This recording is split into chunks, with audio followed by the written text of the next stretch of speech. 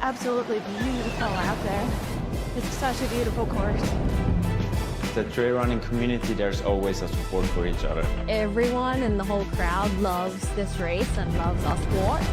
I wanted to win. I wanted it so much. I was dreaming about it. That's the best feeling and the best result.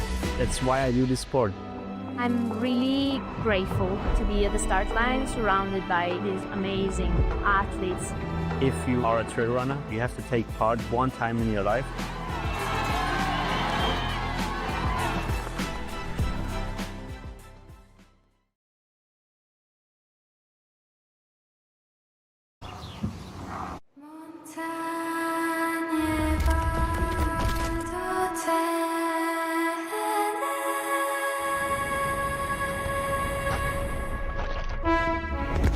Not wasting any second. Pedro is on another planet. Nadir el Mago Maguet.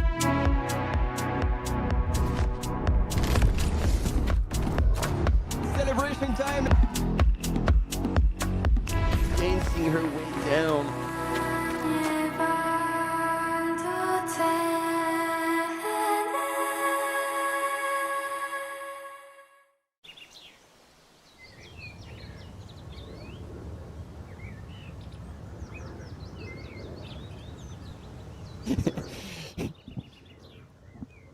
And there we go. Not only we are live, but we also appeared on screen at the same time. The magic of the UTMB World Series live broadcast is happening.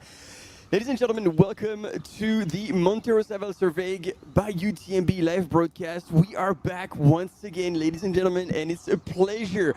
Again, by my side, Stephanie Case. How are you doing this morning? Good morning. I am ready for a big day today. We've got an exciting race to follow. We're following the 100K race today, and then the 100-mile race will be starting tonight at 6:30 p.m. That's right. And then we'll be following just the beginning of the race. And if you were with us last year, the beginning of the race is no small feat because basically they just get out of Aosta and then massive climb and into the night, into the high country. So yeah, exciting day ahead. And you know what? These races in Aosta Valley, it follows my absolute favorite part of the world. When I die, I want to be scattered across this entire valley. So we are going to have some amazing scenes to look at today. But let's check who the favorites are on the women's and the men's side, and then what the stats are already, because we are already 3.5 hours into this course. Emily Forsberg in third. So an amazing runner from Sweden.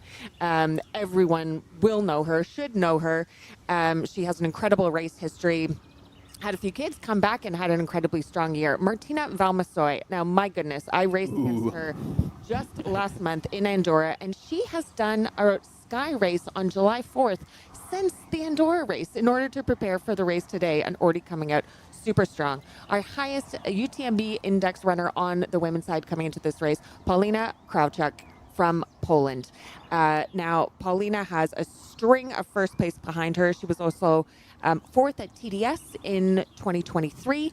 DNF'd at UTMB last year. I wonder if we'll be seeing her come back for redemption this year, but certainly already seeing a strong performance out today. Now, do you want to take it away on the men's side? On the men's side, Martin Antamaten, we know he's been in the circuit for a long time, representing Team Adidas Running from Switzerland, lives in Zermatt, and is an insane runner on technical. So again, we know this course is very tough, up, down, technical, and so that will suit him very well. Coming from the U.S., Stephen Kirsch is an interesting character. He's like a brilliant person, great human, strong runner. But was texting with one of his teammates that I happen to know pretty well, and he was like, "What do you know about this course? Is it very technical? Because I don't know if I can do this." So I think this is going to be a challenge for him, but fitness is there. And again, once again, and I wish he didn't race as much, but we always love to see him. Christian Minoggio, Il Minoggio. Last year's winner in this race. Last year's winner in this race, battling it out with Jim Walmsley on the OCC. We've seen him time and time again. He's just so strong, but like he's racing so much that I wish he would just save himself a little bit for like truly outstanding performances because we'll see him at the UTMB World Series final. But this is exactly what I said about Maud Mattis last weekend, that she races every weekend, and I was worried that she wouldn't perform, and she went ahead and won her event. So, Christian is probably following in her footsteps. Let's see. I sure hope so, because again, if you don't know Christian Minoggio, multiple time skyrunning European and world champion, especially in the Masters. He's got incredible strength on both technical, steep up, steep down, but also now has been increasing the distances. And like as you said, last year's winner. So and he's there it is. Coming back from an injury setback earlier this year. He was third at the Marathon du Mont-Blanc after an injury. So he's already had a pretty strong, let's say, mid-season race. And so we have a replay here at probably what was one of the early aid stations. We saw Christian Minoggio. There was Martin Ontamaten, and I do not recognize this person just right off the bat, but all it takes is to look on live.utmb.world. If you're not there yet, this is where you want to be joining us, because you'll be able to interact in the chat with us, share your best gifts. We're always open to great creativity. And now we are live, and these are the same two gentlemen we saw at the aid station. Christian Minoggio leading the race, and Martin Ontamaten from Switzerland right on his tail. And on the women's side, so we're seeing pretty much who we expected to see in the top three, but it is Martina Valmassoy who is leading the charge, but it's quite close, at least from the last checkpoint between Martina and Amelie Forsberg. So again, Martina, I've just been so impressed at the way that she can run. In the Trail 100 Andorra last month, she not only won hours earlier than the first place time from the previous year, but she was also sixth scratch. So incredibly strong, hasn't let up since. Got second in a sky race a couple of weeks ago, and now she's here again leading the charge. Charlie Hamilton from Australia here, wondering why the water is not coming down. And yeah, it's the other side of the world, so the water flows the other way around, mate. Come on. But yeah, a young gun who's stepped up to international level after racing for a few years successfully in Australia with Team Adidas Running.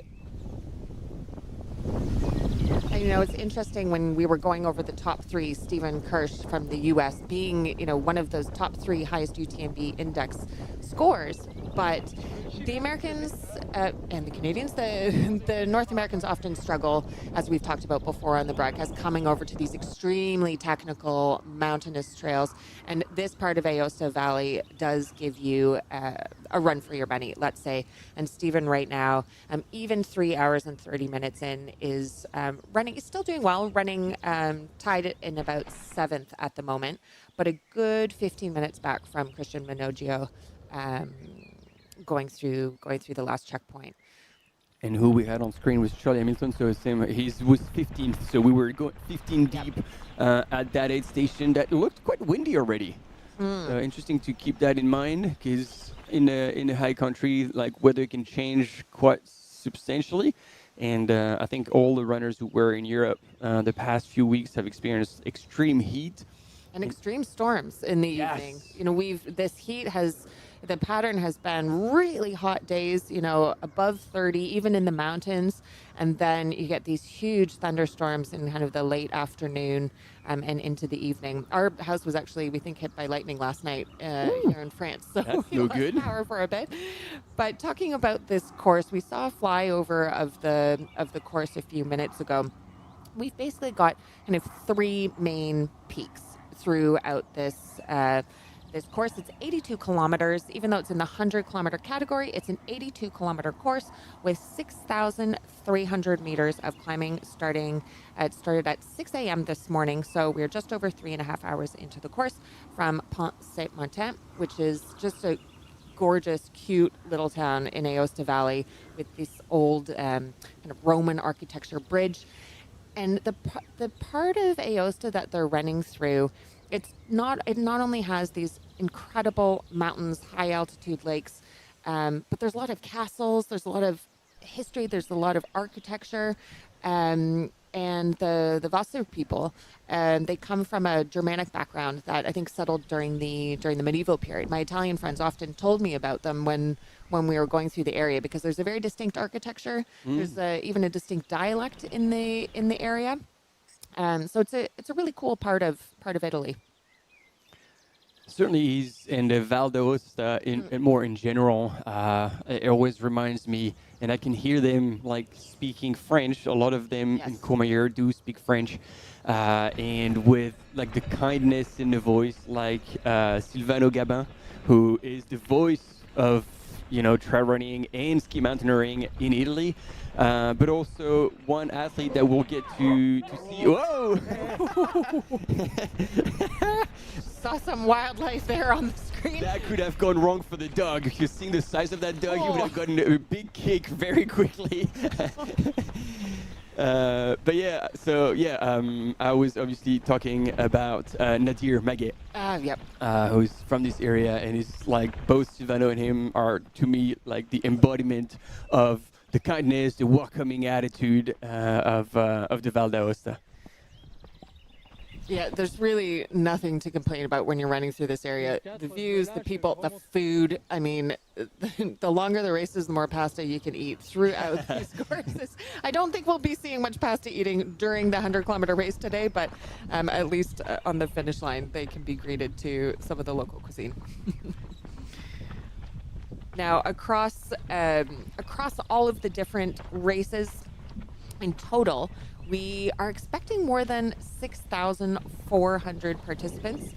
Across the 4 competitive races, we'll have over 5,000 runners, representing 77 different nationalities.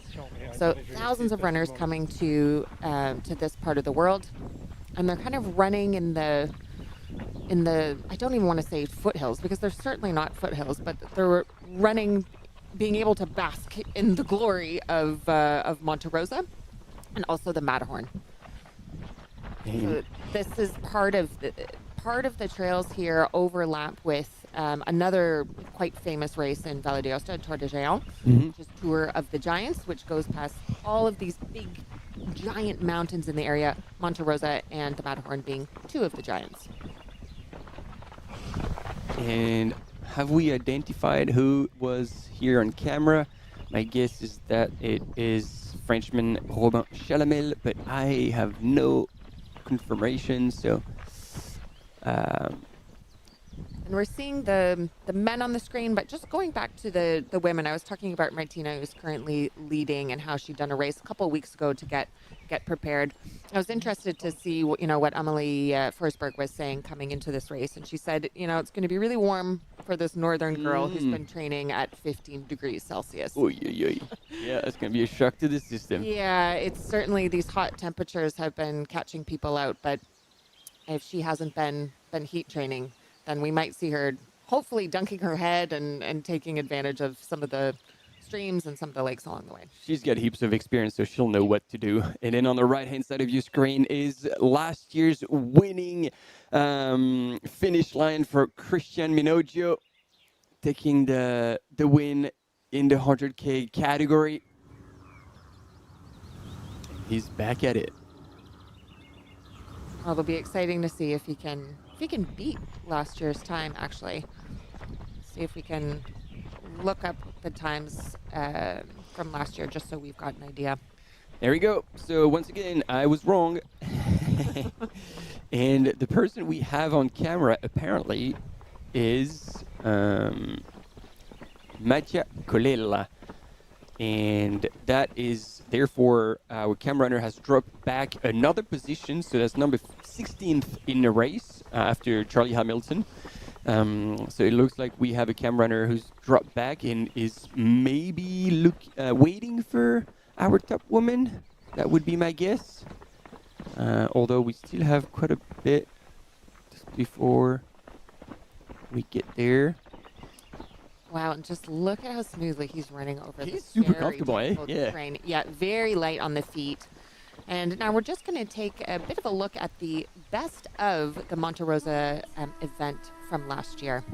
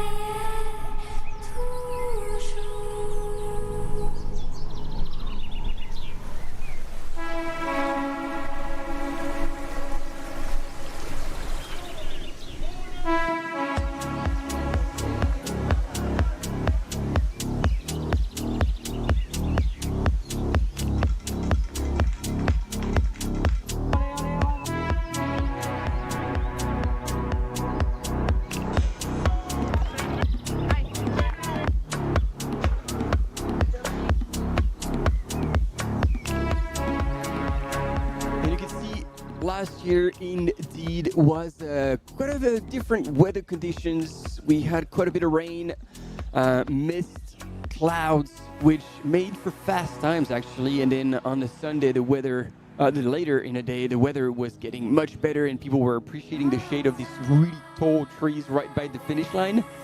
So we'll see how things unfold and how the temperature will impact the pace of all these participants. And here you've got Fabiola Conti, who won, I think that was one of her first long distance race.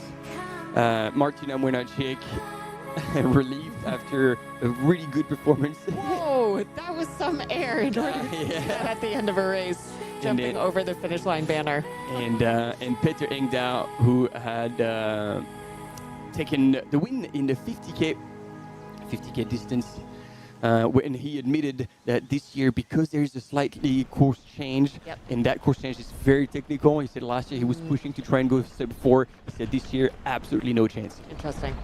Well, looking at the times for the 100-kilometer race, last year Christian Minogio finished in 9 hours, 37 minutes. And we had Melanie Delasoy finish in 12 hours and 11 minutes. So quite a gap between the men's and the women's times. But we'll see how as you say, how the weather is impacting the times here today. Now, quite a fast runnable section here that the leading men are on, neck and neck. Yeah. Oof.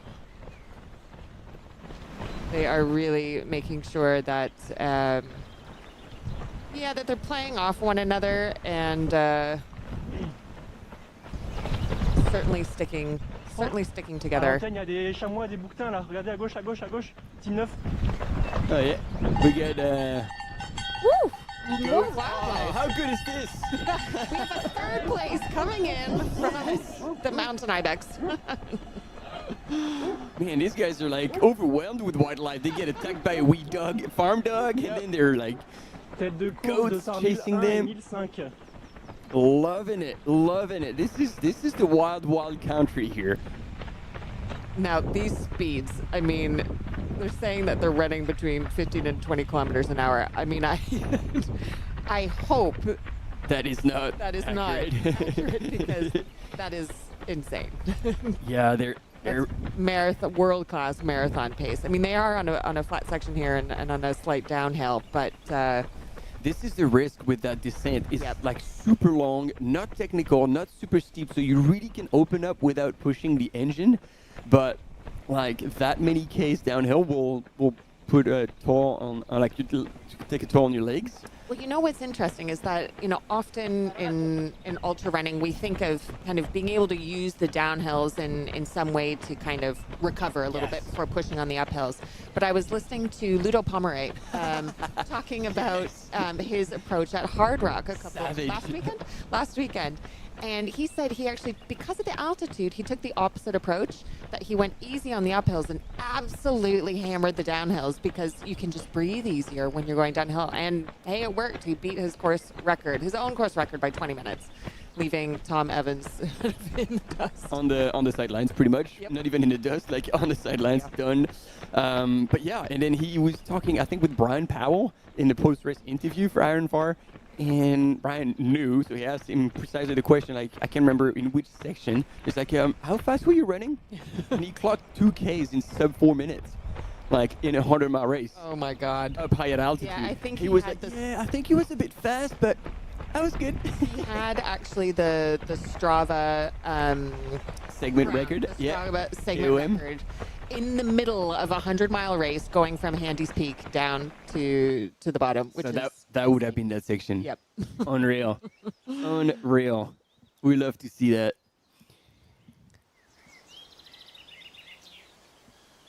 But they are absolutely moving. So Christian Minogio and Martin Entamaten from Switzerland. And then in third, we've got Robin Chalamel, who I didn't actually know much about. It wasn't on my radar coming into this race. When you look at his UTMB background, we've got a bunch of 20Ks from 2018. Big and step up. Nothing since then. Yeah. So what has he been doing for the last 8 years? That's the question for me. So if anyone knows more. Romain, please jump into the chat and let us know. And there we have images of Martina Valmasoy, absolute Italian stallion. I know we only usually use that for the men, but I think love she that. deserves that title. Yeah. Italian. She is such a beast, and she is so good on technical terrain. I mean, you can see, if I could channel a bit of that downhill energy, she just moves easily, but you can see with real drive. And I mean, people now are only discovering Martina, but she's had like Been around for 7 lives ages. before that. Yeah. She was first and foremost in ski mountaineering as like a super solid athlete when she was a younger person. And then on skimo, like she's had like amazing results, but like she still has the most amount of vert in 24 hours on skis. Oh, I remember watching her do that. Yeah. And Also a very talented photographer. She has her own business, selling really cool hats. So she's incredibly talented and also funny. You know, if you get her on a start line or a finish line, you're definitely going to be entertained. Absolutely. So, and yeah, to your point, like for the longest time between her skimo career and then being like a little bit more of a professional, let's say a little bit more because, as you said, she still has many hats. Yep. Pun intended. But it took her current sponsor, Salomon, for her to win TDS, where she wasn't an athlete. Like, she wasn't a sponsored athlete. She was just working as a photographer, but she was like, hey, you know, I like to race. She raced, she won TDS, and then she went on to shoot the entire team across OCC, CCC, and UTMB for the rest of the week. And then they were like, maybe we should sign that girl. It took them long enough, but it's good that it finally happened and that she's supported to, you know, like now perform at her best. And she has really just continued to prove time and time again that I think we've all underestimated what she is capable of, and I'm excited to see what she does at UTMB next month. I mean, this is a lot of racing. That's the only thing that I'm concerned about. She's definitely been one that has been plagued with injuries in the past, and this is quite a lot of racing. Trail 100 Andorra. Then she had the Sky Marathon just 2 weeks ago. Now she's doing this race, and then UTMB as well. Yeah. Although when we talk about the past injuries, most of them weren't physical. These were like things that basically she didn't have much control over, so she had to deal with it. And it sounds by the look of it and the results she's able to achieve that now she's better. So Well, see, I know she spent a whole lot of time on bikes as part of her training. Yep. So maybe we see her race a lot, but in training, she doesn't have as big of a volume as maybe other athletes. I don't know. I feel like she's been around enough to know what to do and not to do. So fingers crossed. She's not cooking herself. I'm going by memory. I met her in 2017, I think, at a Solomon Academy, and I was kind of injured from a race, and she was kind of limping down the hill with one pole, and Oh yeah. we were both. But that was quite a long time ago now. But on the screen we have Emily Forsberg. There we go. Who is just a legend herself. So we've got legend chasing legend. Oh no, we are blessed with amazing talent at the front of both these races, and we're in for hell of a day to follow this 100K category. Again, I say category because it is not quite a 100K. You mentioned it earlier, 82 kilometers and 6,300 meters of gain. Like, that's a lot of vert. And we've gone gradual because 2 weeks ago we were at Val d'Aran, and already this is a legit race. People were saying you need to be doing UTMB Mont-Blanc to qualify for Val d'Aran because it's so hard. And then we went up high in Verbier, sorry, in Switzerland, and now we're stepping up again the game. Yeah. I mean, by way of comparison, Ultra Trail Snowdonia, the 100K there that everyone talks about being so technical, that's 105K and about the same vert. And here we have the same vert with 20K less. And now we are just going to a short coffee break. Stay tuned, and we'll be back with you.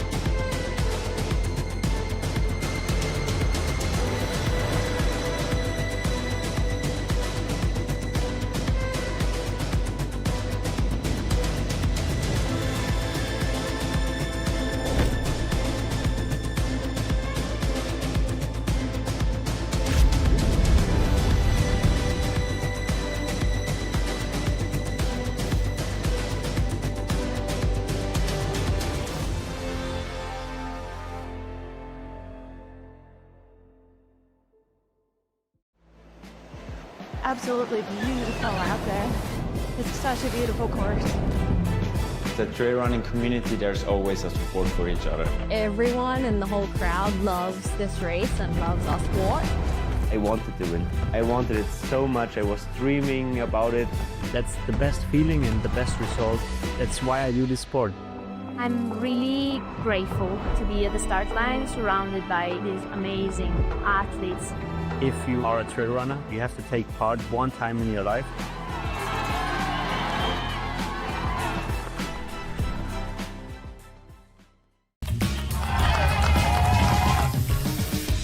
We love stinky runners, but use the soap.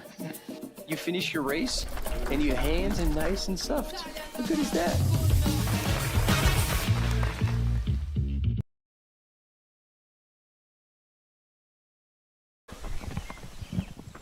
Here we go. Welcome back. And we are now about the same location that we caught the first man earlier when we started this live broadcast here at the Monte Rosa WalserWaeg, and we are with Martina Valmassoi, Italian champion. Italian. I'm still going to use that. Yep. And there we go. We are back with the men's race, and we finally have eyes on our third place male from France that we know very little about, Robin. So apparently, yeah, as you were saying, he's only done a few races in 2018, and that's all we've got. So we'll try to keep you updated. Actually, we were asking you if you had anything to say, but we didn't shake in the chat. So I'm going to be doing a little sleuthing. This is what I like to call my professional stalking, just to find out a little bit more about our man here. And it looks like he's also a mountain biker. Ooh, yeah, he's set a new record a few years ago for the Tour de Mont-Blanc mountain bike race, which is pretty cool. So this is not someone who is has been taking a break from sports. So it's not a race. It's just a tour. Yeah. Yes. Yeah. It's like an FKT. Yep. FKT on the TMB. Yep. Damn. That's fast. 14 hours and 44 minutes. I mean, there are some parts of that course that I would much rather. I would much rather run. Much rather run than bike for sure. Yeah, I'm with you. I actually did it with a friend, Alex Dimitriou, like to just throw him under the bus. He's always the one who had the most terrible ideas about doing stuff. And one time we were supposed to go up Mont Blanc and the weather conditions weren't good. And he was like, well, how about we go around on a bike? There's an FKT that, is pretty soft. We could take it. And we were on time until we got to Courmayeur, and I had like a puncture that I could never fix. And after trying 6 times, we gave up and find another tube and finished freewheeling. But yeah, I confirm what you said. There's a lot of climbs that you just carry your bike up. Oh, absolutely. It's really interesting. If you go on his social media, it's all mountain biking. It's all mountain biking. So, his profile pic has him wearing a bike helmet. His photos are all mountain biking. So I'm quite interested to see that he's up there in 3rd place in a 100-kilometer race. Is he using this maybe as a training race for something on the bike? It's an interesting one. Well, that's a bold move to pick a race with that much elevation gain and loss, because having mountain bike is like obviously you're carried, so the impact in your legs, you can have a massive engine, you can have a lot of power. So in the ups, I think he's going to be fine, but the pounding for over 6,000 meters of vert. That's question mark. We'll see how he lasts against people whose discipline it's their main. And it's also the technical footwork when you're going downhill. On the flats, fine. Uphill hike, fine.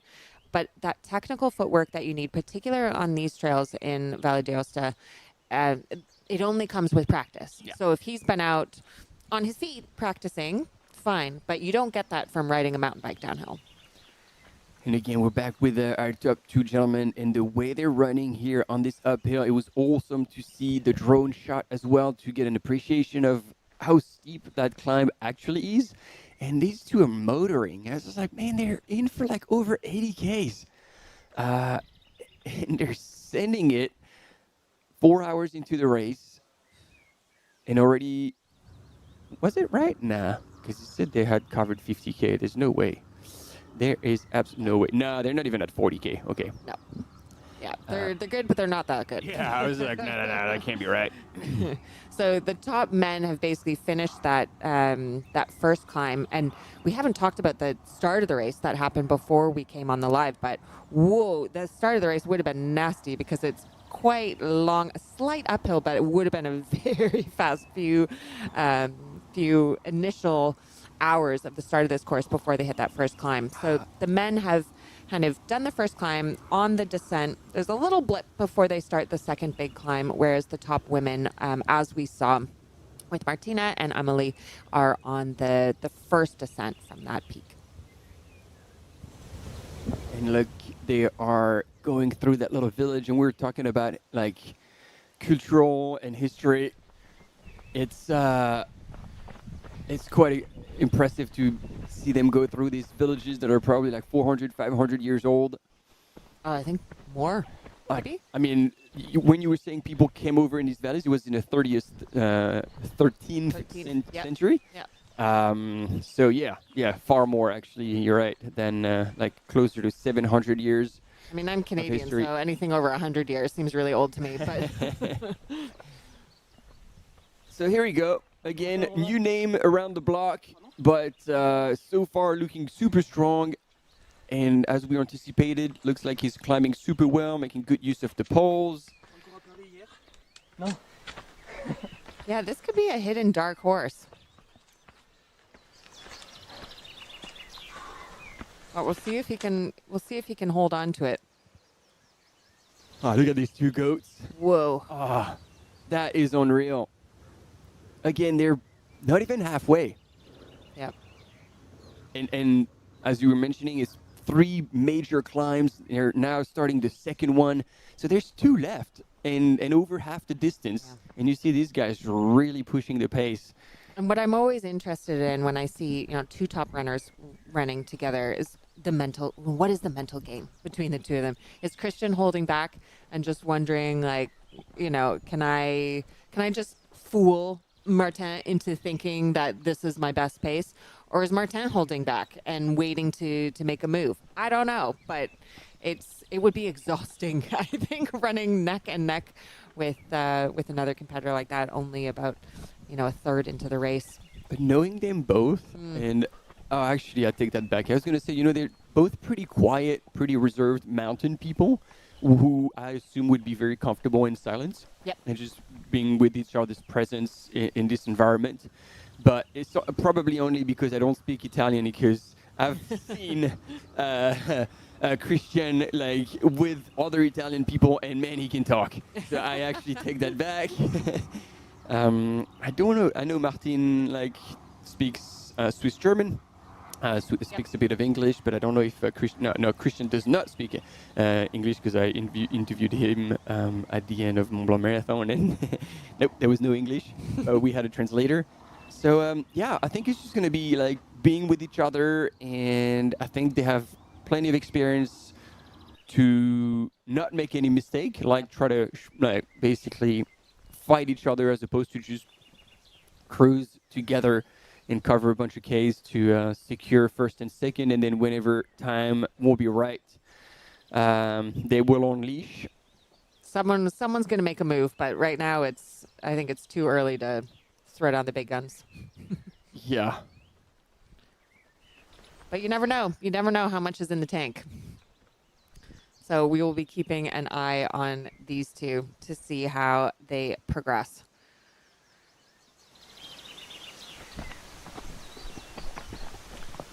And there we go, back with Martina Valmasoy, and you were saying how comfortable she is on technical. Yep, she's using that descent, and she's still eating. She just put probably a flask or some fuel away. I mean, this is really where she shines. And she said that after the Andorra race. She was like, wow, this is That's great. my jam. I had the race of my life, but we're really it's gonna require a whole different set of skills in order to do well at UTMB. Yes. So, this is someone, she's won TDS, the most technical race out of the UTMB races. She won 6 scratch Trail 100 Andorra. She's leading this race here in Valle d'Aosta. So very comfortable on this kind of terrain. Will that translate into, what she needs to show at UTMB? She'll probably try and put a bit more training towards very But we're down runnable. we're down to final weeks here. The UTMB finals are now just weeks away. So recovery is going to be getting through this race, strong, but uninjured and, ready to go straight into recovery. To have one final training block will probably be what she will be focusing on. And now we have here on our screen images of our 3rd place women. Krafchak.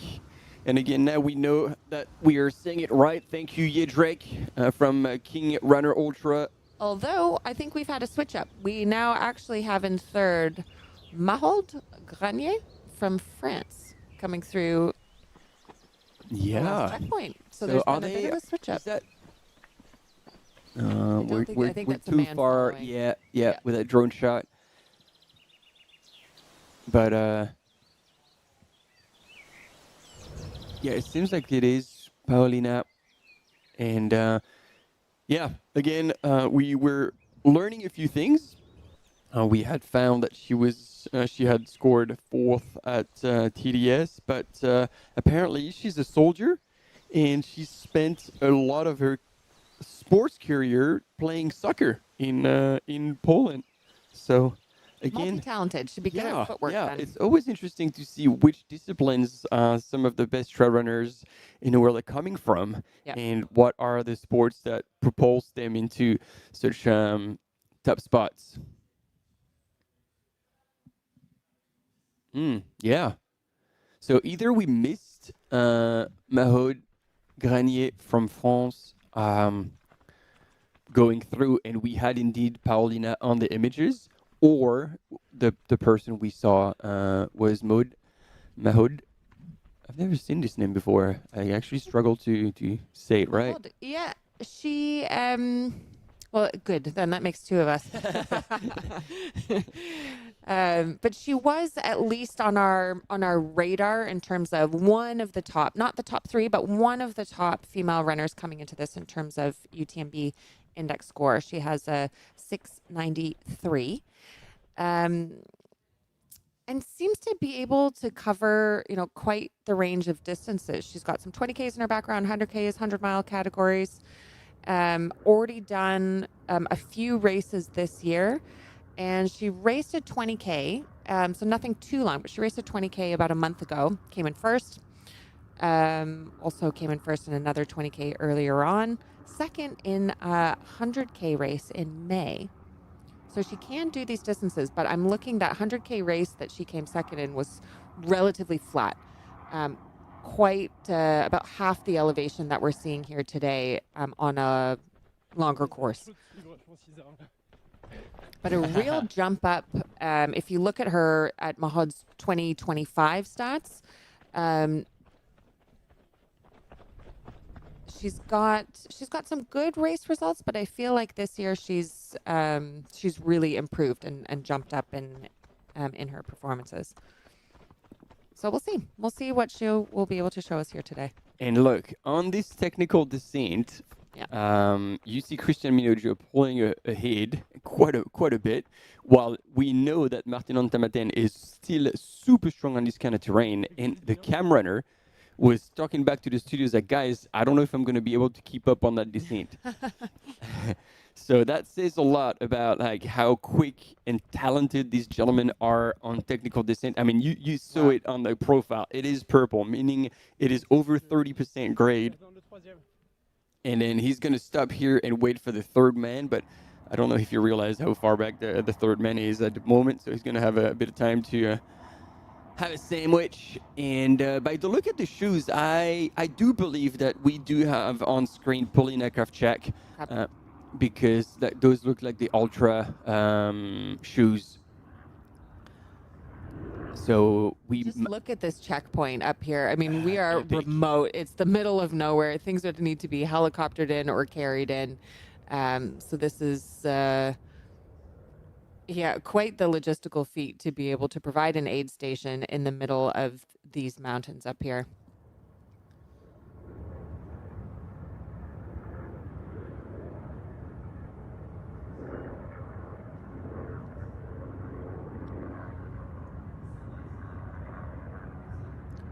Okay, so we do have now an update on Paulina Kravchak coming in through the checkpoint. She is 13 minutes behind Mahod Granier. So we have missed. Yep. Mahod.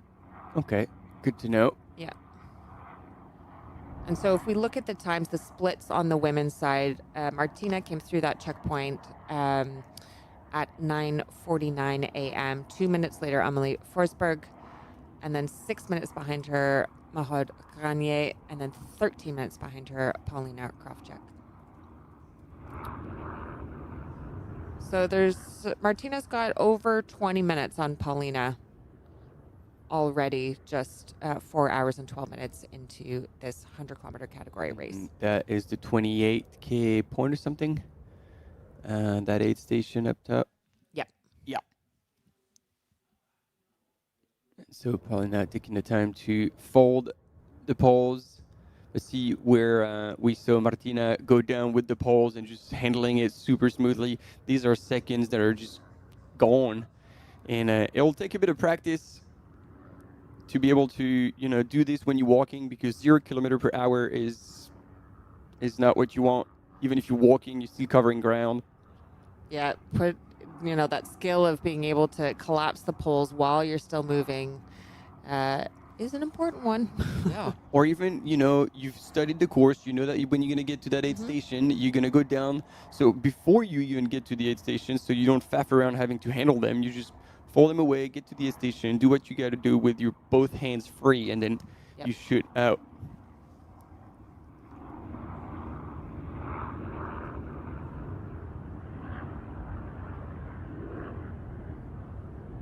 You'll see at the top of the screen the number 3. That is referring to the number of running stones that competitors who finish this race will get for completing the course. You get 4 running stones for completing a 100-mile race, 3 running stones for completing the 100K, 2 for the 50K, and 1 for the 20K. Unless it is a UTMB World Series major, which we covered, was it last weekend, Val d'Isère? Or was that 2 weekends ago? 2 weekends ago. Last weekend was Verbier. And in the UTMB World Series majors, there are 4 of them. You get double the number of running stones. Each running stone is basically like a lottery ticket to get into the UTMB World Series finals.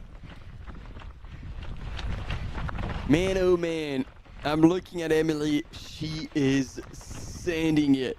The way she was moving uphill, I mean, like with the amount of obviously trail running, but also skiing that she's done, the use of poles uphill is a master class. If you can just replicate what she does, you're going to be 100%. And there we go. We actually had the pass. I wasn't sure because it seemed like there was a bit of a difference between her and Martina. But then I understand why Emily looked so aggressive. She's making a big move here. And now we have Emily Forsberg in first and Martina Valmassoy in second in the women's race. You can see how close they are together, how aggressive this is. This is exciting. We have a race on our hands. Emily Forsberg, just really an inspiration to a lot of us moms, what she's been able to do. She's got 3 kids now. I mean, it's Killian. Yeah, we won't judge whether that's like a 4th child, but for Emily to compete at the top of her game, kind of through this period of having multiple kids and to be back on the race courses. It's quite something. Having been through it once, I can say I'm not sure I would be able to hold up as well as she has. So absolutely great to see her out just blistering through this course. All right, in third place, we still have our Frenchie mountain biker, enthusiast, and competitor, Robin Chalanel. And they're following Martina Valmassoy. I've been interested at her pole game because normally you don't see elites using poles on the downhill, and she has been using them strategically on the downhills, and she's keeping them out right now on this very runnable section. So maybe it's just a preference. Maybe she knows this course. I mean, she is Italian. She spends a lot of time in the mountains, mainly around the Dolomites, but she knows Aosta Valley. So maybe it's just her preference to keep them out because she knows there'll be an uphill around the next corner. Yeah, but if it's an uphill, it will be a very short because now they're on that long descent and they're going to get onto that dirt road, which also is going to be very runnable, which, to your point, wasn't necessarily going to be Martina's cup of tea, or at least preference. So we'll see how that goes, but yeah. I would put them away. I mean, I'm not doubting her because she's an absolute queen on the trails. Unless she's been shaken a little bit by Emily just passing her and like, oh shit, I need to respond, I need to stay in touch. And all of a sudden she's like focused to try and make sure the elastic doesn't break, in which case, you lose a bit of focus and you choose what you focus on as opposed to just looking at everything. It's all right, keep it up. Yeah, we'll see. We will see. And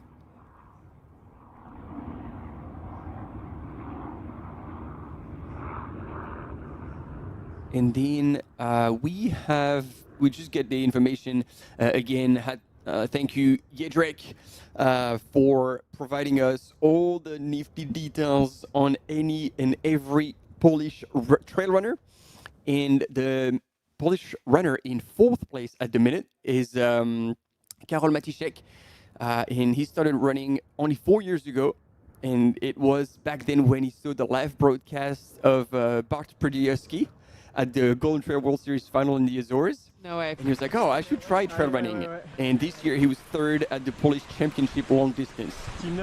So it's awesome that these live broadcasts are actually, you know, all of you out there getting inspired, get out there, and who knows, maybe you have more resources than you think. Yep. And that could take you to new heights.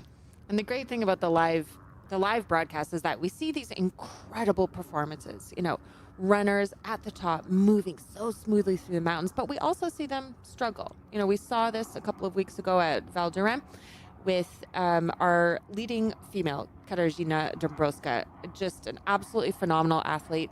But we saw these very human moments where she was dealing with nausea, where she was dealing with tiredness. And I think that that can be quite helpful for a lot of us more regular runners watching these, because we know that you don't have to be perfect. You don't have to be an elite athlete, because everyone, you know, kind of fights a battle there out on the trails. Yeah, and talking about a battle, we do have one on our hand here on the pointy end of the women's race. Emily Forsberg has now taken the lead away from Martina Valmassoy on that descent. Like, basically, she closed the gap between them two on the technical descent and then just made a move and is now pulling away a little bit by the look of it. So it doesn't seem that she is being affected by the heat at the moment, but it's still early in the morning. It's only 10:20 local time. I'm wondering how she's going to respond when we hit midday, when we hit noon, 1 o'clock. You know, maybe Martina, who's a little bit more heat acclimatized, maybe she'll have an easier time. We could still see some jockeying back and forth between them as we go forward.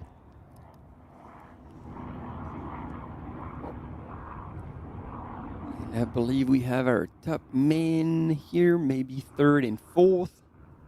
Or maybe we're already further back the field. But they are charging. Seriously? Looks like they're really going for it. Yep. Absolutely driving the poles up this very runnable climb. I'm trying to look behind if there's anything chasing him, but like, nope. Looks Another all right. animal, perhaps? They're just like going hard at each other. So yeah, this is third and fourth. So it is Romain Chalamel and Carole Matisek. Back to Emily Forsberg. Already this year, she's gotten first in a 20K in March, but more recently third at Transvolcania, the 100-kilometer category race. And that's more similar. It's the Transvolcania race. It's on a volcanic island, La Palma. It's quite technical. I'm actually still carrying some of the volcanic rocks in my knee from a spill that I took at the race one year. But that's a 73-kilometer race with 4,300 meters of climb. So similar, I mean, slightly less on both elevation and distance, but similar in terms of technicality. But whereas that race is a lot rockier than this one, I think you get just some of the most stunning views alongside the technicality when you're in Valle d'Aosta. You certainly do. Yeah, so, you know, as much as we saw Christian Minoggio and Martin Antamaten just being together and, you know, really together, like running as a pack, it really seems like third and fourth are duking it out pretty bad, because actually Carole was in third, and then now Romain has passed him. He's trying to make a move, but look at it, they're chasing each other as if it was a 20K race. That is unreal. That's scary. But there is a massive gap between them and first and second, because we saw them go through this area next to that tractor, like over 10 minutes ago. What was the point. Last split? Well, we had Christian Minoggio and Martin Antamaten go through pretty much together at the last checkpoint, but we haven't gotten third and fourth coming through. They should be coming through Brusson. 10:27. We'll see, Another because 4 I have the minutes. feeling that was more than 6 minutes back. Yep. Now, there is prize money on the line in this race. There's 2,200 euros for first place, 1,000 euros for second place, and 600 for third. So a nice little chunk of change. Yeah, especially in Italy where everything is so much cheaper. It goes on. Yeah. Depends what it is. Depends what it is. Pasta, yes. Come on, now you get to spill the beans. What is more expensive? Like, good question. Is it all legal or stuff you can't really talk about? Come on, I'm a lawyer. Allegedly. And here we have Martina there taking advantage of the water. She's still got her poles out. Did she put her poles in it? I'm not sure. Yeah, because then, if that's the case, like, it has happened before. Some athletes could not fold them. They get stuck. Everything was sticky. I think she just... Oh, sticky. That's it. I think she was just cleaning her hands.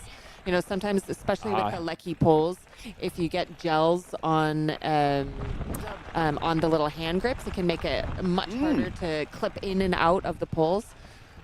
So she knows what she's doing. So yeah, maybe she actually can't fold them back in. Because otherwise, we couldn't find any reason why she wouldn't put them away. She's not using them. She's just taking them for a run. And the fact that she says sticky, it might be... Is she trying again to try?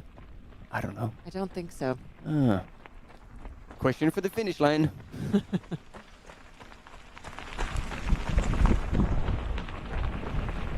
Sometimes you can just get something in your head and just get quite stubborn. You know, I'm just going to keep my poles out, and you just make a decision and stick with it. You know, why not? Well, when she's going to get to that farm and that dog's going to come out, they'll come handy. Now you can see here from the aerial the view of the roofs. These are it's such a great way, such a great piece of architecture in this part of Aosta Valley, where you get these big kind of stones, these slabs to make the roof tiles with. It can be really difficult to repair. But like dragon scales. Yeah. But it's and that was the pass. Seeing the pass. Wow, Emily cold. absolutely running. Yes. That was decisive. Taking no prisoners. That was absolutely decisive. No pat on the back. No, it's just like, you see me, you don't see me. Yep. And she's off. Now I have to wonder if, you know, what Martina's goal here in the race today is. Yeah. Is it must be, you would hope it would be, you know, obviously to run well, but this is training and this is practice for UTMB. As far as I'm aware, I don't believe that Emily is training for UTMB this year. So this could be more of an A race for her, but TBD. But for Martina, we know she's aiming for UTMB. It requires a different skill set than she's used to. So if this is just kind of a prep race, a training race for UTMB, then maybe she's not, you know, going to go all out to try to chase Emily. Yeah, she knows that she'll kind of need to. Yeah. You know, keep it conservative. So quick interview with Emily Forsberg. I'm a trail runner for normal, and yeah, I have been in this sport for very long, and just happy to be back running this distance again. I heard that it's a very beautiful race, and then when I saw that Franco was the race director, I was like, it must be a good one. And I heard beautiful things, and also it's in Italy. I love races in Italy. It's often very beautiful courses, and they know what they're doing, and also the distance is very challenging for me because I loved this distance before, like all my pregnancies, and now coming back to this, I'm super excited, a bit nervous, and just happy to get going on this wonderful distance again. At the moment, I feel that I'm coming back into some kind of race shape, so it's hard for me to really feel that I got strengths, but I think I'm at the moment quite all around. Like I'm okay on the flat, I'm okay on the uphill, I'm okay on the downhill. I'm not great at the moment at anything, so I just hope that it will. I will play it smart. I think the most I learned is that you can adapt and things can be great anyway. You don't need to follow a plan because it changes with kids. You just roll with it and it turns out more or less the same, I would say, as if you would stick to the plan. That I'm not dying in the heat. It's so warm coming from Norway, 10 degrees and rain. That's perfect.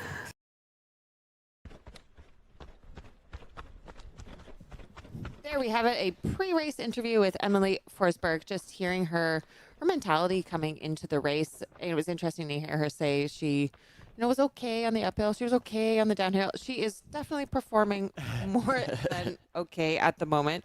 But she also gave a bit of a nod to the kind of founding history of this course. It's Franco Collet and Guidita Turini are the two behind this event. They're technical directors. Certainly Franco Collet is someone that I know very well because he has done Tour de Géant many times. Won it, yeah. I believe 4 times. Also gotten 3rd at TDS back in 2016. So just an incredible athlete and knows these trails like the back of his hand. Guidita also quite an impressive race background with 2nd at Lavaredo Ultra Trail, the 100-miler category in 2024. So they know what they're doing. Yeah, and it shows. Yep. I always like it when you have kind of runners, elite runners themselves, who design a race because they know what the experience will be like for the runners out there. And as we are watching these images and the slow-mo replay of the animals at this Monte Rosa race, we are going to a short coffee break and we'll be back with you momentarily.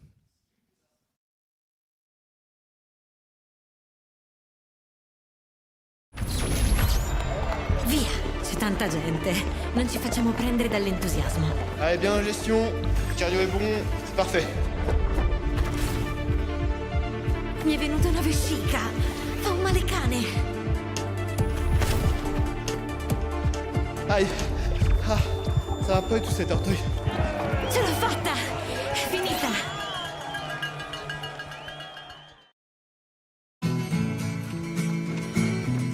Try imagining a place where it's always safe. Come in, she said, I'll give you shelter from the storm.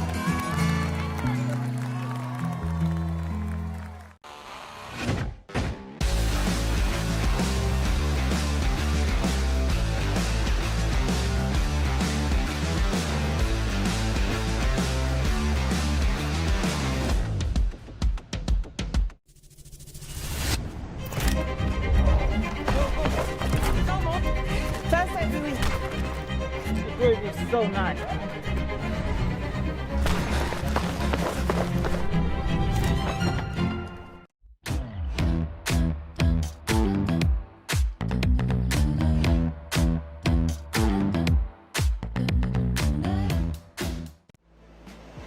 Absolutely beautiful out there. It's such a beautiful course. The trail running community, there's always a support for each other. Everyone in the whole crowd loves this race and loves our sport. I wanted to win. I wanted it so much. I was dreaming about it. That's the best feeling and the best result. That's why I do this sport. I'm really grateful to be at the start line surrounded by these amazing athletes. If you are a trail runner, you have to take part one time in your life.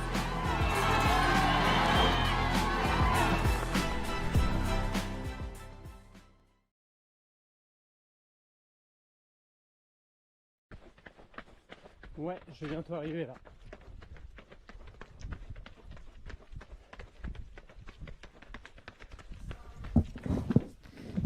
And we are back following this 100-kilometer race at Monte Rosa. Now we have on our screen our 3rd place man, Robin Chalamel from France. Our mountain biker who has come out of nowhere onto the trail running scene. See, they are all going for all the water trough. Yep. It's super interesting. The heat is definitely affecting them, even though it is still indeed early morning, 10:30 local time, and I love the GIF in the chat from Newt, who's clearly cheering for our fourth place, I believe, by the look at the comments that I'm not even going to try to read. But the GIF says, "You better run, boy. You better run." I think that is directed to Romain Chalamel, who's being chased by Karol Matiszek.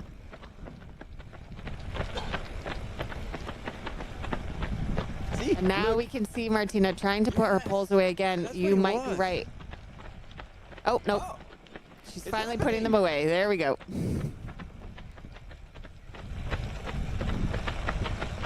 And look, she's doing this at full speed, not slowing down. Put it away. That's how you do it.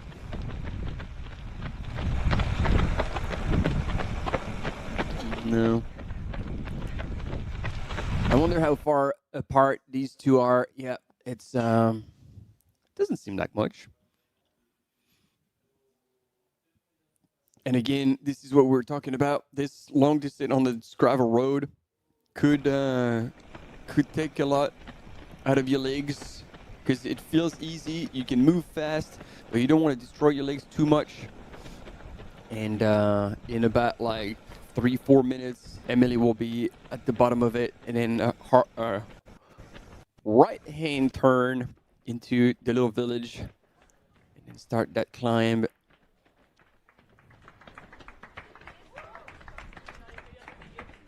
I know these tiny little villages that they get to run through. It's always nice if you have some of the locals come out. I've been running through races in these areas where it'll be 2 a.m. and there'll be one little old lady kind of hanging out of her window, clapping as you come through. Avanti, avanti. I mean, there's a very strong mountain culture in this part of the world. Oh, Robin trying to figure out where to go.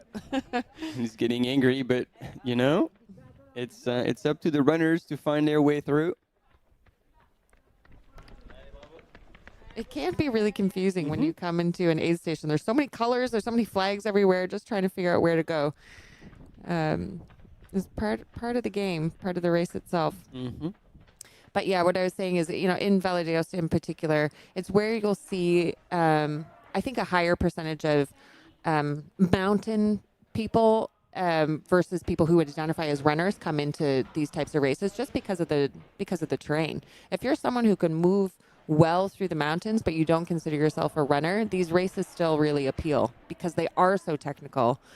And there's a lot of turns and corridors and doors.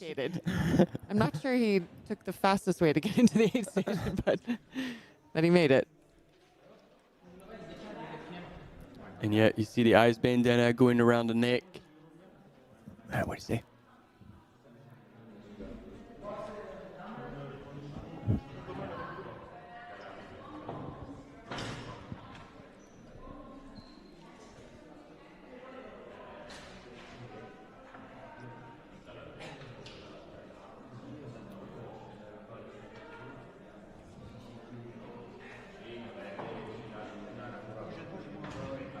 Je m'envoie un SMS, le temps est quatrième.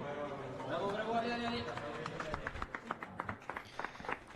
All right, interesting. So there was Red Bull going down as well. That's at 10:30 in the morning. Yeah, he was taking in a fair amount of fluids there. Again, another indication that the runners out there on the course are already really feeling the heat. And a little bit of caffeine. Bit of caffeine, and then the ice bandana, the cap with the flap at the back. And interestingly enough, the last thing he said to his crew was like, "Hey, whenever the fourth comes in, send me a text." Oh, interesting. So he's definitely like trying it. to run away, but like that fight that we saw on the screen is indeed happening. Yeah. That is interesting. Now, we are at 10:38 in the morning, 4 hours and 38 minutes into this 100-kilometer course. But stay with us because at 11 a.m., we will be having Emily Schmitz joining us, HOKA athlete from the U.S., but living in Chamonix. She will be running the 50K race starting tomorrow. And then at 1 p.m., we will have Ida Sophie Hegeman. Yes, my teammate from the North Face team. She will not be racing this weekend, but she's often on this side of the mic in the commentating booth.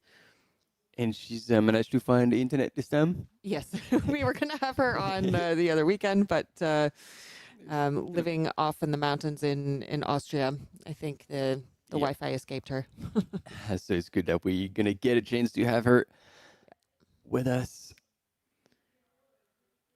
And she has a huge following in Germany. So if you are following from Germany or are a German fan somewhere out there, make sure to join us. I think Ida Sophie will be racing TDS again this year. She had a hard time last year, had to drop out due to injury. But this year, she's had an incredible year this year. Another whole string of firsts again. So I expect to be following long behind in her footsteps at TDS next month. And now we've got the top men heading up that second climb, second of 3 main climbs in this 100-kilometer course. Okay, there we have our 4th woman on the screen. Yeah, as you mentioned, Paulina Krafchak was in 4th, and Maud Granier from France had snuck past our camera team, and but was well running in 3rd place. Just behind Martina Valmassoy and Emily Forsberg, both in 2nd and 1st at the moment, but much further ahead. We've got a 25-minute gap at the last aid station. There you go. You're going to have to dodge a few cows here. They're friendly. So far. There we have our women's leader, Emily Forsberg, who overtook Martina Valmassoy after the last checkpoint. And I think continuing to try to widen that gap. Yeah, she's running aggressively She up says, that climb. that she's just okay on the uphills, just okay on the downhills. But this is far better than just okay.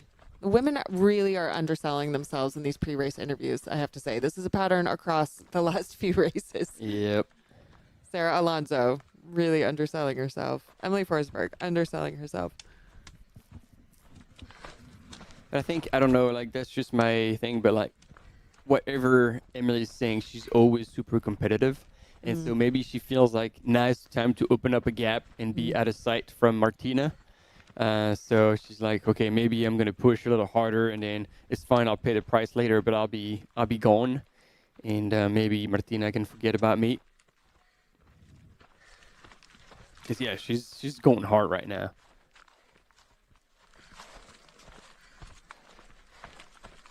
And even on the screen, just by seeing how she's driving with the poles and hearing how heavy she's breathing, these are steep sections here.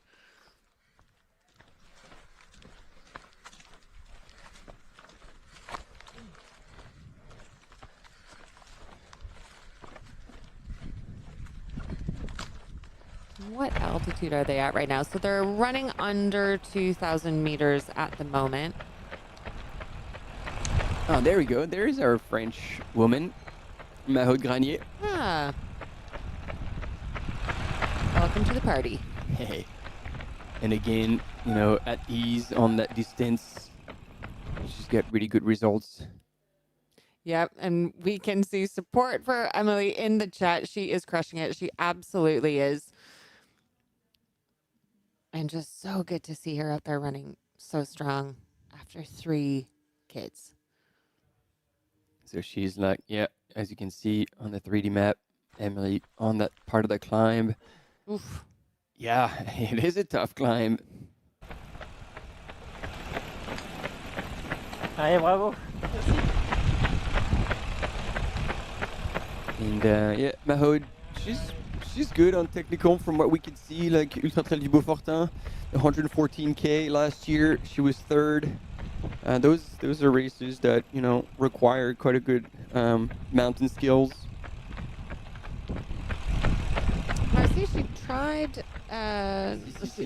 she did CCC last year, but came in 30th. So you know, as compared to her other races where she's pretty consistently on or near the podium, I'm sure that wouldn't have been a performance that she would be super happy with. So I wonder if she'll be coming back to try to better that at CCC again this year. Yeah, but she seems pretty comfortable here, like running in third, and she was talking to a camera runner. It's like, oh man, this is super stunning here. Like, she's looking around, she's comfortable. That's good. Obviously, quite a few, definitely a few minutes back from Emily and Martina, but yeah. It's a long race. It's a long race, and you know, there's like another 2 big climbs to go. And look at that. Emily's just still running. Oof. I keep making the same noise, but it's because that is, you know, literally what I feel when I see her going up the climbs. I feel the effort that she is putting in. And if you're following us watching, not just listening to us, hello from the studio. It's Martin and Stephanie here. We will be with you all day covering the 100-kilometer race and the start of the 100-mile race at 6:30 p.m. tonight. We've got a new element, Born to Dare. To again, a little bit of a shout out to our new partner on the UTMB World Series, the luxury brand Watch Tudor. Yes. Who have made quite an entrance on the trail running scene with the UTMB World Series partnership and signing pretty solid athletes. Oh yeah, and they all were announced around the same time, which made quite it was the splash like online. Big splash with Courtney de Walter, Yao Miao, Rémi Bonnet, and Baptiste Chassagne. That we will, I believe, all see in the UTMB World Series finals. Oh, fantastic! Across all different distances. You can see behind us as well some of the other UTMB sponsors. We have NAC, the nutrition fueling partner. I actually had a NAC waffle for breakfast as I was running out the door to make it to the studio. It's not just for the on the race course, people. All right, let's have a little bit of a video clip on the team behind the event Monte Rosa. Senz'altro è un orgoglio essere entrati a far parte del circuito UTMB, addirittura con una partenza da Pont-Saint-Martin. In prima persona mi sono messo a disposizione degli organizzatori per coordinare tutta la logistica e coordinare tutti i volontari per la buona riuscita di questa meravigliosa manifestazione. Un grande lavoro, davvero un grande lavoro. Abbiamo un sacco di volontari di tutta la comunità, Gressone Trité, Gressone Saint-Jean, ma in generale della Valle d'Aosta, che si adoperano e fanno un lavoro incredibile per avere sul nostro territorio questo tipo di manifestazione. Pertanto come amministrazione non possiamo che essere in debito con tutti loro e ringraziarli davvero tanto per quello che fanno. Vedere questi atleti dal più forte all'ultimo, questi atleti che ci mettono l'anima, e io li stimo tantissimo perché poi hanno davvero una grinta incredibile, e vederli passare comunque nel nostro Monte Rosa, sulle nostre cime, e poi passare anche qui in paese, è un'emozione da spettatore. Vivere questo evento da entrambe le parti, quindi sia da corridore che da cittadina di Gressonei, sicuramente avrà un significato particolare, perché appunto abitando qua a pochi metri dall'arrivo avrà tutto un sapore diverso. Mi sembrava giusto partecipare alla gara di casa perché so quanto impegno e dedizione hanno impiegato in primis Franco e Giuditta e poi anche tutti i volontari. Non vedo l'ora di incontrare gli amici ma anche i valdostani lungo il percorso. Villaggio di partenza, c'è una settimana di manualità e un 3-4 mesi a pensarla, diciamo. C'è un bel po' da fare. Lavorare in un evento come questo significa essere parte di una squadra, prendersi delle responsabilità, ma lo faccio volentieri per il territorio, per questa gara, per tutto, dai. Ma per il paese vedere i volontari tutti qua uniti, tanta voglia di lavorare e sempre solo per il bene del paese. Sai, il ruolo dei volontari è fondamentale perché senza i volontari tutto questo non ci sarebbe. L'organizzazione può fare quello che vuole, ma senza chi mette in piedi tutto questo non ci sarebbe nulla di tutto questo. E anno dopo anno torniamo sempre qui a fare questo perché vogliamo fare del bene per questo paese, questa comunità, farla crescere sempre di più e questi eventi sicuramente aiutano a portare il nome di questa città in giro per tutto il mondo. Partecipare a un evento come questo è molto stimolante a livello personale, ma anche a livello di sentirsi parte di una comunità, perché c'è tanto lavoro dietro ed è molto stimolante vedere i preparativi e poi vedere un evento grande come questo arrivare a una conclusione positiva per tutti. La scorsa edizione, che è stata anche la prima per Gressonei, è stata molto piacevole per me sia come esperienza come volontaria, perché ho visto come tutti gli atleti erano contenti di partecipare, di conoscere questo bellissimo territorio, ma anche a livello più personale come mamma, perché i miei figli hanno partecipato all'evento e ne sono rimasti estremamente entusiasti.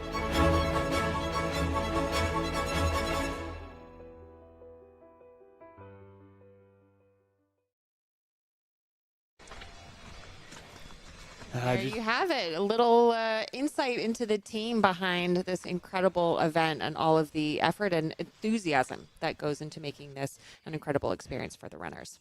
And hearing this chanting Italian language is like, ooh, it takes you there and I don't know, brings a bit of happiness on top of everything.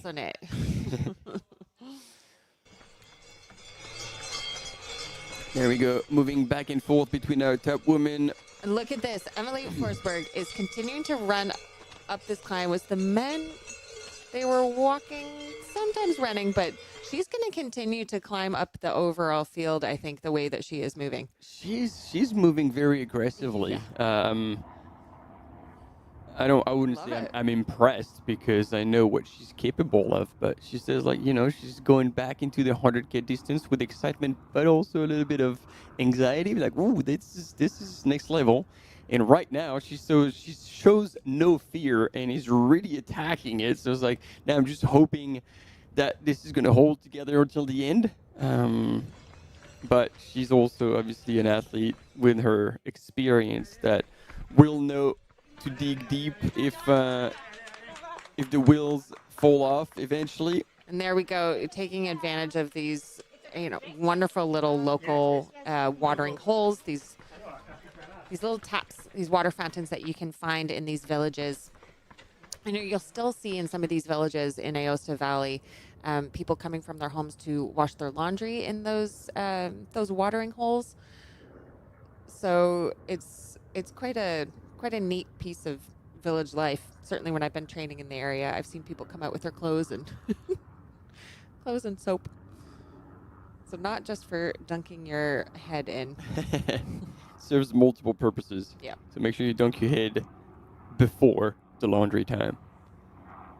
Otherwise you get it clean at the same time. 2 for 1.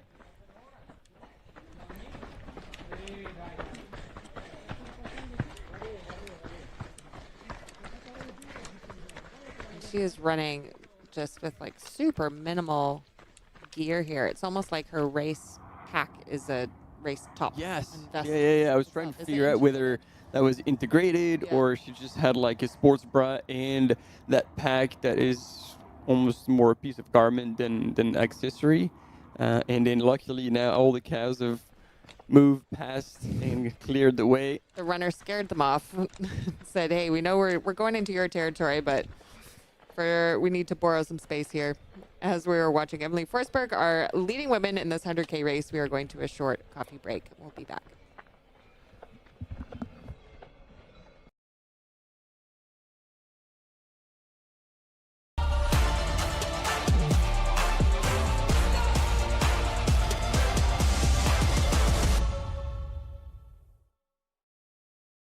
I train after work in the margins of my daily life.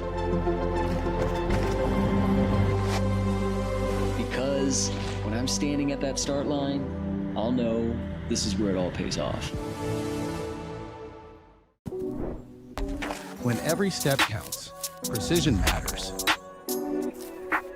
Vibram grips the wild, so you can run free.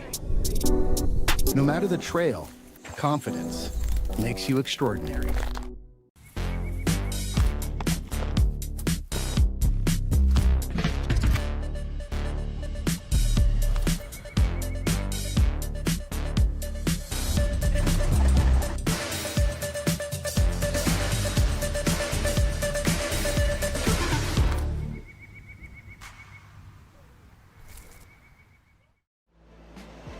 Absolutely beautiful out there. It's such a beautiful course. The trail running community, there's always a support for each other. Everyone in the whole crowd loves this race and loves our sport. I wanted to win. I wanted it so much. I was dreaming about it. That's the best feeling and the best result. That's why I do this sport. I'm really grateful to be at the start line surrounded by these amazing athletes. If you are a trail runner, you have to take part one time in your life.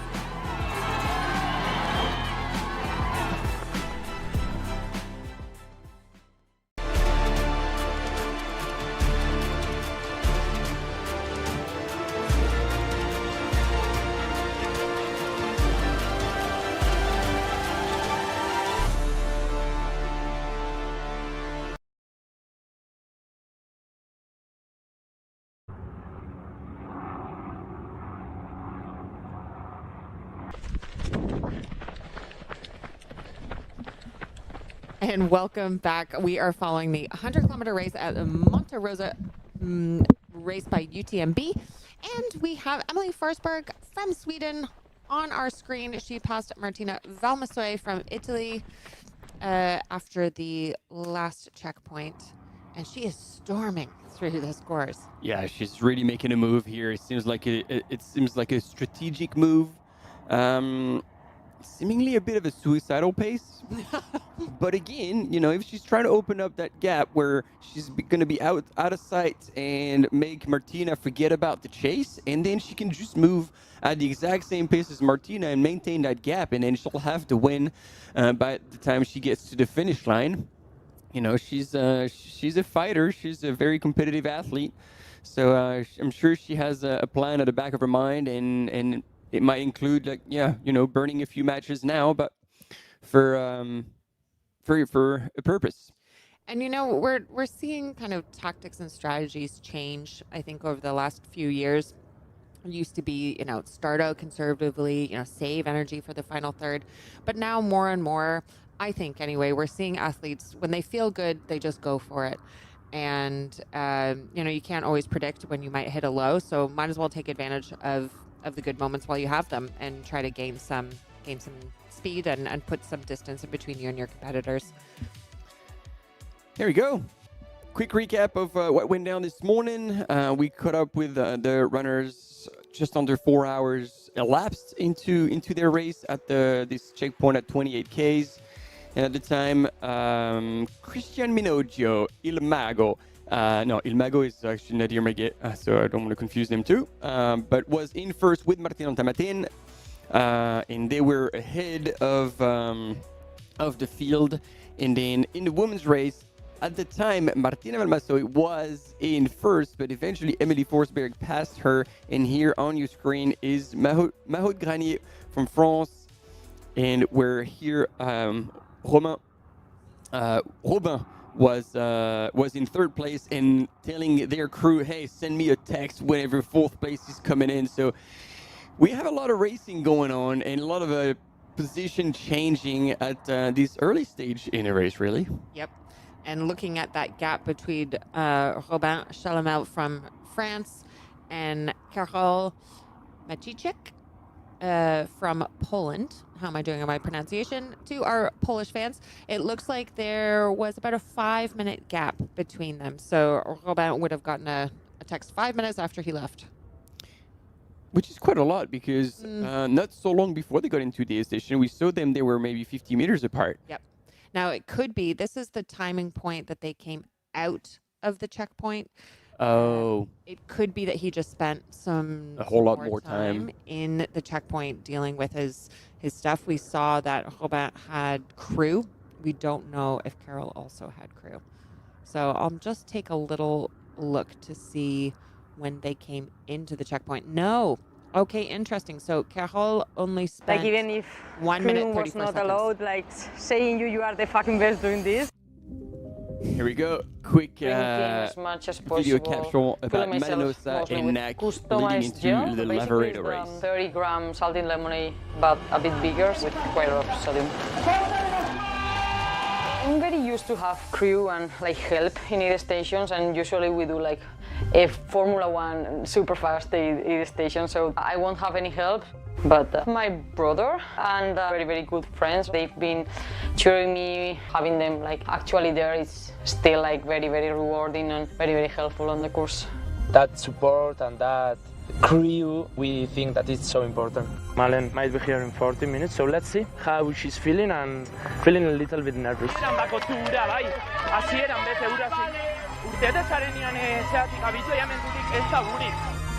My longest run ever till now has been the marathon.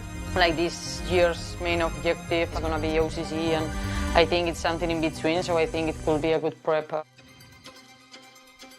I find her so positive, so yeah, that's a very good situation for her.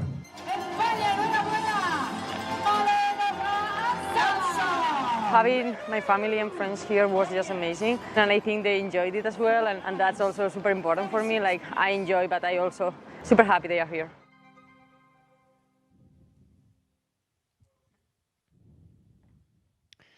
Yeah. Her manito. Oh yeah.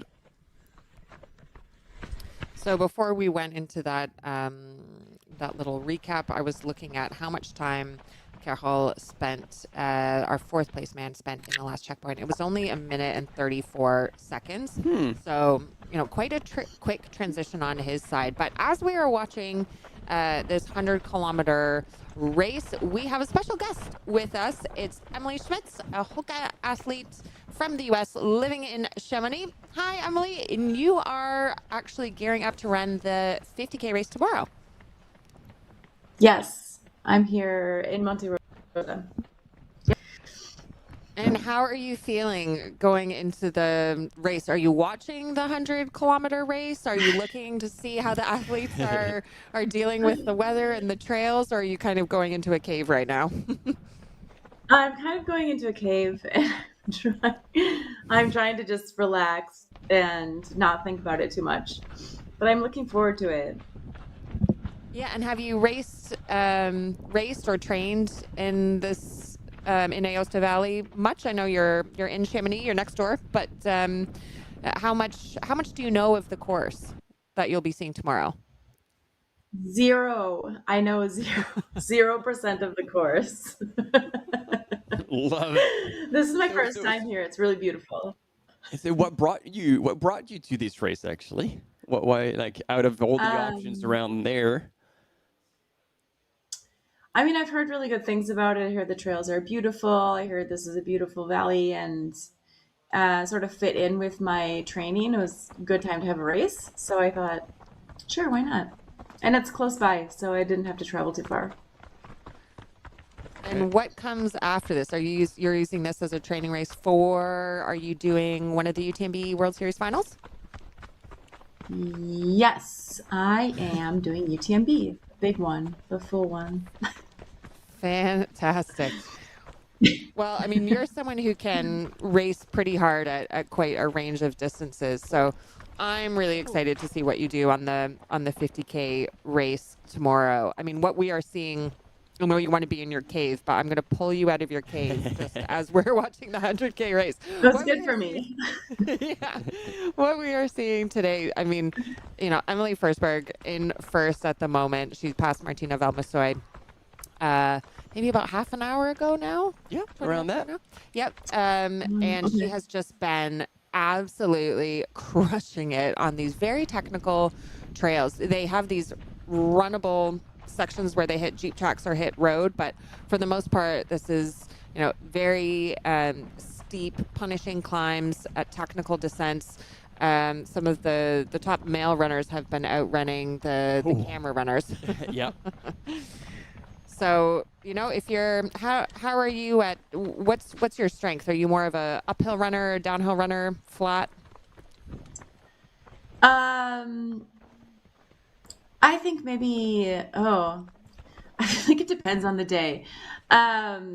Yeah, I think I like an uphill maybe better than I enjoy downhill. Sometimes the technical downhill is challenging for me, but I like a good climb.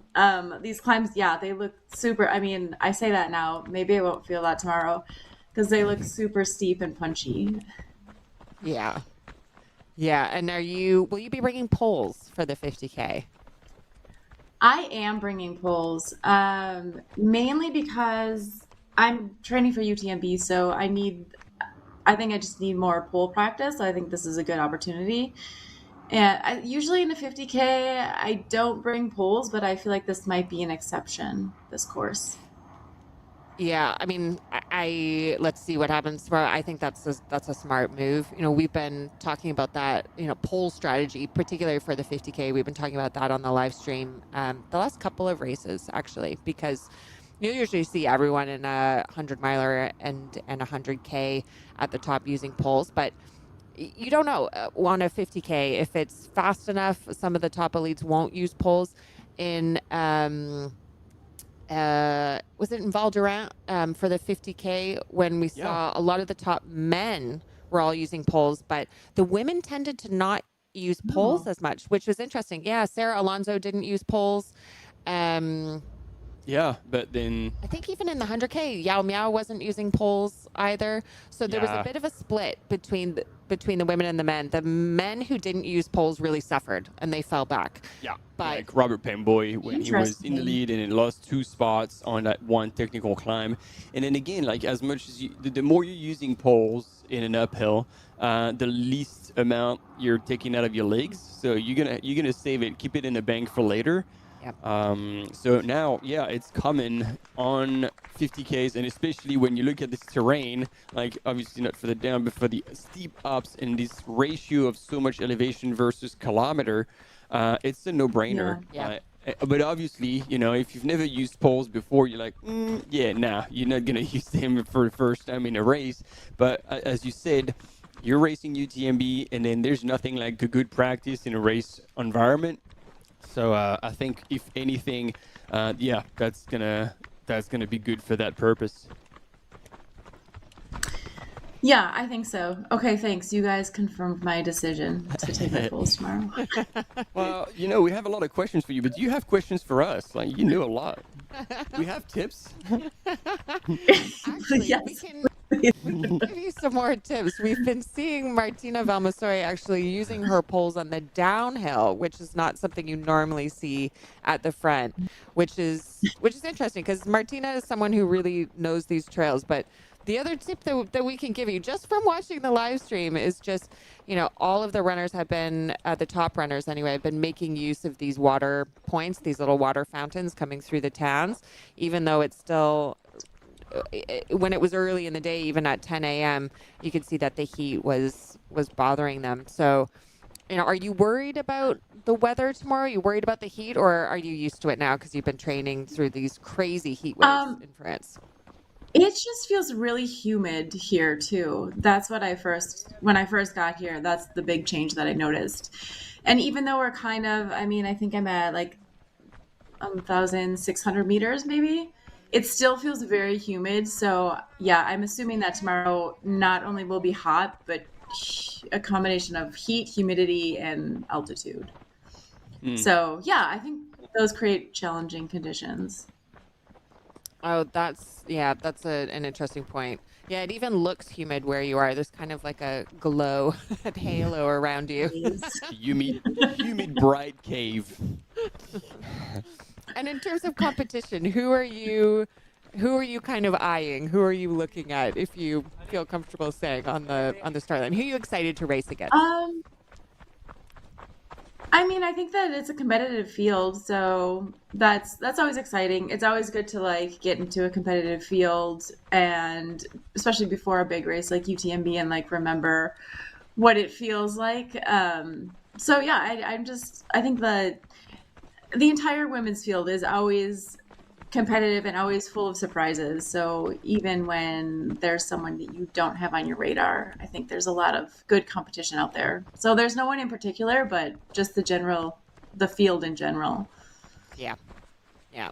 And I think that's true. There's, you can go by UTMB index to see who the competitors are, but UTMB index is only one measure of how someone could potentially do. Yeah. And it's great to see in the 100-miler in Val d'Orem the other weekend. We saw runners on the women's side with third place, with UTMB index score in the 500s come up and get on the podium. So you never know. Right. Seeing people outrun their UTMB index score is probably one of my favorite things. But still, if you're looking at the ranking of your competition for tomorrow, basically you're the only USA flag amongst the top 5, and all the rest is like you're in a big Italian sandwich. You got 2 ahead and 2 behind. So. Yeah, you're the meat. That's the best place to be. You're the meat in a panini sandwich tomorrow for the women's field. So again, I'm sure you're now, having lived in Chamonix, you're familiar with the Italian language, but if they scream at you, die, die, die, it doesn't mean what you believe it means, at least in English. They will still be cheering. Right. Yeah, the first time I heard that, I was like, oh, all right. That's pretty great. This must be something. Yeah. It's really disconcerting when you first hear that very enthusiastic and aggressive, die, die, die. You're like, all right. And I'm curious, out of all the races that you've done, do you have a favorite race so far? Is there a race that sticks out in your mind, either because of the terrain or because of your performance or a particular experience that you had? A few years ago, it was with the Golden Trail series. It was actually in Italy, and it was the Dolomites race. I don't know Martin, maybe you know what year that was. But that race was so fun, and the Dolomites are so beautiful. So yeah, I think that's one that definitely sticks out, just because it was so beautiful, and it was a fun race. Yeah. Well, maybe tomorrow this race will surpass the Dolomites race, but yeah, we'll have to see. And of course, you got 20th at CCC last year. I'm just going through your background. Have you tried the full loop? Have you tried UTMB yet? No, last year I was signed up, and then I was also on the Worlds team, which was a month later. Yeah. So that seemed like a big combo. Although I also feel like CCC Worlds combo was also like a lot. Yeah, so I dropped out. Yeah, I think everyone who did that combo felt like not great at Worlds. Yeah, so I'm excited to be here this year because last year I was really looking forward to it, and then kind of in the middle of the summer I was like, I don't think this is happening. Can't do both. Yeah, but as you say, doing the CCC Worlds double is quite a lot. I mean, CCC is not, even though it's shorter than UTMB, it's not like it's the lesser race. It's incredibly competitive. Right. And really steep and technical. And I see you've also done OCC in 2021. So this will be nice for you to round out. You will have done all 3 of the UTMB World Series finals. I'm just ticking them off. Yeah. Yeah, why not? We are seeing Emily Forsberg continue she is just like powering up every single climb. Yeah, and she's getting pretty close to the aid station. Yeah. She's looking at a watch to make sure she's navigating through those old cobblestone streets the right way. And then we should be able to get an update on the split. How much of a gap has she been able to put from Martina Valmasoy? I think she's been able to widen it. But let's see. We've been chatting, Emily, about what Martina's strategy might be. She's been racing a lot. She had Trail 100 Andorra last month, which she won and got 6th scratch. Then she got second in a kind of Sky Race marathon that she decided to enter pretty much at the last minute a couple weeks ago. Now she's doing this race and she's gearing up for UTMB. So wondering if maybe she will hold back a little bit on this race and not try to chase after Emily, because to go full out on a race right now, just weeks before she shows up at UTMB, would be pretty bold. Yeah. No, and I feel like she's looking after herself. Like, she's gone through enough to know that she doesn't need to put herself back in this position of not being able to run, train, and race. So I think she'll be sensitive about that. But that being said, when you have a bib on, sometimes the rational goes out the window. So hard to pull yourself back. I don't know. Have you done that, Emily? Have you gone into a race kind of purposely trying to hold yourself back because it's a training race, or is it just impossible, kind of mentally, not to give it your all? I think it's difficult. I think it's really hard, especially when and I mean she's second right now. I think it's really hard still to tell yourself like, oh, this is just a training race, and not try to hold off third or catch first. So look, Emily, right here, Emily Forsberg is coming into the aid station, and look how many turns and stairs and doors she has to go through. So just make sure when you get through each aid station, you are well aware of where you're going, because that's probably going to be the biggest challenge in your race tomorrow. Yeah, they're spending like a good chunk of the course running inside buildings, I have to say. Yes. Interesting. It's like a maze. It is. Yeah. It is. We were following Robin Chalamel on the men's side, and I was wondering if he had taken the most direct path to the aid station, but he had. And there we see Emily Forsberg, and it looks hot. So sunscreen, hats coming in, white hat, so bandana. definitely hit. Yep. And will you have? Is there crewing allowed in the 50K? Will you have crew out there? I won't have crew. There's one crew point. It's at like toilet. No, it was out. Yeah. See? Oh no. Oh no. Yeah. So again, as a crew person, this is one of your goals, to be close to wherever the runner is coming in, but also close to wherever they're going out. And by the time that you get to the end, you point out, this is where you're going. This is super important for you out there listening. If you ever feel like you're going to be getting the chance to crew someone, like, obviously you want to have everything ready, but you want to be also calm and collected, because every feeling you're going to have are going to bleed on your runner. So if the runner is coming stressed, you just take it all in, ask them what's going on, but just not freak out. And again, very important, you know where they're going to be coming from, and then you point them out in the direction they're going to be going out. I just had my head in my hands there. Yeah, because it's just so painful watching a runner kind of run around like a chicken with their head cut off in an aid station, trying to figure out, where the course is. Yeah, and you work so hard to try and save those little seconds and make everything go well, because they were super efficient. She came in, she had everything ready. Obviously, they had discussed it very well, so it was it would have been 15 seconds, and then there's a little bit of a faff.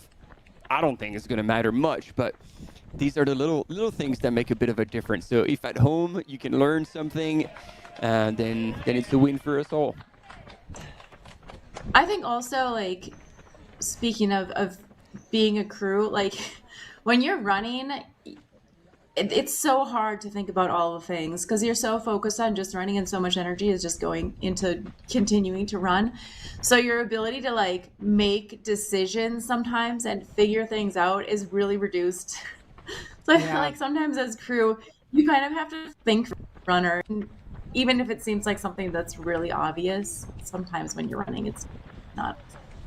For sure, you need an extra brain. I mean, I haven't been able to follow the simplest of instructions when I've been running. And just as we've been kind of watching on the screen here, we saw an interesting moment that kind of raised our eyebrows here in the studio. Emily Forsberg, her crew was running up beside her sunglasses, and passed her some sunglasses, but they were well outside of the checkpoint. So that's a bit of a question for me about whether that's a violation or not. What would the lawyer say? I mean, I don't mean to be controversial here, but I mean, you are not supposed to receive assistance outside of the aid station. So unless they've got a 100-meter, 200-meter bubble, that would look to me to be receiving assistance outside the aid station. Obviously not something, she's not intending to break the rules, but without looking to see exactly, I can't tell exactly how far away from the aid station she was, but that is causing me a bit of discomfort. Like a couple of weeks ago, we've seen that with Dylan, and we had another assistant at the aid station, and that person only put a cap on him, and that was an hour penalty. Yep. And Hulin had to serve his hour penalty for unauthorized assistance at the aid station during the race itself. Yeah. So it was really painful. He was running in first. He ended up finishing in sixth, but the rules, even if you don't mean to break them, you can kind of forget. And again, this is where the crew is so important, because the crew needs to know what the rules are, because crew can really mess things up for the runners themselves. And when you're running, you might not think of it. Someone passes you something and you grab it. It might not be forefront in your mind that, actually, I'm not allowed to do this. It should be if you're an elite, but it's definitely on crew as well to make sure that they're not doing anything that is going to violate the rules, because it'll harm you. It'll harm you. So let's see if we get any updates on that side of things. But that's stressing me out, I have to admit. I'm a bit stressed. Wow. Let's. I have a question. I have a question for you guys. Jump in. Who decides? Is it the race director that decides if a penalty will be applied? Who decides that? It's just the two of us. So if you want to bribe us, that's I'll send you bank details. No, it's definitely the race director together with whichever committee they have. So yes, they will check in with the marshal who were on site, who would most likely have noticed that. Sometimes the reclamations or the requests come from competitors, and then they have to file it within a certain time, and then they will review it. Usually, if there's no evidence, that doesn't hold, because this is someone's words against someone else's. But if there is evidence, just like there was 2 weekends ago with a video where we could see 2 people aiding that one runner, then they review it, and the final word is taken by the race directors, directors in agreement, which are always super tough calls to make, because they are here for the sport and they really hate doing that. But first and foremost, they want to be fair to everyone, and so And when we saw them give out, the race marshal gave out the penalty to Hulin when he came into the aid station, you could just see, he was devastated. He was devastated, but he took the penalty, and he had to sit there for an entire hour watching his competitors kind of go past him. And he was a real sportsman about it. He, patted them on the back and he was cheering them along. But, I mean, it's part of the game. And as we were saying 2 weekends ago, it's a mistake that he will never make again. That will stick with him for a while. And as you say, it's not gonna make it again. But Emily, what is your either best or worst aid station experience? Ooh, good one. Let me think. Well, last year at CCC, I had some really bad cramping, which I've actually never had before. And it was right going into the aid station. So the first time I saw my crew, I was not in a great mood, and I was just complaining I'm cramping so bad, and I was just not happy. And then my coach was crewing me, and he was I was gonna say let's maybe reevaluate and think about what to do. But then he said he saw me at the next aid station, and I was a different person. The cramping had stopped, and I was in such a good mood. And he was okay, this is a different athlete. Just keep going. So that's it's interesting how much can change from point to point. Oh, absolutely. So what would be the lesson here?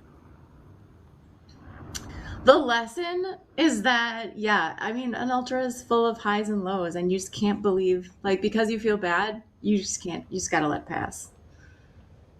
And I don't know if you follow this strategy or not, but I think the more and more I commentate and the more I watch people come through aid stations, I really believe that, when you come into an aid station, just fake it till you make it. Because sometimes if you act like you're doing better than you actually are, you can start to believe it yourself.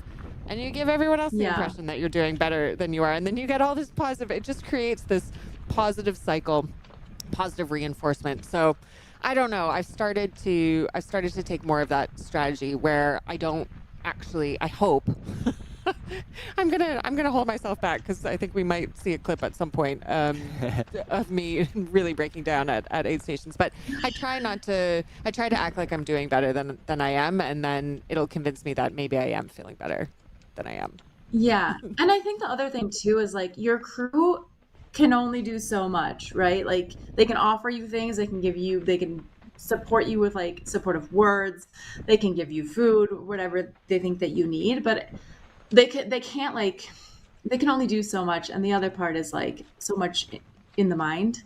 So yeah, I think you're right. Like going in and faking it even when you're feeling terrible, I think is probably a better strategy. Like sometimes I go in, I kind of look at my crew like, please save me, like please do something.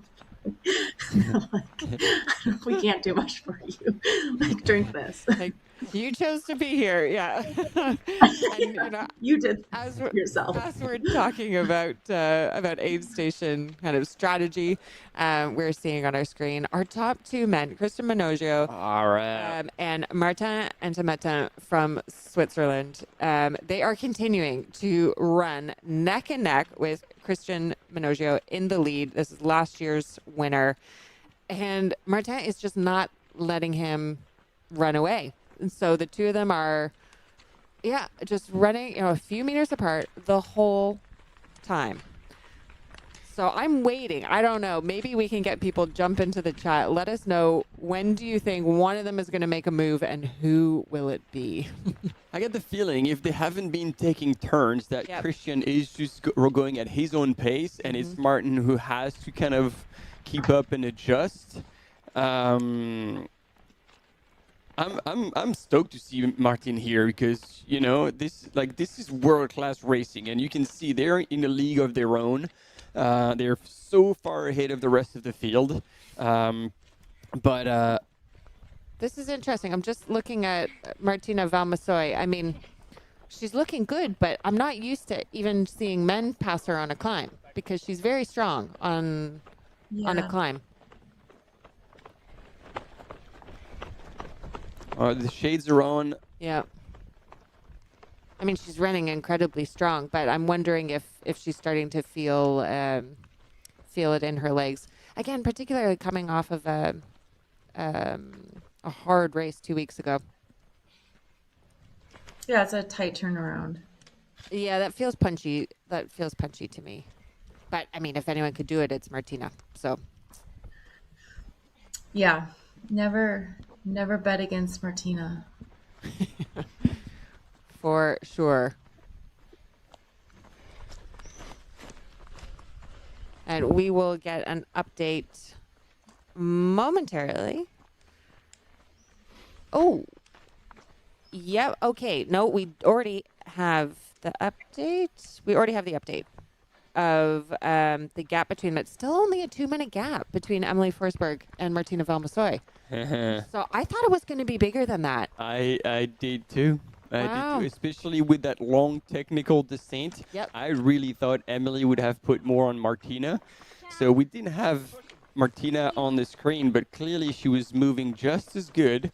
And you can see, like, she's responding to cheerings and comments on the side of the trail, but she's head down and she's chasing hard. Yeah. So yeah, it is definitely not in the bag for Emily. No. Just yet. I don't think Martina is holding back at all. She's not treating this like a training race. She's living in the moment. Whatever happens at the end of August is going to be a different story, but right now she's in it.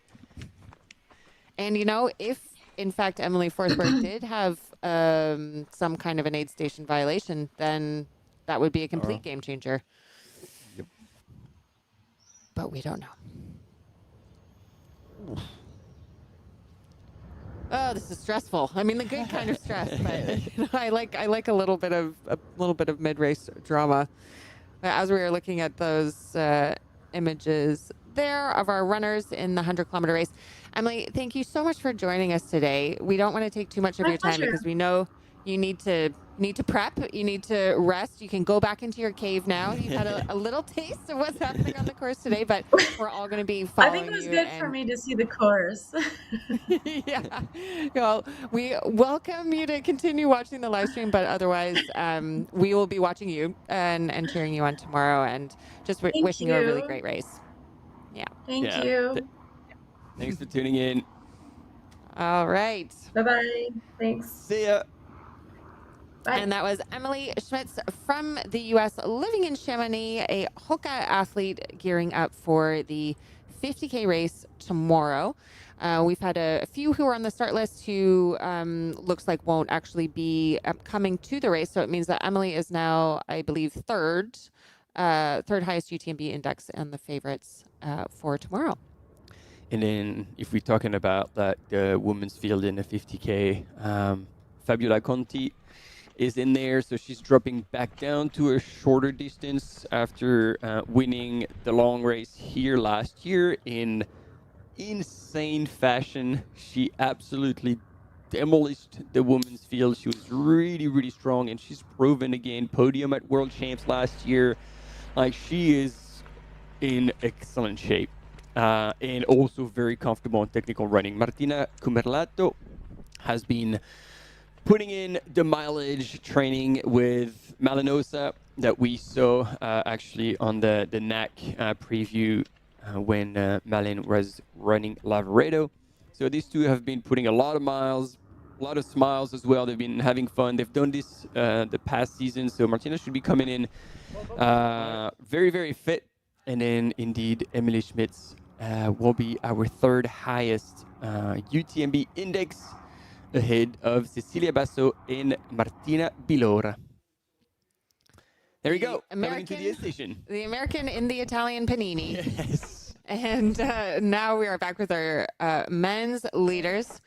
Christian Manogio running incredibly strong. As expected, our winner from last year in this 100-kilometer race.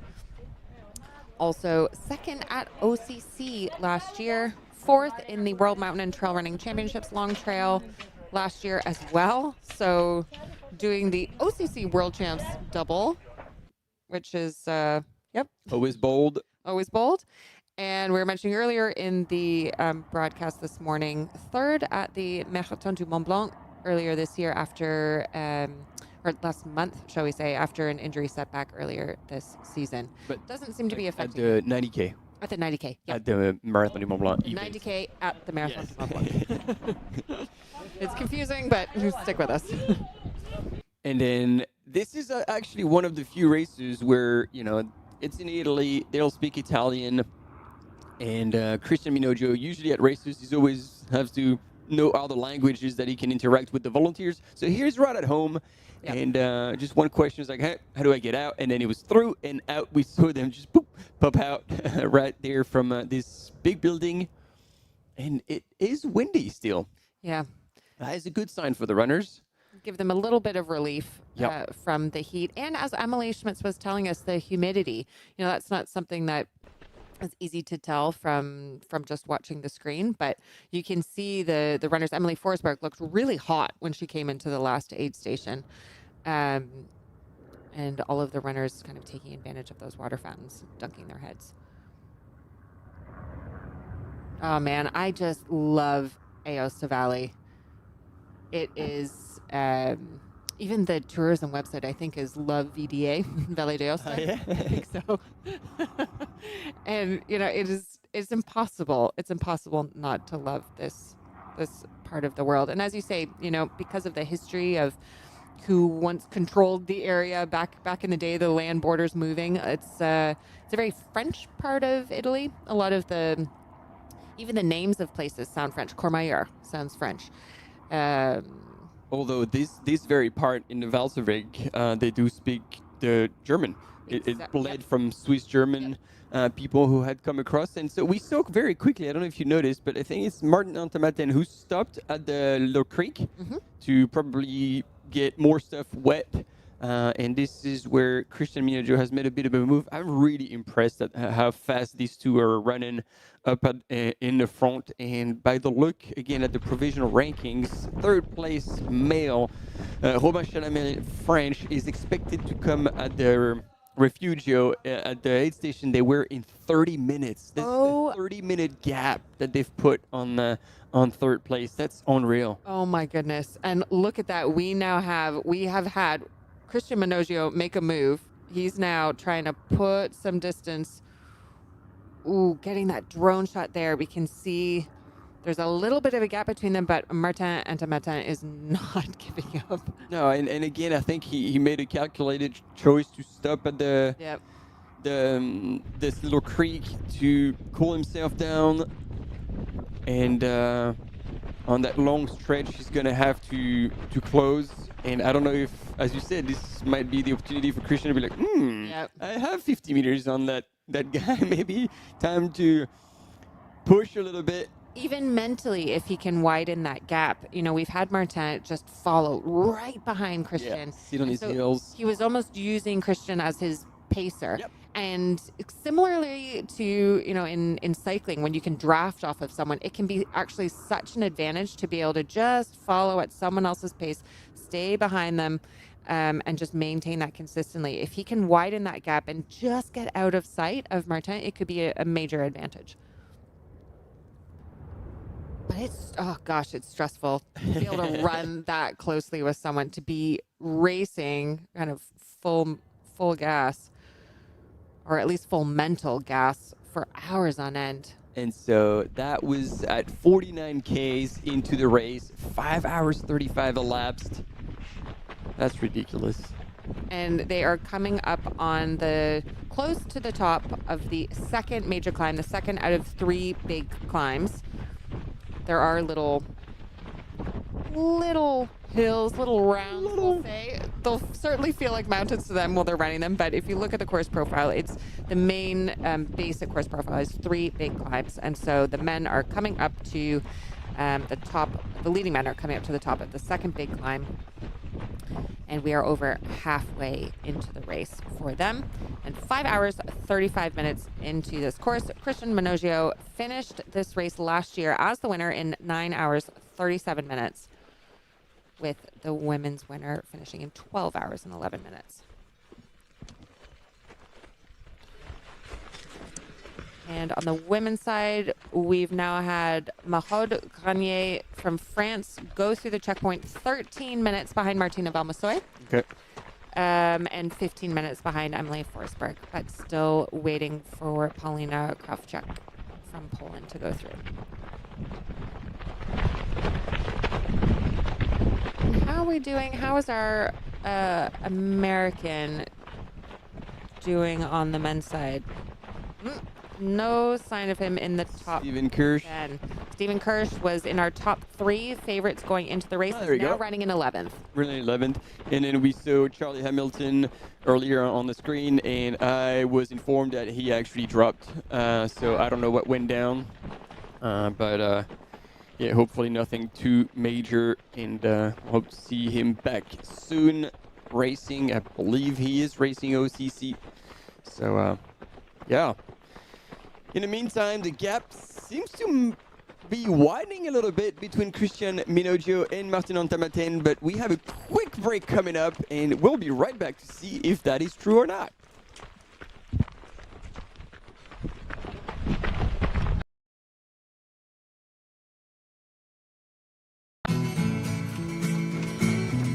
Try imagining a place where it's always safe. Come in, she said, I'll give you shelter from the storm.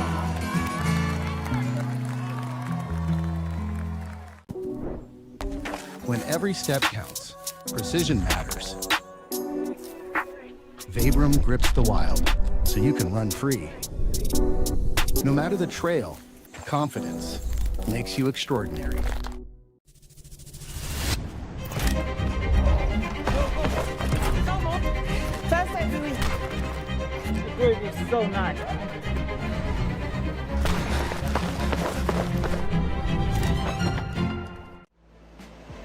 Absolutely beautiful out there.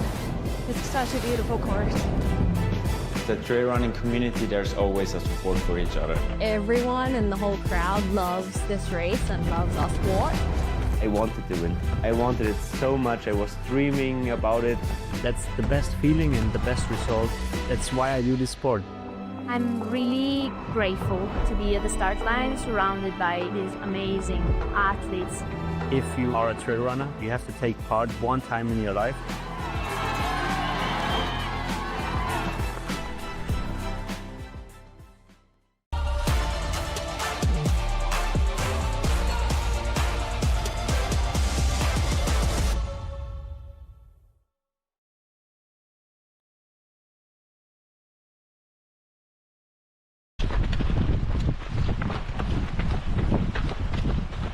Welcome back, everyone. We are live at the Monte Rosa race following the 100-kilometer course, which is in actuality 82 kilometers long, 6,300 meters of climbing. Racers started this morning at 6 a.m. from Pont Saint-Martin in Valle d'Aosta.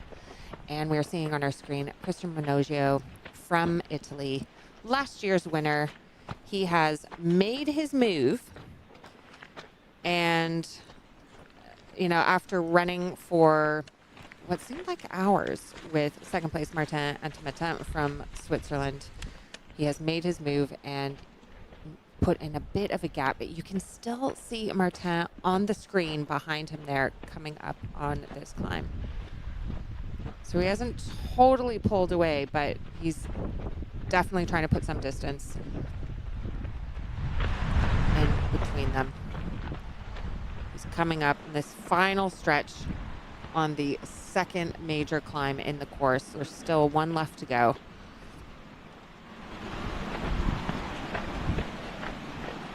And then behind Christian and Martin, we have Robin Chalamel from France, Karol Maticek from Poland, and Sergio Gustavo Pereira from Argentina. Probably celebrating the recent World Cup victory over England. On the women's side, Emily Forsberg took over from Martina Valmassoy and followed by Mahod Granier from France. I've been diving into Mahod's background a little bit. She's actually a journalist, which is pretty exciting, and can run a marathon in 2 hours, 44 minutes. So quite an impressive runner.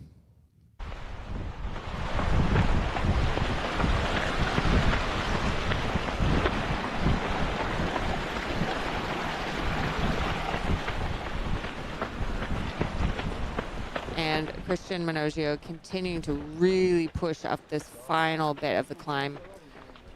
Now we'll see on the descent if things change up a little bit. You know, who's the stronger, the better downhill technical runner? I think it would be difficult for Martin personally to catch up on Christian. What do you think, Martin? Man, I'm looking at Christian right now, and the way he's moving, that's the thing. Christian is not only super strong on technical up and down, but on rolling terrain, like he can move. I still remember like how much trouble Jim Walmsley had to close the gap between him and Christian on the last stretch of OCC. I was like, wow, like Christian's got wheels. So obviously, if you've been watching the live broadcast, eventually Jim caught him. But we're talking Jim, like who can run pretty damn fast. So I think Martin is a very solid mountain athlete, and so on this long stretch, he's definitely going to be bleeding seconds against Christian Minoggio. So this might very well be the move right now for the win. But again, if Martin can hold on to second place, that would be an outstanding result. Yeah, and he's already, look at that. Yeah, he's he's really nowhere to already be widen seen. the gap again as soon as they've hit the flat. And it's impressive, like, to see Christian in the last 2-3 years, like, really step up his game. Like, he was always strong, but not that kind of strong. So, yeah, it's exciting. Man, look at how far up they are already. That's insane. Yeah, but this might very well be Martin Day. Yeah, in which case... He's hanging on. Yeah, yep. He's hanging on. On the women's side, we have still only had the top 3 come through the last checkpoint. So 15-minute gap between Emily Forsberg and Mahod in 3rd place. Mahod, a journalist by profession. So someone who hadn't been on my radar, but really excited to now follow. Salut! Allez, bravo! Love that. The camera runner just creeping up on the runner. Salut! And here we go. Christian Minojo finishing 2nd at OCC in 2025. Congratulating Jim Walmsley. And Jim, we saw it in his eyes. It was never a given, and there was fear in Jim's eyes. I remember that pass. Oh. I remember that pass. It was on that flat section close to the end, wasn't it? Very close to the end. And then, you know, they carried on, and this is what actually Jim said in the interview. He's like, this victory means a lot to me because I had to work so hard to get it. Because once he had passed him, like, he was like, man, he could still be behind him. And we've seen videos of that more on social media. We didn't have it on live, but do you remember when Jim, like, hit the deck hard on one of the last turns? Yes. And so imagine, you know, Christian is creeping up on you, or like he's very close, and you get there, you're like, okay, I'm home, and you all of a sudden you're like right on the ground. It's like, what's happening? So yeah, no, it was big drama on that OCC last year, and so yeah, can't wait to see more of that. And it's good to see here Christian Minojo is still on top of his game. And more drama, less hitting the deck. We don't want to see people hitting the deck. Although if they come out unscattered, we like seeing that kind of stuff. It's always exciting. Well, Sarah Alonso in the 50K race in Val D'Orens 2 weekends ago, she had on that. 2 falls on camera. There could have been more off of camera. Managed to go down on all 4s and still rally to take the win. So it is possible to come out unscathed, but Tony McKen, who will be in the studio commentating tomorrow. She had a tough time at CCC last year when she had a fall and unfortunately had to drop out, but certainly that has not stopped her.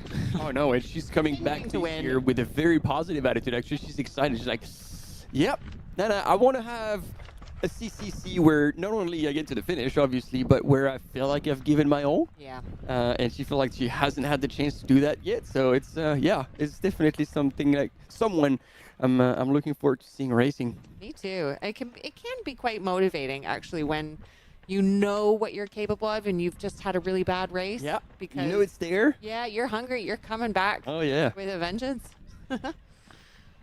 Robin Chalamel. Chalamel, indeed. Our mountain biker who is doing so well at this 100-kilometer race. Yeah. I really want to hear, I hope we'll hear it in a post-race interview, you know, what motivated him. On his UTMB index, we only have races back in 2018. His Instagram feed is entirely filled with mountain biking. And here he is, absolutely smashing it at a tough 100-miler. So 100K, sorry. And the fact that he's here at this point in the race, like, means like he's not winging it. Like, he's trained for it. He's done the work.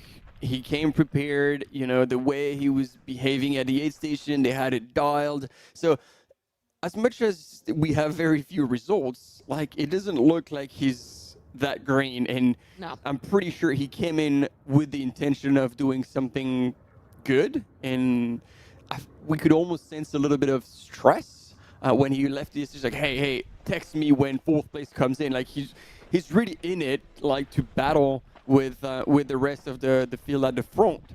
So yes, he's not yet at the level that our top 2 runners are. Here on your screen, Christian Minoggio, and actually not that far back last we checked was still Martin Ontamaten from Adidas Running from Switzerland. But, you know, sitting in 3rd place at a UTMB World Series race is not too shabby. And just an update on the women's side. Paulina Krawczyk from Poland has come into the last aid station, to Brusson aid station, has not clocked out yet, but has come into the aid station half an hour behind where Emily Forsberg went out. So a pretty big gap on the women's side, I would say. But I think we will see that trend continue. And Daniela Rota running in 5th place. But with Anna Haag really close at the previous checkpoint, 6th place. So Daniela and Anna running close together. So we'll have to see who comes in, who clocks in at 5th once they come into the aid station.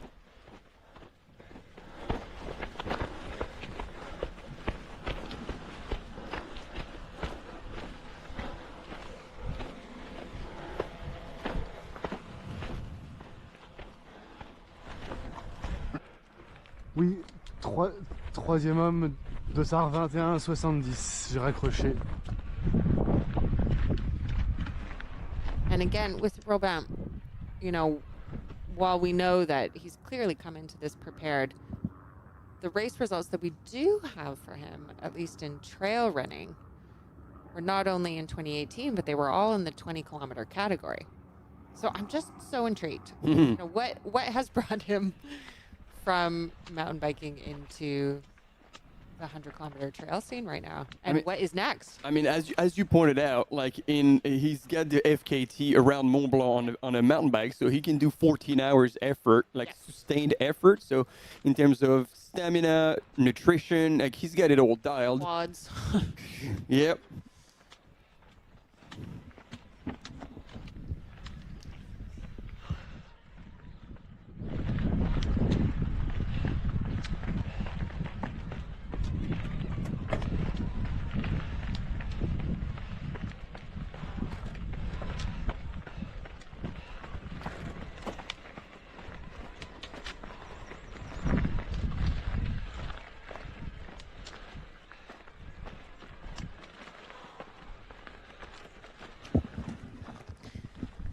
Here you go. You can see there the course profile, those 3 big climbs through the course, starting at Pont Saint-Martin, ending in Clé-Sonnet.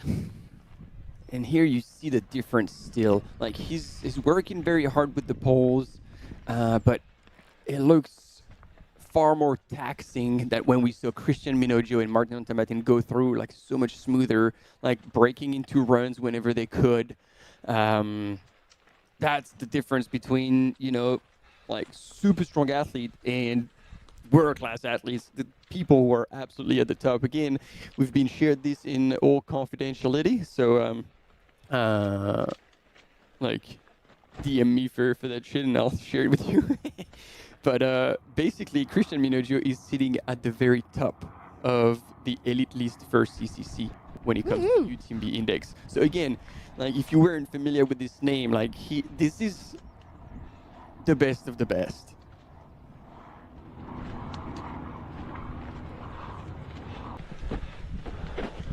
There you go. He's crested the second big climb of the day. 1 left to go. Christian Minoggio in the lead. And now, yeah, this section between the last timing point at the refuge and Champulac is a 12-kilometer section, but this next part will move quickly. Champulac, also on the Tour de Géant course. This is where there's some overlap in the trails between the Tour de Géant course and this Monte Rosa UTMB course. Sitin the Refuge Alpenso, Gressonnet. These are all in common between the two courses. Look how smooth Christian is going. It's just beauty. Mad skills.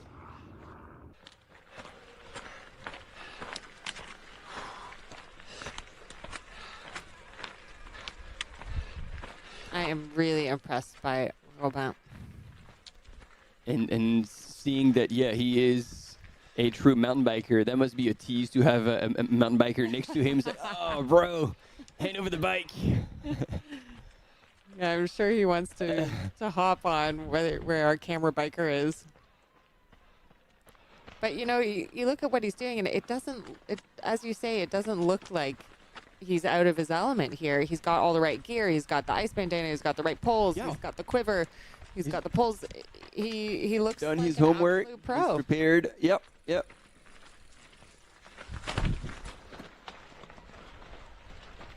Oh, that's interesting. There was just the tiniest little stream there, the tiniest little pool of water. And I mean, it was a shallow puddle, I would say, and to dunk his hat in that is just giving another indication of how hot these runners are finding the course. For a second, we thought he threw the towel. He's like, I'm done with this climb.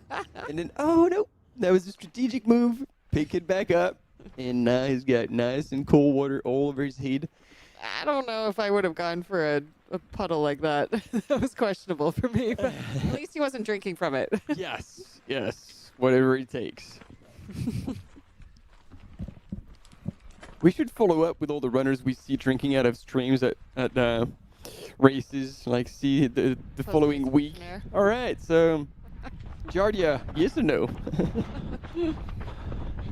And look at that.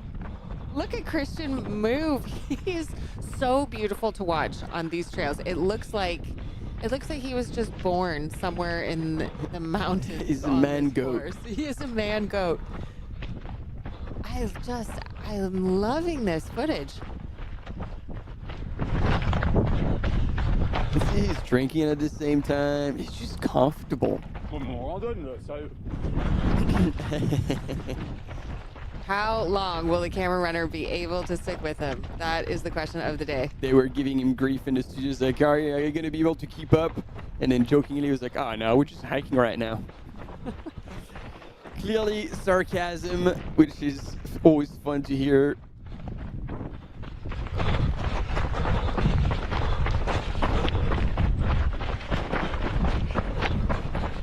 And I haven't told that story about Christian for a while, so I don't know, maybe a lot of people know about it, but if you don't, that's a good one.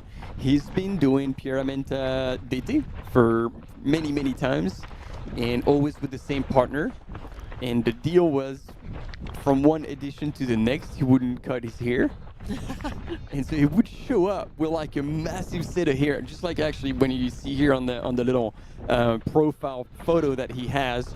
And then he would show up, and the deal was that if they won, which they have consistently, I think for 3 years at least, his partner on the podium with an electric shaver, which is no way.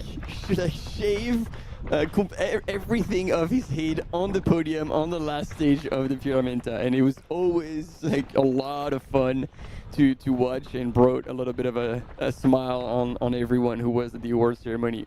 And they were known for that. Oh, that's funny.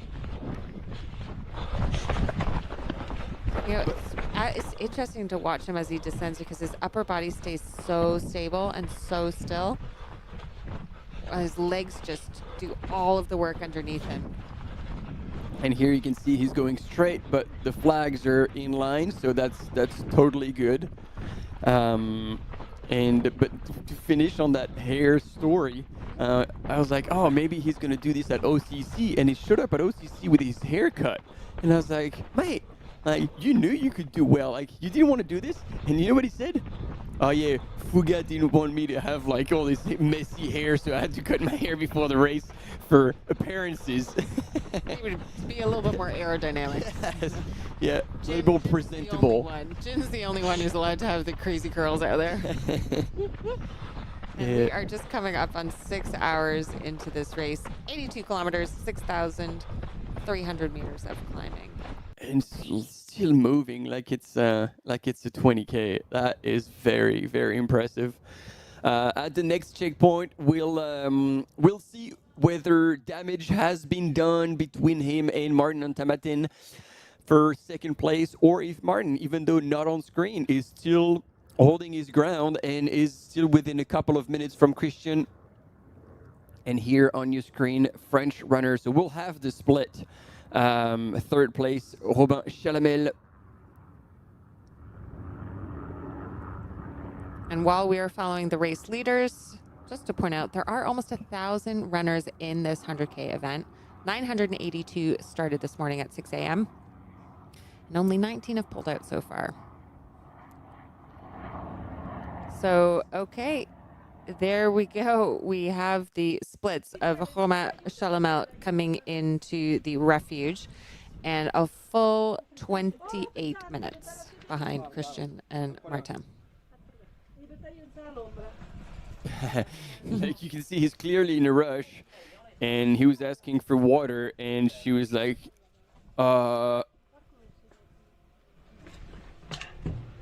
yeah, well, that's usually not what you do when you're being handed over a bottle, because then that bottle is wasted. I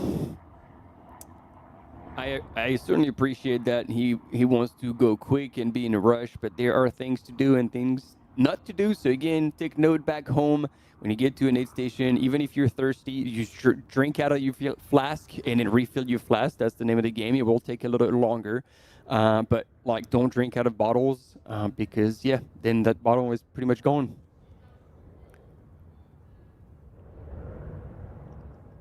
So again, at the aid station, you want to be efficient but not rushed. And there was a bit of rushing around. It's a fine balance. Yes. And experience will start to like get you to the right balance between it. I cannot believe how quickly he's running. I feel like I'm in a video game watching Christian just cruise over these trails because it does not seem to be based on reality. He's clearly picked up a bunch of mushrooms and stars, and he's like full throttle for Christian Minoggio in the lead of this of this 100K at Monte Rosa WalserWaeg by UTMB.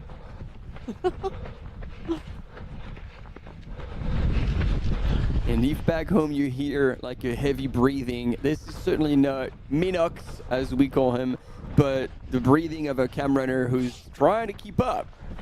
And so far doing an amazing job, considering that they're carrying quite a heavy backpack with a Starlink Mini and an entire streaming setup. So now with those Starlink Minis, it's about 4 kgs, plus quite a bit of a frame. So yes. That's not insignificant. No. So there will be streaming setups that whenever there is good reception and they can work off of cellular signal, then these ones, they've managed to narrow them down to almost a kg, but in those areas where there's no cells, like no cellular, no cell reception, then they have to deal with Starlink, which is the only possible source. And so that is a much harder job for our cam runners. So again, shout out to all of them doing an amazing job out there. And Christian looking over his shoulder on the left. Is there someone behind? And he's probably like grinning. Nope. Couldn't keep up. And on the women's side, do we have the top 5 that have gone through yet? We do. Bruson in. Oh, yeah, but. Oh. Ooh. Oh, that's interesting. Okay. I hope she missed it. We've had a switch up. Yeah. Daniela Rota. So Paulina Kravchuk had come in before Daniela, but Daniela has clocked as already having left the checkpoint. So potentially there's a chance that Paulina just didn't clock going out, because it's now quite a long time that she would have been in the aid station. She came in about 15 minutes ago. So if she's still in the aid station, that's a problem. But yeah, stay tuned on that. At the moment, it is at least officially looking like Daniela Rota from Italy is in 4th. And what do we know about Daniela? She's already done quite a bit of racing this year and impressive results. 3rd at a 50K race in Italy just 1 month ago.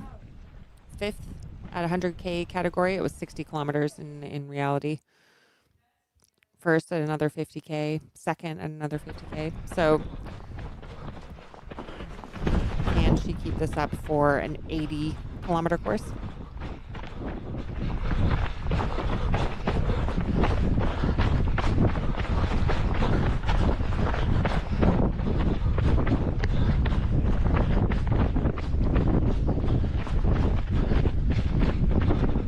Christian continuing to just motor ahead without fear or reservation. Yeah, gunning it full throttle.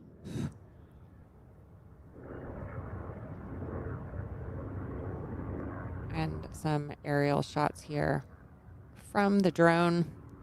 Not a helicopter, even though it sounds like one. Yeah. Just over 6 hours into this course. Leading men on the descent.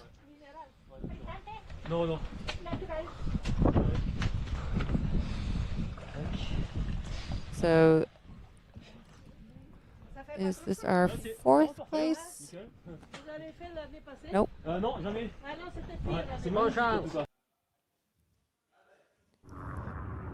No, so there was French being spoken at the aid station. Yeah, even though this is in a Germanic area, as we've been talking about, most of the inhabitants of Valle d'Aosta will be able to speak French. Then there's a local dialect, patois, that's spoken in Courmayeur. But in this part, in Gressoney, it's where there's another particular dialect that, as you say, has more German roots.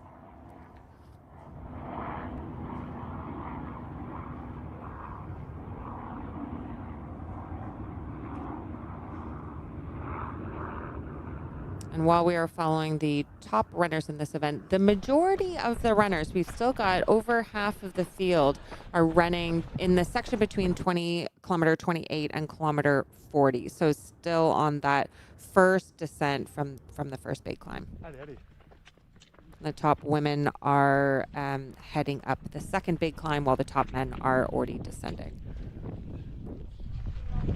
Oh, Macy Pacey. Look at him. Come on. Oh, yeah, he's filling up at the tap. Oh, man, he's doing really good. This is awesome. Marcel. Okay. Oh, yeah, sorry. Yeah. Trying to figure out who Macy Pacey was. for all of us not in the know. That would be Marcel from Germany.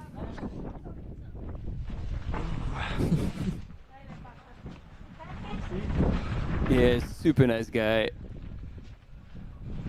And so his partner Nini is also like a super strong runner, and she might be out there pacing or running because usually they both race events.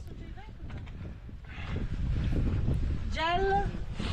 Taking a bit of Coke there. Oh, nope, not Coke. It looked like Coke, but it must it's just a the color of the opaque, flask. Yeah, an opaque flask. That would be bold to pour Coke over your back.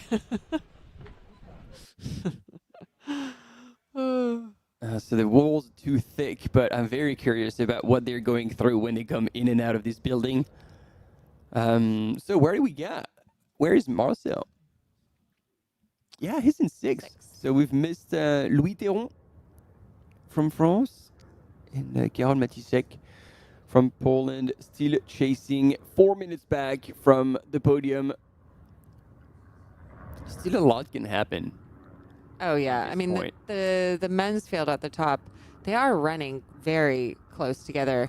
I mean, we know Christian has put a little bit of a gap between him and Martin, but going through the last checkpoint, it was seconds between them, and then big gap between Martin and Robin, but Robin, Carole, Louis, Marcel, they're all running within minutes of one another. So close run at the very top, and then quite a gap, and then a close run for those third, fourth, fifth, sixth spots. Right.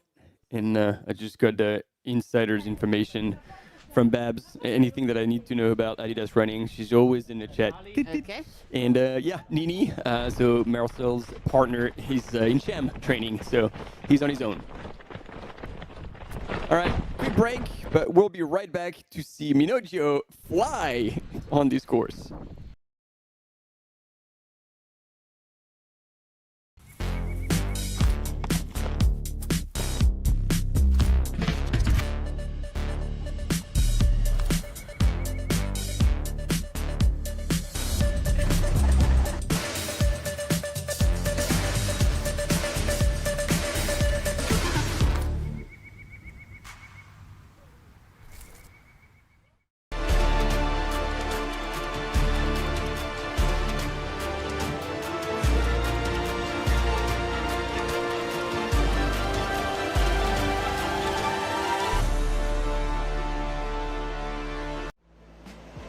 Absolutely beautiful out there. It's such a beautiful course. The trail running community, there's always a support for each other. Everyone in the whole crowd loves this race and loves our sport. I wanted to win. I wanted it so much. I was dreaming about it. That's the best feeling and the best result. That's why I do this sport. I'm really grateful to be at the start line surrounded by these amazing athletes. If you are a trail runner, you have to take part one time in your life.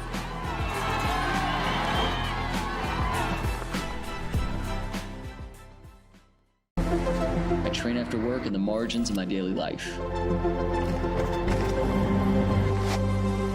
Because when I'm standing at that start line, I'll know this is where it all pays off.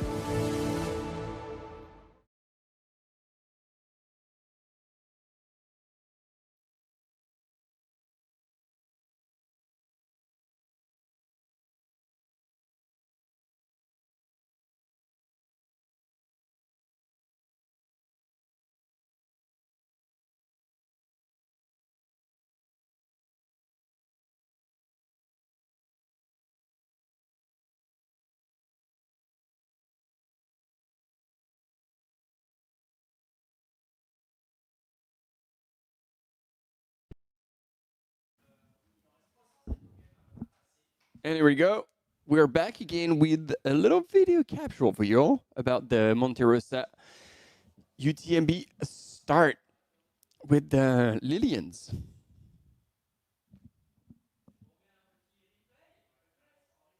Prima della partenza avremo gli atleti elite che ci porteranno con le varie competizioni, poi Charles Hamilton, l'australiano, poi per la Polonia Karol Matisek, che siete iscritti. There you go. There was a bit of confusion here, but it was just a recap from this morning, and we gotta love the costumes here. Catherine and Michel Poletti up at the front, bright and early. And, you know, it was interesting. Michel Poletti ran in the Trail 100 Enduro race last month, which was really cool to see. There we have Emily Forsberg, our current women's leader. There we go, Martin Antamaten. So they were calling in.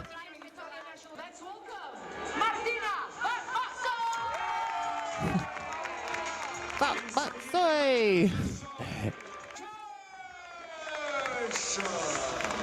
Stephen Kirsch. There you go. We'll see if she. Oh, they got her name right. And Minox. Christian Minogio. There's the greatest little ice cream shop right near the start line there in Passe-Martin. Just a little tip. Ooh.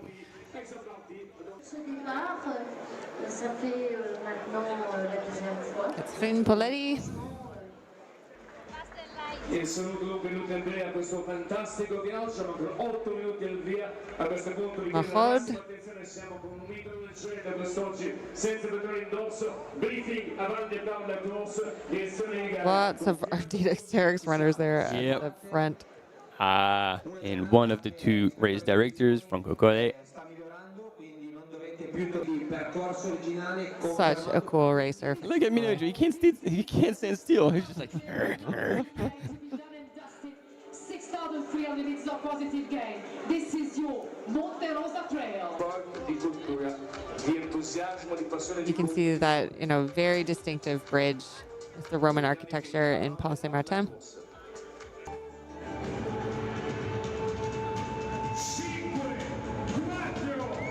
It was interesting seeing that aerial shot at the start line.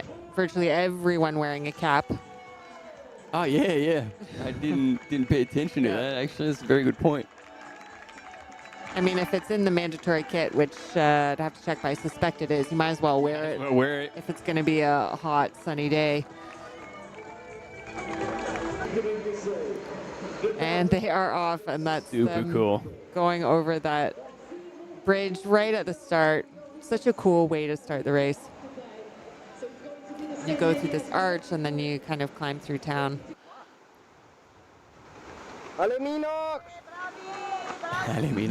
And so, very early on, they had actually broke away from the rest of the field.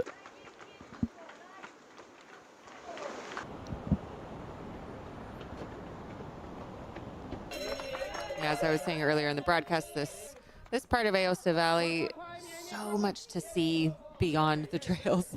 You've got castles, you've got beautiful stone architecture. Wow, so Emily was actually leading and then regaining the lead after a bit of a confusion here, so... Oh! Another race against the animals. Christian Manogio versus the wildlife, and it's Christian who wins. Is this versus or with? The wildlife's coming to celebrate him as well. Goats amongst the goat. That's a good point. There's no competition here. But also it shows how comfortable he is. Like, some people would freak out or anything. He knew how to, like, duck, get out of the way for the cow, and then just go through with the goats.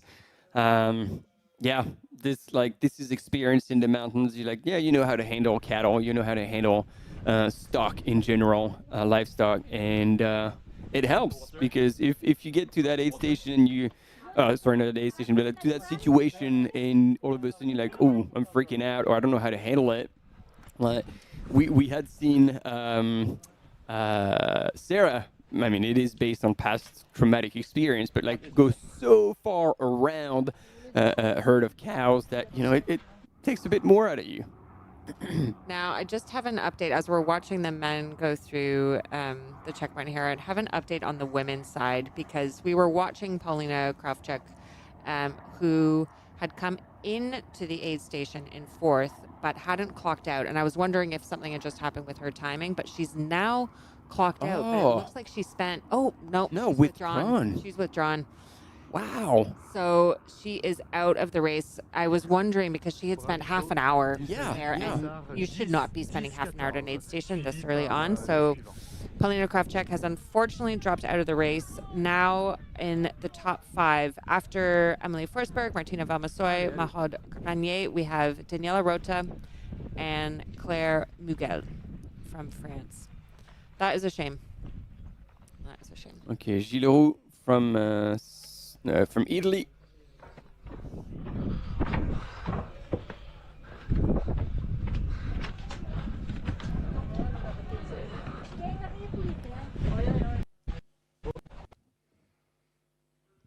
As we're watching the men come through this aid station, you can even just get a sense of the difference in intensity between Christian and Martin at the very top.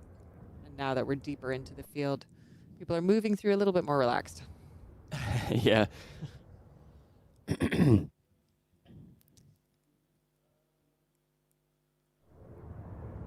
the top men are running down towards Champoulac at the 61-kilometer mark.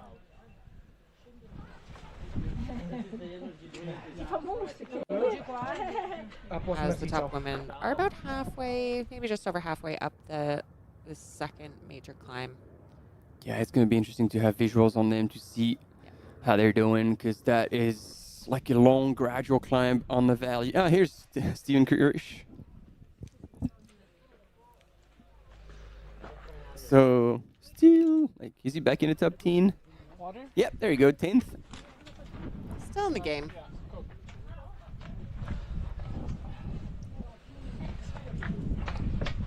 And see, this is how you do it. You ask for more, you drink out of your flask.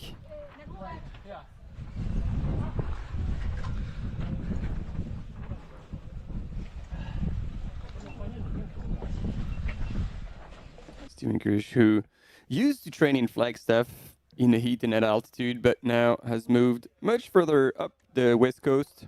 That's what I was just about to check. Where is he coming from in the States? Because it matters. It matters. If you're from Colorado, you can handle Aosta Valley. Yep. If you are training... It's closer to Portland now. Yeah. I mean, gorgeous trails in Portland, but they are... Forest Park. Definitely rolling. And it's pretty hard to match to the mountains in Aosta Valley.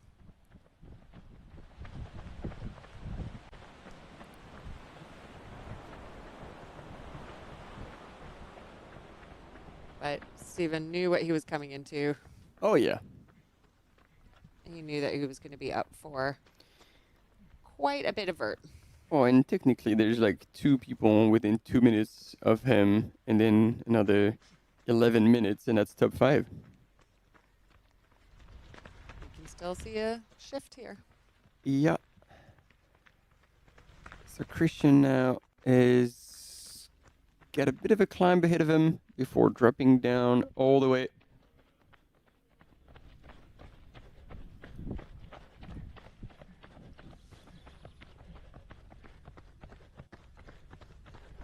And once he gets to Champollion Gate Station, that's going to be 2 climbs, 2 ups and downs out of 3 done.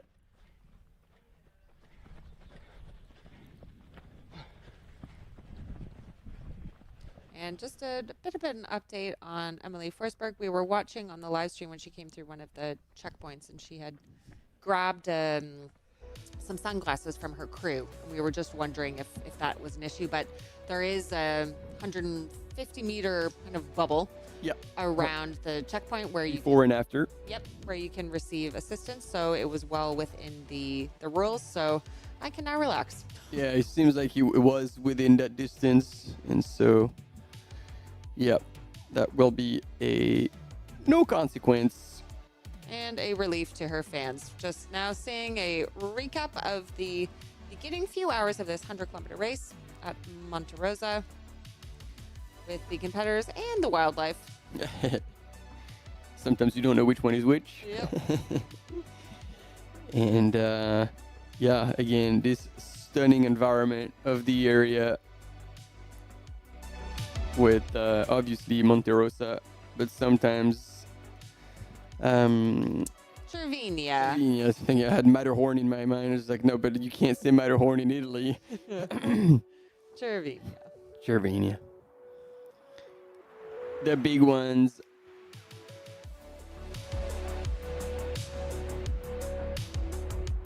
There we have our mountain biker powering through in 3rd. And back with Christian Manogio, our leading man in this race. Oh, continuing to run the ups. Yeah. So this is just a short. It's a short up, so he's not taking his poles out. Yeah, I was just wondering about that, because it is a short, but it's a punchy one. So short, relatively speaking. Yeah. It's not necessarily short by other people's standards. But yeah, he's breaking into a run as much as he can. He's won last year, so he knows the course. He knows how to handle it. And if he chooses not to take the poles out, he knows that he could just either power hike or run his way out of this little climb and then carry on with the descent.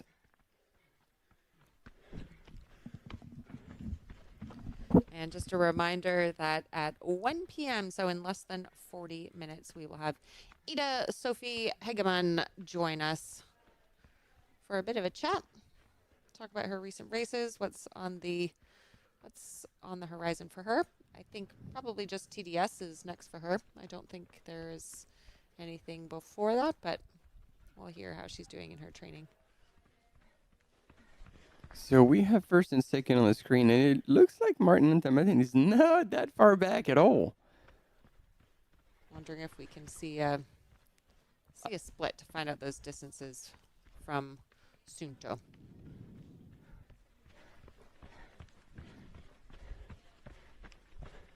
The more that I pronounce Sunto, I try to say it the Finnish way.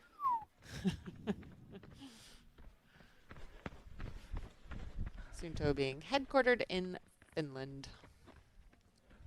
So you can see here that there is still, over a 10% climb, and Christian is still powering through it. All right, exactly.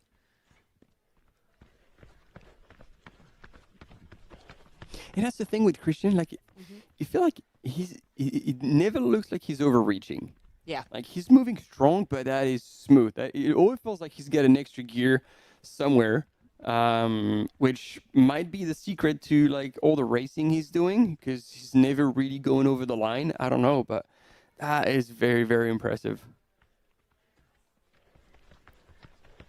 Yeah, he really is making it look easy. And there is Martin Antamatin in second on the right-hand side of the screen.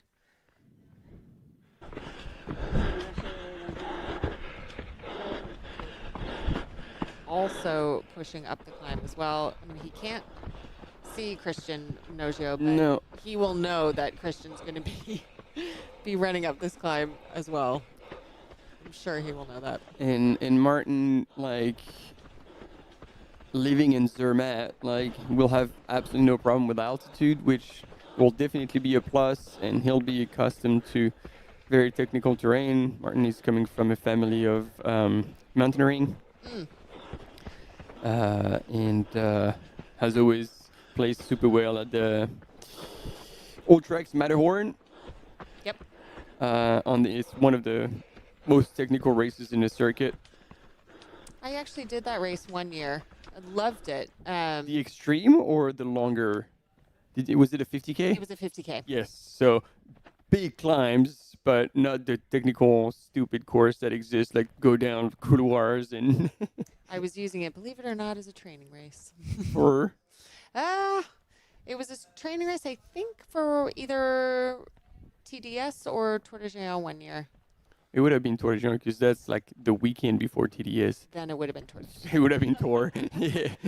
I am not Mont Mattis. I am not one of these prolific runners. I am not Martina Phelps, so it would have been TDS yet. Or yeah, Tour de Géant. Tour. Yeah. 1 year I used TDS as training for Tour de Géant, and that was stupid. Live and learn. Those are very difficult races, and only, I think it was a week and a half, 2 weeks apart. Yeah. So do not do as I do. Unless you're one of the race leaders that we are following today, because they seem to be able to just handle anything and doing more and more races just back to back to back. But that's impressive because, they're still going up, and it feels like, they're moving super fast, but it is taking quite a lot out of them. And I feel like, you get to the bottom of that climb, it takes literally 30 seconds to get the poles out. And I'm like, I probably would have. I'd be like hours behind, but. No, I'm just so interested. I would really love someone to do some studies on, just the difference in strategies. You have Martina racing leading up to UTMB. You have Mon Mattis, who we saw last weekend, racing almost every weekend. But then you have people like Tom Evans, who will pick big races, and if he's not going to win, he drops because he saves himself for the next one. He dropped out of Transgran Canaria. He dropped out of Hard Rock, now gearing up for UTMB. D'accord. Et la deuxième femme est derrière toi? Oui. D'accord. So she's passed. She's back in the lead. Confirme qu'elle a doublé et donc elle est devenue première femme de ce que je comprends. Emily. Et elle me parle de Émilie. She is back in first. I was not expecting that. Yes. So it was indeed 2 minutes, and Martina has managed to not only close the gap, but then pull away, because so far we have no sight of anyone behind. Wow. I was not expecting that. And there we have Martina with her classic trademark heart sunglasses running along. Wow. Good for her. This is exciting. Are we going to see a switch up again? Ooh. Well, I don't know, but we talked about this. Like, it looked like Emily was really running aggressively. Yeah. Possibly a bit too hard at this point in the race. So I guess we're just going to have to stay and watch and see what happens. But interesting turn of events here indeed, with a change in the lead between Martina Valmassoy and Emily Forsberg.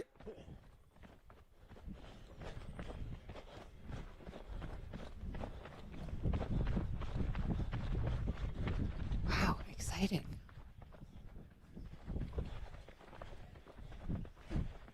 Well, she looked like she was in good spirits. Oh, yeah. Yeah. Even pulled up some French. Yep. Like, look at that. That's one thing, to be able to perform at this level, but also speak in a language that's not your mother tongue. Yep. It means you're in a pretty good mental space.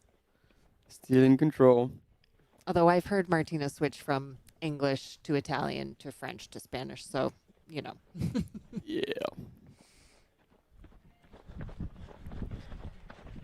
And there we have showing the stats at the top. So 57 kilometers into this 80-kilometer race. Ooh, running his way towards 2,200 euros prize money for first. And plus probably a bit of a bonus from Fuga for his partner.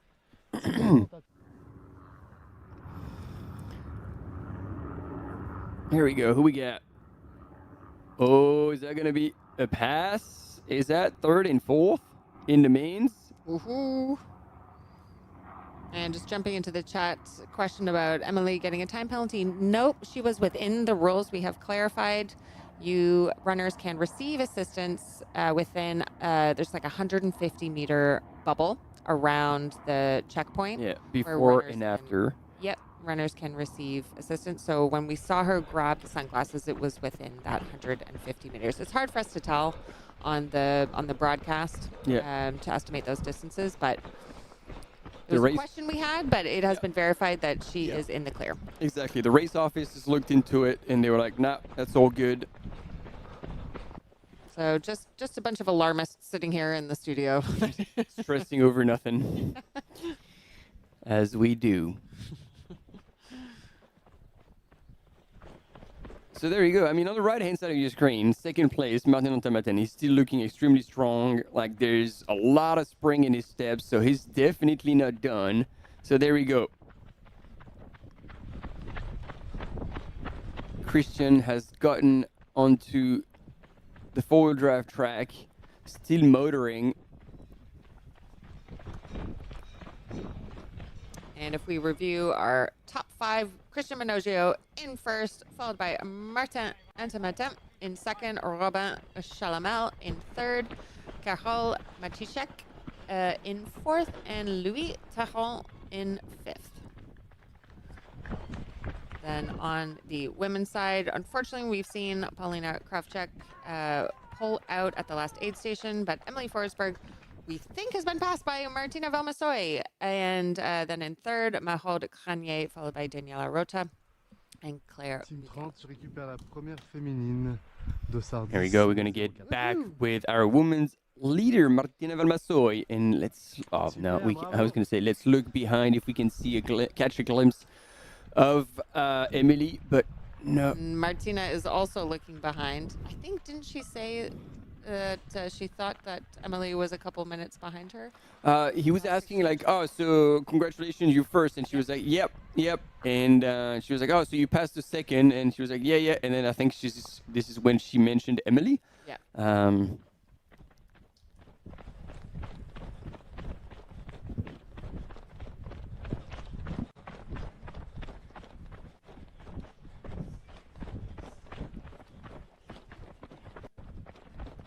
And there we go.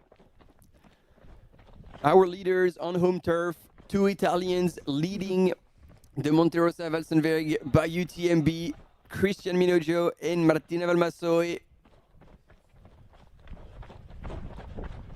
They know what they're doing, certainly. Top men running towards Champulac. We can expect Christian Minoggio there in just over 5 minutes. Whereas Martina should be coming up to the next aid station Refugio Alp. pretty soon. Yeah, I think it's going to be faster than what the algorithm is telling Say me. like 10 minutes? It says about 10 minutes. Oh, yeah. That'll be about right. There's a few more switchbacks.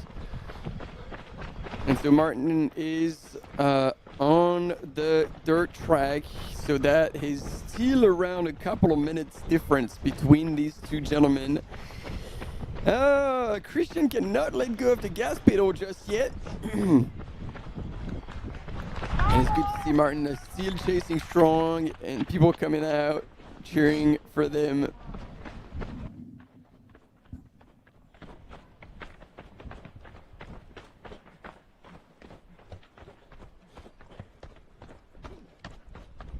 Very cool part of the trail.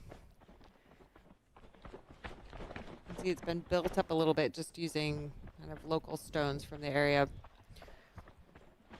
Some steps in places, and in Italy, especially in this part, you'll see these little shrines throughout the mountain.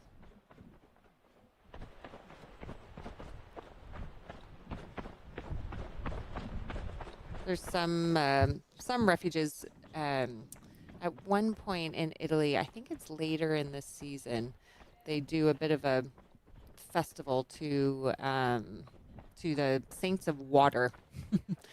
And you will see people kind of climbing up. One of the refuges has a little chapel up at, I think it's around 2,700 meters, where people will hike up and try to reach this little refuge and spend all day kind of singing and drinking wine and paying homage to the Saint of Water. All right. The way down must be a bit tricky. They know how to do things right in Aosta. But look at this. Martin Antamaten just navigating smoothly on that trail, just caressing the boulders as he's moving around them so smoothly. You can see that he's very capable on technical terrain, and he's moving swiftly without burning any matches on that section. And we do have a race on our hand here for the top man. As much as Christian Minoggio is looking very strong, Martin Antamaten is still there.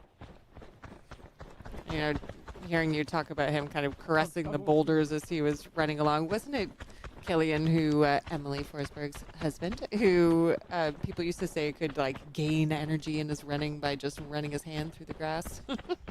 Oh yeah, that too. Or hug a tree, or whatever works. Eat a mushroom. There's plenty of ways to blend and commune with nature. There we go. I didn't look at the time to get an exact split. But maybe the studio can pull this up. Since we have a camera runner with first and second, usually they are able of pulling up the distance between these two. But we're getting close to lunchtime, so maybe these guys have left the studios and gone on to more important duties. To prepare us food.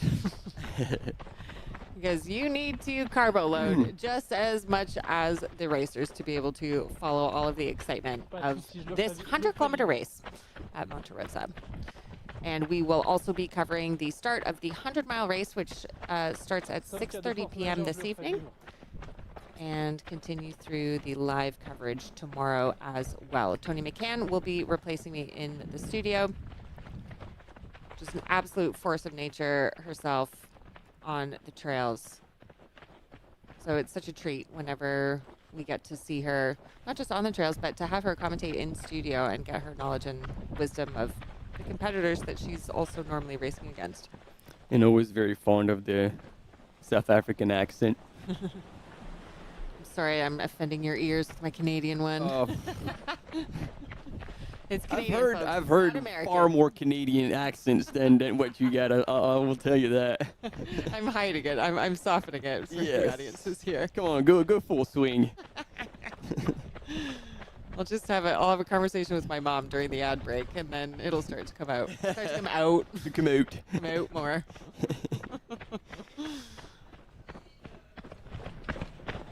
Oh, you can see the difference. I mean, Martin probably was on a steeper section there, but you can see him taking the descents more conservatively than we've been seeing Christian, who just doesn't seem to do anything conservatively during this race.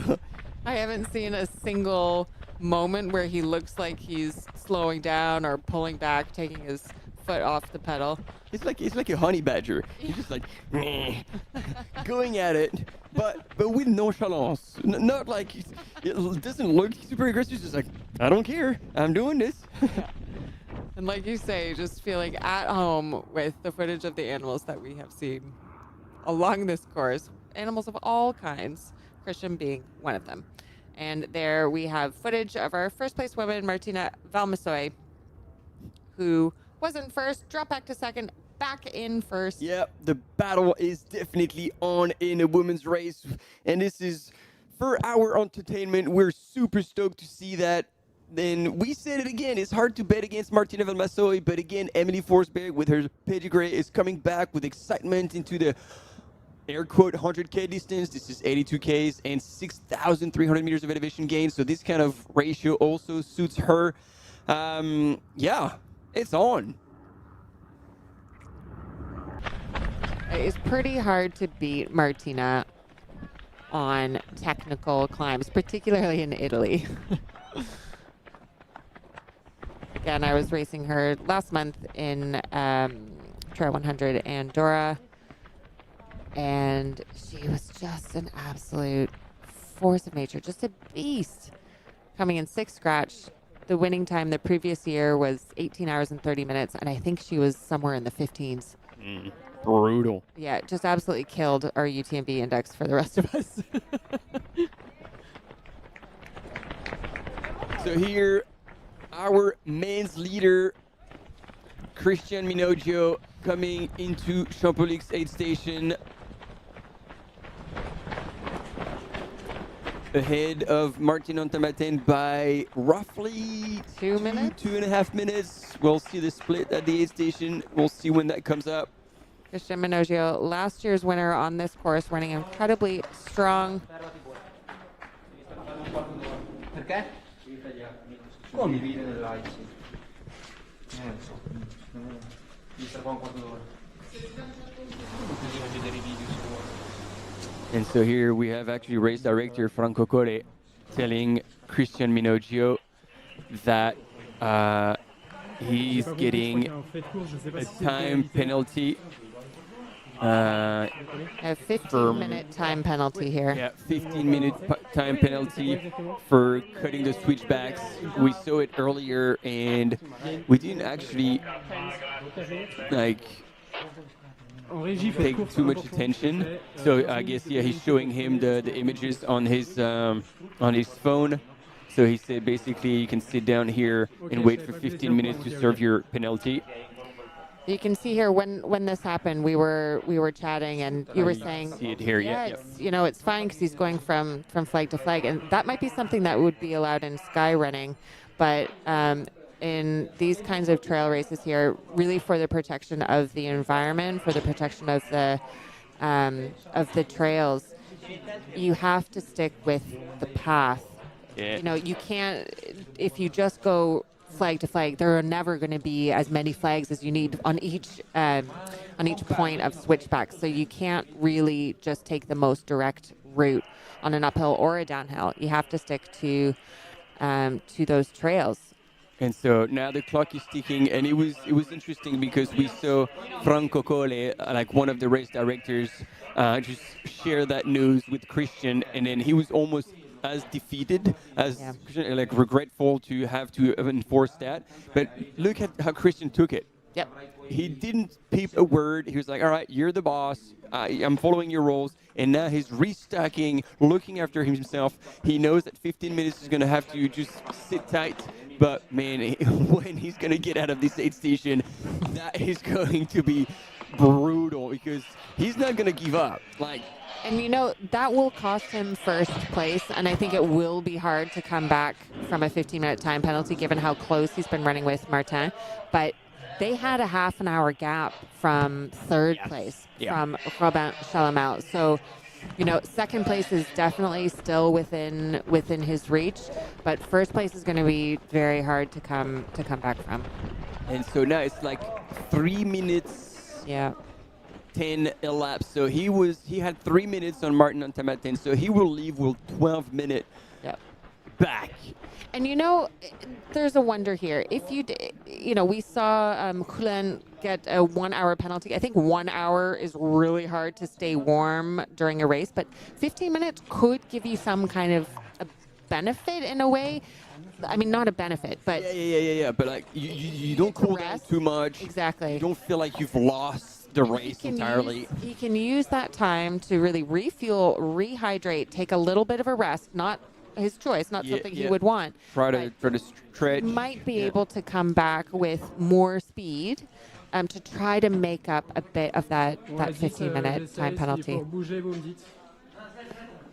And, you know, I think, you know, receiving that kind of news is difficult about the penalty, but the fact that he got it from Franco Collet, that helps because this is a runner that he would respect so highly. And so sometimes I think if it were me, if I was a runner and I'd made a mistake like that, if I got it from a race official, it would be harder. It doesn't ring the same way. Yeah. And so now Martin Antamatin from Zermatt our is new men's leader in the lead.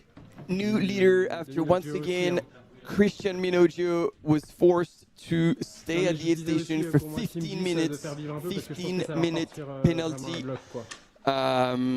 after cutting the switchbacks. We had the images, and then now Martin Antamatin is going through the village. He might buy a few candies, play at the fair. He's wondering where to go. And again, is this you really know, the race course? Just to talk about the violation there, it wasn't just, you know, cutting one switchback, because we often will see that, but it was multiple switchbacks. So a really clear violation there. But then again, you understand that, you know, he knew he was being filmed. So it's not like he knew he was doing something wrong. Because, he's multiple times European and world skyrunning champion. So skyrunning is usually his, what he does. And in skyrunning, basically, you pick the best possible line between the flags. So you go from flag to flag. And so you're free to pick your route. And so you almost encouraged to cut the switchbacks because this is the purest line you can take in the mountains. And so it was just out of reflex or just habit. It's like, oh yeah, of course I can go straight down because that's where I'm comfortable with. So again, a honest mistake that, however, is costing him 15-minute penalty. And now, again, Martin Antamatin in the lead. We have a quick break coming up, but we'll be right back with you. Stay with us.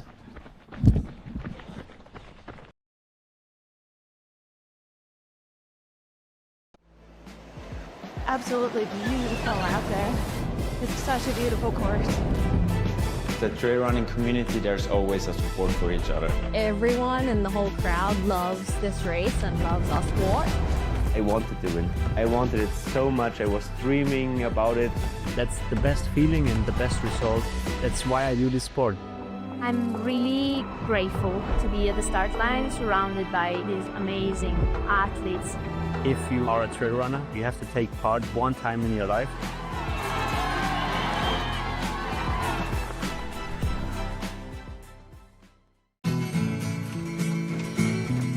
Try imagining a place where it's always safe to get Come in, she said, I'll give you shelter from the storm.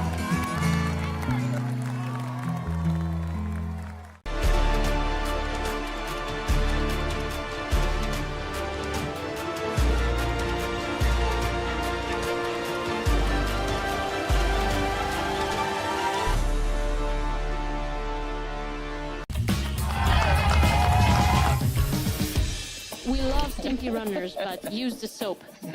you finish your race and your hands are nice and soft. How good is that?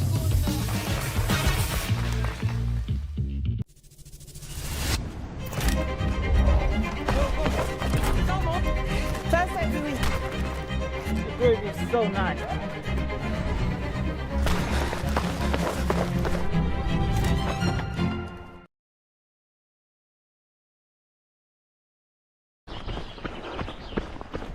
And here we are back at the Monte Rosa WalserWaeg by UTMB 100K category, 82 kilometers, 6,300 meters of elevation gain. And we are with our men's leader after a 15-minute penalty has been attributed to Christian Minoggio, who was in the lead at that point. There he is on your screen, while Martin Ontamaten was just over 3 minutes back. So he came into the aid station left and is now making ground, trying to run away from the Italian runner.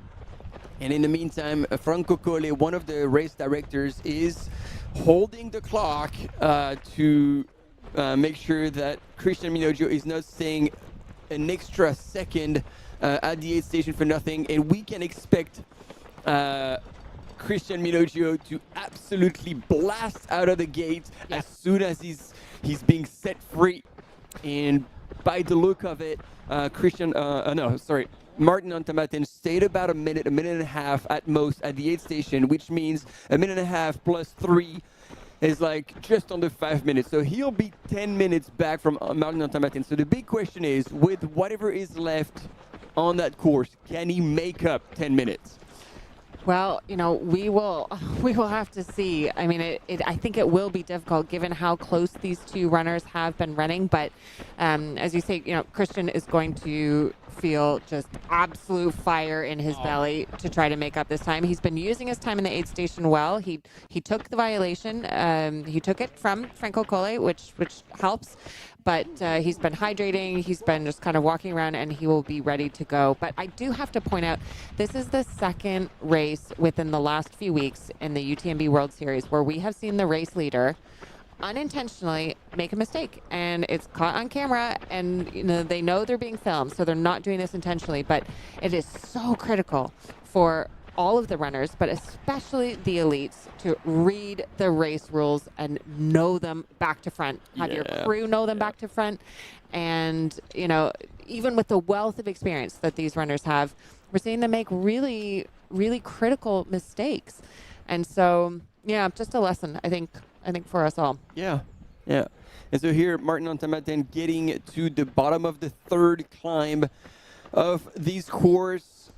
But yeah, to your point, Steph, like when Christian is going to get out of that aid station, that penalty will be like throwing fire on a raging bull. He's going to be charging hard, and I don't know, he's got nothing to lose because, as you said, he will probably have received the information that behind he's still very safe from third place. So basically it's all or nothing, and I think like that's my guess. I feel like he's going to go extremely hard.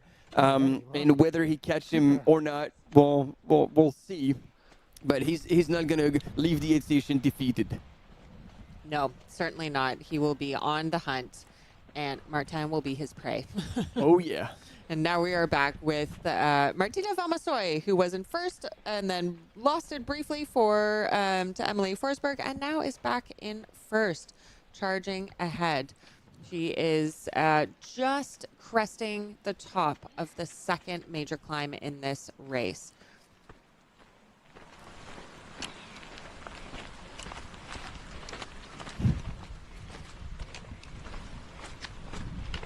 And as we are watching the runners take care of themselves and fuel themselves, we have been blessed with a bit of pasta in homage to the Italians in the studio to keep us fueled as well. And it's always awesome, the final touch, because not only they're feeding us, but the feeding is the theme of wherever the race coverage is taking place. So last weekend, we actually had cheese fondue because we were in Valais, Switzerland. I have just clued into that. And so this time is spaghetti carbonara. I have just clued into that. That's great. Martina looking quite happy and comfortable, but pushing. Okay. Okay. All right. This is the countdown. He's gonna be released. The bull will be released from the pen. And it's gonna get ugly.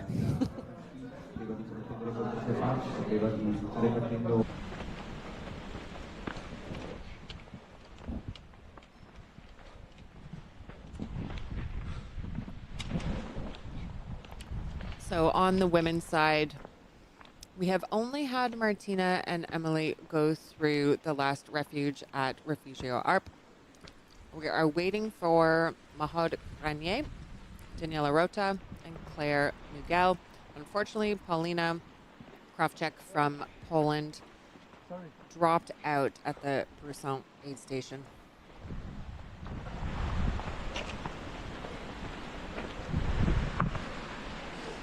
And in just a few minutes, we will have Ida Sophie Hegemann join us. That's going to be cool to hear from Ida Sophie, see how her summer is going after, as you were mentioning, super solid results earlier this season, gearing up to TDS. And so we'll have Martina Valmassoy, previous TDS winner. Oh, he's like a lion in a cage. Look at Christian Minogio rocking around, walking around. Okay. He's getting ready. We're going to have the countdown. You know, and he's right to be moving about. Like, I think he's going to get out of the aid station at 4 minutes per K, so you do not want to cool down. He is definitely staying warm, staying hydrated, and focused. Probably kicking himself for making those cuts on the switchbacks, but hey, part of the game. Part of the game, and he.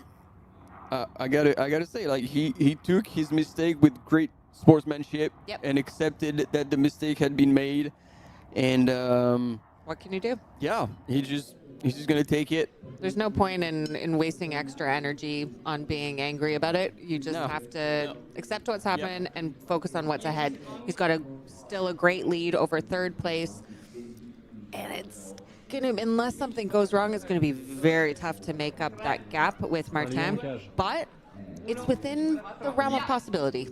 I'm not saying it's impossible, especially when Christian Minogio is the one that we're talking about. And there we go, team. Back on course. Out of the gate. 6:55.20. Martin Antamatin. So yeah, that is about 12. Well, that was coming into the aid station. So again, you know, the rule is in place, really not necessarily to protect primarily the runner competition. It's to protect the environment. It's to protect the trails. You know, the switchbacks, the trail is there for a reason. And you know, if you have more and more runners kind of cutting those switchbacks and driving more grooves into the trail and into nature, it's just going to degrade the environment even more. So that's primarily why those rules are in place and why they're being enforced.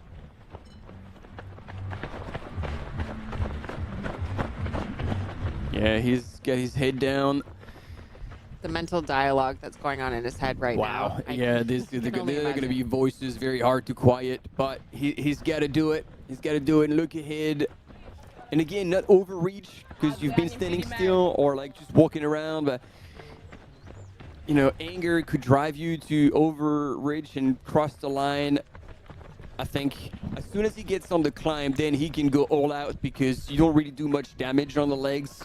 You blow out the engine, and that also might be a way to just exalt all this anger or frustration. Or, but on the flat, you don't want to burn too many matches. But you know, I have to say, you know, we're talking about what he's lost, but let's talk about what he still has. Oh yeah. The fact that he is still so far ahead of third place means that even with this time penalty, even with this violation, he's still solidly in second. And unless something goes majorly wrong, unless there's another violation or another problem, he will finish at least in second. You know, Robin Chalamal is estimated to come into Champolac still 18 minutes from now. Yeah. So basically, he's got two options here. Either he runs for second, or he's like, hey, it's all or nothing, and I'm going to try and do everything I possibly can to use the remaining part of the course to try and close this 10-minute gap on Martin Antamatin. I suspect the latter. I sure hope so. We've got about 20 kilometers left for him to close that gap. Again, really difficult, but we've seen Christian Minogio do incredible things before on the trail, and he will have been able to store a bit of energy, kind of rest up a little bit during that painful 15-minute penalty. And so who knows what he'll be able to do with it. There on the right-hand side of the screen, back with our women's leader, Martina Valmasoy, just having such a great race season. Yeah, making good use of these poles. Oh, she is most comfortable when she's out on technical terrain. She's someone who looks at UTMB and looks at it as a real running race, which kind of says something. Yeah. Says something to the rest of us. I certainly look at Western States as a running race. I think I agree with Martina in that UTMB is faster than those who are comfortable on technical terrain really might like. Oh, yeah. The vast majority of the population does not see UTMB as a running race. It's a hiking. It's a hiking race. No, I'm with you. Like, the trails of UTMB Mont-Blanc are extremely runnable. And sure, you've got 10,000 meters of vert, so there's going to be steep sections where obviously you're hiking. And the hiking time, as a matter of fact, even for elite runners, is about half the racing time total. But that being said, every section is on groomed trail, and you can really, really run most of it when it's flat or downhill. So it means by that the technicality of the terrain is not going to require very specific skills for a runner to be able to walk through or run through at ease. Okay, so we have first and second on the screen. It's hard to gauge, but there's a bit of a gap because it's been a while since Martina Valmasoy has gone past this lake. So Emily Forsberg has lost quite a bit of ground, so unsure yet the reason for it. We haven't had close-up images of Emily just yet. So 5-minute gap at the last checkpoint. The algorithm is having them come into the next aid station 6 minutes apart. But that is a fair gap, given that Emily was in front by good distance before. And as we are watching Christian Minogio, now our second place man given the 15-minute time penalty, we are so excited to welcome a special guest with us. Ida Sophie Hegeban has joined us, just an incredible athlete, winning every time she enters a race, but also often a commentator on this side of the studio. So welcome, Ida. We're so happy to have you here today. Hi, hello. So honored to be on the stream today. Yeah, you're on the other side this time. So Yeah. you're only going to be here for a little while and not like stretching it for 10 hours. How does that feel? Yeah, it feels great to follow the stream, but yeah, I would really love to race there. It looks beautiful. Have you ever raced in this part of Aosta Valley? No, I just know Monte Rosa from skiing, to be honest. Il les reprend les 9 minutes. Ah, right. Well, let's talk about your last couple of races, because you have only wins under your belt. As I say, when you enter a race and you finish it, you win. So you just won the Zugspitze Ultra Trail by UTMB last month. Yeah. And before that, the Grand Raid Ventoux by UTMB, which I think you'd already won before, right? This was a repeat win? Yes, I won the 100 miles there last year, but this year I just did the 100K. But Zugspitze was for the first time part of the UTMB World Series. So we have a race in Germany now, which is part of the UTMB series. And yeah, I had 2 good races, But I'm really looking forward to Chamonix in August. Yeah, and why don't you share with all of our listeners which race you are gearing up for? I know, but let's share with all of the runners. Yeah, I will toe the line at TDS once again after last year where I had to DNF at around 100k. I really want to finish this race, and I did some course recce last week, and it's so beautiful. The trails are brutal, but they are very beautiful. Yeah, well, I have a good feeling for you going into the race this year. I will be running in the same race, but behind you. So I have no doubt that I will not see you at any point in the course, but we are all cheering for you leading up to that race. Are you between now and then, what are you focusing on in your training, in your preparation? You've already done a recce now of the course. Are you going to be kind of staying around home to do the trails, or are you going to be traveling a little bit and still kind of pushing hard on the trails in these last final weeks? So I will do a little training race next week in Austria, where the trails are pretty technical as well. So it's a good training for TDS. It's very steep, and sometimes you can't move very well. So I think it's a good training for TDS, and I will also try to train a bit in my nutrition, because that's always my biggest issue during races. And then I will stay at home to do like the final training block. And then I'm going to Courmayeur, I think 4 days before the race. Oh, great. Well, that's interesting, because I was guessing that you wouldn't have a race between now and then. But how tell us a little bit about this training race that you'll be doing. How long is it? How much vert? It's 85 kilometers, and it has 5,000 meters of elevation and I think nearly 6,000 meters of elevation down. So it's pretty steep, but I think it's a good training for TDS.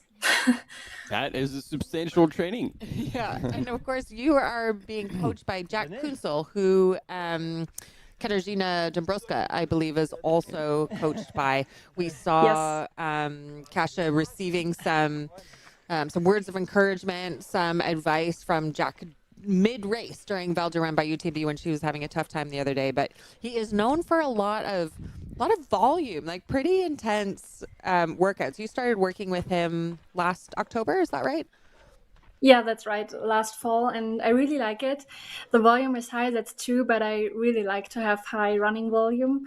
So for me, it's pretty good, and I think Katarina also has such a good season, so I'm pretty happy for her as well. Yeah, I mean, obviously something is working between the two of you. Something Jack is doing is working well. And, you're talking about your nutrition and your fueling. I think, one thing that I've heard you say before in races that you particularly struggle at night. Is that right? True. So I always struggle at night. I always, have a bad stomach during nights, which is pretty challenging. I'm trying to work on this since, years, but it's little steps, so I feel an improvement, but I'm looking for the key to have a good night race one day. Let's see. Yeah, I mean, we can, no matter how many years we do, we can always learn something new or try something new. It's one of these sports where you're constantly trying to, as you say, find those different pieces, find the different pieces of the puzzle, find the key to unlock that kind of magical door. Are you doing, as part of your prep, are you doing like actually training at night to try to practice the fueling? Or I suppose it would be a bit difficult to become nocturnal longer term, but are night races or night runs part of your prep? Yeah, but during training races, I usually don't struggle with my stomach, so it's really just in races. But I think it's also like a mix up of race pace and the exhaustment in the night. So I think it's something that I cannot really simulate during training alone. Yeah, I get that. I find myself in a similar boat. It's just, no matter how much you want to tell yourself in training to go at race pace, you just can't until you're actually in the race. True. Especially in the night. I feel like in the night it's even harder. Yeah. Well, we're watching, don't know if you've been following the live this morning, but Martina Valmassoy has just really been storming ahead. She was leading, and then Emily Forsberg was leading for a while. Now Martina is in the lead again. We think by maybe 5 minutes, maybe more now at this point. She had Trail 100 in Durham last month, which she won and came in 6th scratch. And then at the last minute, jumped into a sky race, a marathon race 2 weeks ago as training for this race. And this race is part of her lead up to UTMB next month. Now, Martina is a previous winner of TDS, so I don't know. Yeah, she's pretty good in the technical. Tara. Exactly. If that's something that you're looking at as you gear up for TDS as well. Yeah, I think she's so strong in the technical climbs and downhills. She's a really good runner. And I also really love to see that this women's race is going so strong. They are so close, and it's always nice to see the women racing each other, because then they are even faster in front in the overall lead up. So I think it's a pretty nice race to cover. And do you know yet who your main competition is going to be at TDS, apart from me, of course, but who you're really looking at? I think it's just us two. No, I don't know. Great. Well, be careful. I've got a bowl of pasta here with me. I'm carbo loading starts now, Ida. So just watch out. I'll be right on your heels. Yeah. Training is happening right here. Yeah, I think if you have a good stomach, you already have a big advantage. It's a full night in the beginning. Yeah, we will have to see. I struggle like you do as well. I'm still trying to sort out this carb fueling thing. You just torn your ligaments at your last race, right? Yeah, well, I had a bad ankle sprain at around 20 kilometers into the Trail 100 Endura race, but I managed to still finish out another 85K on top of that. So I finished the race in 6th, but my ankle was huge. My whole leg actually swelled up and was purple. Not something I recommend, but by some miracle, I didn't actually tear any ligaments. I think I just tore the calf muscle and have a bone bruise. But yeah, I've actually, during the live broadcast, I've been doing my physio exercises under the table. So I'm still not back to full running yet, or full training, but we've got, what do we have left now? 4.5 weeks until TDS, so it's getting tight. No, you will be just fine, but it's good to hear that the ligaments are not torn. Yeah. I think my physiotherapist was impressed and a bit disappointed, because he wanted me to learn a lesson there. But I just still have something up my sleeve. Now, talking about Martina Valmassoy and how she's good on technical trails, I mean, we're just watching her here on the screen.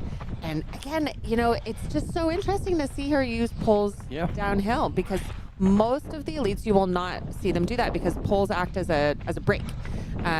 But Martina is just one of the best technical trail runners. And so I'm kind of picking up some ideas here. I used to feel a little bit almost ashamed when I would pull out poles for a downhill. No, it makes a huge difference, especially on the 10+ hour races. Yep. But if you picked up that she's using poles, like you can see she's taking it also from skiing. Like she had the straps on going up, but going down she doesn't, because if they get caught and you're at fast pace, you want to make sure you're not attached to them.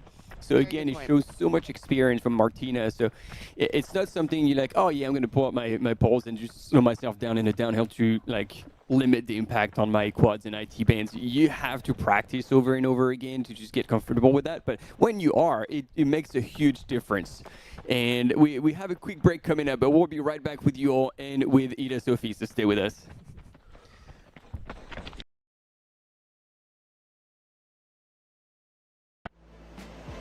Absolutely beautiful out there. It's such a beautiful course. The trail running community, there's always a support for each other. Everyone in the whole crowd loves this race and loves our sport. I wanted to win. I wanted it so much. I was dreaming about it. That's the best feeling and the best result. That's why I do this sport. I'm really grateful to be at the start line surrounded by these amazing athletes. If you are a trail runner, you have to take part one time in your life.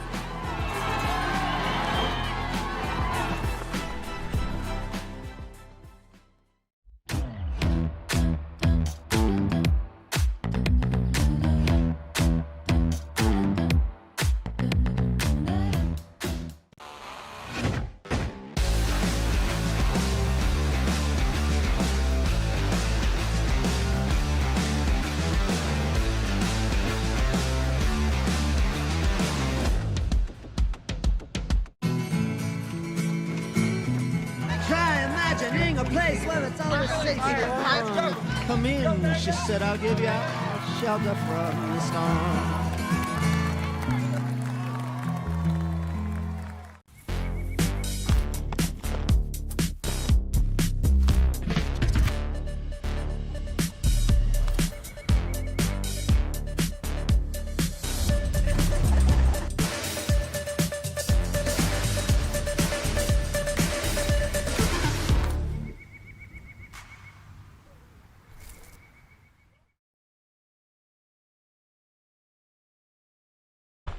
I hope we have the chance after UTMB.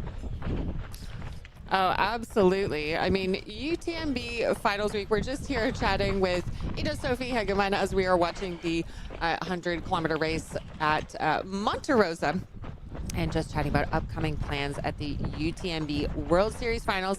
Ida and I will both be running TDS, and I dare say Ida will be a race favorite to win, so we will be very excited. I'm lining up some celebrations already for us.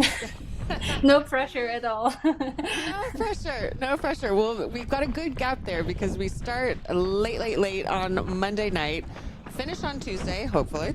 And then we've got Wednesday to celebrate before we're back in the studio commentating Thursday, Friday, Saturday for OCC, CCC, and UTMB. It will be a pretty intense week, I'm sure. Yeah. And Martina, who we are watching, our women's leader, she is gearing up for UTMB for the big loop, but she is a previous TDS winner. And again, making very quick way of that descent. Very good coordination with good footing, using the poles to slow herself down a little bit, limit the impact on her legs. There is still about 30 Ks to the finish line, but it seems that after a pretty aggressive attack from Emily Forsberg, who was regaining the lead and tried to pull away from Martina. Martina took her time, but eventually creeped up back on Emily, and now is back in the lead with what we believe is about a 5-minute lead. And look at this, she's all in control, fueling, hydrating. She's doing everything right. She's yep, that is some fine Italian demonstration. Yeah, she is our women's Italian stallion, and she's not losing a single second on any kind of transition, you know, with the poles, with the fueling. She's moving super well, and really, you know, we think there was a 5-minute gap at the last checkpoint with Emily Forsberg. We think that gap may have widened, but behind them is Mahod Granier, who came through the last checkpoint at Refugio Arp about 20 minutes, almost 25 minutes behind Martina, and we still don't have Daniela Rota through that checkpoint. So it's pretty spaced out behind first and second place. And so exactly the same as in the men's race, actually, where we had Christian Minoggio and Martin Antamaten way out in the lead, and then Christian had to take a 15-minute penalty, so sit it down at the aid station before leaving and having to close some, 10 minutes. And as you are seeing us here on the screen, we are enjoying some of the local cuisine. We are taking part in the entire culture of Aosta Valley by having some pasta carbonara and carb loading as we are watching our men's runners. Here we have on the screen our third place man, Robin Chalamel. And Ida, we were chatting about Robin because we didn't really know much about him. His race history, if you look in his UTMB index, is really just the 20K races, 20K distances back in 2018. But we looked into his profile and found out that he's got a pretty serious mountain biking background. Yeah. And, you know, his whole social media feed is mountain biking. He's got basically the FKT doing the Tour de Mont Blanc on a mountain bike in just over 14 hours. And he's just come out of nowhere on the trail scene now. And he's running in third in this 100-kilometer race. Yeah, at least on his UTMB index page, like, we couldn't find anything outside of 2018. That's impressive. But maybe because he's doing so much mountain biking, he knows how to handle the technical terrain.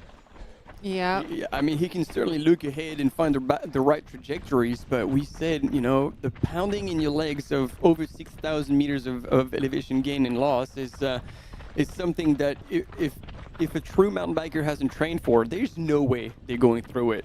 The wheels will fall off. But you know, and so far he's holding on, so he's come prepared for it. And as you say, Ida, like I bet he has the right mentality, because you have to be pretty fearless as a mountain biker to do these downhills. And I don't know about you, like how you find the technical downhills, but you really need to work not just on the kind of physical side of things, but also mentally having no fear to be able to lean into those downhills and really send it. Yeah, that's true. I think you need a lot of courage, so I'm pretty sure he has enough from mountain biking. Wow. Absolutely beautiful course. We're hearing the wind. Now a few clouds in the sky, but really not a lot of cover at all. The runners have been showing that they've been feeling the heat and the humidity, as we heard from Emily Schmitz earlier. Emily, HOKA athlete who will be running the 50K tomorrow. And we are on the air with Ida Sophie Hegemann, my teammate on the North Face team, who is coming off of a couple of wins and going in very strong to the TDS race next month and to her training race. Now, anyone who follows you on social media will know what the trails are like near your home in Austria, but maybe for the minority of people who might not already be following you, can you describe what your local training runs are like, what the local terrain is like around you? Yeah, sure. So I moved a bit out of Innsbruck, a bit higher up into elevation and a bit higher up to have more technical trails. And at my, I would say home mountain, there are a few technical trails, so I can train pretty good for steeper terrain. But here in Innsbruck or around Innsbruck, we also have a lot of flowy trails where you can really train for speed, and it's a great area to train and live. I mean, it sounds absolutely ideal. Yeah, terrible. Terrible. It's so many trail runners around. Yeah. Are there any names that we would know of that also live near you?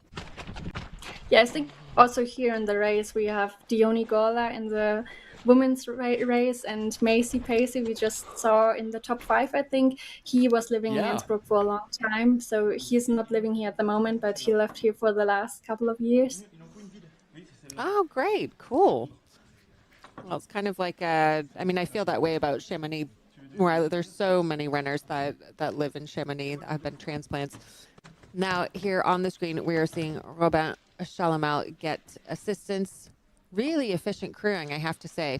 And so I reckon in that cap were little salt pills, salt caps, the ice bandanas going around the neck, straight out of the cooler, the hat with the kind of flap at the back. So definitely still doing everything they can to fight the heat.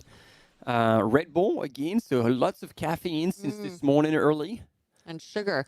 And I just want to make a note of the time here, because Robin Chalamal is coming in 40 minutes behind when Christian Manogio came in. So even adding on that 15-minute time penalty, still 25 minutes back. That's still a 25-minute lead, which is just crazy. Oh, we have a cam runner down. And we have a blooper.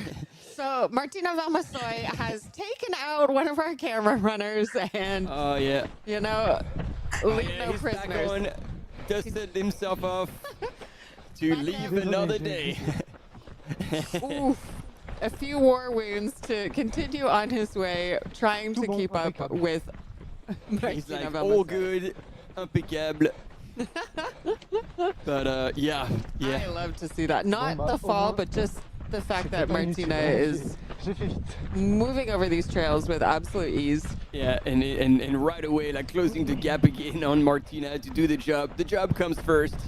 These gentlemen are true professionals. Oh, that was cool. There you go. And so you were talking about it. Third place male is coming out of the aid station and still is 25 minutes back from second place. Oh. Achtung. You are now too far away from the 150 meter limit to receive crew. So if that person was somehow aiming to hand over a flask, they better not do it. And how do you, we were talking earlier about how in Italian, you know, they will yell, die, die, die, and how difficult that is for English speakers. So what do they say in races in German? How do you say go, go, go? Los geht. I think we would say auf geht's, which sounds pretty much longer. Yeah. That's difficult to shout out during a race, isn't there? You know, vamos, allez, die, you know. It's a bit complicated in German, no? No, there's a I think German is up as well. Oh yeah, up. Yeah, German is a bit complicated. Now, I'm curious, with all of the races that you have done, what are the big bucket list races that you still have on your list? Oh, I think I have to race outside of Europe, but first I want to do great on races closer to here. But I think, I need to do some races in the US, and I would also maybe do, I think it's called Chiang Mai in December. Yep. Just to see some different areas and different conditions and experience new races. Are you thinking about doing Chiang Mai this year? Yeah, I would love to. Oh, fantastic. So just to bring our listeners in, Chiang Mai is one of the UTMB World Series majors. Yep. Just like Val d'Aran is the major for Europe, Chiang Mai is the major for Asia Pacific. Ultra Trail Australia is the major for Oceania, and then Kodiak is the major for North America. So that means that instead of the top 3 men and women finishers like we are seeing in the race here today, getting a direct entry to the UTMB World Series finals, it's the top 10 plus age division winners, and the prize money is pretty significant. So we would love to see you race Chiang Mai. I'm pretty excited about that. Now, on the right-hand side of the screen, we were just seeing an aid station transition there. Now we are back with Robert Chalamel. Yeah, now you say that you would like to do well in the races in Europe first. When will you have hit that threshold? Because you've already podiumed at a whole bunch of races in Europe. So when do you hit that? When do you say that, okay, I've now done what I need to do in Europe? I think if I have a good finish at the UTMB or in Chamonix. So if I finish well in TDS, then I'm looking forward to do some races in the US, but I really have some unfinished business with Chamonix. Yeah, and I think that you're in good company there. I mean, the UTMB races are in Chamonix during finals week. It's pretty hard to crack them on first go. So, having the experience that you had last year, especially when you made it you were almost at the end. You were so far into the course. That will certainly put you in good stead for coming back this year. And now that you've done the recce, you know the course, you've experienced it in race conditions before. You just had a bit of bad luck last year, I would say. I take it I would take it if it's a good race this year. But I think, you really have to have these setbacks to just get better. Because when I learned one thing from last year, then it was that I have to be able to get back into focus if I lose focus during a race. Because I really had a low for a long time, and I was feeling that I'm super unconcentrated, and then I twisted my ankle twice again, so I wasn't able to continue, but I already lost the focus 1 hour before this. So since then I really worked hard also on the mental side. Oh, that's interesting. Have you been working with a coach or anyone to beef up the mental side, or just kind of working on it yourself? No, I'm working with a mental coach now. I also started with her in November. Oh, that's fantastic. That's really interesting. And are you someone who kind of gets rattled by where the other competition is in the field, or do you really just try to focus on your own race and doing what you need to do? Yeah, I try to focus just on my own race, but specifically at TDS, it was the case that Manon Borin, she had a bad fall, and she was in third position during this time, so she was just a few minutes back behind me. And since her fall, I wasn't able to get back into focus. So yeah, I really wanted to work on this side to be better, to perform also when I'm losing my focus during a race for an hour. Well, it sounds like you are definitely, picking up those keys, as you say, to try to find the right one to unlock success at TDS. And we're all going to be cheering for you. I'm going to be cheering for you while I'm in the race with you. So, you won't be able to hear me, but it'll be coming through through the air. And you never know, such a long race. That's true, but trust me, I do know. But thank you so much for joining us today. I know you've got many other things to do today, but we're just wishing you really well on the rest of your training, on your next training race, and look forward to celebrating with you after we both finish TDS. Oh yeah, I would love to have cake together. Thank you, you two, and I hope you'll have a good stream and a good weekend. Thank you. Thanks, Ida Sophie. Thanks for joining. And we are back following the 100-kilometer race at Monte Rosa. We have been so lucky to have Emily Schmitz join us this morning. She'll be racing the 50K race tomorrow. And then Ida Sophie Hegman join us just now on the live stream. And I was a bit worried. That's why I disappeared for a second. I was looking at the replay of this current live to get a good understanding about Robin. Robin, when he left the aid station, that person was out with the flask, and then there was something. And there you go. Emily is back. So yeah, just to finish my sentence, because that guy was coming out and he had a flask in his hand, and I'm like, whoa, you can't do that. And so there was like the hands touched. I was like, oh, what was that? Did he hand over the flask or not? It was a fist bump. That guy stayed with the flask. We're in the clear. Again, we're stressing a lot for those little details. Fist bumps are allowed. Fist bumps are definitely allowed. So that was all good. So here we go. Back in the women's race in second place with Emily Forsberg. Still chasing Martina Valmassoy, but there is now quite a substantial gap. Definitely a few minutes back there, but still running very well. And there is a good chunk between them and Mahod Grenier. So very comfortably, Martina and Emily are very comfortably in first and second place. We still don't have Daniela through Refugio ARP at the moment.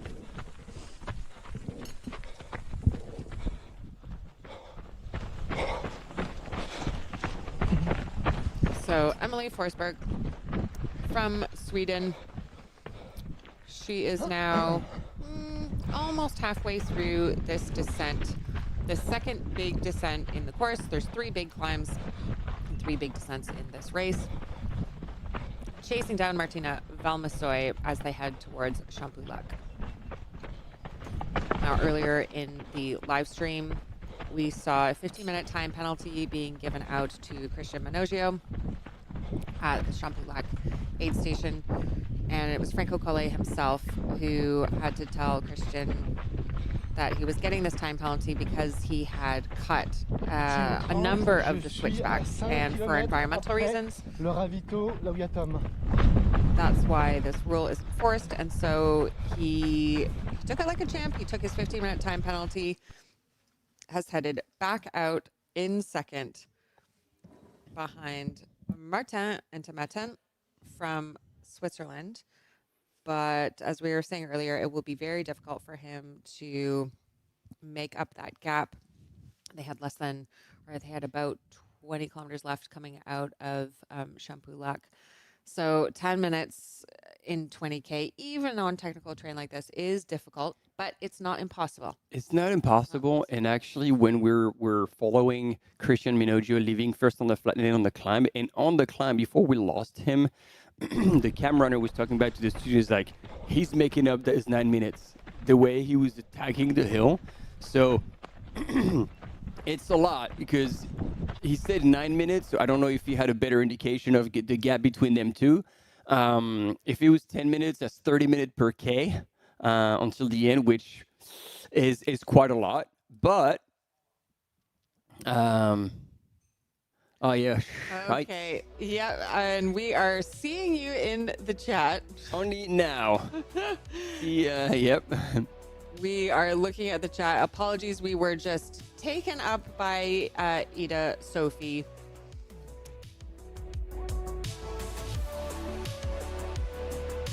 And I see questions there around her favorite donut flavor. I will text her and see if I can get that answer for you. Yes, actually. While we are on the live stream. So we'll get the answer for you still. Would she drink a glass of wine during the season? I mean, not during a race, but during the season, I'm sure she does. Well, this could be your challenge. When you two are done with TDS, get her onto a glass of wine. Okay, we will try to find that out for you as we are following. Find that out. Find that out. As we're seeing this race recap of the 100-kilometer race. This is when Emily Forsberg and Martina Valmassoy were jockeying back and forth, first and second a little bit, but now Martina solidly in the lead. And there we have Christian Minogio running neck and neck with Martin Entamatin. And then after this aid station was when he really started to put some distance between them, which of course was later taken up by his 15-minute time penalty. Yeah, again, for cutting switchbacks. So yeah, he was being told that was going to be 15-minute penalty that he was going to have to serve here at its aid station, and showing him the footage.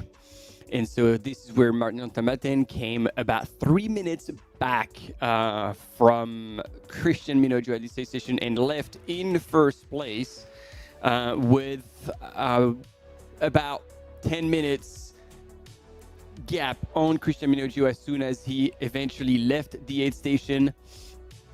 So yeah, it was a tough decision to make, but again, the right decision. We hate to hand out penalties like this, but rules need to be enforced for a fair and equal race for everyone. And so now we are back in the women's race with Emily Forsberg in second place, chasing Martina Valmassoy.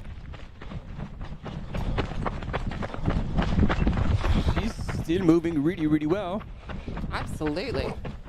So they are in the second largest descent out of the 3 up-downs on that course. So there's still plenty of ground to cover. And now we finally have Daniela Rota in fourth, as she has come through Refugio Arp, but almost an hour behind Martina Valmassoy.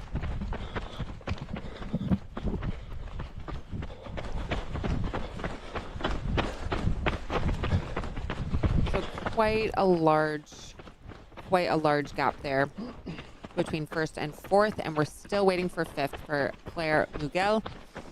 Unfortunately, Paulina Kravchuk withdrew at the Broussard aid station.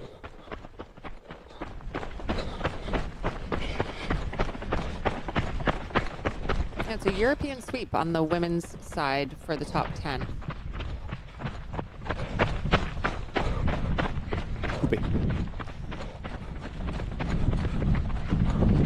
Yeah, there's still a bit of fueling being handed over onto the booth with the French booth, and right here I've fallen behind. You're far more efficient than me at eating small mouthfuls. Eating is half the battle here. Just like Ida, I'm working on my fueling. There we go. It doesn't just happen on the race course. And interestingly as well, like for the shoe geeks out there, if you're like me, I've been staring at Emily's feet, and I don't think this is a model from Normal that I've seen before. So either it's just a new colorway, but seeing that Kilian had much thicker, bigger rocker shoes for Western States, I'm just wondering, since this is going to be a race that is going to be, what, like 8.5, 9 hours for Emily, possibly more. Like, is that a new model? 12. It should be the women's winning time last year was just over 12 hours. Oh, yeah, I was way off. Yeah.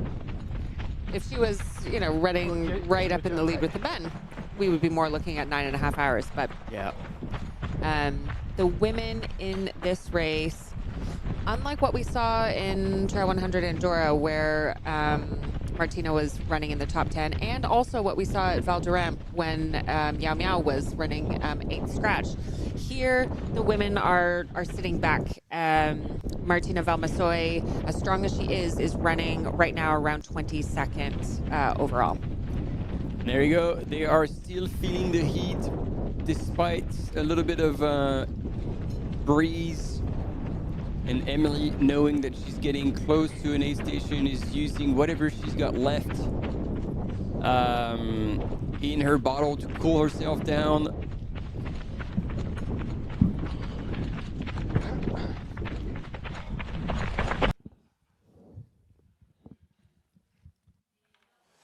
And running at a pretty good clip there as well. Getting some Sunto stats. 10K an hour. And here we have just a gorgeous overview of some of the terrain that they're running through in Valle d'Aosta. And we will now be going to see a bit of the pre-race game from Emily Forsberg, what her mentality was, her thinking was going into this race. So I'm Emily Forsberg. I'm a trail runner for Normal. And yeah, I have been in this sport for very long. And just happy to be back running this distance again. I heard it is a very beautiful race, and then when I saw that Franco was the race director, I was like, it must be a good one. And I heard beautiful things, and also it's in Italy. I love races in Italy. It's often very beautiful courses, and they know what they're doing, and also the distance is very challenging for me because I loved this distance before, like all my pregnancies, and now coming back to this, I'm super excited, a bit nervous, and just happy to get going on this wonderful distance again.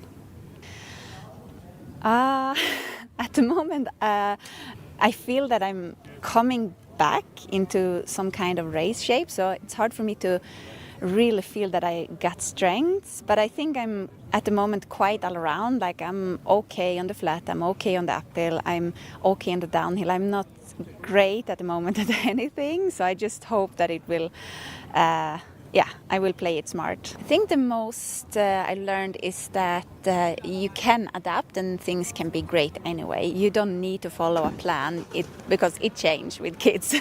You just roll with it and it turns out more or less the same, I would say, as if you would stick to the plan. That I'm not dying in the heat. It's so warm coming from Norway, 10 degrees and rain.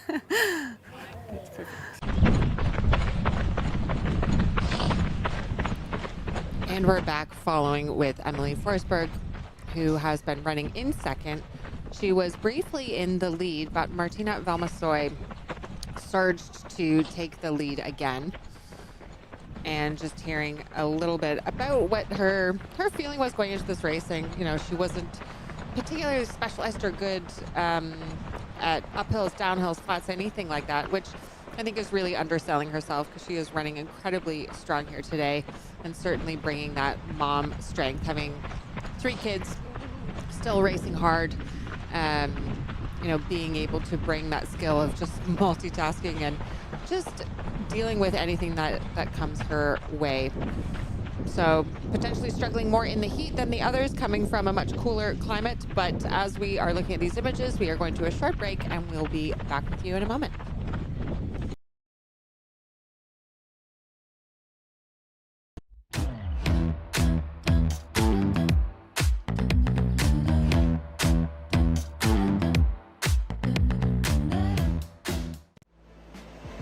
absolutely beautiful out there. It's such a beautiful course. The trail running community, there's always a support for each other. Everyone in the whole crowd loves this race and loves our sport. I wanted to win. I wanted it so much. I was dreaming about it. That's the best feeling and the best result. That's why I do this sport. I'm really grateful to be at the start line surrounded by these amazing athletes. If you are a trail runner, you have to take part one time in your life.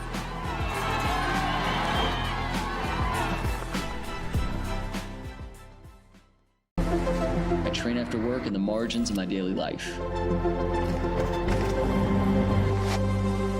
Because when I'm standing at that start line, I'll know this is where it all pays off. When every step counts, precision matters. Vabrum grips the wild, so you can run free. No matter the trail, confidence makes you extraordinary.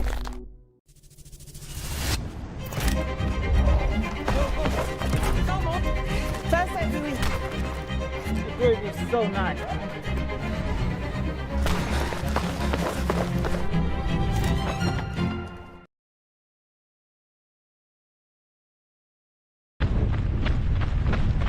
Pas de souci.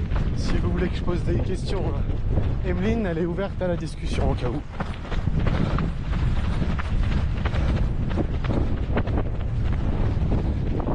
Allez, entendu. Est-ce que ça va? Bravo. Oui, merci, ça va bien. Oui, super. Yes, it's a very nice course. C'est très très beau. Yes. Très beau. Félicitations. It's not over yet.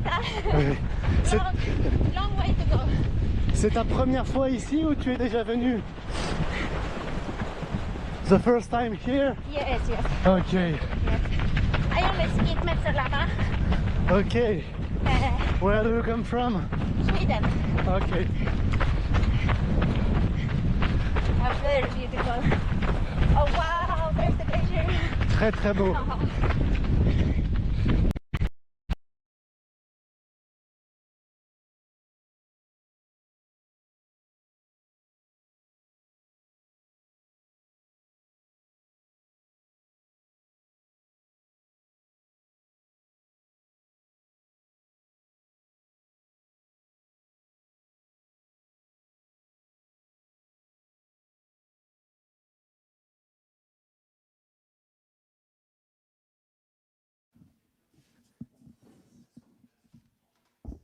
We are back with you live at the Monte Rosa race following the 100K event.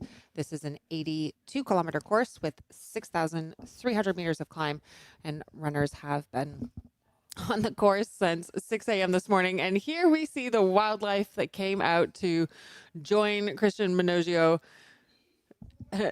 as they stormed along the trails, not even flinching or breaking their stride. And Martin Entamatin was following Christian Minogio along for a good part of the race until Christian Minogio got a 15-minute time penalty for cutting the switchbacks. This is a rule that's in place due to environmental reasons.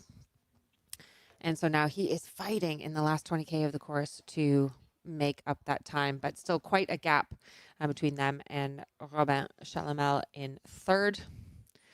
And then we have Emily Forsberg, who is currently running in second, chasing down Martina Valmassoy. And as we were watching these, there was the pass. There was the pass of when Emily Forsberg overtook Martina Valmassoy for cold briefly. pass. Cold not pass. A look, not a word, just like but then we missed the rematch. Yep. Because eventually we found Martina again, slow and steady, doing her thing, regained the lead, and yeah, now like solidly, I would say, established in first. And I now have the intel from Ida Sophie Hickman. Oh, there you go. Are we going to talk donuts? Yep, who we had on as a guest. There were some questions in the chat that we missed in real time, but I have the answers for you now. So one of the questions was, would you drink a glass of wine during the season? And I guess, yes, of course. But actually, she said usually not. She had her first ever glass of wine in her life in Chamonix this weekend. So in season now. She's done it once. She's done it in season. And then the question was, what is her favorite donut flavor? She does not like donuts. She prefers good chocolate. Oh. And the last question was, how do you handle the heat wave in Europe? Do you go to a hotel if your apartment is too hot? And she said no. She lives quite high up in the mountains, so there's no heat wave in her house. So there you have it, the inside scoop. Yeah. A bit delayed, but we still delivered. We have got your back. Well, let's see. Once she wins TDS, I'll see if she'll have a second glass of wine in her life. Listen for me. Maybe, if I stop drinking a little bit, if I stop drinking as much wine, maybe I could run like Ida. What do you mean? Like a bottle of wine a night is too much? So, yeah, this is live because, sorry, we were a bit confused. Like there was some stuff on the screen showing some sort of replay, but no, it is Emily Forsberg running live alongside two gentlemen, and she is now probably like less than 10 minutes from Champollion aid station. I like how she's passing the men here.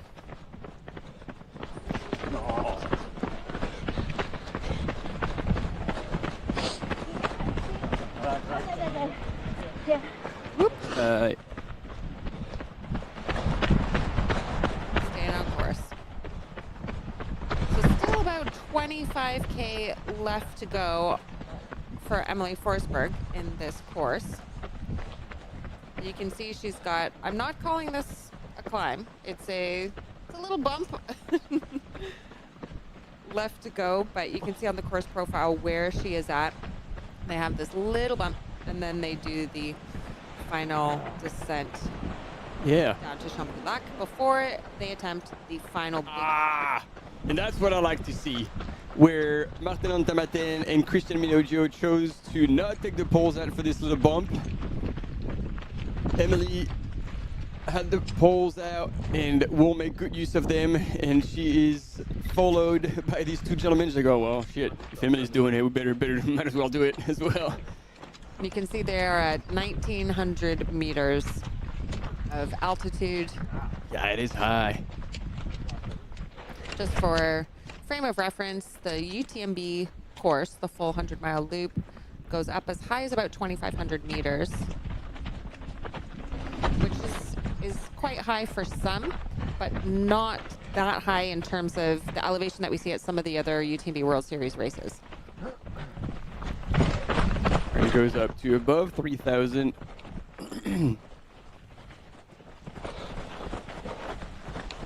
I think particularly in the Tenerife race, it goes quite high. Oh yeah, when you run alongside the Tade. Yep. Allez, super. The Tenerife race, which was unfortunately canceled this year due to gutted. weather. What a bummer, but we'll be excited to come back next year.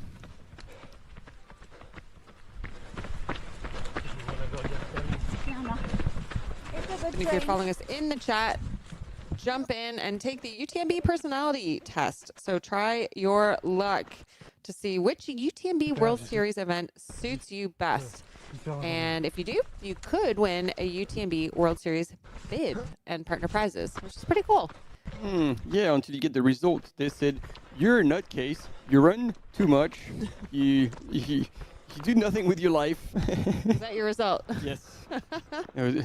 No, I was actually a bit confused about the personality test, but as you explained, this is kind of the fit between the kind of terrain, distance, location. By location, I mean mountain, beach, jungle, forest, like all the things that you like. And after you have all these questions, it basically narrows down which races of the UTMB World Series would be the best fit for you, which I think is pretty cool.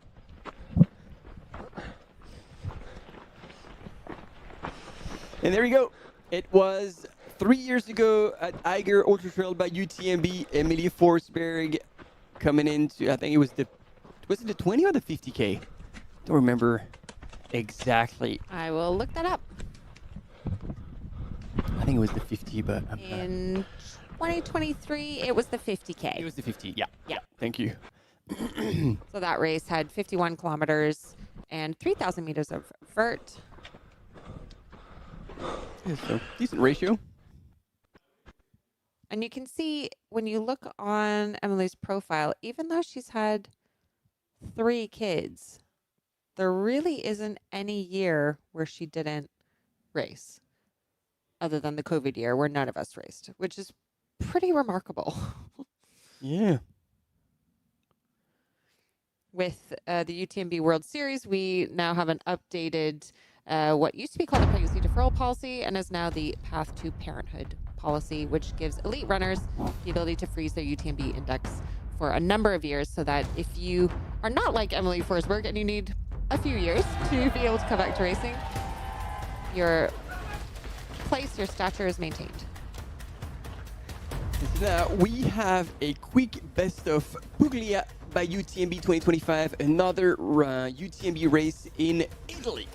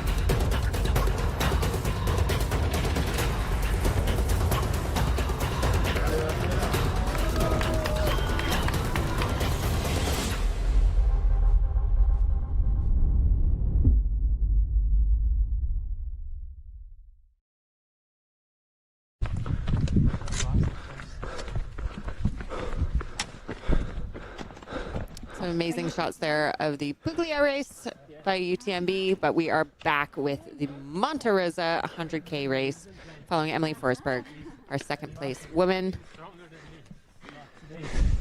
Having a good chat with the other men on the course. One of them said, "It seems that you are stronger than me." So that's what I like to hear. And then with Martina Valmasoy absolutely storming down this descent. Yes. First. So cool to see her running so well. She is now on this final stretch into the aid station. Just found it out.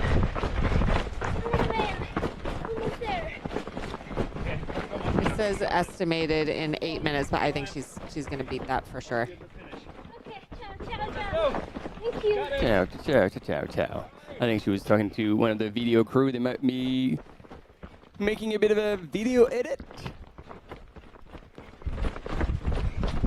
Martina, and then yeah, she's really opened up a gap now. Look at her go. She again. She's on a mission. She's not using this as a training race. She's just going definitely full going out. full throttle. Yeah, 1.3 Ks. That is no joke. I mean, obviously, obviously she's been going down, so much faster, while Emily is going up much slower. So that gap could mean like very different time, let's say, depending on where they stand on the course. But that is substantial nonetheless. And we'll see it on the 3D map. That's even better.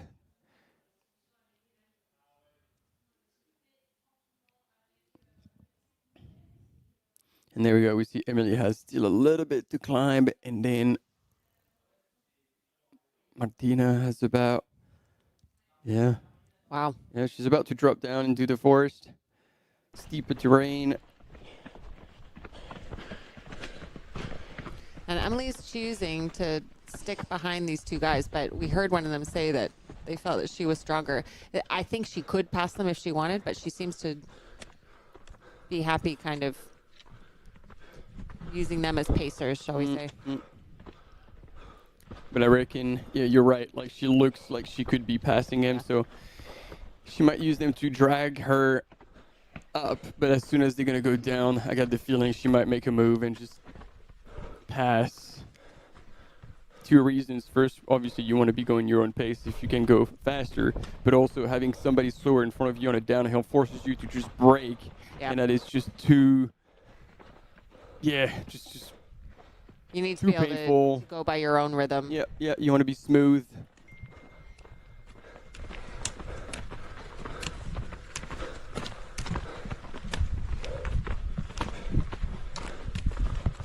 You can really see how poles are of a benefit here on this climb.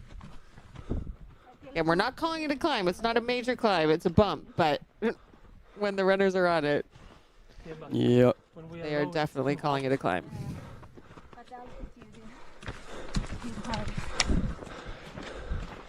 Okay, she is surged in front. Yeah, you don't have so high mountains close to your home. No. It says you don't have high mountains close to your home? Excuse me? If you go to Romstellen, you will see some pretty sick mountains. And here we go. Somebody who has been evolving in the high mountains for more than a decade. Martina Valmassoy, and I think we might even see a little bit of an interview with her.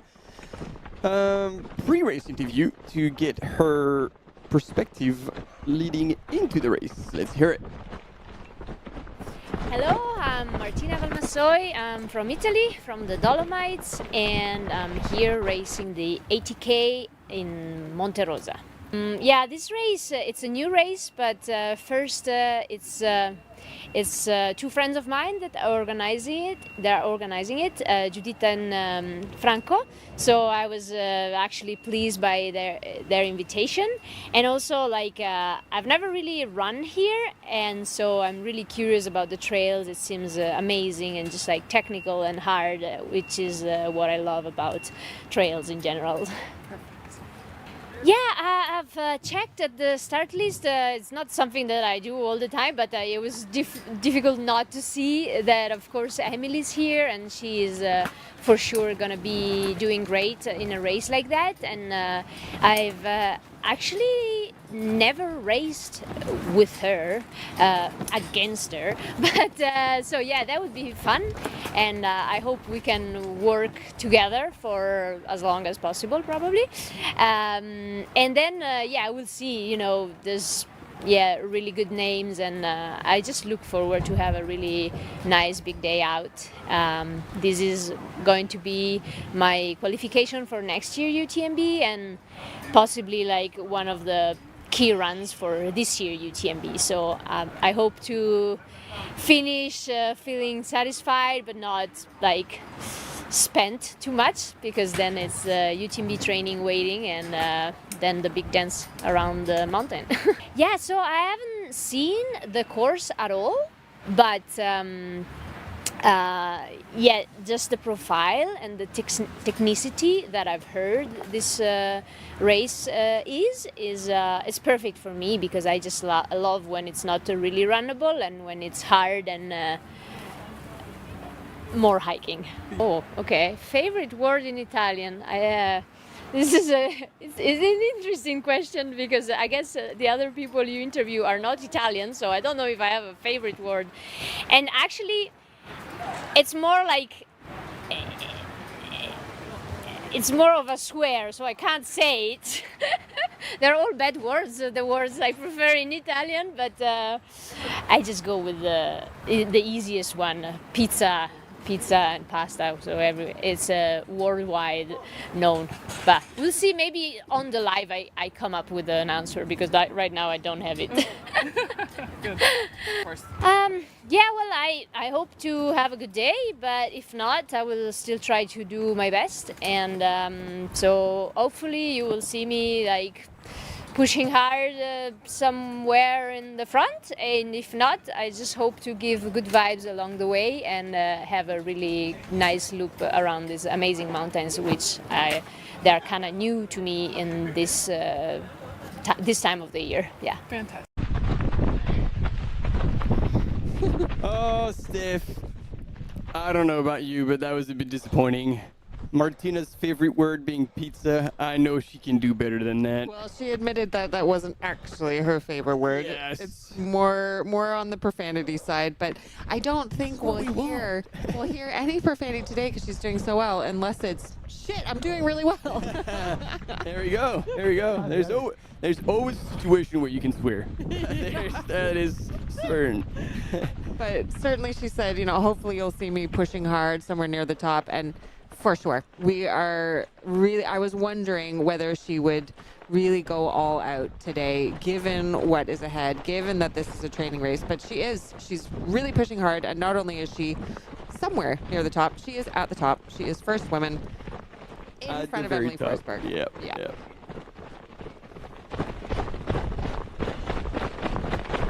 And she's just so much fun. You know, you can tell, I'm sure she gets nerves just like everyone. She's human, but she keeps a sense of humor. She, you know, I think has a really good sense of self, and you can tell that she just loves the mountains. And, you know, if you can love what you do, then you're going to run well. I've said it before and I'll say it again. You've got to have the joy in this and just be able to roll with the punches. And I love how she, you know, kept her composure. Emily put a massive surge on her, and she was like, all right, nah, you go. Like, she just knows herself, and she's got now, admittedly, more experience in ultras than Emily. And, yeah, she didn't respond, let it happen, and eventually gradually closed that gap. It shows again her maturity and her experience and her confidence as well from like the solid results she's had in the past. So it's super exciting to see her back on top of her game, full confidence and healthy.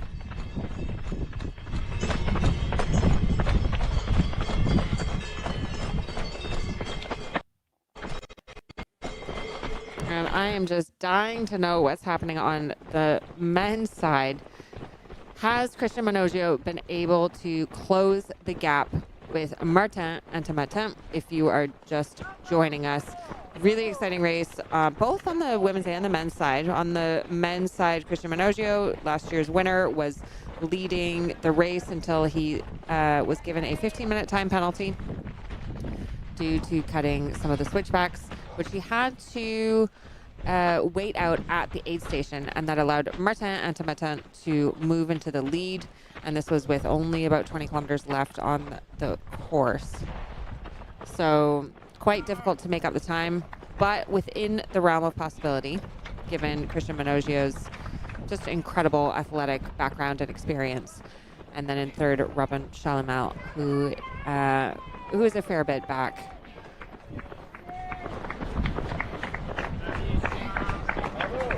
So I'm really interested to know what is happening on that. And again, as we've discussed on the live, this is the second race that we've covered in the last few weeks where first place on the men's side has gotten a time penalty that has significantly affected their race due to unintended but real rule violations. Yep. And here we have Martina coming in to the aid station. There we go. All right. He's clocking in straight at across. Champulac at 2:06 p.m. There you go, coming in. Boom.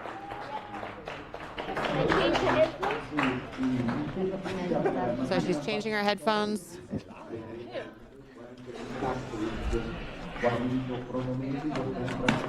Taking in some fuel, not bothering to sit down. Yeah. One Coke and a cup.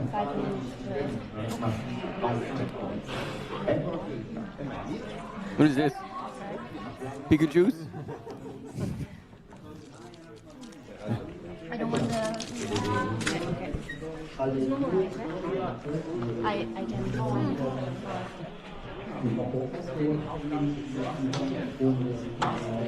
Actually, do a little...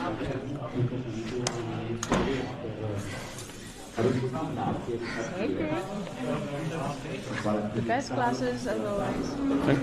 Sunscreen? Sunscreen. Yeah. I was wondering if it was part of the like freezing spray that you can get if you're having muscle problems, but it is definitely sunscreen. So again, you can see how efficient her crew is, just kind of taking care of things without being asked. Oh, and coconut water.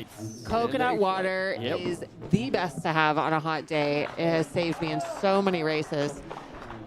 I was in the Hong Kong 100 in January just puking up my guts, and a friend had a big thing of coconut water, and it saved my race. And that was very mindful. You know, they wanted to pour water. They went outside just to make sure they didn't splash it all over the aid station. That was an absolute masterclass, because if you look at the time, it was over a minute, but every second counted, and it was efficient but not rushed. Everything was done. She drank a little bit of everything she wanted, Coke for sugar, and a bit of caffeine. The coconut water that was there, she knew it was there. She picked it up, wanted some for electrolytes, like the headphones. She had thought about everything before she got to the aid station, knowing, okay, I wanted this, and then aid station, like that person just helped her out, did everything she needed while they had more time. All right, sunscreen, and yeah. And you could hear well done. When she was talking with her crew, I think there was an exchange there where they were talking about how Emily Forsberg was 5 minutes back. But we'll get an exact updated time split in momentarily. When Emily Forsberg comes in to the aid station.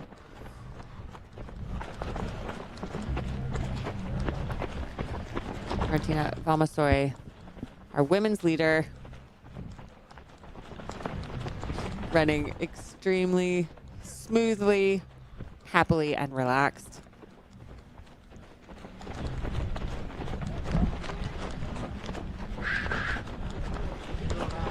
And there we have Emily Forsberg on the right-hand side of our screen as she is making that descent to the aid station in Champulac.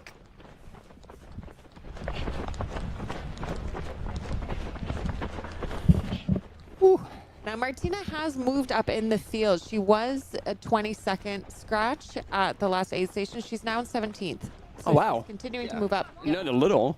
And we will see the same from Emily Forsberg. I suspect Emily was in 30th overall at the last aid station. I think she will have moved up a fair number of spots as well.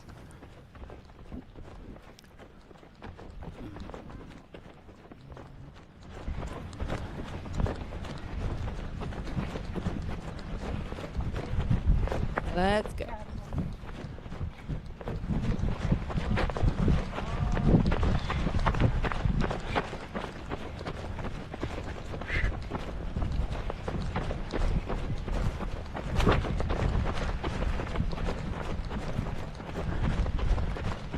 And hard to say what is happening on the men's side, because the algorithm I don't think is being updated yet to estimate when they're coming through the next checkpoint. I believe it's giving us the estimated finishing times on the men's side.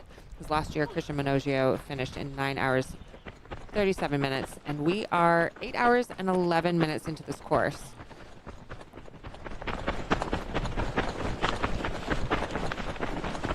There's Emily Forsberg shortening up her stride as she goes down this rocky, steep descent. And right next to her, there's a guy with a big camera looking at his phone and just blasting past. Clearly not a competitor, but it's like, okay, well, then maybe that guy should be in the race. There we go. Try to capture a few either photos or little video clips. It's easy to run fast for 50 meters. Yes. Especially when you have the pressure. It's like, I need to get that shot. Yep.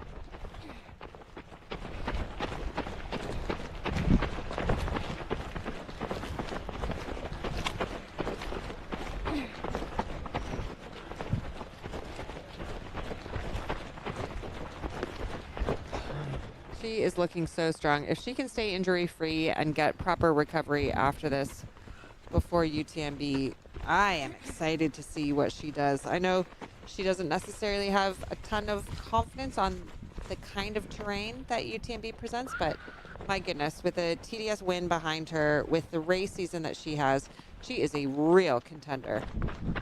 Ouais, Team 30, pas de soucis, je passe devant elle.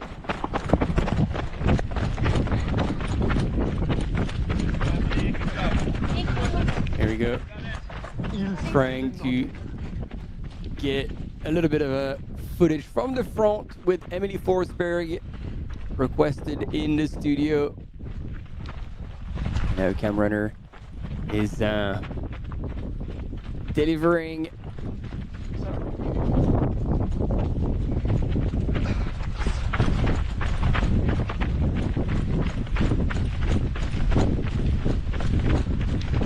Now under 1,700 meters altitude, just over 20 kilometers left in this race for Emily Forsberg.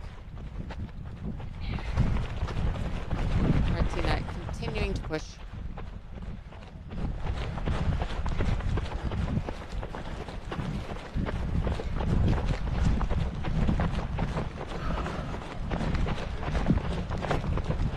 And let's see.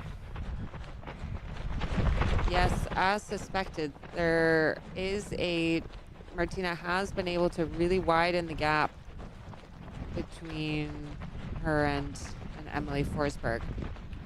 At the previous checkpoint, there was 5 minutes. Now, if we look at the time, she went through the checkpoint at 2:06 local time, Martina did, and it's already 2:14. So we are looking at least, I think, a 10-minute gap.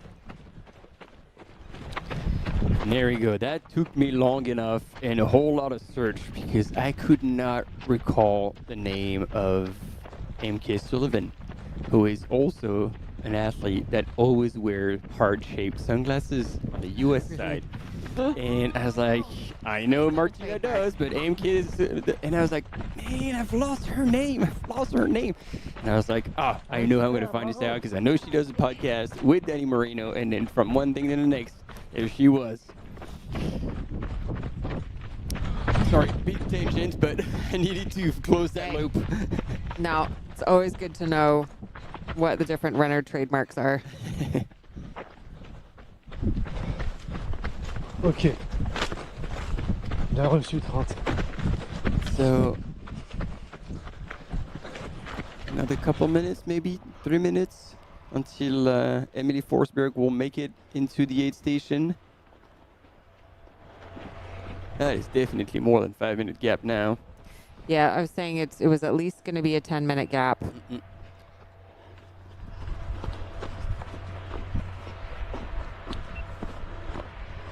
And there we go. Martina back up on the climb where she feels comfortable.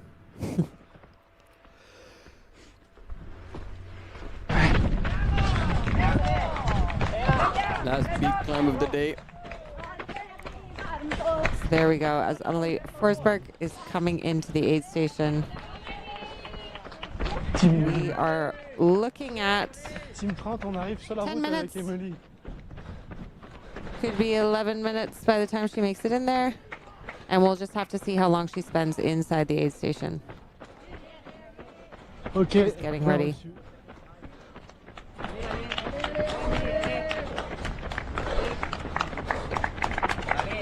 I see she's emptying the flask. She's gonna get everything out and ready to be dropped. That's perfect. That's the way you want to do it. Taking in the cheers as well. That's extra energy.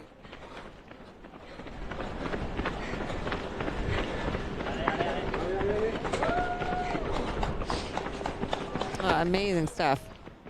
Now this seems to be a simpler aid station than the ones that we've seen before. Straight line through it. No time lost making any kind of wrong turns. Okay, let's see what she's got set up for her at this aid station, how quickly she can move through.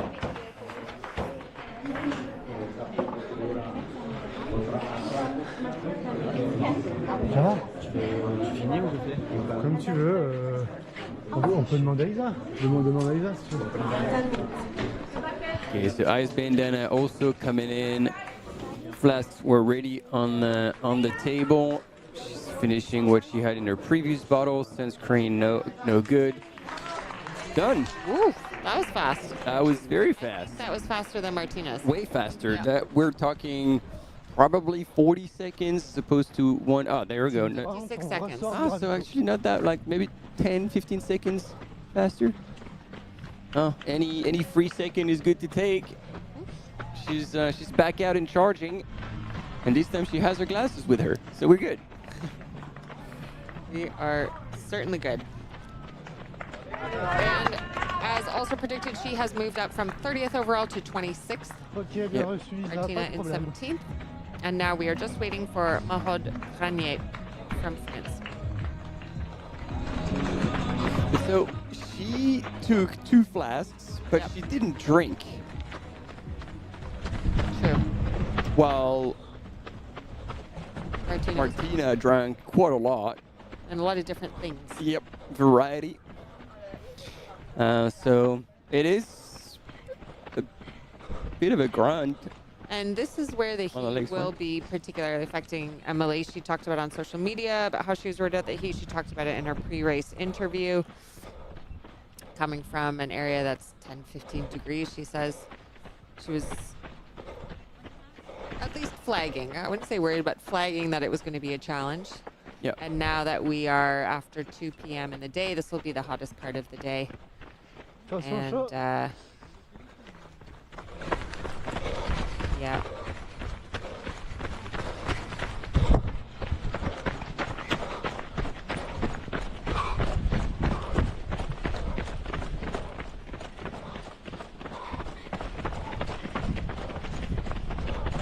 So yeah, 11 minutes back.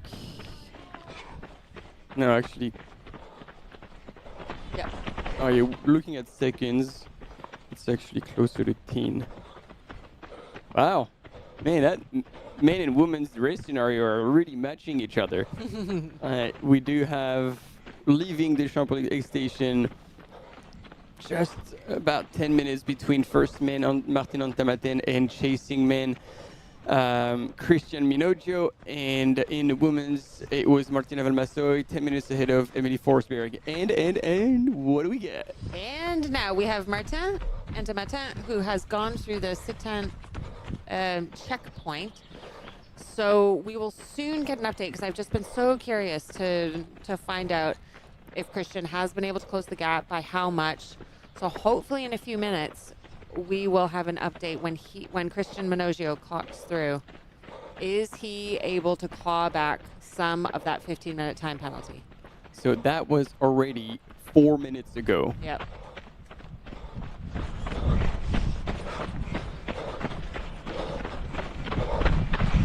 And by this point in the course, Martin has done... Oh, here we go. And now we have an update. It's only 4 minutes. It's only 4 minutes between Martin and Christian. Oh my gosh, I'm excited. Okay. There is definitely a race on here. If he keeps up that trajectory and makes up another 4 minutes, then he's winning again. He's winning again. And what a statement it would be. Wow. You take a 15-minute penalty and you're like, ain't gonna make a difference, team. Nope. I'm still gonna go for it. Wow. Wow. Oh, that's cool. I said it was going to be really tough, but not impossible. And he's certainly proving that we shouldn't doubt him. Oh, and there you see Emily Forsberg. That is just a sign of an awesome competitor. She's seeing a male runner kind of down to a death march, and she's like, come on, only 20 kilometers to go. And she's giving encouragement to other people to make sure that they continue on their way. I love seeing that. She's using her energy. She's using what she has to give back to the other competitors, and that's how it should be. So we did see a cold pass earlier on when she passed Martina Valmassoy without a pat on the back, but to the other bench, she is encouraging them along, and I know that there will be big hugs on the finish line. We are now just going to a short break, but stay with us.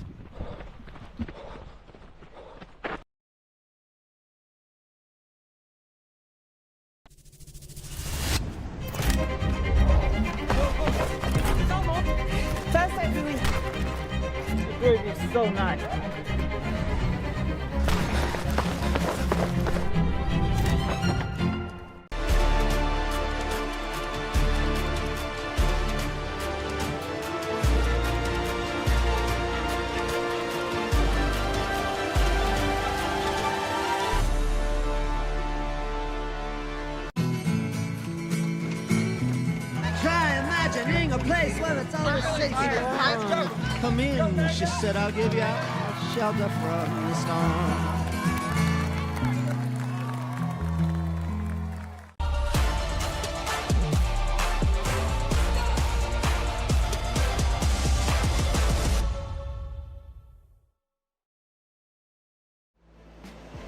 Absolutely beautiful out there.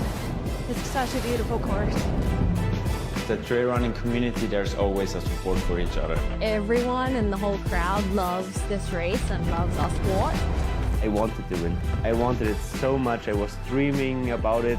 That's the best feeling and the best result. That's why I do this sport. I'm really grateful to be at the start line surrounded by these amazing athletes. If you are a trail runner, you have to take part one time in your life.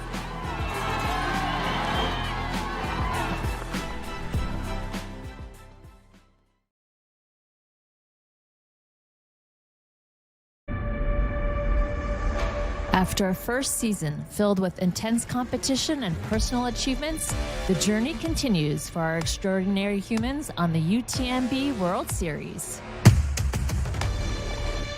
If you are a trail runner, you have to take part one time in your life. To just show them what is possible. Oh my God, I can do it. It hurts. It's really hard. You have to be really determined.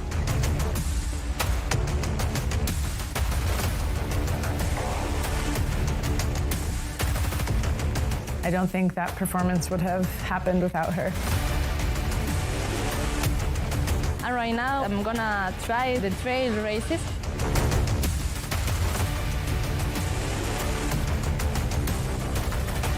Season 2 begins in Radda in Chianti, Italy. The Tuscan Hills welcome over 4,500 runners from 81 nationalities on the Chianti Ultra Trail by UTMB. As long as you keep running, you know, anything can happen. Yeah, the goal is to try to get the ticket. Because of the 2 tickets, it's going to be really competitive. The motivation is just to find a competitive race.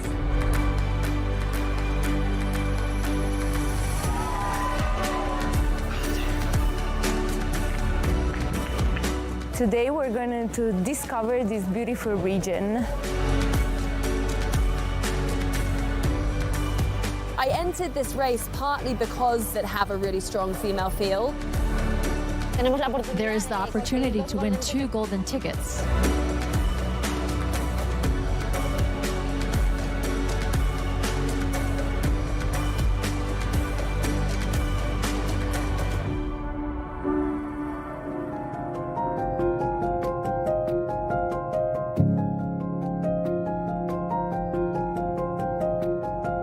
Hi, I'm Kilian Jornet, trail runner, mountaineer. I'm 37 years old. I have been running for over 20 years and have achieved some good results, winning some races as UTMB. I'm here in Chianti today, but it was a last-moment decision. More than 1 week ago, Emily, my wife, and I became parents for the 3rd time. So in the last 2 weeks, I haven't been training at all, but it's been good because that's a good tapering. Family was good, and I decided to come here.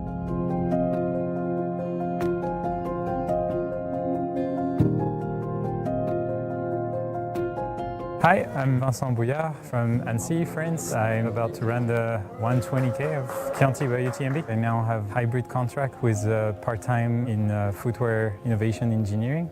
And I also have a professional athlete contract with HOKA. I've never been to Tuscany. That's the main reason. I was really excited to come to a race that early in the calendar to hopefully face a very competitive field.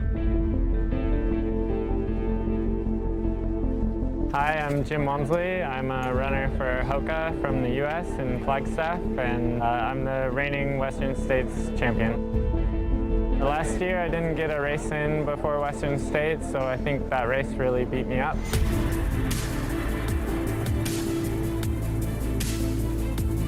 The goal is to try to get the Western States golden ticket, to try to go there. If I do that, I will be super, super happy. I had heard that there were 2 tickets on this race, and so I thought, well, because of the 2 tickets, it's going to be really competitive. And that's what motivated me to come at first. And then, yeah, I'm coming to try and get my tickets. If I get it, I will prepare for Western States, but my major focus is really to compete and do my best, and we'll see what happens. I didn't get a golden ticket. I have the M1 bib for this year. The motivation is just to find a competitive race, which this is going to be.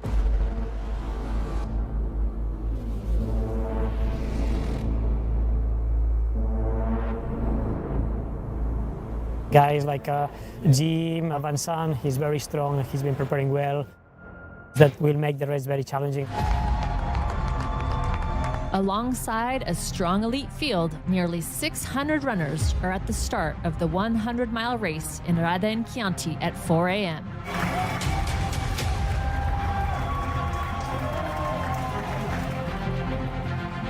A lot of really strong runners on the start line. Jim is a great friend. He's one of my closest friends, so it's very special for sure to line up with him. And Kilian is a legend and icon of this sport and way beyond in sports in general. So yeah, it's definitely very special and reinforce the excitement to be here.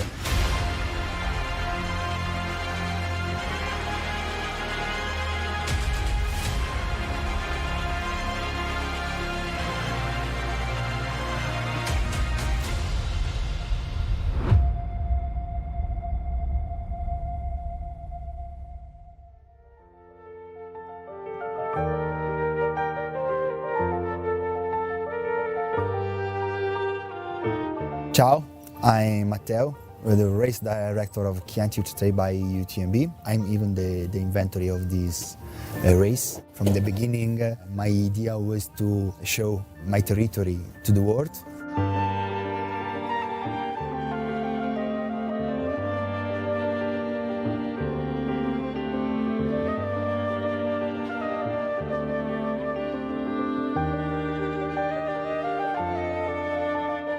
How is a journey in the history, in the nature, in the tradition of this place. In fact, Chianti was born as a military place, so we have a lot of castles of the Middle Age.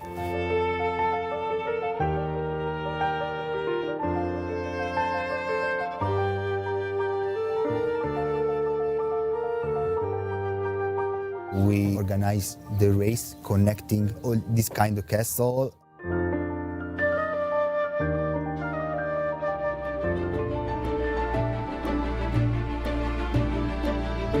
In fact, we would like to tell the history of Chianti. At the same time, the runner will meet the actual place, the farmhouse, the vineyard, like gardens. So it's a place very amazing.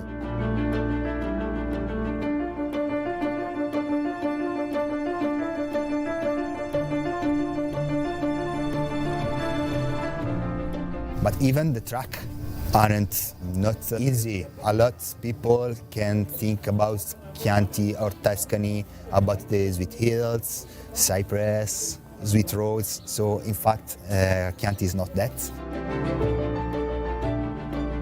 And here we have a very mix of different foods, different flora, different nature. So it's a very lot of scenery during the race, and I think is even a big feature of this kind of race. The course covers 120 kilometers with 5,200 meters of elevation gain through picturesque hills and vineyards. Okay. Hello, my name is Fiona Pascal. I'm an ultra runner for Salomon UK. I'm 35 years old and I have been ultra running for 3 years now. Hola, soy Azara García Los Álmones. Hi, I'm Azara García de Los Álmones, a professional runner with the HGAML team. I've been a 2-time world champion, a European champion, and I come from Cantabria to race 100 miles in Chianti. I entered this race partly because it's a golden ticket race, but that was more because I wanted it to be very competitive. I want to enter races that scare me and that have a really strong female field, and this is definitely going to be the case tomorrow.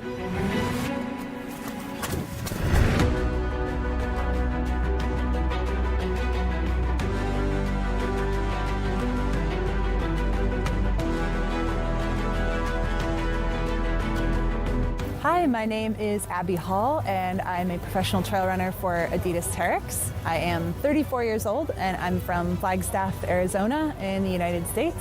It's really special for me to be back here. I spent a lot of time in this area when I was younger and will go to all corners of the earth to pursue a golden ticket, which is what brought me here to Chianti.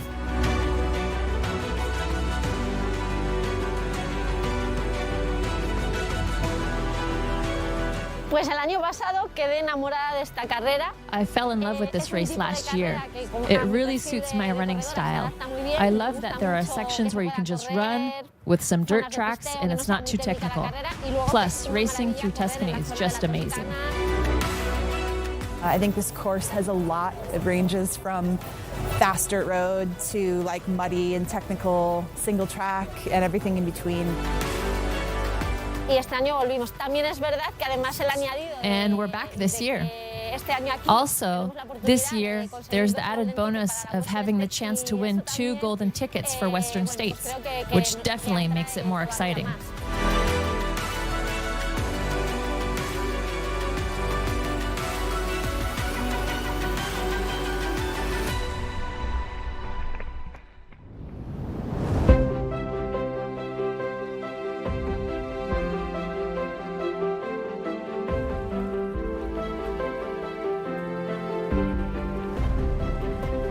My name is Luke. I'm from the United Kingdom, and I guess my best 2 trail results, I won UTMB Major Val d'Aran 100k last year, and I came 8th at UTMB CCC. It might be hard to believe, but 6.5 years ago, I was lying in a hospital bed. I'd just been told I had stage 4 cancer. It was incredibly rare, and the doctor said it was incurable, and I thought I was going to be dead in a few months. And so it's just incredible to be alive today, and exercise and running has been such a huge part of that journey, and I really think it's been one of the most important things that has sort of kept my mind strong and my body strong ever since that point. And it kind of led me on this completely different journey. I cycled on a tandem bike from the UK to China with other people who had cancer, and I think that gave me just this huge diesel engine that allowed me to run these long distances, and you know, I just love being able to run trail races now. It's amazing. Thanks for your support. Yes. I think it's a real privilege to be in a race where there's some very established names, and I want to see what I can do, and you know, I want to go and try and make my mark.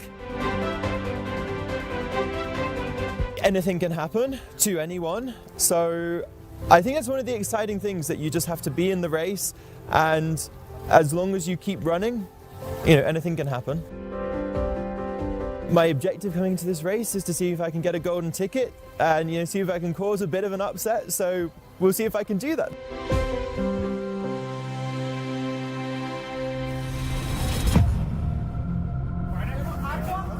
The lead group are staying neck and neck at the start, with the top 3 men reaching the first aid station together.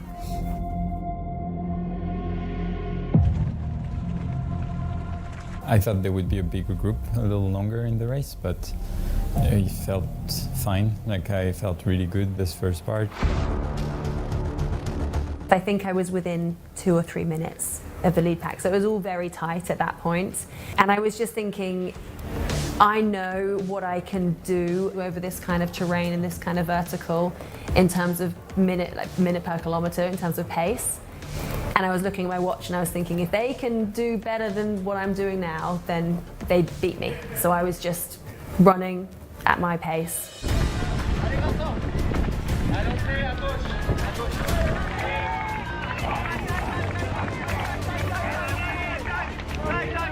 Much of the beginning of the race was staying warm enough and just managing, not making any mistakes. And then we get to the first crew checkpoint, about 37K, I think. So That's kind of the opportunity to reset and just make sure everything is good. And mentally, I was looking at maybe where the race begins.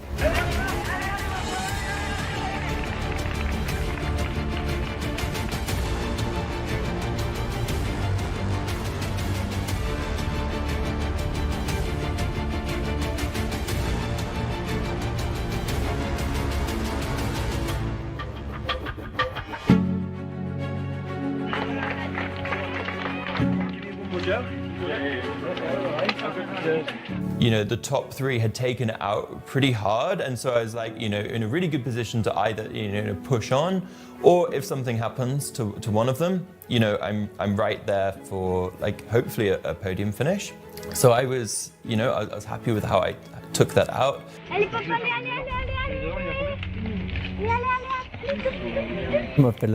My name is Lambert Santelli. I'm 37 years old. I'm from a small village in Corsica called Lavatoche. Some of my proudest achievements include a strong performance in Madeira in 2023, winning the MUT, and the Restonica Trail, which I've won several times. It's my home race and an iconic event for us in Corsica. Of course, the GR20 record wasn't a race, but it's a whole story in itself, with years of preparation. Honestly, the GR20 record is what I'm most proud of.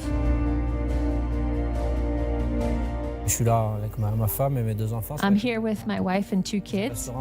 I run a seasonal restaurant open for 6 months, so when I race, it's always quick. A 2-day trip, never more.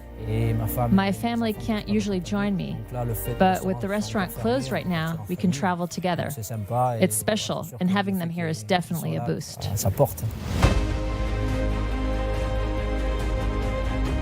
Chianti is a fast course, so it's going to be quick. I'm more used to mountain courses with big climbs. That's what I love. I enjoy stepping out of my comfort zone and doing something a little different. My goal here is to stay smart, manage my energy. After 7, 8, 9 hours of racing, everyone will be tired.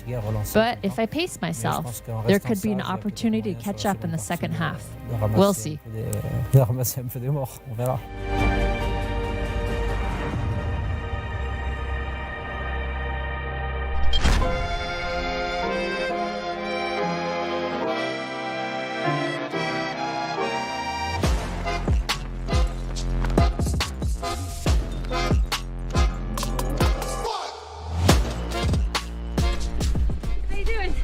At around the 40-kilometer mark, it got technical. There was a technical climb, quite a big climb as well. And I wasn't forcing it, I wasn't pushing, I was just keeping my pace, running where I could. And I think I overtook Abby at that point.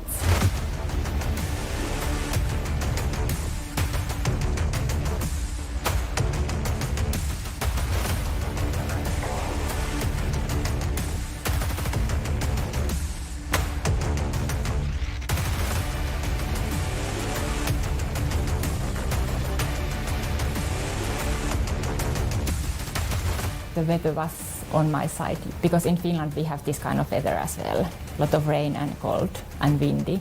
So I felt myself very comfortable with that weather.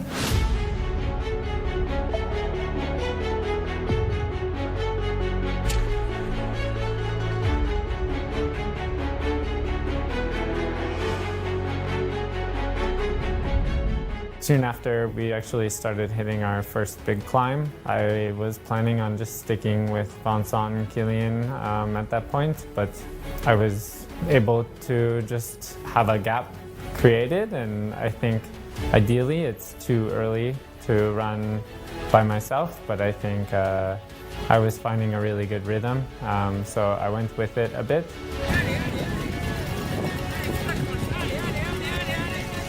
I ended up sharing a lot of the race with Kilian, and we were passing each other back and forth, and we talked and said like, hey, it's good that we help each other in that way, because Jim was very far ahead already at the end of the first marathon, I guess.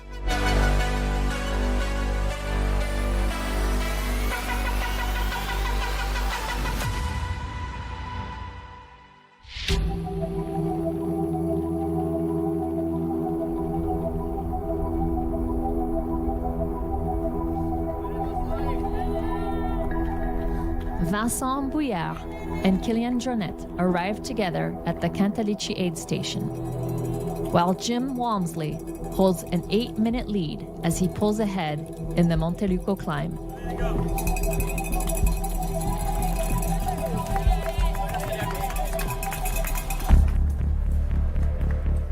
Rather quickly, actually, I started to have stomach problems. Then I just had to take that into consideration, and that definitely, well, yes, it slowed me down, but it's part of the race. And I guess the most scary part was that it was affecting my fueling and my capacity to eat.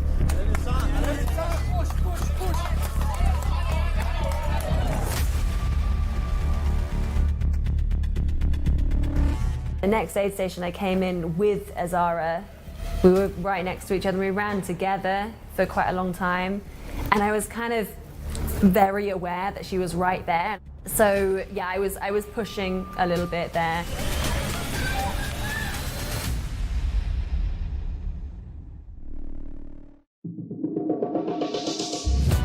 Back in Rada and Chianti, runners of the 20K are enjoying the last rest day before the race starts. Hello, I'm Natalia Mastrota. I'm a runner from Italy. I'm part of the team Dacia, and today we're going to discover this beautiful region.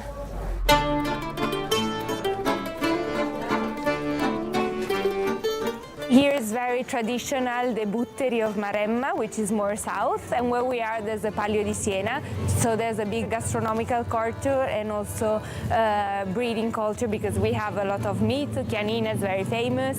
Buonissimo.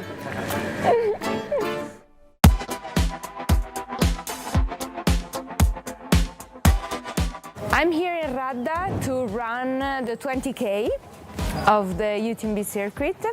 I'm very excited. It's going to be a really fast race. So today we do a small warm-up.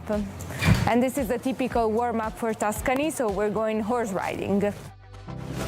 This will be my horse? Yes, this will be your horse. His name is Glauco. Okay. Born and raised in Tuscany. Born and raised in Tuscany, so yeah. Let's get him ready. Usually we do horse riding maybe after to relax, and today we're going before. Hopefully the horses will be very nice with us and we're gonna have fun.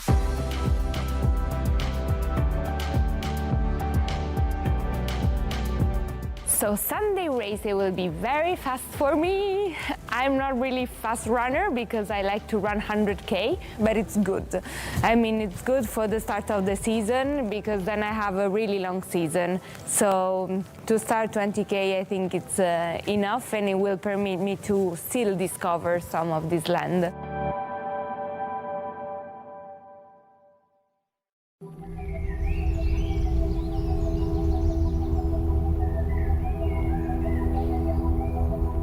Midway through the 100-mile course, the race is taking an exciting turn. Jim, all right, so they were eight minutes behind at the last aid station. Okay, do you want salt? What can I get you? Yeah, I should take some salt. Okay, 1 or 2? 2. Okay. From aid station to aid station, each time I heard a split, it was always bigger. How long to the next one? Okay. This is 6. Got it. This is 6, 7. I'll see you at Abola, so in 2 hours and 20 minutes. Okay, keep eating. Yeah, love you too. Hi, Jim! And I thought I was running comfortable and pretty conservative, so this was really positive, and yeah, so the shape and the legs were really good. Suffering from TFL syndrome, Kylian Jornet keeps pushing and pursues his goal.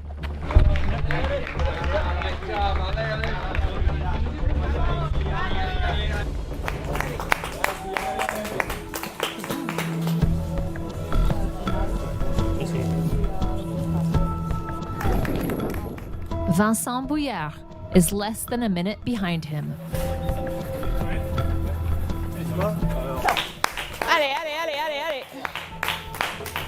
Hi, how are you? Yeah, managing to summit. Okay. This is caffeinated? Okay. Non-caff. Do you need anything else, my love? No, I think. You're doing great. Kylian just left maybe 15 seconds ago. Jim's about 20 minutes up. You got it.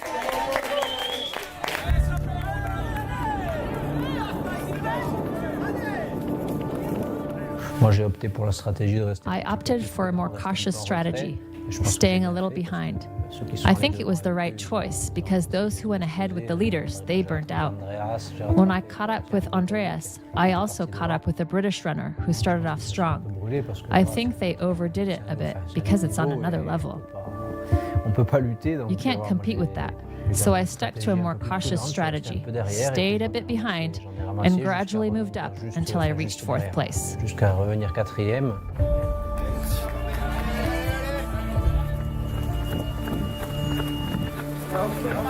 And, you know, for the first 50, 60K, I was more or less in the mix and in a position, hopefully, to go on and deliver a really good second half. But obviously that didn't happen. But I left that 60K aid station and started running down quite a steep descent, and like every step was a sort of shooting pain. The muscles in my legs had just they'd given up. Like I hadn't prepared them well enough. So at that point it was like, yeah, my race to be competitive was over. This is a great day out. Don't eat a fly because then your eyes swell up. You know, my goal isn't just to simply finish. I'm trying to like excel. It is a luxury to be able to say, well, I'm not going to finish this race, but I am going to focus on the next race, and so I'm going to DNF.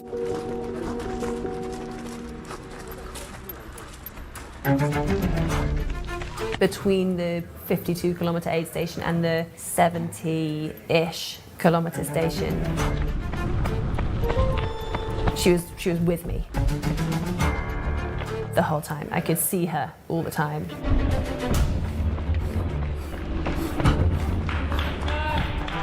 So that was quite stressful. There was no space for relaxation at any point. I had to keep my foot down.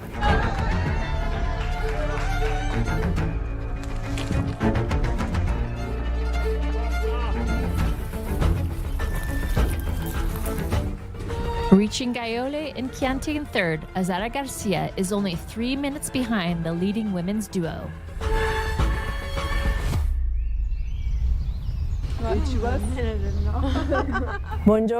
Good morning, I'm Elena. I've been in charge of the aid stations at the Chianti Ultra Trail since 2018, and for the last 2 years, we've been part of the UTMB World Series. I got involved through my son Matteo, who created this race in Rada in Chianti. With the help of a friend, he came up with the idea, and of course I helped him because every mother helps her child. I couldn't say no.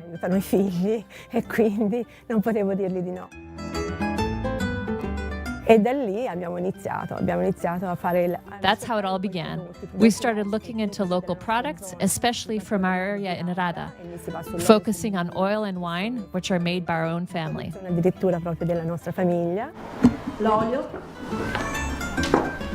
The olive oil is from our family. My brother has been producing it for many years. We also have our Tuscan cantuccini with almonds, which will be served at the final aid station. We've got prosciutto and salami, all typical products from our region. What can I show you? This! We treat the aid stations like we're welcoming guests into our own home. We started on Saturday at 4 o'clock. I tried to eat as I eat normally, but in the evening a bit less than normally because I wanted to feel my body more light. Really, the night before, you should be almost like emptying your system more than anything and try and be lean, and because you're going to eat a lot and ingest a lot of nutrition during your race. Whether I had a pancake at 2 a.m. or I didn't have a pancake at 2 a.m., like, that wasn't going to be the thing that made my race a success or not. For nutrition, in days ahead of the race, I tend to try and keep things as normal as possible, because I found that the more you try and change and adapt, the more you're likely to, well, do mistakes and maybe make your body upset about certain things. My nutrition plan during the race is very difficult. Sometimes it works, sometimes not.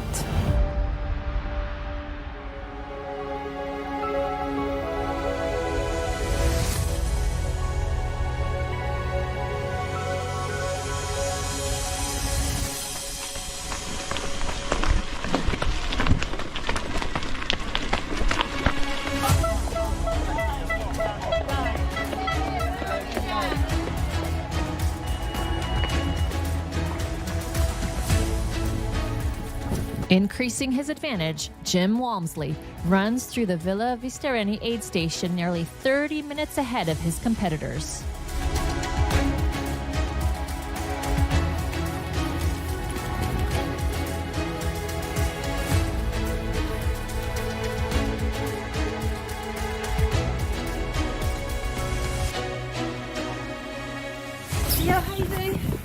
Fiona Pascal maintains her lead, but she's closely followed by Johanna Antila, just 4 minutes behind. Azara Garcia holds to her third position.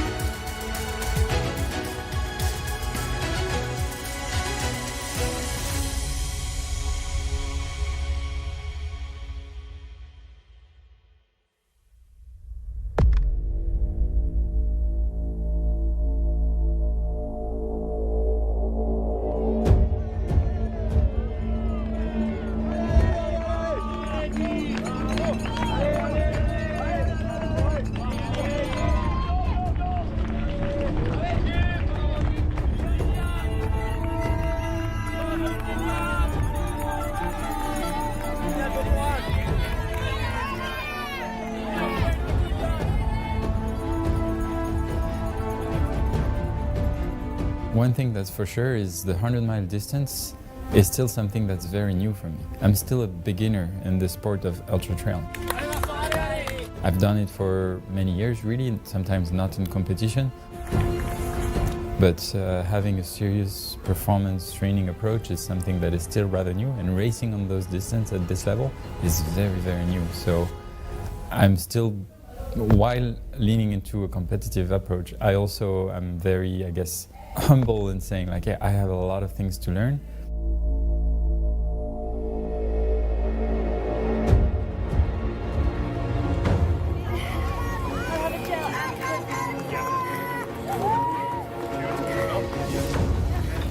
With 25 kilometers to go, the race for the golden tickets intensifies at the Castello di Albola aid station, putting pressure on both the men and women to fight for a spot on the podium.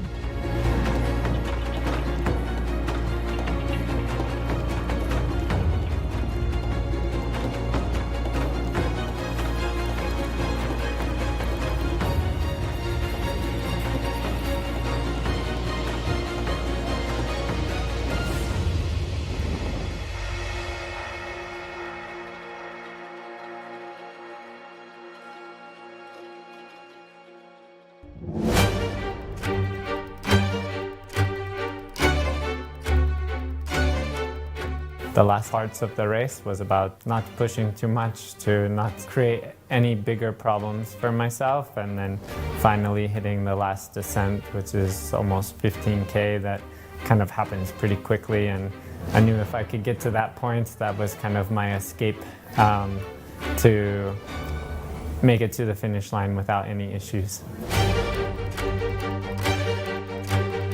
We enter the last third of the course, but that's where, yeah, just chatting with Kilian a little bit when we were passing each other, and him helping me on the climbs, me helping him maybe on the flat and downhill sections.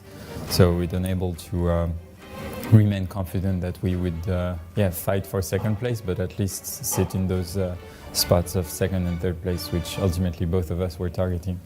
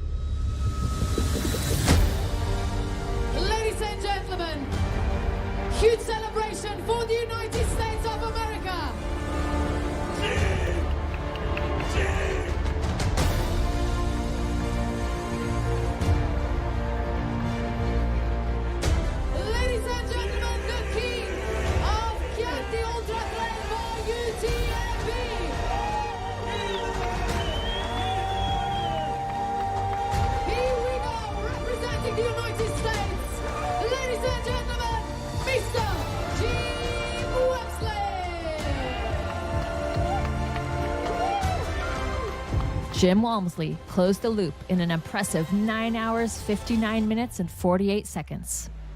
While the battle for second place steps up between Vincent Bouillard and Kilian Jornet. Well, maybe in the last hour, as we start the last downhill, we say, okay, it's still a race, still competitors and here to finish. I brought it up and saying if we're racing, I have to make my move earlier, because if we wait the last climb, he was faster than me on all the climbs.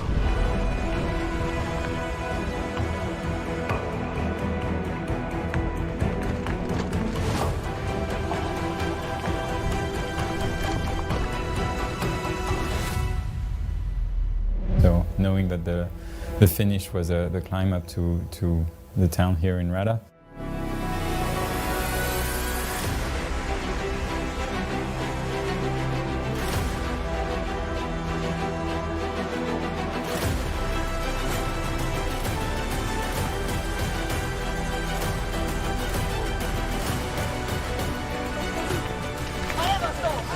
Allez Vincent! Allez Vincent! And now let's get ready, beautiful people, because the legend is here! All together, make some noise for Kilian Jornet!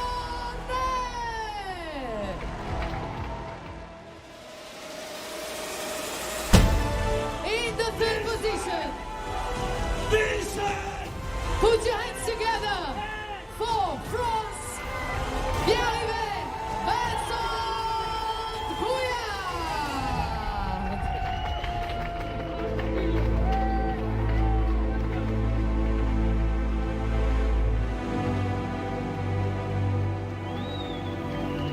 Kilian Jornet managed to stop the clock in 10 hours, 27 minutes and 27 seconds.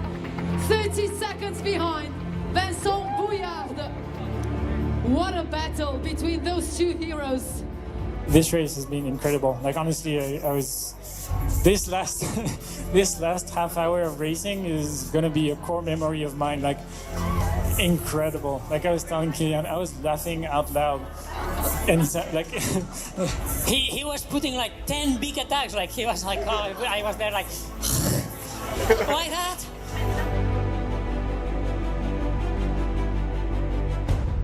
After a historical battle, the podium is complete with Kilian Jornet and Vincent Bouillard respectively in second and third place.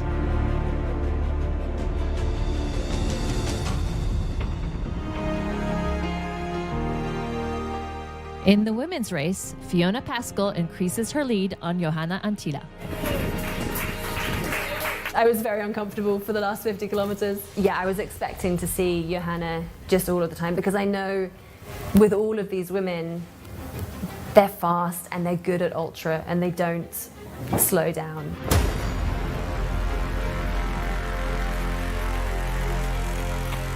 I started to feel that now I need to do more and I need to push myself a bit.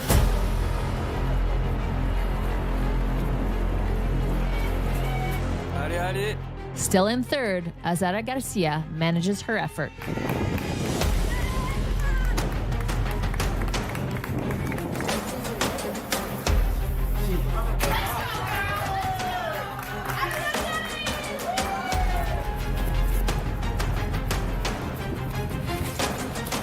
There's so much passion in this race, especially with it being a golden ticket.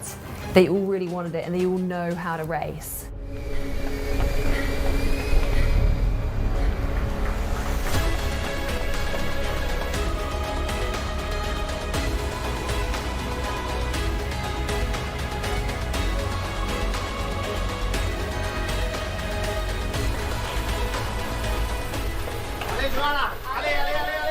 I can really push myself to the end. Quite often I ask myself, do I have some problem? And if I say no, then I just run and go.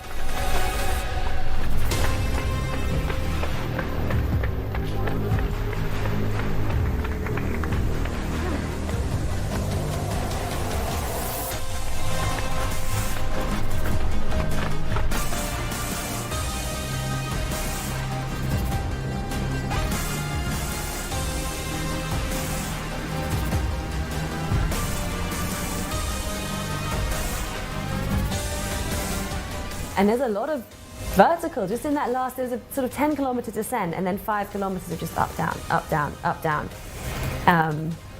So that last 5 kilometers was so hard.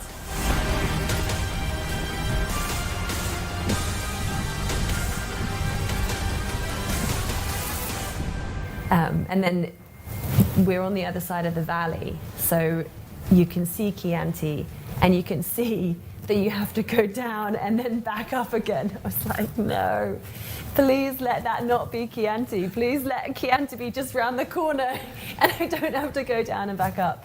So yeah, that last climb was just absolutely brutal.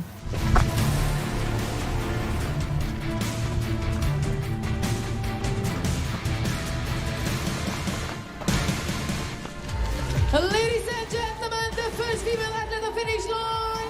Fiona Pascal wins the women's race in 12 hours, 34 minutes, and 59 seconds. Ladies and gentlemen, let's get ready to celebrate the second place of Chianti Ultra Trail by UTMB 100 miles. Make some noise for Johanna Attila!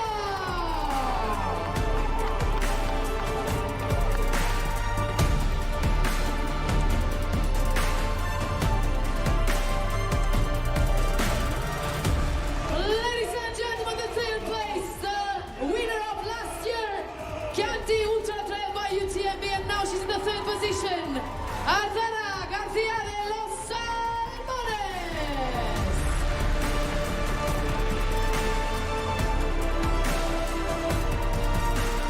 It was awesome. It was such a cool course. And being up in the clouds was really cool. So the weather actually, it made it interesting.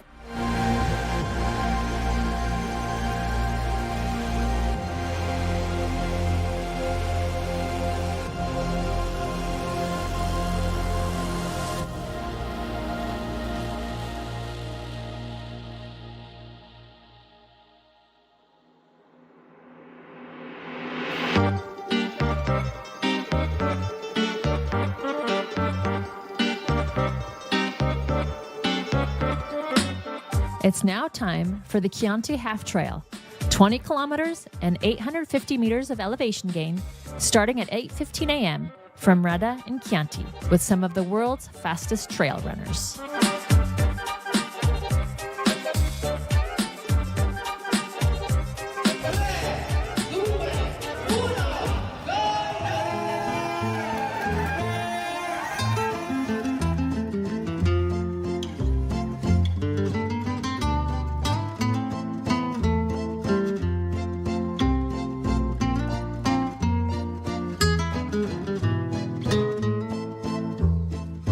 We started all really fast because it was just 20k, but with 800 of elevation.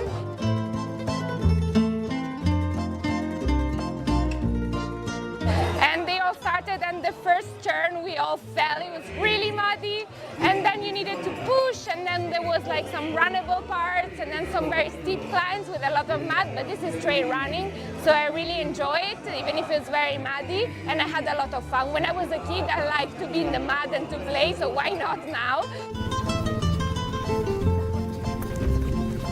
This 20k was really fast, so I could actually see some of the castles from far away and some vineyards, so I really enjoyed it, and it was really hilly run, so there was small climbs and big downhills, and there was also really a bit of sunshine, so it was really, really nice.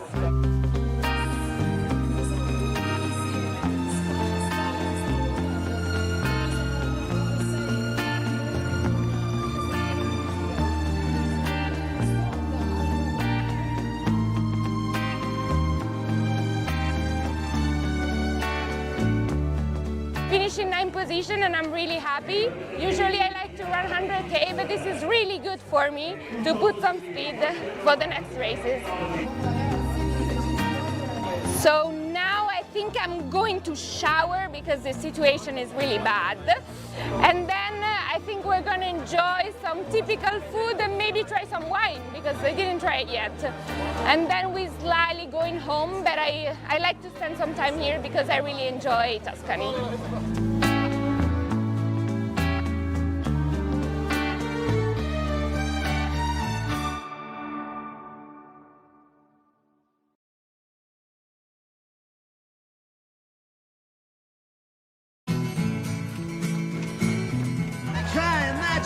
place where it's always safe.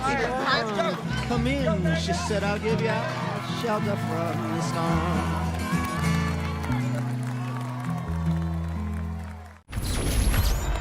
Via, c'è tanta gente. Non ci facciamo prendere dall'entusiasmo. Allez, bien en gestion, cardio est bon, c'est parfait. Mi è venuta una vescica. Fa un male cane. Aïe, ah, ça va pas du tout cet orteil. Ce l'ho fatta! È finita!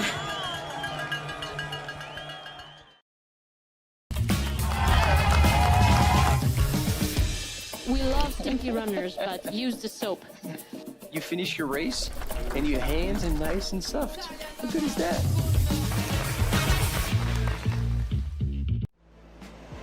Absolutely beautiful out there. It's such a beautiful course.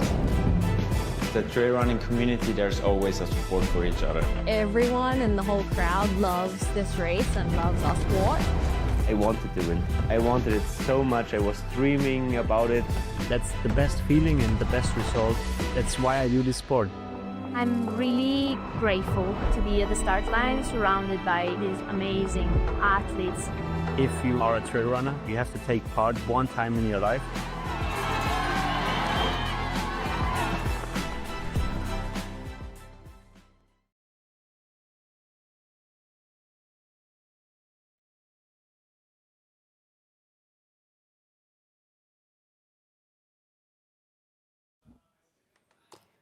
And on this beautiful aerial shot, we are back. Thanks for sticking with us. I hope you enjoyed this documentary on Chianti by UTMB.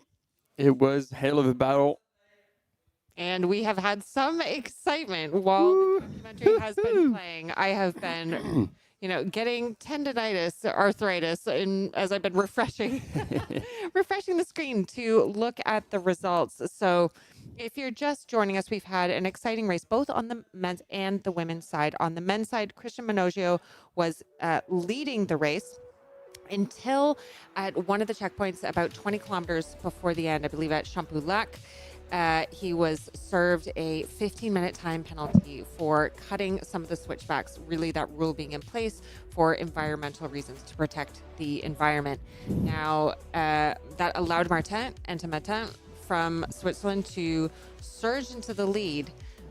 And 20 kilometers isn't a lot to try to make that up. But we said it would be difficult, but not impossible. And Christian has slowly been picking away at that gap.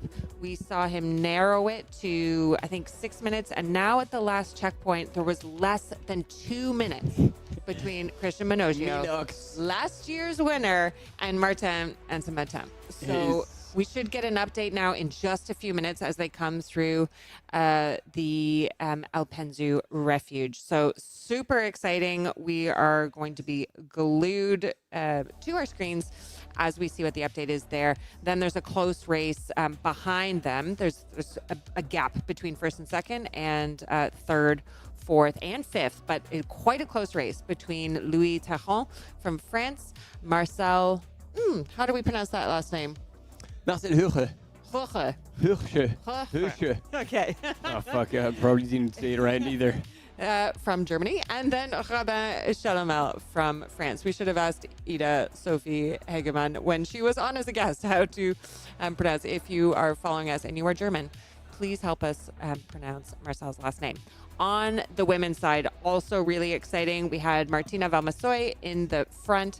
Then she was passed by Emily Forsberg, and then passed that switched up again. Now with Martina Valmasoy solidly in the lead at the last checkpoint. She had about a 10-minute lead on Emily.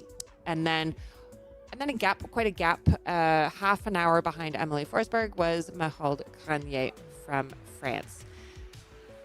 So really exciting what we are seeing here. Last year, when Christian Manogio won, he won in 9 hours, 37 minutes, and we are currently 9 hours, 13 minutes into this course. So the race leaders are now just about to hit the very last checkpoint before they descend to the finish. The women's time last year was 12 hours and 11 minutes. So will be a little bit more of a more of a gap there. Now you can see on your screen the top 5 men currently running in the race.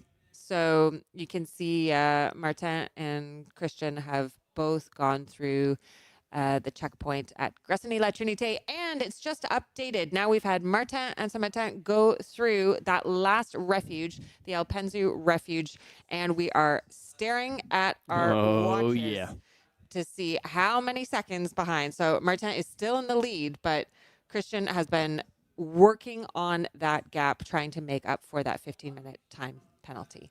So it was less than 2 minutes at the aid station before. Are we down to less than 1 minute? Is he going to surpass him? Are we going to have a photo finish?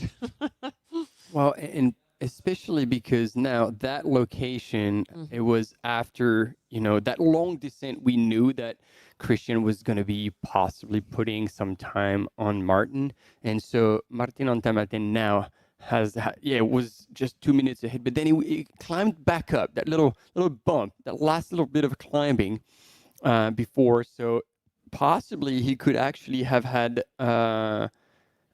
reopened a longer gap than just a couple minutes on Christian Minogio, because Christian Minogio is going absolutely all out. So maybe he needs a bit of he's running out of gas on those climbs, but it does finish with a long, not long, but substantial and steep descent, which means that still there is an option for Christian Minogio to get close, to get Martin Antamartin in sight, and for us to have hell of a fight all the way to the finish. So, we're keeping our eyes peeled, refreshing that results page. We know that it usually takes a little bit of time before the aid station mat just communicates the result, like the split time on the... Okay, we've gotten an update. It has arrived. Yeah, we have an update. It is now actually a little bit of a wide, it was less than 2 minutes. Now it's over 2 minute gap between them. So 2 minutes and 30 seconds, but that is really a blink of an eye. And that makes sense. This is, what we anticipated, with that climb. Martin Antamartin is definitely not going without a fight. And so even if he could feel Minogio behind, he was like, well, I'm still going hard, and managed to put another 30 seconds on Christian. But then again, that long descent, we only have that long descent. We have less than 4 kilometers to go, though. It's to be able to make up 2.5 minutes with less than 4 kilometers to the finish. Yeah, I'm gonna say very difficult. Well, I can't wait to have eyes on it. I can't wait to have eyes on it. This is what really we need to have now. My assumption is that the production has planned to have cam runners with these gentlemen on that section. So, all eyes on them. Wow, it is going to be super exciting. And it looks like Martin, if he keeps running at this pace, he's estimated to come in under the time that Christian Minogio got last year. But you were saying that there were some slight course changes? I know there's for the 50K. Okay. I'm not sure about this one, actually. Yep. But at least we can just have that as a general frame of reference. 9:37 being the time to beat from last year for the men. Currently, Martin estimated to come in at 9:35.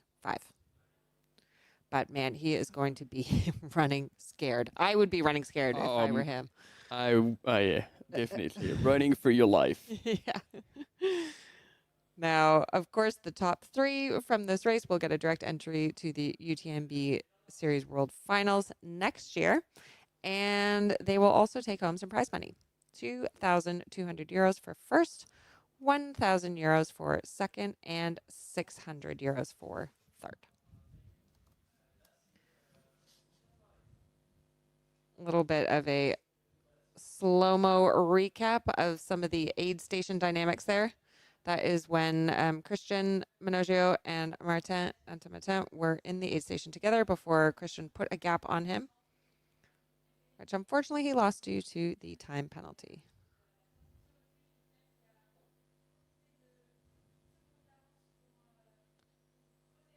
And there we get an overview shot of beautiful Aosta Valley.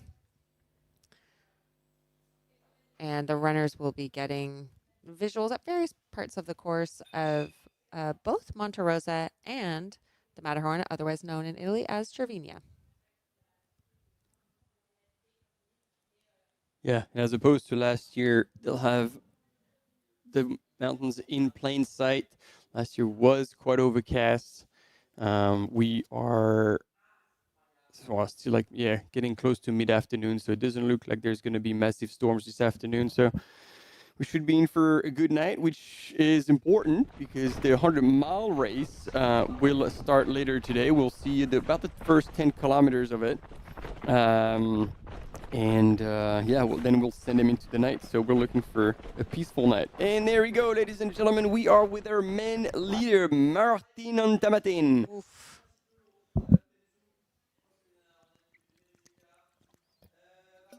Well, that was short-lived. Just a glimpse. Just a glimpse. Just to keep us in check.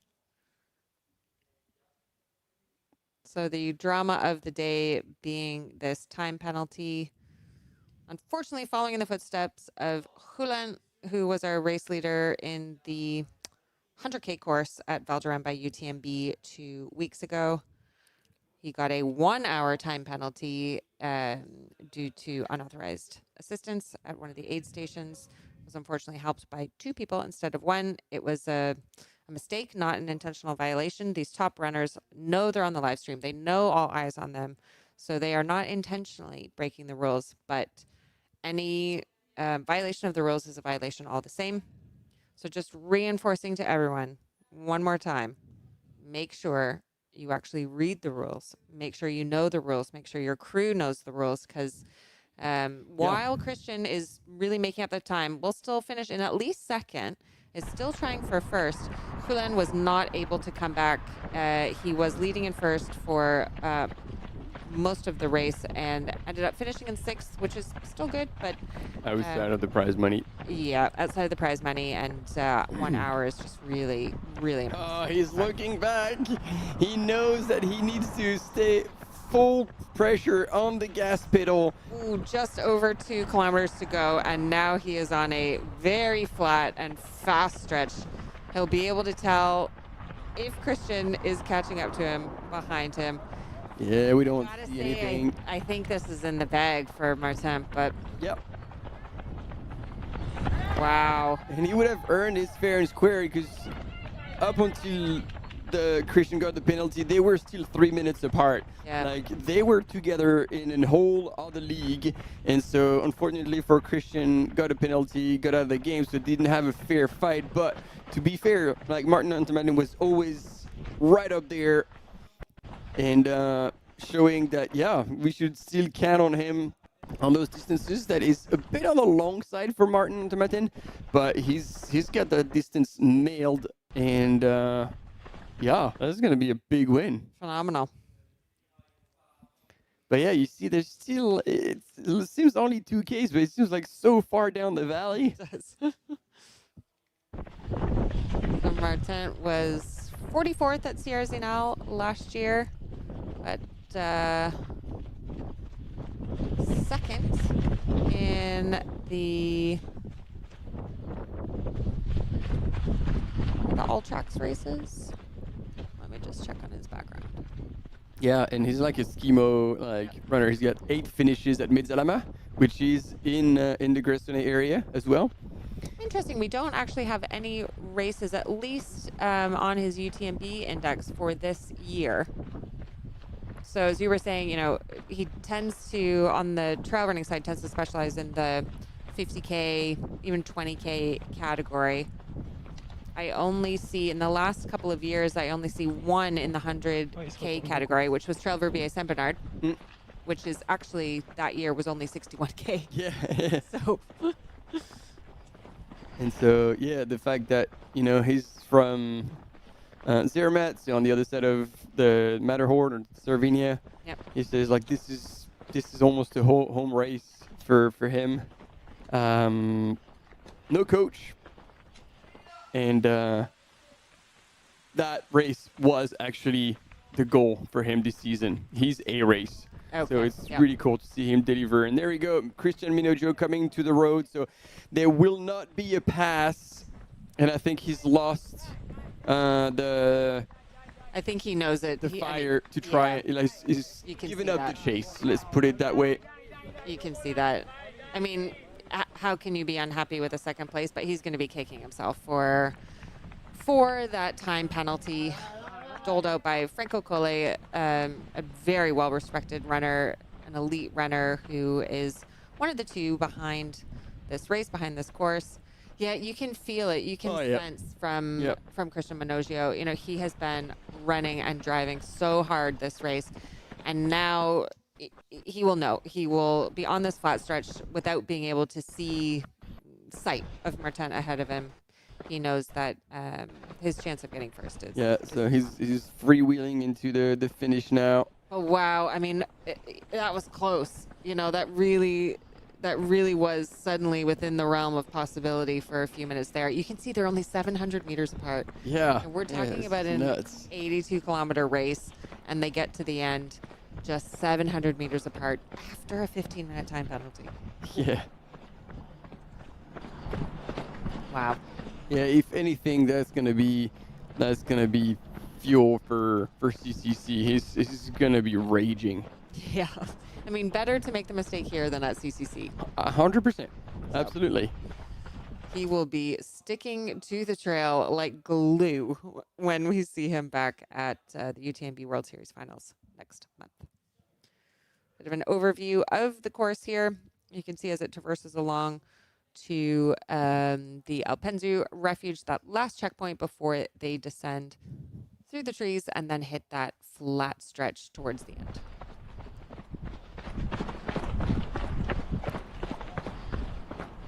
And back, it's interesting here. They put them, the course brings them back onto the trail in what appears to be, you know, a much more remote setting, but he is only 1.4 kilometers from the finish line.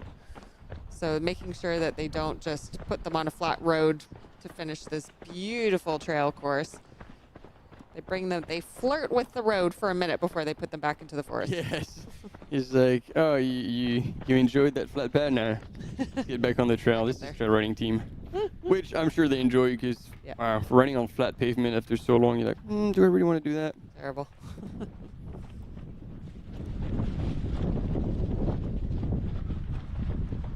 Christian Minojo, last year's winner. Second at OCC last year, fourth in the World Mountain Trail Running Championships in the long trail last year. And third at the 90K in the Marathon du Mont-Blanc this year after an injury setback earlier in the season. So tough pill to swallow, but a hard-fought second place. And just shy of getting back into first again. Oof. I am very interested to hear how he's kind of mentally dealing with this, and hopefully we'll get a finish line interview.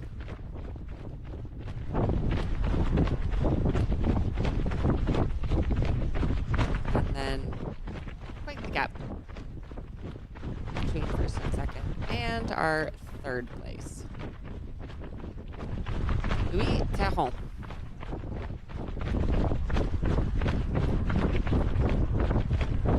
Yeah, we are still not expecting Louis to come through that last checkpoint for another half an hour. So yeah, there's really daylight between these runners.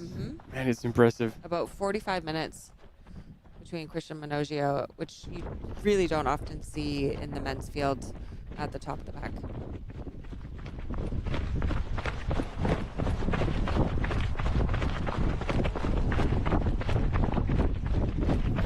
In total, there are more than 6,400 participants that have come to this part of Aosta Valley, expected throughout the event.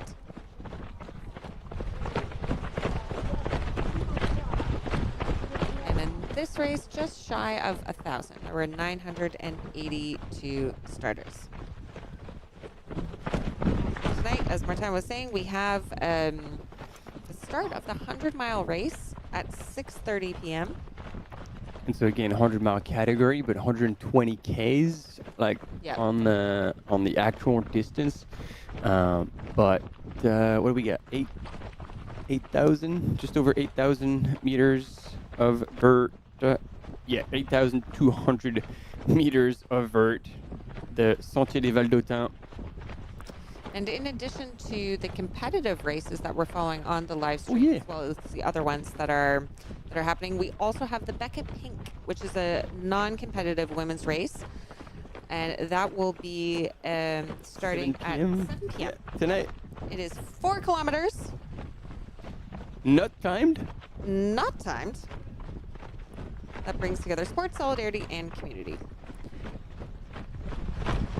But here we go. We are following our men's leader, Martin Antemata, cruising to the finish. He must know that he's won by now. That is the last descent. I don't think you can fully relax when you know Mino Joe is right behind you. Like, certainly even not. if we've seen that Christian has given up the chase. And that body language says it all. On the right-hand side of your screen, Christian Mino Joe is just covering ground. He is just covering ground. And that gap from 700 meters has now widened to 900 meters. And we can hear the finish line now. Martin Antamaten from Zermatt, representing Adidas Running, is on his way to winning the A race of the season. And when things align like this, for a race that you've specifically prepared for, it's actually pretty cool. Because like the time he's run for this distance and elevation gain, it's no joke. So he would have put a lot of work into this. And so again, the fact sometimes you get plagued with injuries or you get plagued with, a time penalty, and things all of a sudden are all out the window. Martin Antamaten doesn't make much noise. He lets the legs do the talking, and today he was the strongest considering the situation, and he would have earned that win fair and square. Cruising into the finish line at Gressonnet. 25 degrees, sunny, and wow. He is going to be right on the money around the same time that Christian Minogio won last year. Maybe a couple minutes under. He will be securing his direct entry to the UTMB finals to CCC next year. I know this. This is good old Depa on the finish line. Let's cheer our men's leader in to the finish line in this 82-kilometer race, 6,350 meters of climb.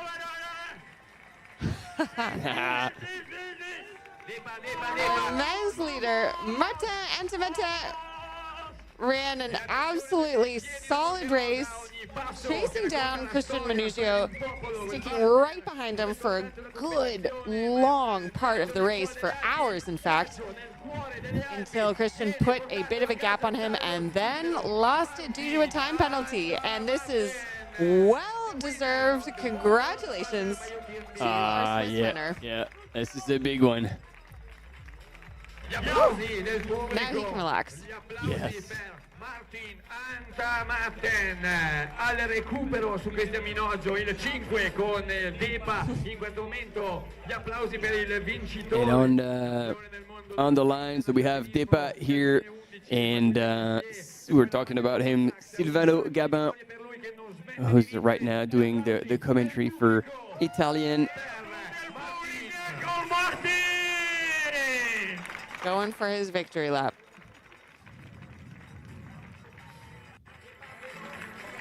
Oh, Silvano's great. I've had many a conversation with him, either mid-race or on the finish line, where I'm pretty sure I didn't understand what he was saying, and he didn't understand what I was saying either. You just have to look in his eyes and look at his smile. He's like, yeah, okay, I feel good. Answer the question you want to answer, not the question that's being asked. Yeah. That's my strategy. Nous avons les vainqueurs de la Suisse, de Atlas Terres, Martin. And there we have it, finishing under Christian Minogio's time from last year and receiving his finish line medal, which comes with 2,200 euros of prize money and a ticket to CCC. And look at this setup for a finish line. I have the feeling there's going to be a few runners jumping in that lake later on. And still racing to the finish, Christian Minogio. Close, but no cigar. He was not able to make up the time that he lost.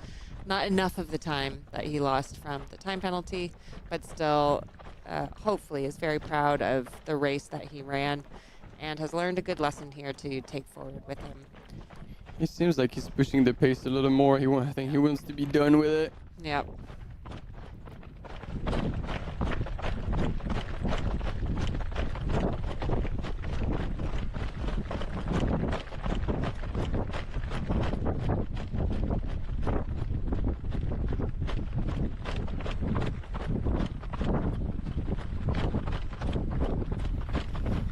Let's go, Christian. We have 600 meters to go. If you're following us along in the chat, hop in, give him a bit of love. So we're, gonna be looking forward to a finish line interview. And there you go. We are now hearing the finish line. Christian will hear it. Bit of a bittersweet finish. But again, rolls are rolls.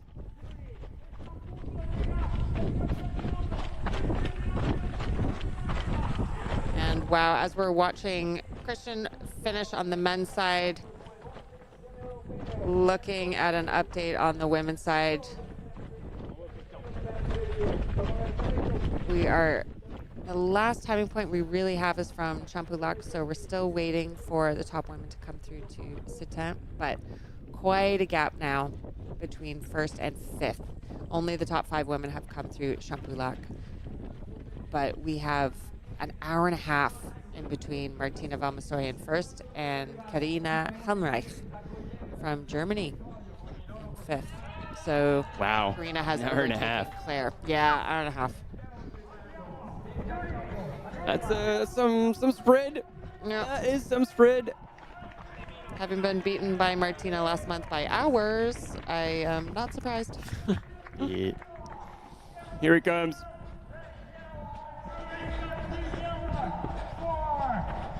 Oh, this will be an emotional finish for him. Yeah. It's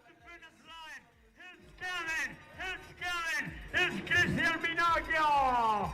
Minox for the all people!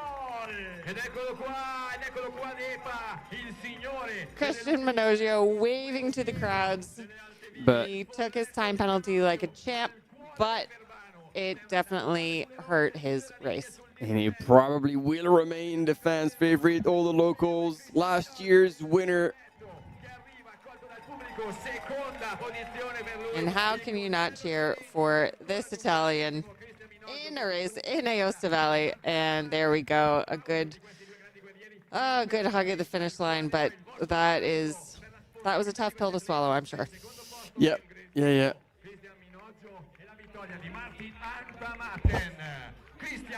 And there we've got Hans following us again. Nice to see you in the chat again, Hans, saying good effort. So hard to come back from such a penalty, but he did so well. Strong finish. He did indeed. We agree. Tira giù il cappello e saluta il pubblico e abbraccia gli amici e va a dare il 5 a tutti quanti. Ed è lui ancora una volta sul secondo gradino del podio. Grande Christian.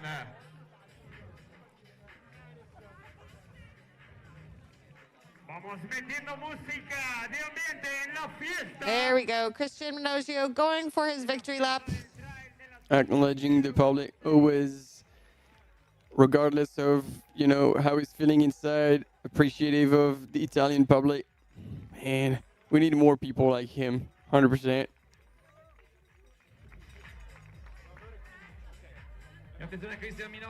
And they're getting his finish line medal from Catherine Poletti.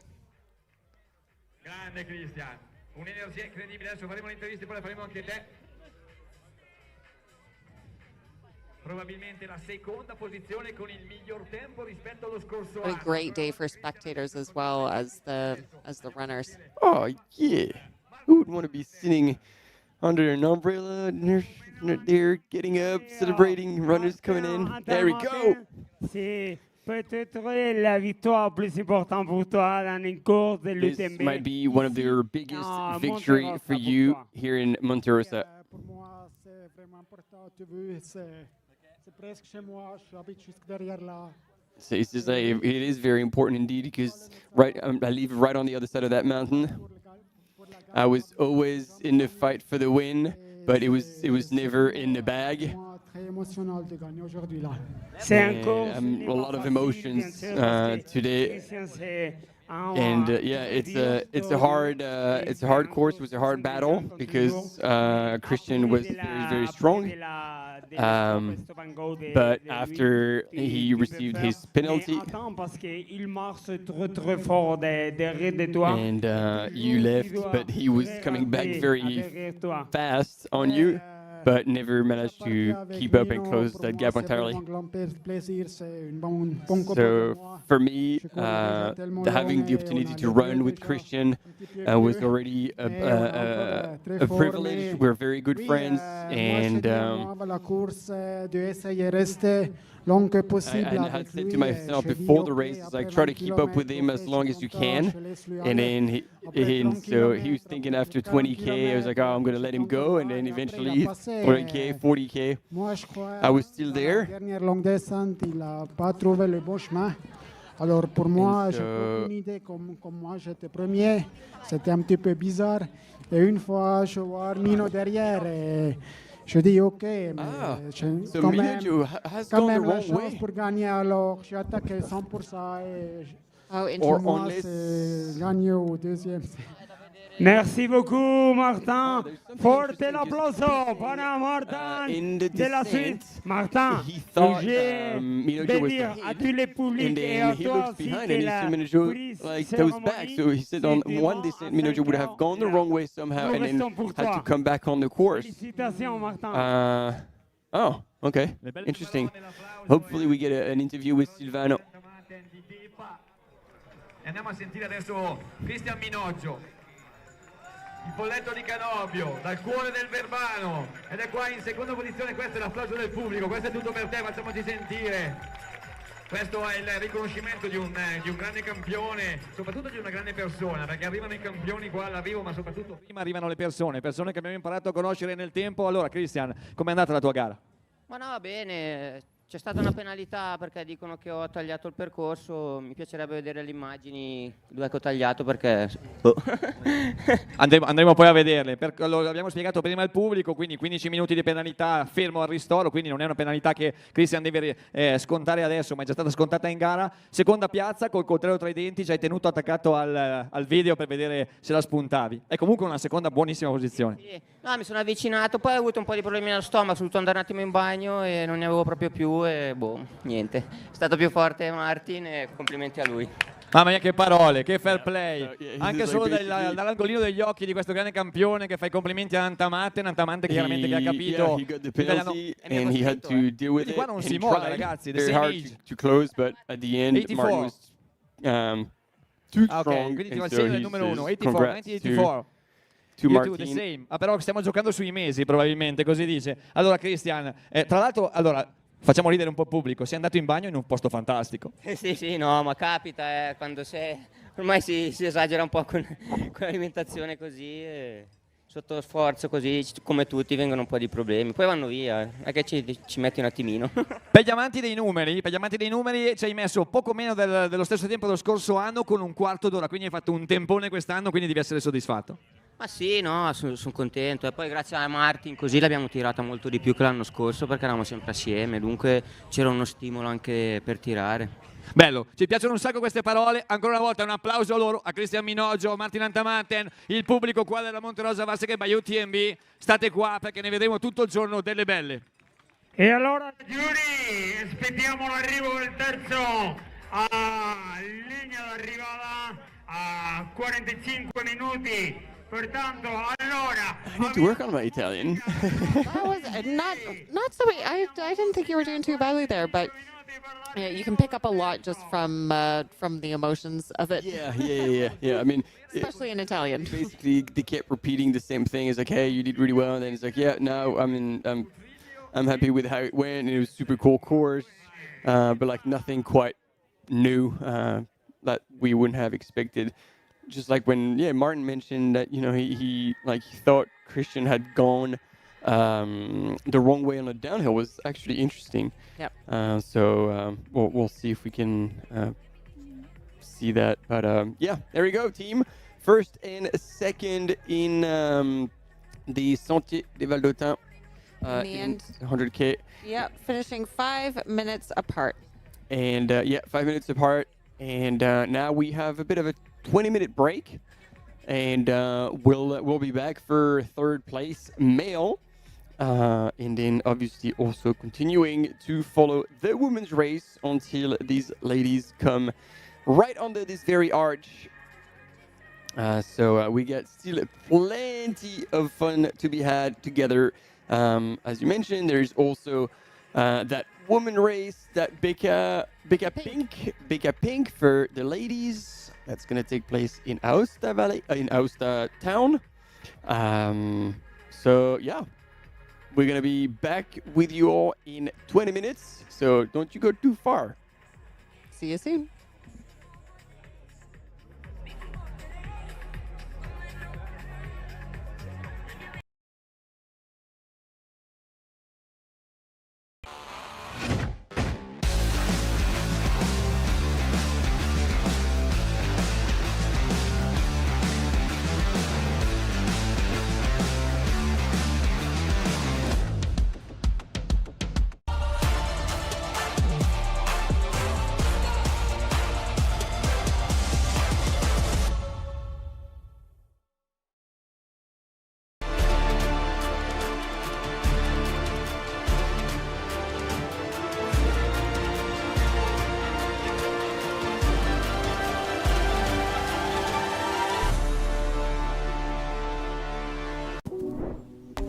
When every step counts, precision matters. Vabrum grips the wild, so you can run free. No matter the trail, confidence makes you extraordinary. Absolutely beautiful out there. It's such a beautiful course. The trail running community, there's always a support for each other. Everyone in the whole crowd loves this race and loves our sport. I wanted to win. I wanted it so much. I was dreaming about it. That's the best feeling and the best result. That's why I do this sport. I'm really grateful to be at the start line surrounded by these amazing athletes. If you are a trail runner, you have to take part one time in your life.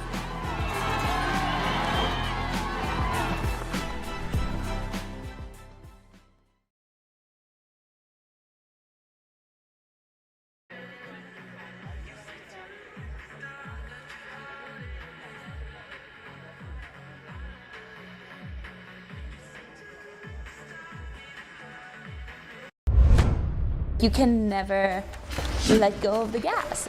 The slightest issue, you sneeze, you're going to lose a position. 5 women separated by 10 minutes. The race is on.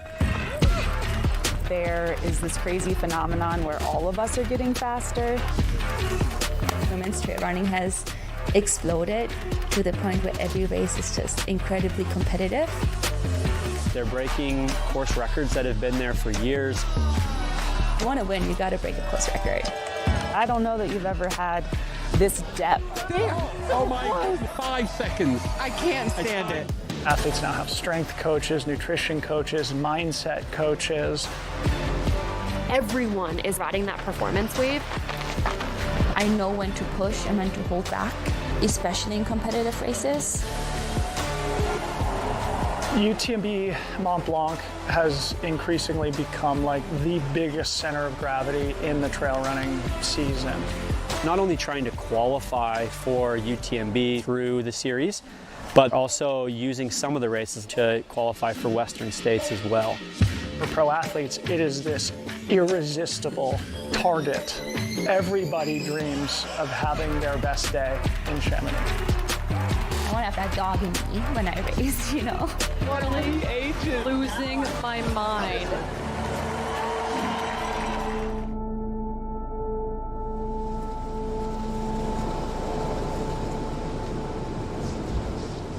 Good morning, Auburn. Good morning, all the runners for the Canyons Endurance Runs. Okay, thank you guys. You're running the 100K? Yes. Have a great time. And flower. That's a great race. All right. So here's your.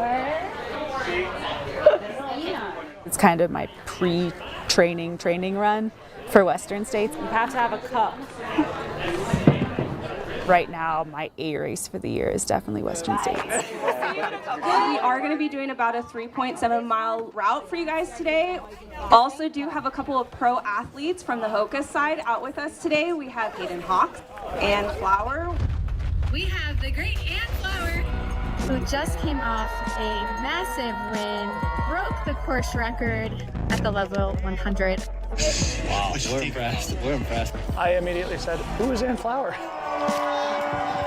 When you come out of nowhere to break Ann Trayson's course record, who is unequivocally one of, if not the all-time greatest female trail runner, that raises your antenna. Coming off of Leadville, I wanted to show that it wasn't just a fluke, so that was why I did Tunnel Hill. Followed up with a new 50-mile world record at Tunnel Hill. Maybe I'm better at trail and ultra running than I thought I was. Then, when you run one of the greatest 100K performances to finish second place behind Jen Lichter by less than a minute at the Black Canyon 100K. 20 minutes under the previous course record time. 3 is a trend, as they say. Should I try to do this professionally or do it more structured than I have?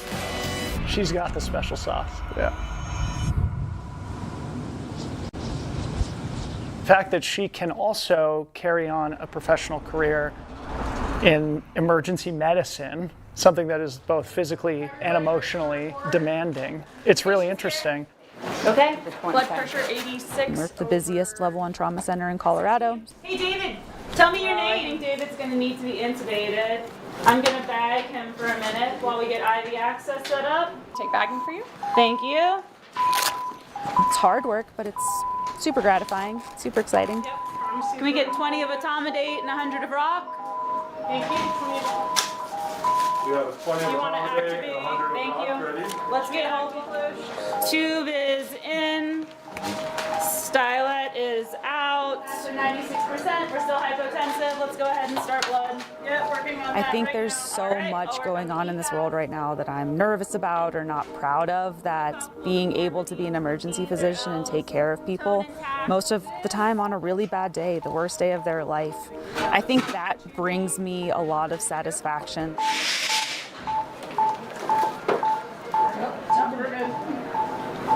I signed my first professional running contract in January of 2026. I definitely felt like I was now more invested, but I also had something to prove. In 45 seconds, the Canyons Endurance Runs by UTMB, and the time is now. Gloves and a hand bottle. All righty, let's rock. Canyons Endurance Runs, for a lot of athletes, it's their last chance to get into Western States. For those who are already in, it's really their last opportunity to have a race simulation. 2, 1, Canyons Endurance Runs, your elite women, here we go! I want to win it. I would like to punch my ticket into CCC for next year. The spring is when a lot of the athletes are doing arguably the most important work of the season, and part of that is other racing.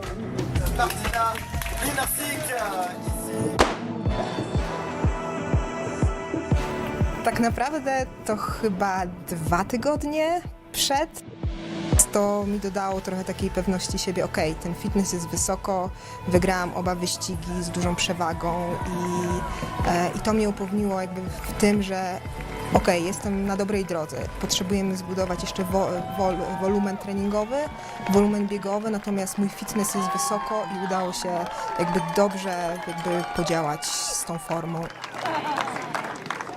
Tomorrow I fly to US to training camp in Flagstaff. So yeah, in France it was quick break before the final preparation for Western States. So yeah, I can wait.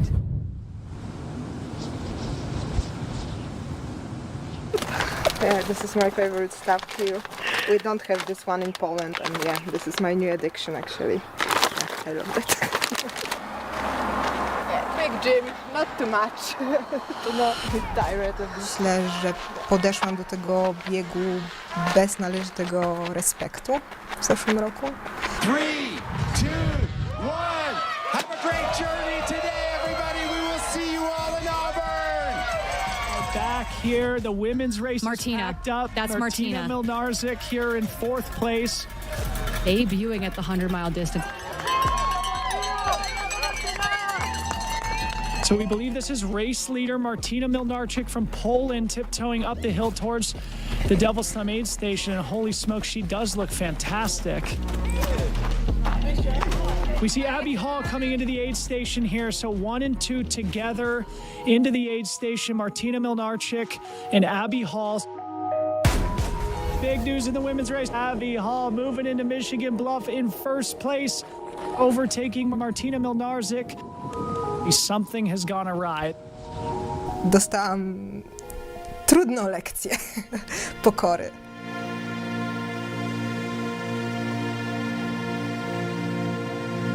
Podczas biegu było kilka rzeczy, które po prostu w tamtym dniu nie zadziałało, natomiast w samym kanionie to już było coś jak udar cieplny.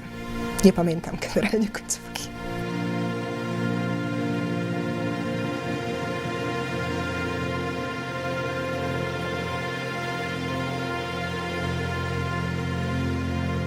To sama byłam zaskoczona, ile to takiej energii, takiej mocy mi dało do dalszego działania i do próbowania. I jak bardzo chciałam wrócić w tym roku. Ja mam swój beep number z zeszłego roku. Codziennie jak wstaję, to go widzę, bo jest powieszony na takiej szafce. I to mnie motywowało przez cały ten rok tak naprawdę w tych...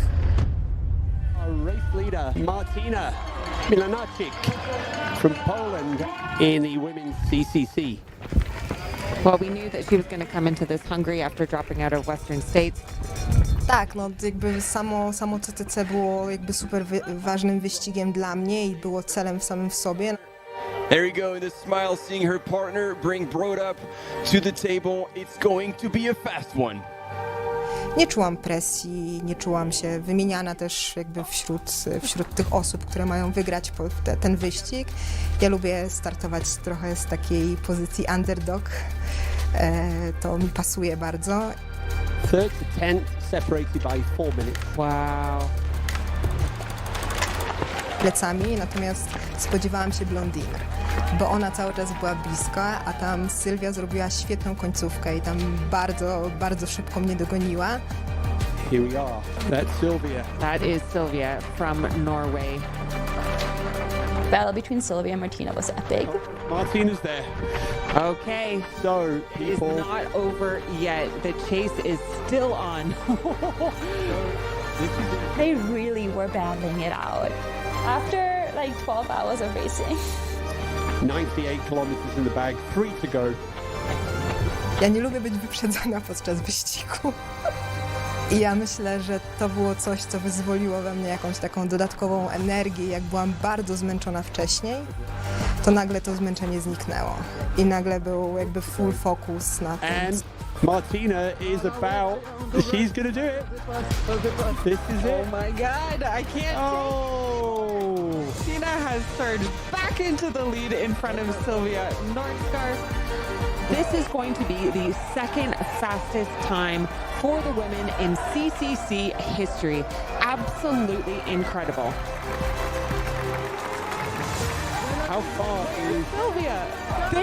oh my goodness. This is 5 seconds. I can't stand it. Gap after 11 hours and 40 minutes of racing.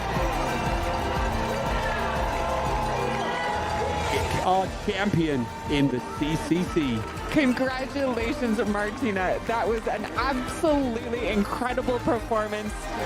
Second fastest time at CCC for the women in history. And now we have Sylvia Norskar from Norway racing to the finish just seconds behind Martina. Insane. I ostatni trening, który zrobiłam z Sylwią. Trudną jednostkę razem i było widać, że my jesteśmy na dosłownie tym samym poziomie.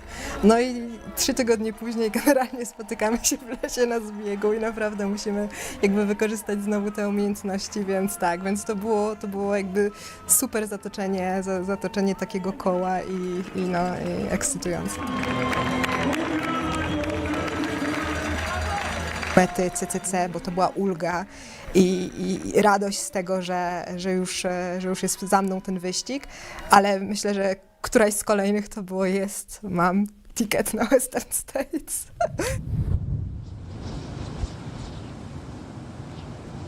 Jesienią tego roku to będzie mój drugi rok, kiedy zaczęłam współpracę z HOKą. To bieganie jakby pojawiło się tak zupełnie niespodziewanie. Większość mojego życia była sfokusowana na tańcu. Po studiach pracowałam w teatrze tańca, później uczyłam baletu w krakowskiej prywatnej szkole baletowej, więc pojawił się pomysł na bieganie, żeby się odstresować i żeby mnie jeszcze trochę jakby swoją głowę oczyścić, to potrzebuję czegoś, co mnie zrelaksuje. Natomiast myślę, że to tak naturalnie po prostu zaczęło ewoluować.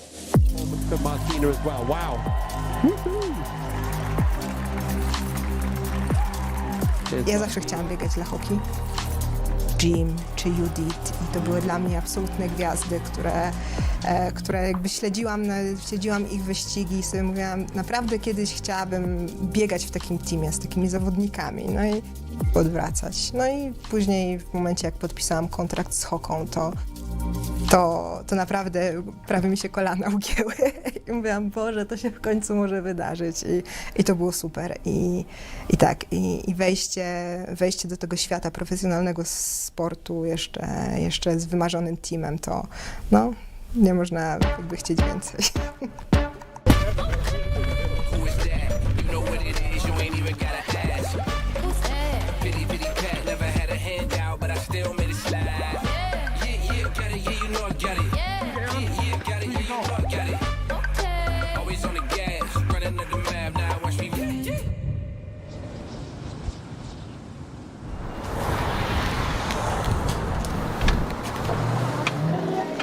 How was work? Oh, it was good. It was just a lot of back-to-back meetings, which I don't love, but we're building something cool, and I'm excited about that. I am balancing being a pro runner and also having a day job. I work in B2B SaaS. I feel like I can do both, and I can do both well. I want to be like full gas pro running, but I also really want to deliver on work. Yeah, I've always been competitive. I've always wanted to try my best regardless of what I do. I mean, it doesn't mean you can't have both. Like, I want to win, but I also want to have fun. Well, yes, but I mostly want to win. I know that about you. My sweet spot is the 100K, but I'm really excited to challenge myself in the 100-miler. How many hundreds have you ran? So only 2. This is number 3. I ran Western States the first time in 2024. It was all right. And there's Lonnie Brinks. Is originally from Germany, but now living in Boise, Idaho. I feel like I was like mentally not like super fresh and didn't have that bite to fight. Like I finished 14th. Like I still look back to that day fondly. It was just not on par with what I wanted in terms of performance. How have you changed as an athlete since 2024? I've found a better balance with running. Putting myself in competitive races has really helped me grow my confidence. Knowing that I can win competitive races, that I can break course records. I think especially Gorge gave me a good confidence boost. For Lottie, she's just turning 30 now, entering her prime as an athlete. I was just having a fun time racing and racing fast and kind of throwing down.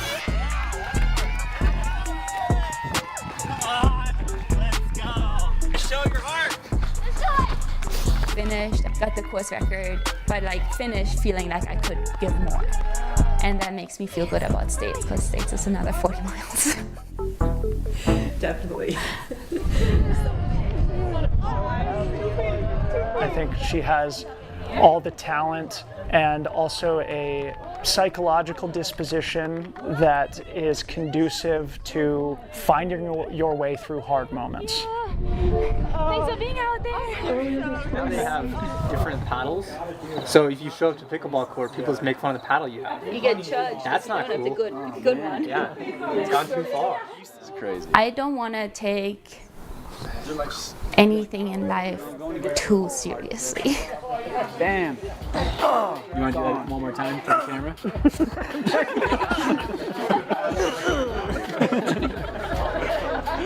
There's a difference between caring a lot and taking things too seriously. Like, I care a lot about running, but I also know in the grand scheme of the world, it's not that serious. I think about what's the best thing that can happen, and then I'm just like ready to go. Like, I'm happy to embrace the challenge. I'm putting myself in a good spot to be really brave on race day.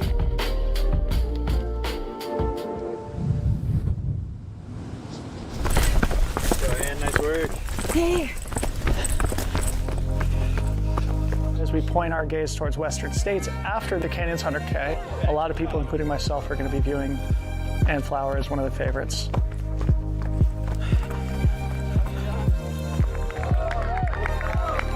Great work. Keep it up. I mean, rarely do I see her outside of, 5 minutes off the lead at this point. So yeah, I think she's probably feeling a little heavy, if I had to guess, like legs-wise. It's such a bummer, but that's okay. Short strides are like actually super okay. Long strides are just trash. So I'm gonna recollect, maybe get one more aid station, and then I think that's gonna be a day. Woo! Hello. Oh, not good. Short strides are like super. Had like a hamstring niggle for a couple of weeks that I thought would have healed itself. Kind of TBD. Yeah. Same pain. Yeah, but as of Monday, it was like really tight and kind of uncomfortable. Yeah, be smart. I know. It's Are you just thinking so disappointing. super frustrating? Maybe a good barometer of exactly where we are and what we need to do to address it, maybe? For sure. God. Like, what? 8 miles? Oh yeah! Crush that! See you in 2 hours. Have fun. I think had this not happened now, I would be at risk of it happening for 2 weeks before Western States, which is what we don't want to happen. So I think having it happen now gives me a lot more like sober of an approach towards States. That got real rough. Oh, and yeah. We love you, runner! It sucks. So I already felt very much like I didn't belong, or I wasn't like good enough to be there, and then having this be a hard day was kind of like a half step backward in terms of my like self-confidence. So Yeah. Frustrating. Oh yeah. That was awful. I really want to get back and prove that I can and I'm stronger, so You will. hopefully it's part of the build. Yeah. The women's race of the 2026 Western States 100 is one of the most exciting on record. Reigning champion Abby Hall returning. And then we have this really exciting group of those who have qualified through the golden ticket chase. People like Ann Flower, Martina Mlnar coming back to Western States this year with, I'm sure, a chip on her shoulder and a desire for redemption. For Lottie, she's just turning 30 now, entering her prime as an athlete, and with a chance to come back to Western States where I think she feels she underperformed her own potential.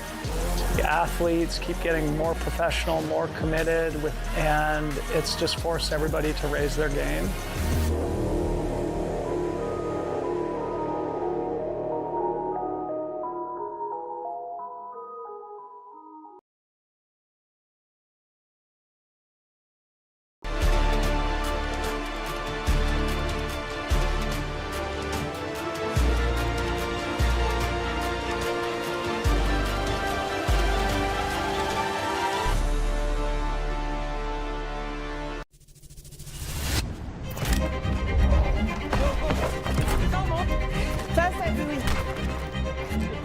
So nice.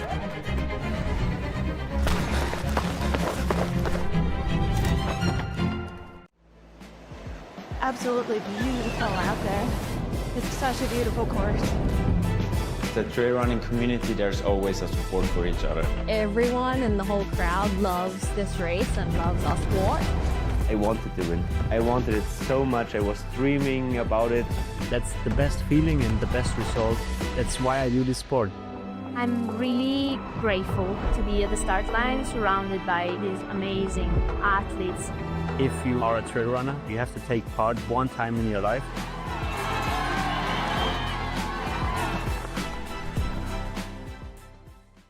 I train after work in the margins of my daily life.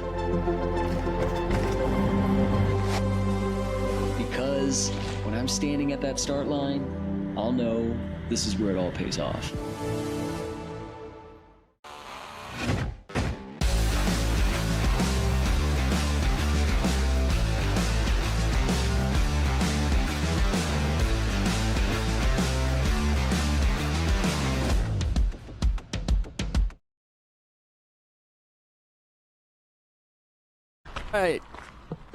All right, team, are you ready? We have our third male runner coming so close now to the finish line, coming from France and carrying the Monte Rosa WalserWaeg 100K category. And we're still here. We are here and we are excited. We have already seen Martin Entemetten from Switzerland come in first in 9 hours, 32 minutes. 5 minutes later, followed by Christian Minogio, last year's winner, who suffered a time penalty by 15 minutes, was able to claw 10 of those minutes back, but not quite enough to get back into the winning position. Then quite a gap that we've had now to see Louis Tarrant from France, who will finish in third, and maybe 10 minutes behind him, maybe a few minutes less than that, we should see Marcel Jorge. Or you can just say Macy Pacey, and that is the easiest way to do it. That is the one that I will pick. From Germany, followed by Robin Chalamel. So he has really, it looks like he's dropped back quite a bit, but really fourth and fifth are running just seconds apart, at least from the last refuge. So Robin, who was in third, has now been replaced by Louis Tarrant. But we could still see some switch ups here. Not for Louis. He is finishing for sure next. Yeah. But maybe between fourth and fifth. And that's what we were assuming. Again, someone coming from such a big mountain biking background, this amount of elevation loss on the legs is really unforgiving. And like, wow, we had put a big question mark on whether or not the wheels were gonna fall off, and it looks like it was a bit the case. And to be honest, like, I don't see Marcel backing out. Like, if anything, he's got the distance, he's super strong runner. So he's going to finish on a high. He's going to finish strong. So I really doubt that Robin is going to be able to claw back into 4th. But again, like holding on to a top 5 for his first race at a UTMB World Series level is pretty damn good. Oh, it's incredible. I mean, he has just really surprised, I think, many of us who didn't have him on our radars, but we will now. And maybe we will see some trail running photos sneak into his Instagram page and sit alongside all of those mountain biking photos that we have from him. And so that's the question. Is that going to fill his fire and be like, man, I'm going to go full throttle in it? Or that was the one and only. That shit hurts. F that. I'm out. Back on the wheels. Have we pulled him into the cult or not? Now, as we are watching... That being said, we can always use him as a camp mountain biker. Absolutely. There we go. We've got a job waiting for him, should he choose. Now, as we're watching the third place man run towards the finish, just want to give you an update on the women's side. Martina Valmasoy still in first. She went through Sitten at 3:55 local time, so about 20 minutes ago. And then Emily Forsberg, who is still in second, came through about 16 minutes after that. So we now have a good gap there between Martina and Emily. And then another pretty big gap there between Emily and Mahon Granier, who is in third. There you go, Marcel popping out of the long descent.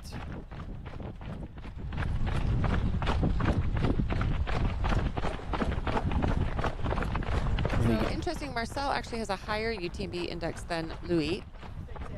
But again, UTMB index is just one indication of approximately how you might perform on a day. That's right, and it's interesting coming out of the trees. All the athletes we've seen so far really look over the shoulders. All right, what's going on behind me? Yep. And Maisie with a smile on his face. And Louis, like, getting really close to the finish. His coach Nico Martin will be stoked for such a good result. They've obviously worked together very well. And that's going to be quite a lot of elevation gain and loss. This is quite a challenging course for someone who is from the south of France, from Millau, for Louis Théron. But that's one of his 2 goals for the season. This one and in September, Ultra Pyrénées. So another pretty tough course as well. Yep. And we can see Louis on the left, our third place man, is less than a kilometer to the finish, about 900 meters to go. And then Marcel in fourth.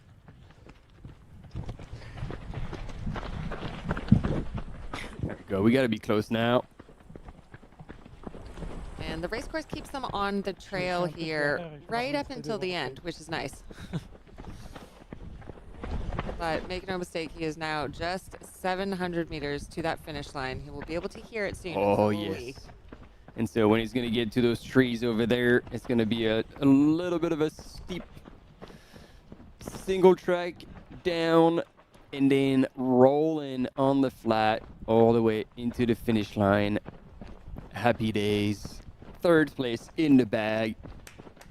And spaghetti tonight. Or pizza. Oh, we got to remember that. I'll send a message to Depa on the finish line, because when Martina Valmasoy will cross the line, what is your true favorite word in Italian?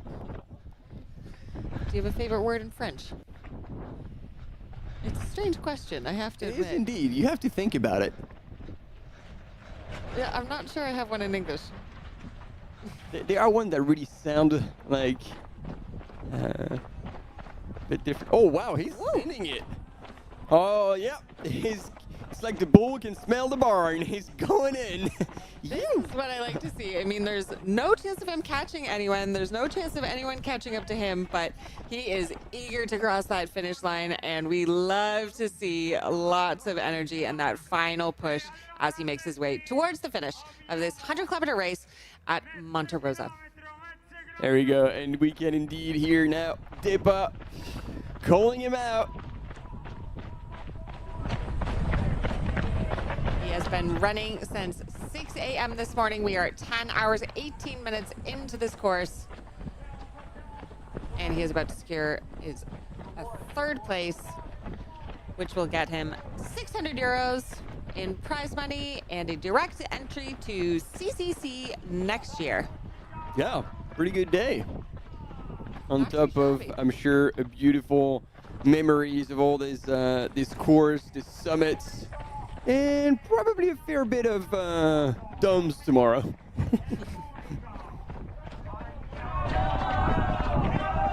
Now this is a nice race finish coming off of a DNF at the Swiss Canyon Ultra Trail 100-kilometer race just in May. So hopefully we'll give him a little bit more confidence going into either the rest of the season or depending on what he has planned, or next year. He's definitely stretching it out now. Solid.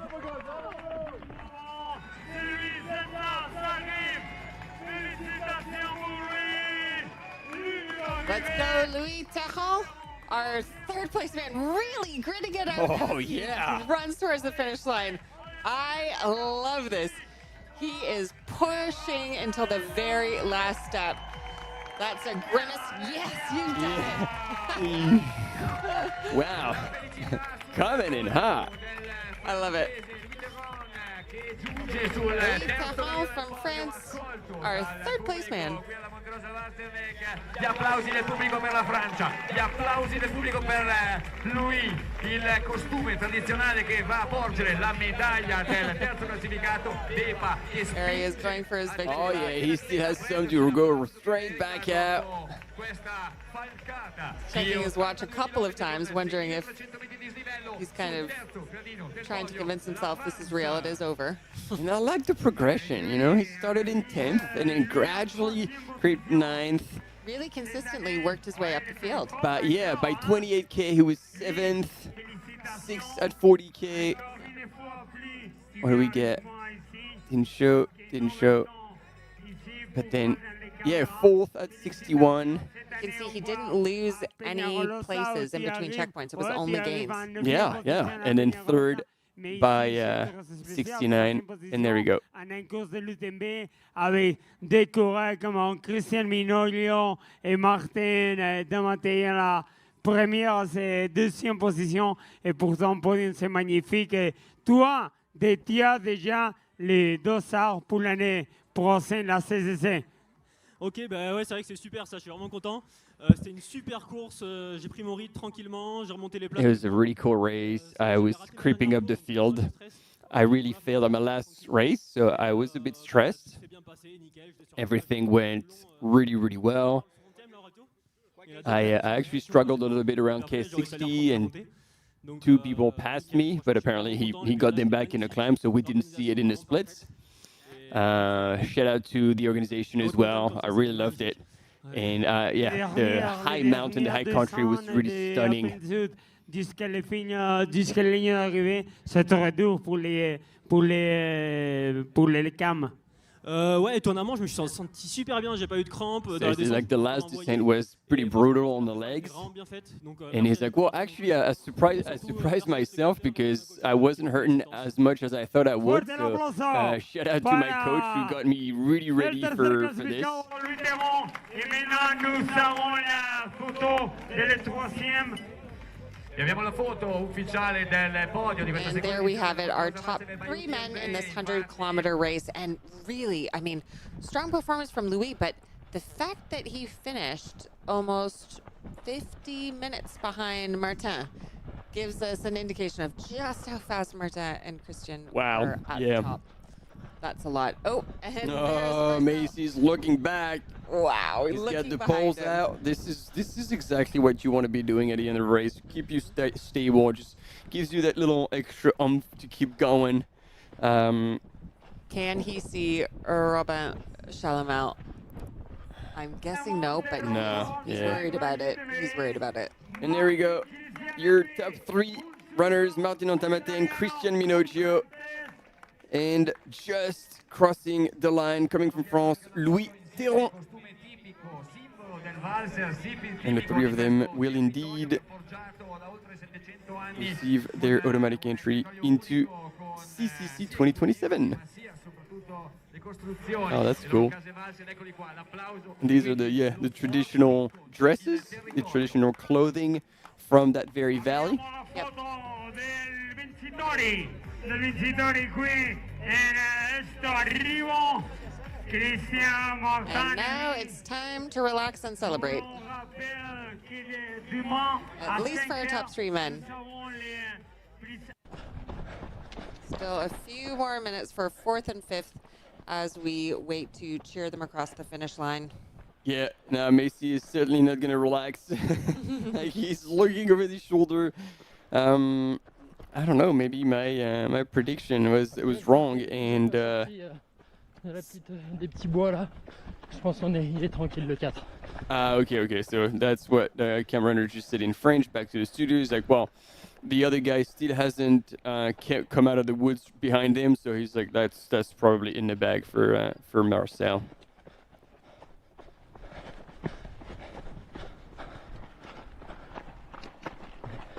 Ouais. Ah voilà, il est sorti à l'instant. Of course. Okay, so no, he just came out, so there's really not much. Okay, so they are within eye shot. I mean, yeah, we'll see them, and then Marcel will see him as well, but like now there's 800 meters to go, and if it comes down to a sprint, Marcel's gonna be able to switch gear, I'm pretty sure, but yeah, like 200 meters at least to close over 800 meters. I don't see this happening. I'd love to. No, but it's exciting all the same. Again, you know, the fact that we are talking about hundreds of meters at the end of 82 kilometers still blows my mind. Yeah.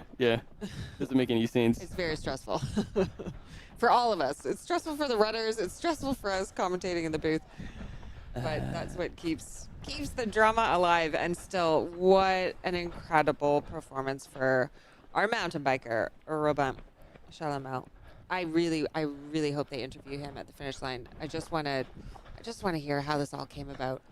Did he lose a bet? You know, what is this his bachelor party? Like what tempted him to enter a 100-kilometer race?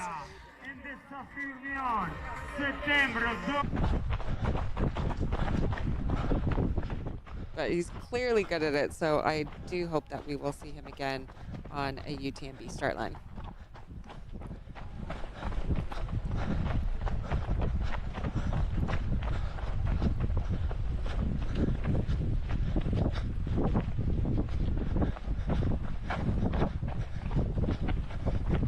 As we are following the 100-kilometer race, which started at 6 a.m. this morning, we will be covering the start of the 100-mile race tonight, starting at 6:30 p.m., so in just over 2 hours. And the coverage will continue tomorrow as well. Okay, ça marche, comme ça je remonte sur le 5. Tomorrow, the 50K race will be taking place. We heard earlier from Emily Schmitz, HOKA athlete, who is the third-ranked UTMB Index runner going in on the women's side. Also privileged to have Ida Sophie Hegeman, who's not racing this weekend, but to have her join us on the live as she gears up for TDS next month. Okay, Marcel continuing to look behind him. Oh, interesting. And what I also see in the top 10, Stephen Kirsch from the U.S. has been able to work his way back up a little bit. Still, he's running in 7th now. And Macy just keeps looking over his shoulder. How did you say? Auf geht's, Marcel!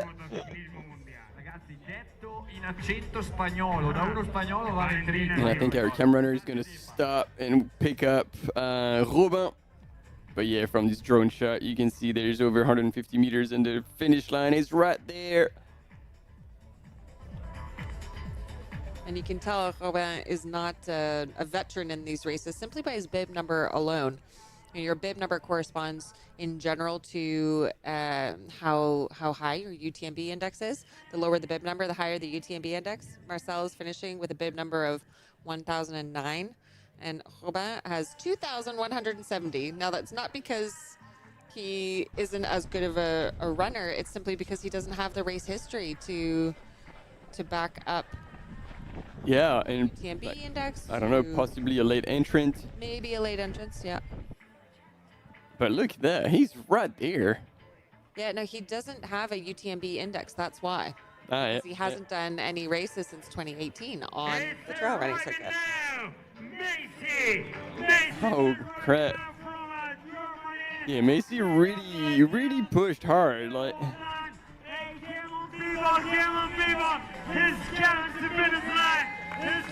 fantastic. How do we say Macy Pacey? Yeah. From Germany, coming in fourth place at a time of about 10 hours and 29 minutes. So just outside of the top three. He will not get a direct entry to CCC from this race, but he was very close. And right behind him is this. wow. Woo! Robert Chalamel, all smiles. And he actually doesn't look destroyed. So I guess he just fell off the pace a little bit, but. Or maybe the others were just stronger, but yeah. My goodness, I really am impressed with his race today. Being able to transfer over from a different sport like mountain biking. Mountain biking's great for cross training, but it doesn't necessarily translate into trail running, ultra running legs. He looks fine. Yeah. He looks absolutely fine. Looks like This he's is gonna just push back it from a harder. jog. Yeah. He's like, all right, okay. Oh, that thing is not as hard as I thought.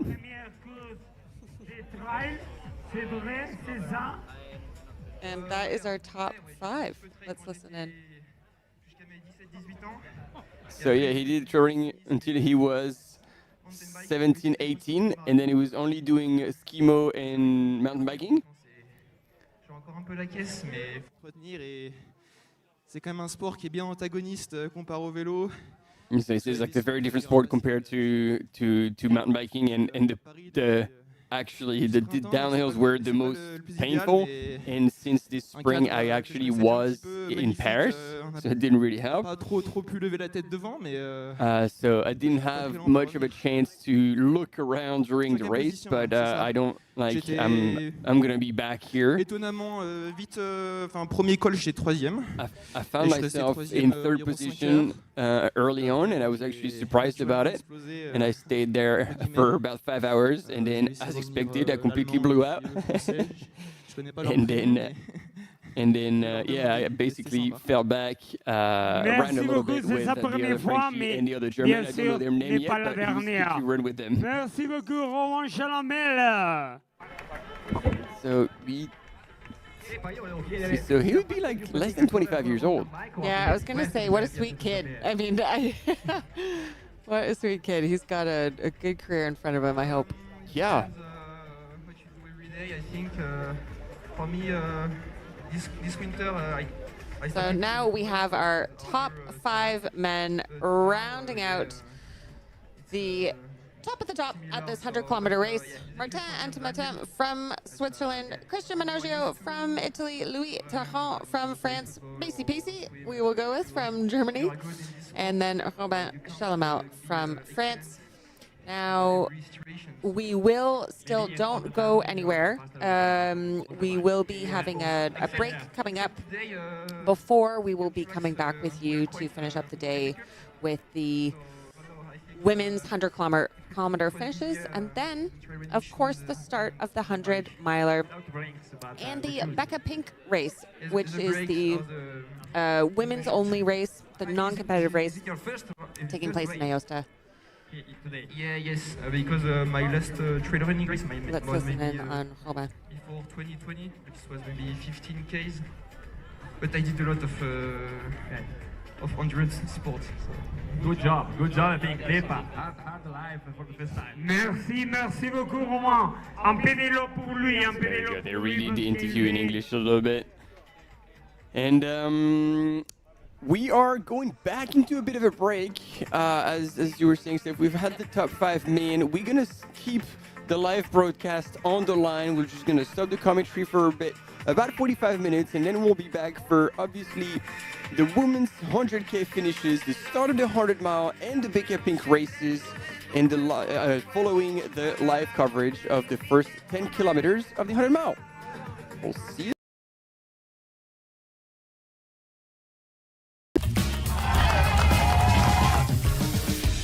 We love stinky runners, but use the soap. You finish your race and your hands are nice and soft. How good is that?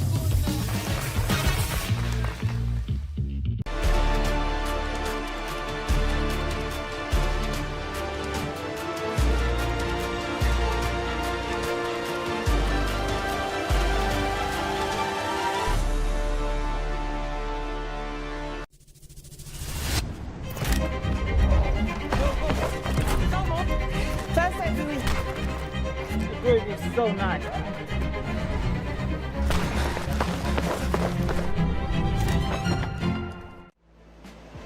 Absolutely beautiful out there. It's such a beautiful course. The trail running community, there's always a support for each other. Everyone in the whole crowd loves this race and loves our sport. I wanted to win. I wanted it so much. I was dreaming about it. That's the best feeling and the best result. That's why I do this sport. I'm really grateful to be at the start line surrounded by these amazing athletes. If you are a trail runner, you have to take part one time in your life.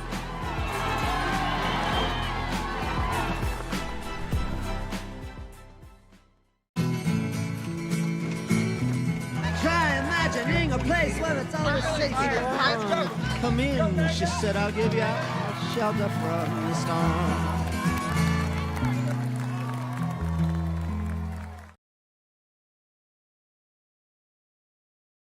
Prossimo, poi invece ha detto di sì, quindi è stregato anche lui da questo territorio. Ora vi lasciamo con un po' di musica e poi torneremo qua in diretta per la Monte Rosa WalserWaeg UTMB. Grazie chiaramente a tutti quanti. E abbiamo 5 corridori a linea d'arrivo e penso che l'arrivo di Martina Volmansoy, la prima corredora sarà 15:30 l'arrivo di Martina Volmansoy, la prima corredora. No,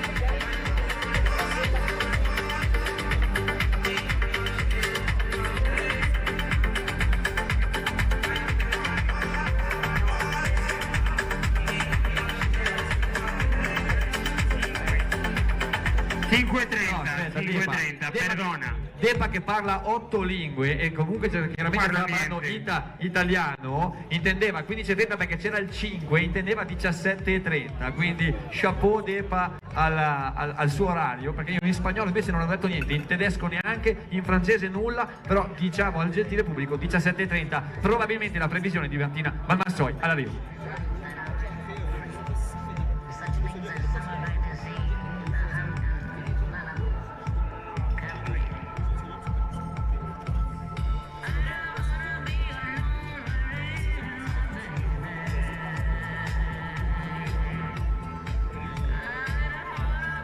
Se arriva la prima gli altri il tempo. Quanto tempo fare?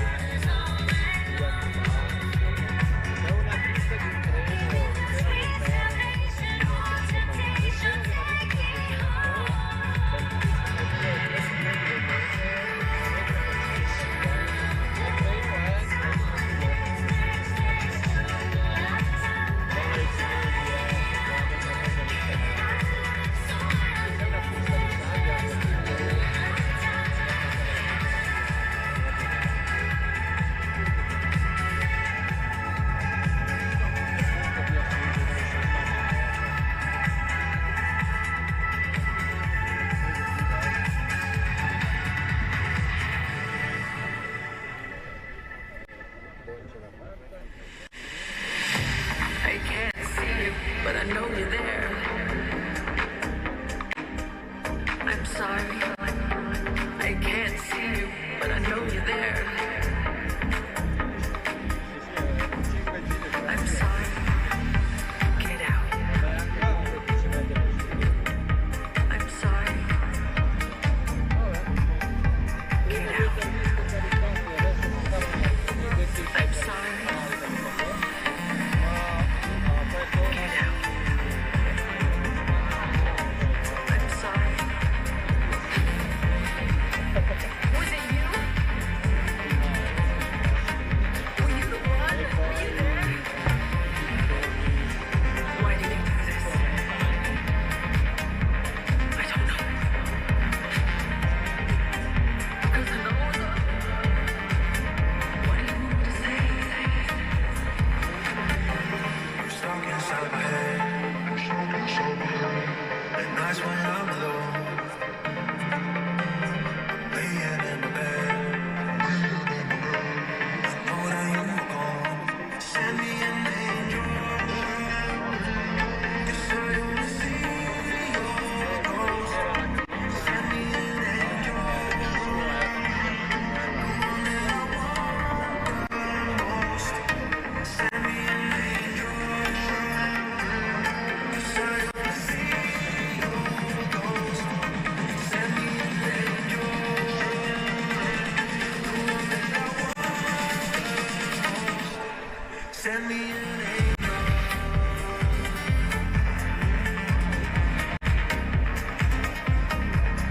That's life. You're living now. And one day, you'll be dying. What's it like? What?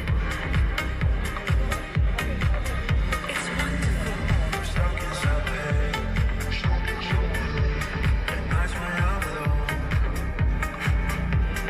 laying in my bed. I know that you were gone. Send me an angel. It's wonderful. I'm sorry. It's wonderful. I'm sorry. It's wonderful. Get out. It's wonderful. I'm sorry. It's wonderful. I'm sorry. Get out.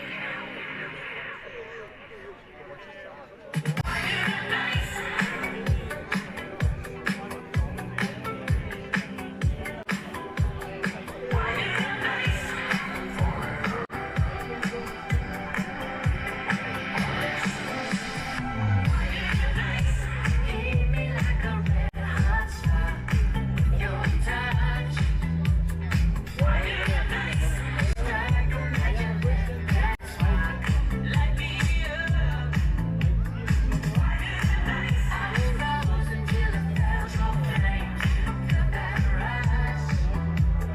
Why you nice? You come and burn my cold heart down with your love. Why you nice?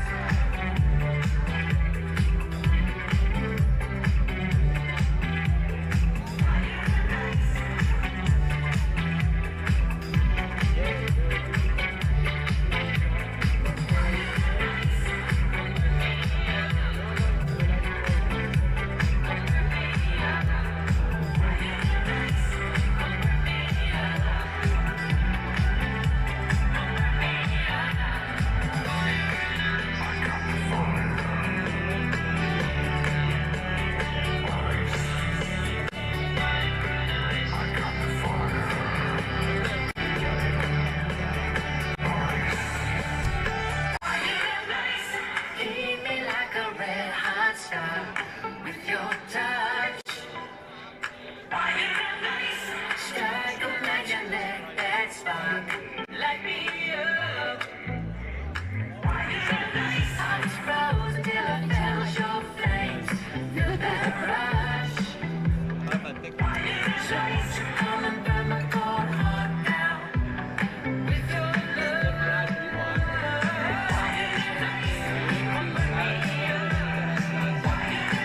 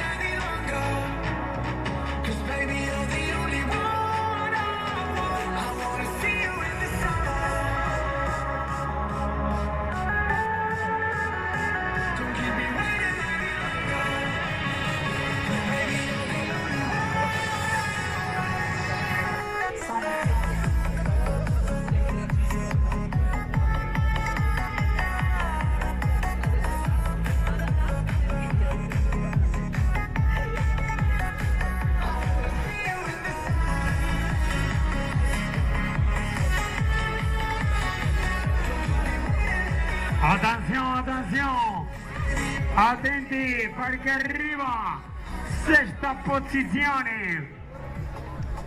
In sixth position is coming now, it's arriving at the finish line from Norway. I think that this is the finish line, the last meter for him. He came from Norway, he came to finish line. Congratulations, Roland! He is arriving at the finish line from Norway. Asmund Kjellman stayed. He was the winner in 100 kills, and also in Berlin Mountain Times and Marathon. Well done, congratulations. And in 6th, 7th position.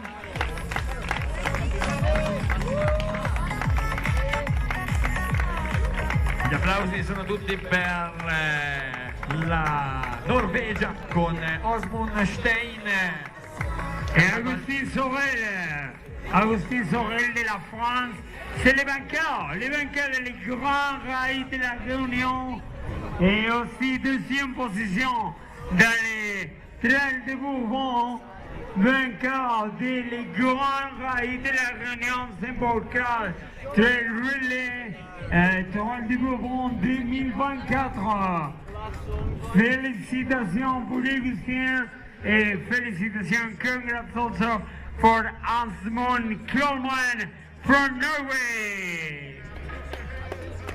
Gli applausi per questi grandi atleti, per la loro fatica, per questi costumi tipici che donano le medaglie internazionali a questa Monte Rosa WalserWaeg UTMB. Quindi l'applauso del pubblico per la loro fatica, ma soprattutto l'unione del territorio, del folklore portati a casa da questi grandi atleti. E quindi ancora Norvegia e ancora Francia. Quindi Francia, grandi risultati per la Francia quest'oggi. Andremo a sentire poi le parole che si sono scambiati questi due grandi atleti qui alla seconda edizione della Monte Rosa WalserWaeg UTMB.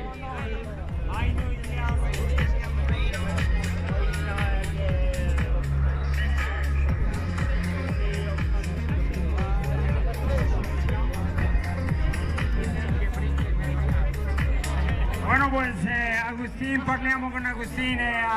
Il a tombé au lieu descend, il a tombé au dernier descend parce qu'il a attaqué. Il a attaqué parce qu'il y a un autre coureur qui vient seulement 10 minutes derrière de lui. C'est un coureur des États-Unis, c'est un Américain qui arrive maintenant sur la ligne d'arrivée entre les 10 premiers en quart.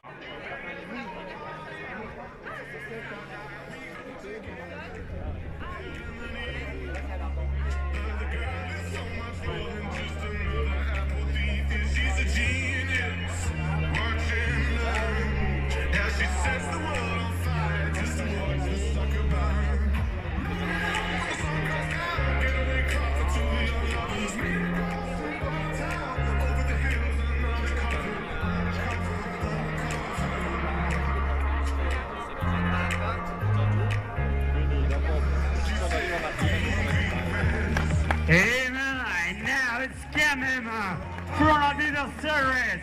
Another runner is coming now on finish line. It's coming.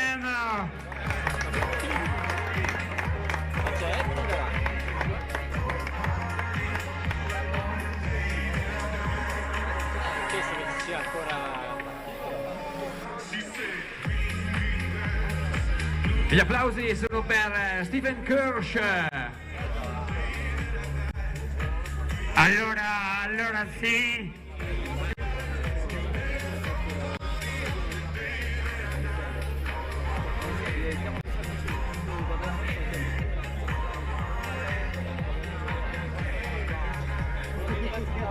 Ottava piazza per Stephen Kirsch.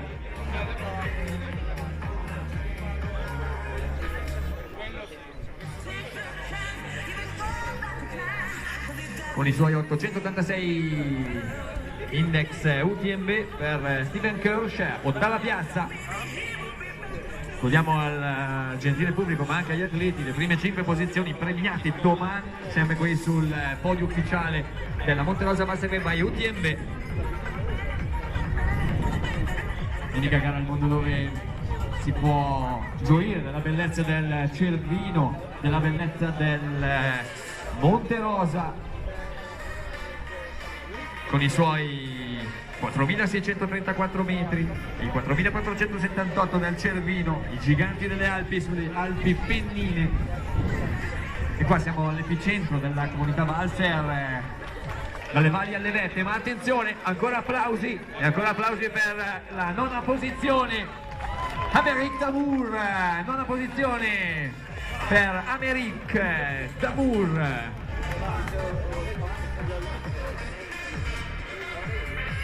Applausi per lui. Welcome to the finish line. Medaglia al collo da parte dei costumi tipici Walser qui per il grande atleta.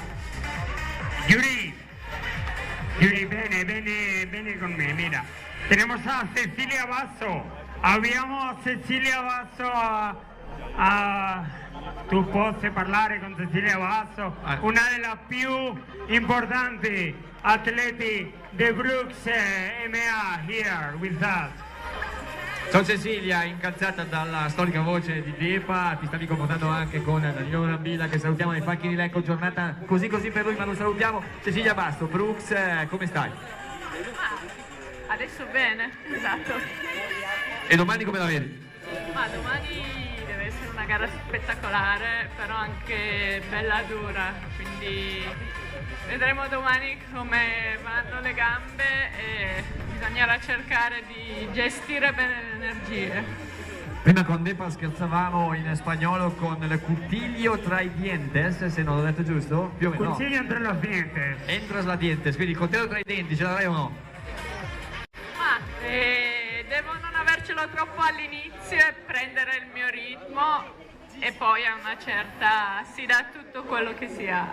Insomma, queste sono le belle parole di Cecilia Basso, grandissima atleta Brooks, ti do il 5, in bocca al lupo per la tua gara di domani e grazie per averci deliziato dell'intervista. Gracias Cecilia Basso, aquí tenemos grandes corredores y corredoras también de nivel internacional que algunos han corrido hoy, no han podido finir, no han podido terminar.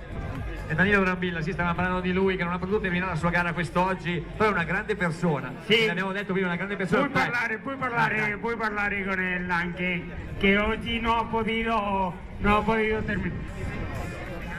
Ci siamo visti a Zegama nel 2018. Fa molto tempo, ti ricordi che no, tu e io anche lui. Ma per me invece con te era Minoggio che aveva fatto decimo. Questo anno 2018, chi ganò Zegama 2018? Chi fu il vincitore? Remy Bonnet. Grande Danilo, allora parlavamo con Depa quest'oggi, insomma, che non hai potuto concludere la tua gara, sei un po' maneggiato. Io avevo già pronta la chiacchierata sui tuoi appunti ieri in macchina con i tempi, tra l'altro tempi che so che stavi facendo bene. Sì, cioè i tempi erano di minore e dovevo metterli un po' su di me, però oggi non sono, cioè il mio corpo non è partito perché ho tirato 42 km un po' così, ma non riuscivo a tirare alla fine. Poi detto era ancora lunga, ti si vede era ancora tanto, insomma, però insomma, Danilo Brambilla, lo diciamo sempre, prima degli atleti vengono le persone come te che veramente lasciano sempre il segno. So che sicuramente andrà meglio la prossima volta, so che è una magra, un po' come te, consolazione, però sei una grande persona, quindi ti rifarai, sono sicuro, su sentieri diversi da questi. Grazie mille, speriamo. Ci mancherebbe, un abbraccio a te e alla tua bella famiglia. Danilo Brambilla, grazie Depa. Brambilla porque es muy importante, ciao.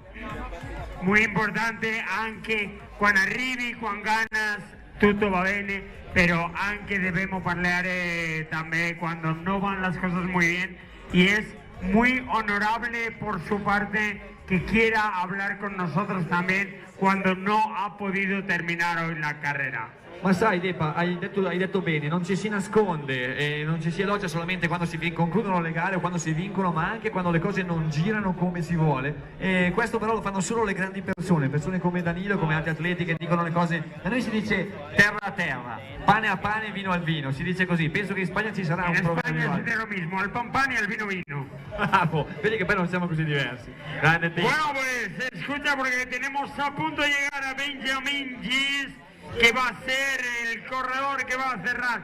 Benjamin Gis de la Bélgica, c'est lui qui va répondre 10 posizioni, top 10, top 10, is coming in top 10. In attesa quindi del 10° concorrente di questa seconda edizione della Monte Rosa WalserWaeg UTMB, grande giornata di sport al cospetto del Monte Rosa e del Cervino. In un punto della gara si possono ammirare quindi le vette più alte di questi 4.000 d'Europa. E poi lo ricordiamo, i costumi valser tipici con dei sorrisi fantastici di questi ragazzi in costume tipico che mettono la medaglia al collo e tra poco lo faranno con la 10ª posizione. E la prima donna che arriverà sarà Martina Volmasoi, ancora non arrivato al Pensu, arriverà al Pensu a 5:15 e dopo 15 minuti a seconda donna sarà Emily Forsberg. She's living in Norway like all people now, but he's from Sweden.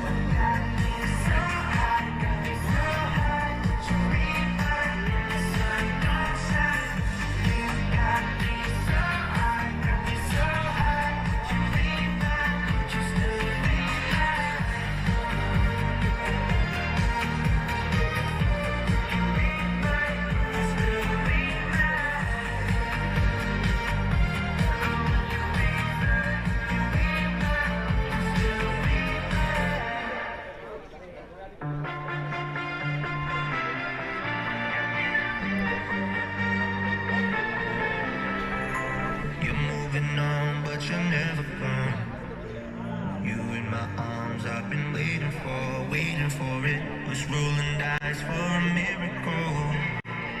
You said goodbye, didn't see it coming.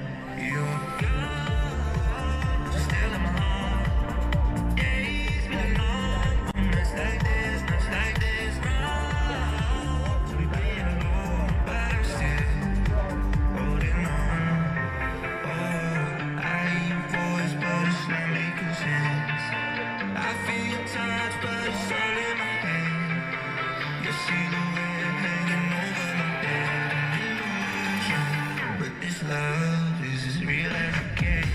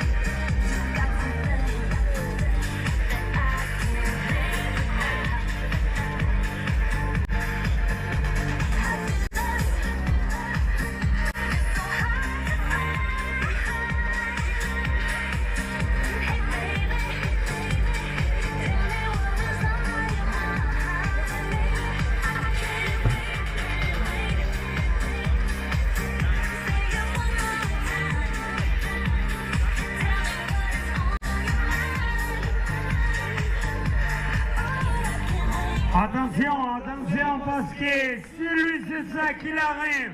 Maintenant, c'est Benjamin Gis de la Belgique. Benjamin Gis de la Belgique, fort applaudissement pour lui.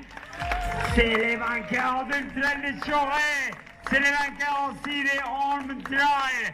Et c'est le vainqueur de la Muse de la Ultra Madeira de Portugal dans la course de 83 km. Benjamin J. Disposition pour lui.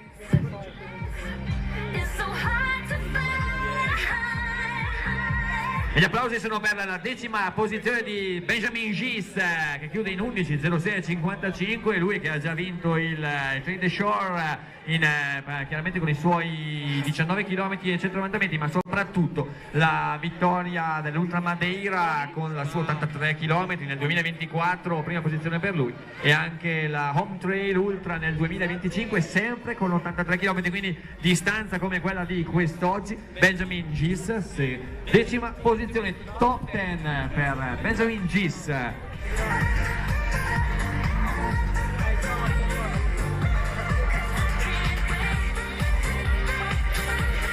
Aspettiamo, attenzione, perché abbiamo Martina Valmassoia in Alpensù e l'arrivo di Martina Valmassoia a Gressanei in 20 minuti.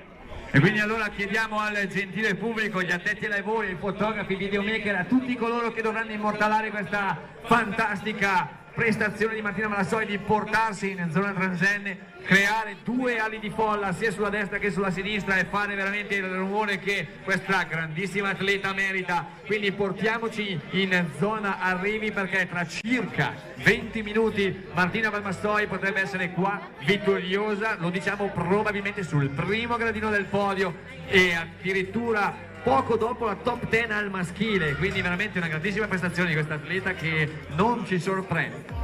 Nada más y nada menos que una atleta que hace tan solo 3 semanas ha sido la vincitora en el Andorra by UTMB, anche la gara de Andorra, Martina Valmassoia vincitora en la gara più lunga e la 7ª del mondo l'anno passato, l'anno scorso, 7ª del mondo nel mondiale di Canfranc in Spagna con la camiseta azzurra della squadra azzurra della selezione italiana. Fue también este año en Cegama 17ª corredora que llegó a línea de meta en la maratón más importante del mundo, Cegama Aizgorri. Estuvo Martina Valmassoia, la corredora italiana, la reina, la princesa del trail italiano. Con nelle gambe ancora la vittoria di settimana scorsa all'Andorra, Martina Valmassoia, seconda piazza al Sentiero 4 luglio, tecnicissimo il Sentiero 4 luglio per Martina Valmassoia. Ricordiamo anche 17.654 metri di dislivello in 24 ore con gli sci d'alpinismo per questa grande ragazza che si è inventata anche un Giro d'Italia 2 anni fa, seguendo il Giro d'Italia vero in gravel, in autonomia, una grandissima atleta. La accoglieremo qua nel migliore dei modi. Martina Valmassoia ancora una volta sarà lei a venire a tagliare per prima il traguardo. Caro Depa, noi l'aspetteremo qua. E al momento siamo giunti alla 10ª piazza maschile e siamo in attesa della prima donna al traguardo della Monte Rosa WalserWaeg by UTMB. Ed anche fue vincitora della TDS in Chamonix, è una delle gare più importanti del mondo.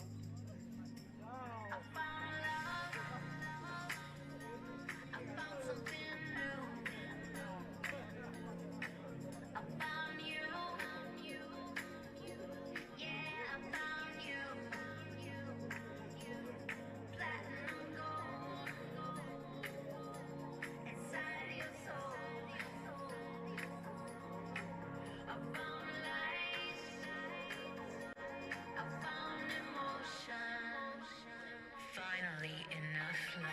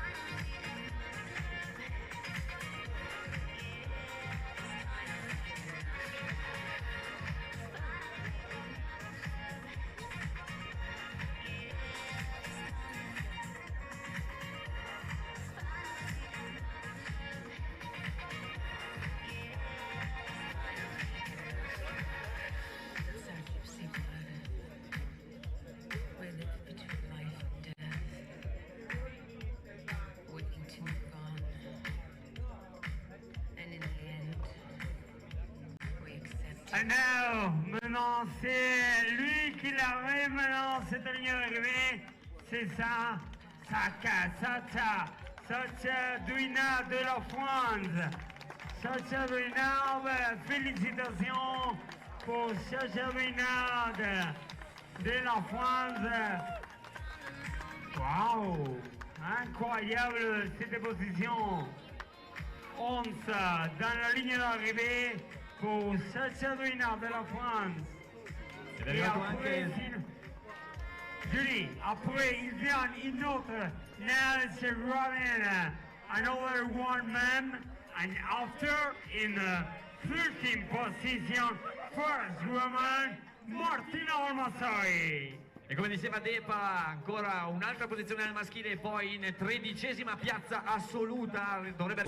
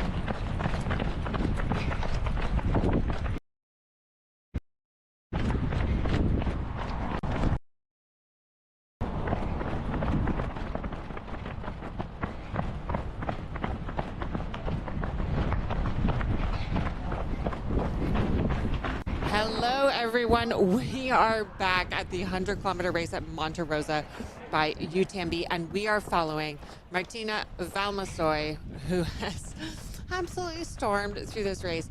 Yet again, just last month, she was running Trail 100 Enduro by UTMB, where she finished not only first, but 6th scratch overall, beating the previous year's winning time by hours. I say this as someone who was also in the race, but behind her, hours. And she has had an incredible race here today. She was following Emily Forsberg for a short part of this race, but quickly went back into the lead and has had a commanding lead since then. She is now just over 2 kilometers from the finish of this 82-kilometer race with 6,300 meters of climbing. She's been running since 6 a.m. Race started in Pont Saint-Martin in Valle d'Aosta. Martina from the Dolomites. So very comfortable on technical terrain. The race in Andorra also incredibly technical and tough. This is where she really shines, and she's been talking about how she knows UTMB, the race that she's doing next month, is a different beast. While it's seen to be technical for some, it's all relative, and for her, UTMB really requires a lot different skills than the race courses we're used to seeing her on. Okay, less than 2 kilometers to go. She is estimated to finish this race in under 10 minutes. And we are 11 hours and 19 minutes into this course. Last year, the winning time was 12 hours and 11 minutes. So she is going to be smashing last year's time as well. And at the last checkpoint, Martina was running in 13th overall. We'll see if she's been able to pick up a few places along the way. Let's just, nope. We have had 12 finishers.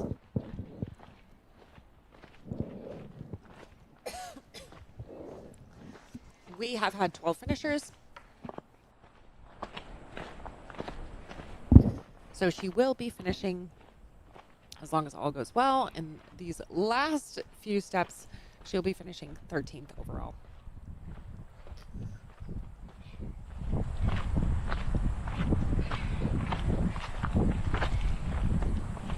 And looking at the rest of the women's field, we still don't have Emily Forsberg clocking in yet at the Alpenzu Refuge.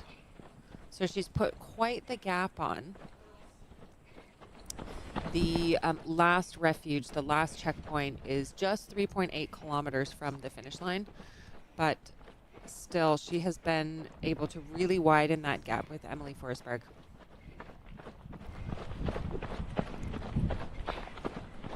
And then behind Emily, there is another even more sizable gap with our third place, Mahod Grenier from France.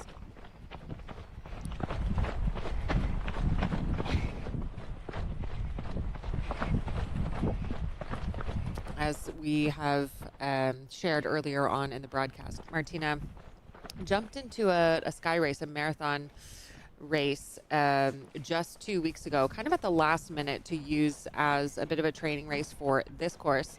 And this is the training lead up to UTMB. I mean, her preparation for UTMB is just incredible. If she can recover well, then she will be coming in hot and fierce to the UTMB finals next month. Do you know who's coaching her? I don't. That's a good question. I am not sure who she's being coached by at the minute. Because I know she's got a, again, we talked about this earlier this morning. She has a very different approach to training. She does a whole lot of biking for volume and strength. And she's just someone that loves being out in the mountains. Yeah. Just enjoying going over tough terrain. I really love kind of watching her racing. I love racing in races that she's in. I love seeing her at the finish line. She's just a bundle of joy. Yes, that she is indeed. 1,500 meters to the finish line for Martina Valmassoy to seal the deal on this Monte Rosa WalserWaeg by UTMB 100K distance. Once again, 82 kilometers, 6,300 meters of a gain, and still moving. Look at that. Arms down, shoulders down, relaxed. And driving forward. Oh, yeah.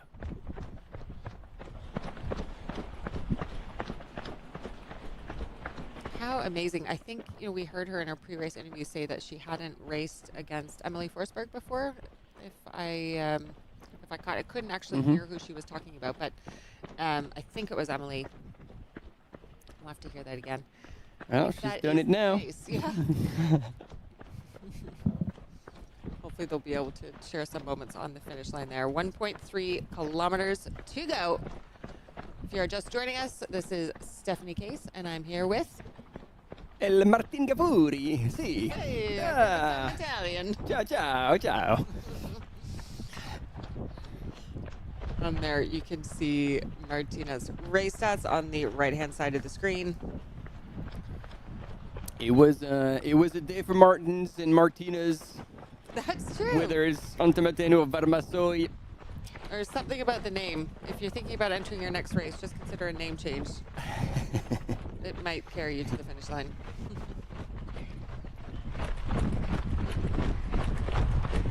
She keeps checking her watch.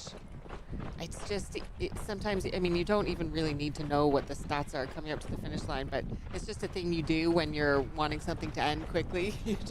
I find it's almost a reflex. You just keep looking at your watch. Oh yeah, okay, another 30 seconds has gone by. And it's interesting as well, like depending on what you're looking for, when you have your watch, you either have the distance, the time elapsed, it could be lapses, instant pace.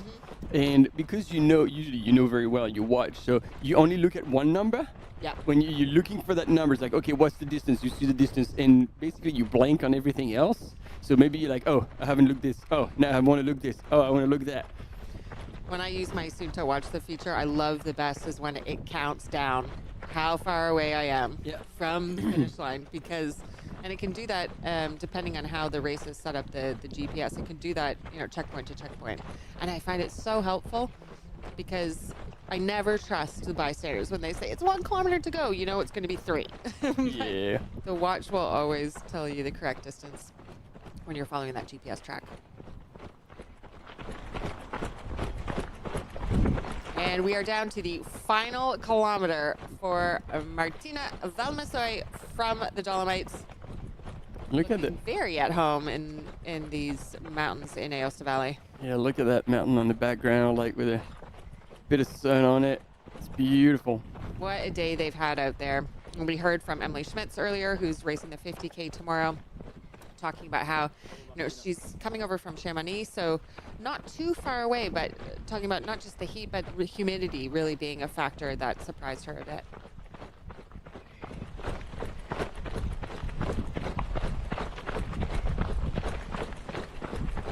Beautiful drone shot there. And as we are coming up to 5:30 local time, that means we are 1 hour away from the start of the 100-mile race. Woohoo! So Party on! Yeah, we'll be covering the rest of the top women's finishers while also commentating on the start of the 100-mile race. Amazing! Look at that! There was a competitor out there, obviously someone that Martina knew, who raced in Val d'Orient by UTMB just 2 weeks ago. There's more and more people entering ultra running these days, but it's a small world, particularly when you're at the top. Such a small world. Yep.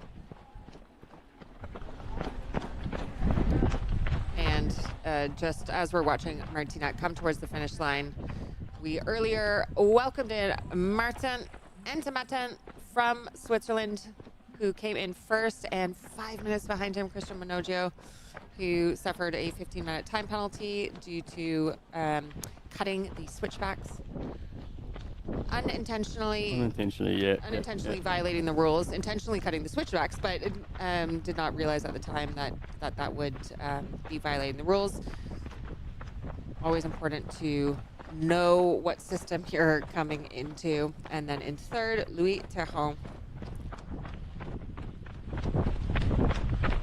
who consistently came up the field, went from top 10, the first checkpoint, and all the way down to third. Really smooth race. Very well managed. And look at this, like Martina is just still dancing over the rocks on that like slightly technical section here, just moving extremely well. Doesn't look like her legs are hurting. She's just getting it done. The ability nice to and smooth. run this well after that kind of terrain just shows what kind of a caliber of athlete Martina is. And I mean, compared to the Andorra race that she did last month, that was 15, 16 hours. So if we think about that, this is a rather short race at only 11 and a half. Yeah. It's certainly longer than the Sky race that she did 2 weekends ago, where she came in second. Stay on the course. Let's not pull it. Coming in hot out of that turn. Now and there we go. Here, the finish line. She has 400 meters to go. Hair is flying in the breeze. She's taken off her headphones so that she can hear those cheers. Always gives you a bit of a boost.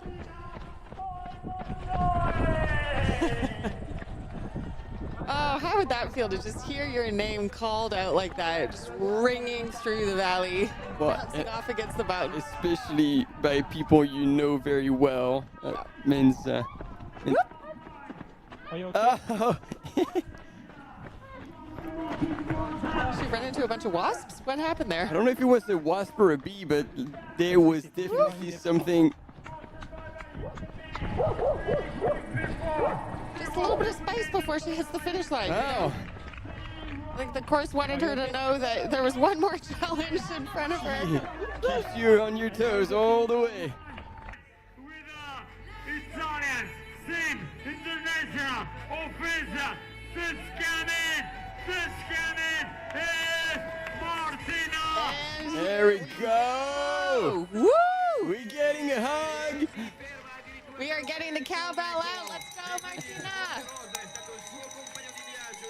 Party on. Queen of the mountains, Queen of Aosta, we have Martina Valmasoy from the Dolomites. Absolutely stoked to be finishing this race in 11 hours, 30 minutes, a full 40 minutes faster than last year's winner. Grande. With hearts in her eyes.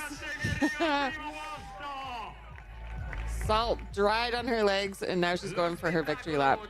She has secured another direct entry to the UTMB final. Oh, yeah. She already had one from her previous races from Andorra, but a little bit more prize money in the bank, 2,200 euros. Really impressive. Nothing can stop her right now.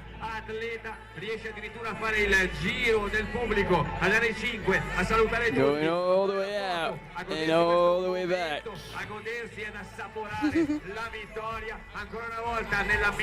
Di casa va ad aggiungere un numerino, un risultato. Martina I'm so happy for her.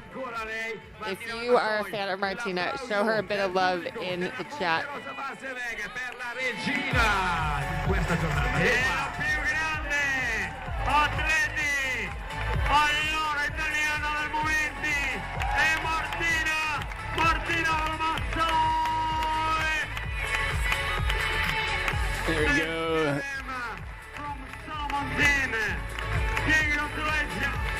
Getting the selfies and all. And that's interesting. We have Peter from the chat saying that his internet sleuthing has told him that there you go. is her own coach. Yeah, I wouldn't be surprised. Yeah. She knows herself well.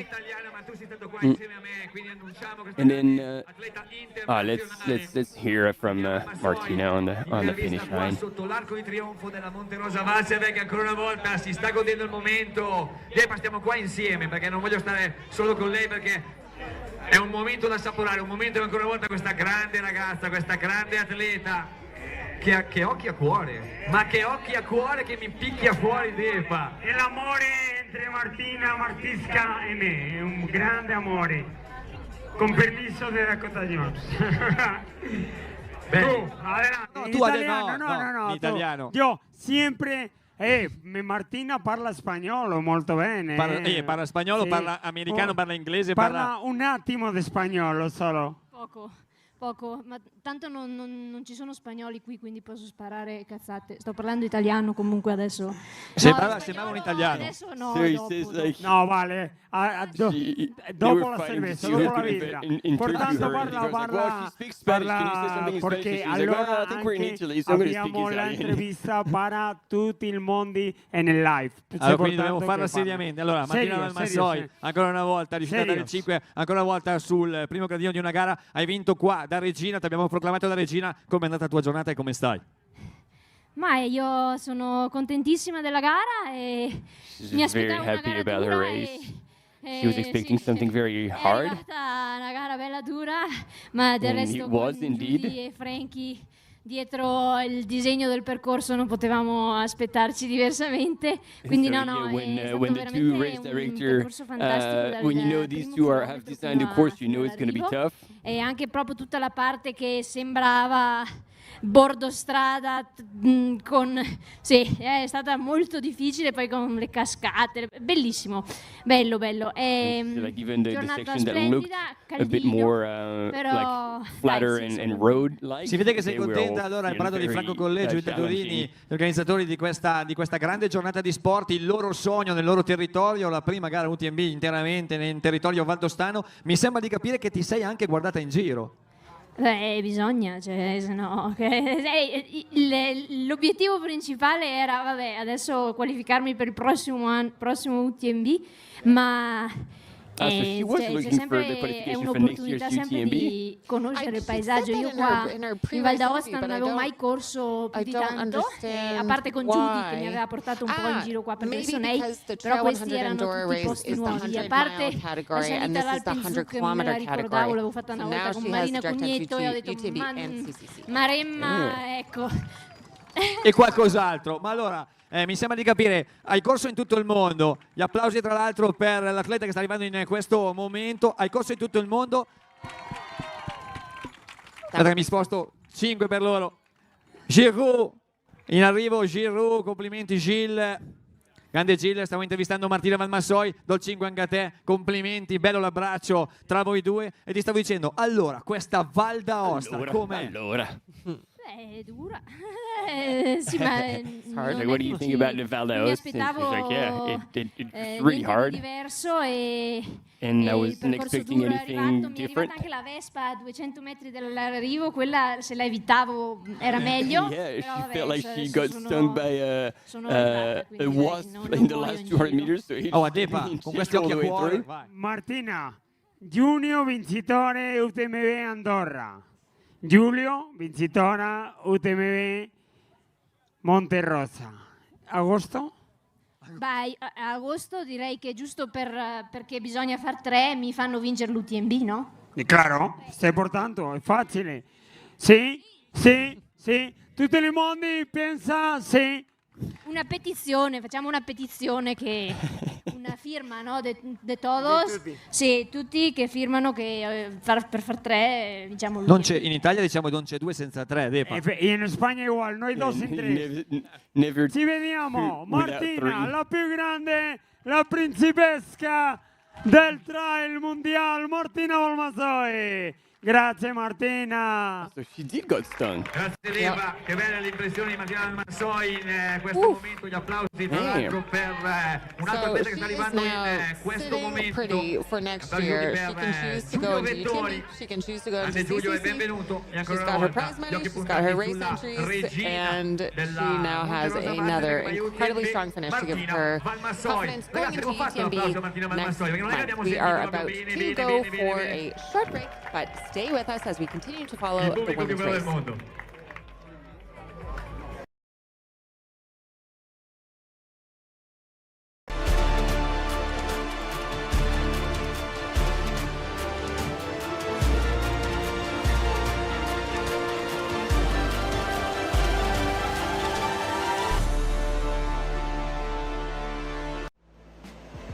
Absolutely beautiful out there.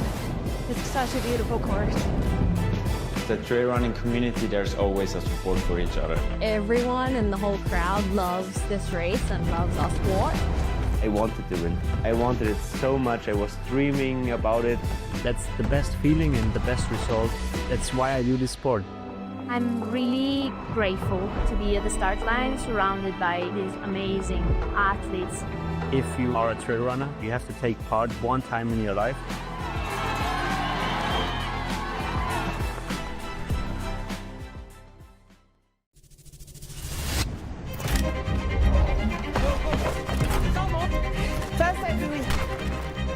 The group is so nice.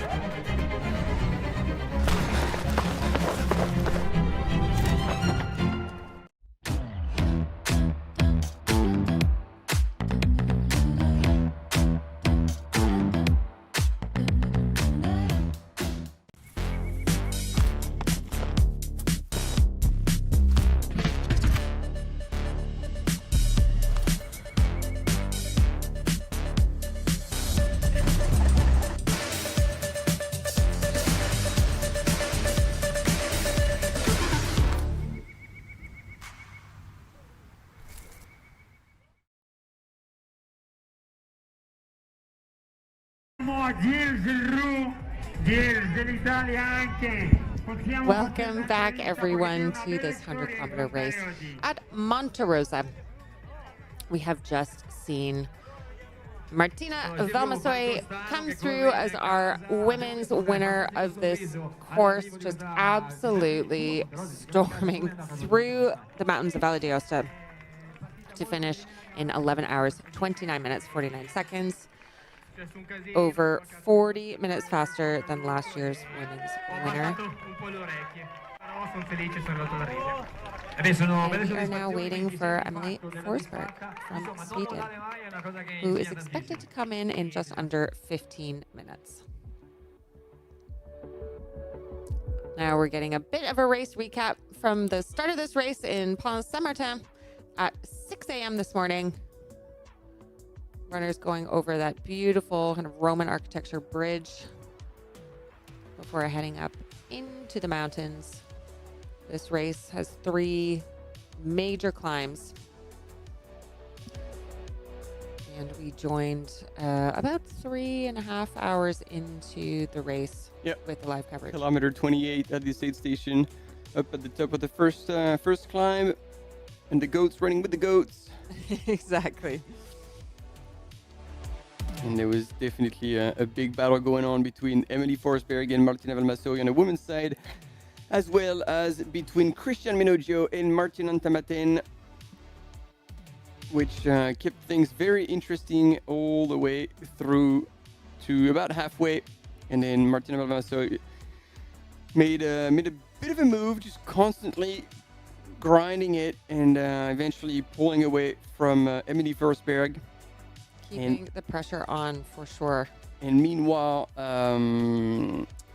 Christian Minoggio ended up cutting a few switchbacks without realizing it was against the race rules, and got attributed, here you go, a 15 minutes penalty that he had to serve at the station. So he had to just sit there and watch Martin Antamaten right here go past and basically be 10 minutes ahead of him.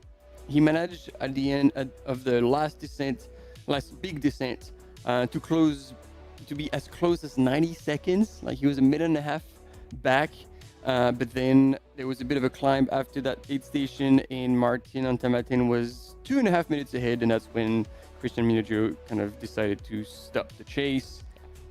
And here we still have Martina Valmassoy, who just kept crushing, consistent all day, looking strong, basically doing the job of a professional athlete. She was right at every point. She made no mistake, paced herself really well, and just kept up a really consistent pace, and was still able to move very light and free over the technical ground right up until the end, which is not always a given. And there we see Christian Minoggio finishing ultimately 5 minutes behind Martin Antamaten. So still was able to take home a second, but clearly the stronger runner by far out of all of the runners on the course.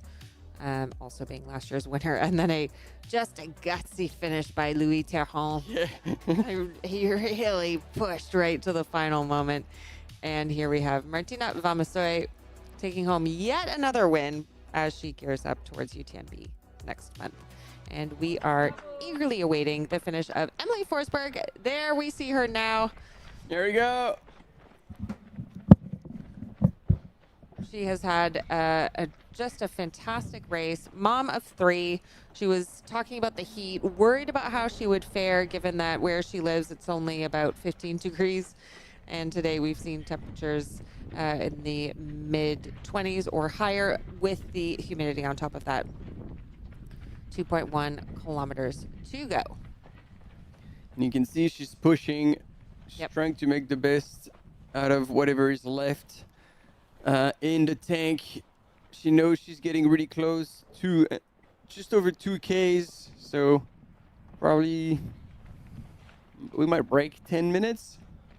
And she's got a nice lead over third. There is no chance. Oh, yeah. Of Mahaude Grenier getting anywhere close to her. So really she's just pushing to, she's racing against herself right now. Yep.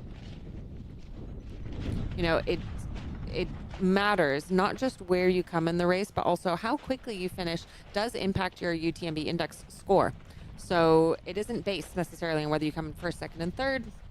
It's based on how quickly you can run in that race, given the conditions, given the potential of what is possible out there.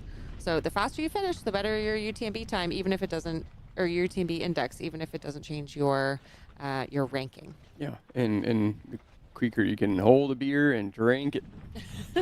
Is also a very good reason to sprint to the finish. But yeah, just under 10 minutes to go. And we are, what was like, getting close to 12? Yep. 12. Oh man, I'm going to get there.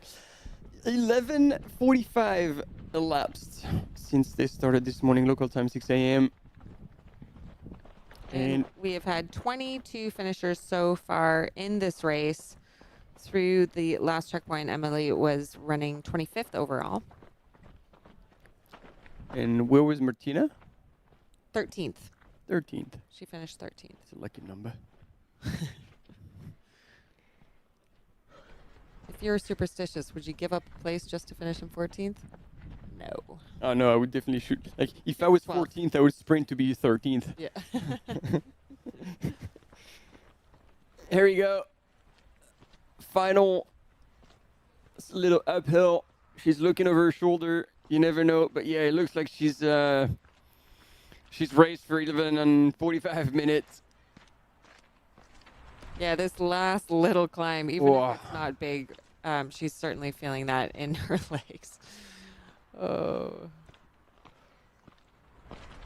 And then she'll have the course tricks you a bit because you come out on this long flat road, but then it goes up and then back into the forest, back on trail before you make that final descent down and run along road to the finish in Gressoney. And in 45 minutes, under 45 minutes, we will be sharing the start of the 100-mile race, which starts in Aosta.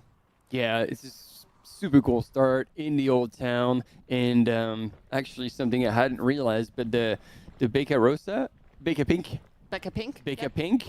the race only starts half an hour after that. So people were saying, oh, all these ladies might actually be around for the start of the 100 mile, which will make it for like a pretty big crowd to send out all these 100-mile runners out into the mountains. So yeah, it's going to be over half an hour of pure partying following the 100-mile runners starting, getting out of town, and then the Becca Pink participants. It's 4Ks. 4K, non-competitive race for women, really in kind of solidarity and community with one another. So that will be fun to watch. Oh, and you can hear Emily is still really working hard here. Yeah. You can hear her breathing.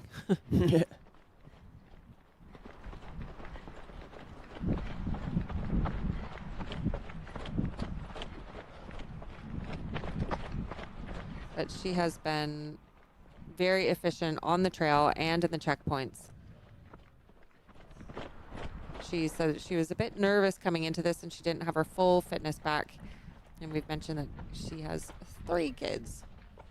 But wow, if this is not full fitness, I'm excited to see what is coming up for Emily.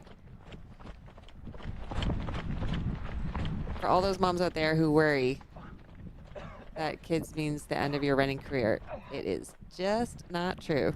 And now we can hear the camera runner coughing up a lung. He's like, trying to stay ahead of Emily. He take out his vape and just like had a puff.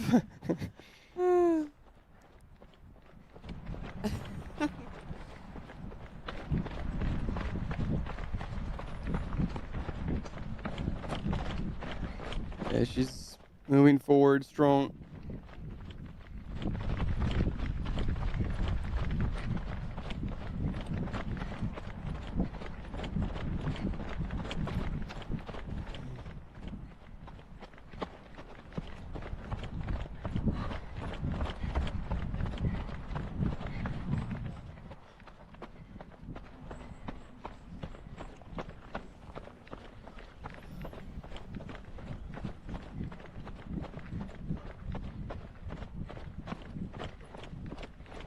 So what's cool about the Becca Pink race, it started with the idea that, you know, they wanted to have it a women-only run/walk where speed didn't matter. You know, no one needed to be intimidated about kind of having a performance-based competitive type of race. So it's really about participation and kind of coming together on the start line and throughout the course. And the registration fees for this race go towards supporting UTMB Cares and an organization called Viola. There we go. I'll have to look that one up. And then, yeah, looking back in the chat, there was a question from Z. Is Martina's downhill technique correct? Looks like she's applying brake on every step and heavy on the quads. I didn't think so. Like we've seen runners at the end of races that have their quads shut, and it looks far more painful than that. Like she was pretty smooth. I mean, again, considering like she had been out there running for 11 and plus hours, didn't feel like it was much of a like scattered or breaking too much. I thought she looked pretty light on her feet, to be honest. Thank you. See you at the finish. There we go. Another round of encouragement between the runners. And that put a bright smile on her face. Great.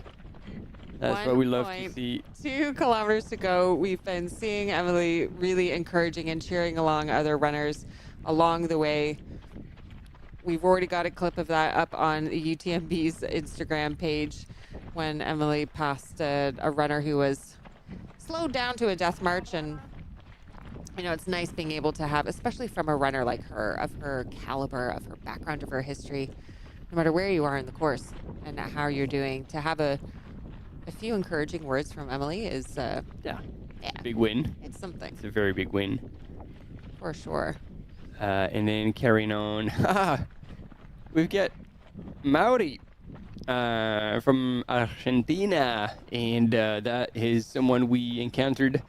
I was with Jan Margarit, who is often a cam runner for those live broadcasts, and we bumped into Murray, and he spotted me because, and I'm gonna have that, because of that. He was like, "Oh, you're Argentinian." I'm like, "Oh, lo siento, no soy Argentinian, soy de la Francia."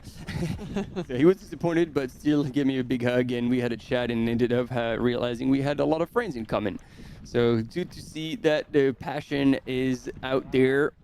And then Stefan is cheering for Michel and Toon. Keep going for Belgium. No pain, no glory.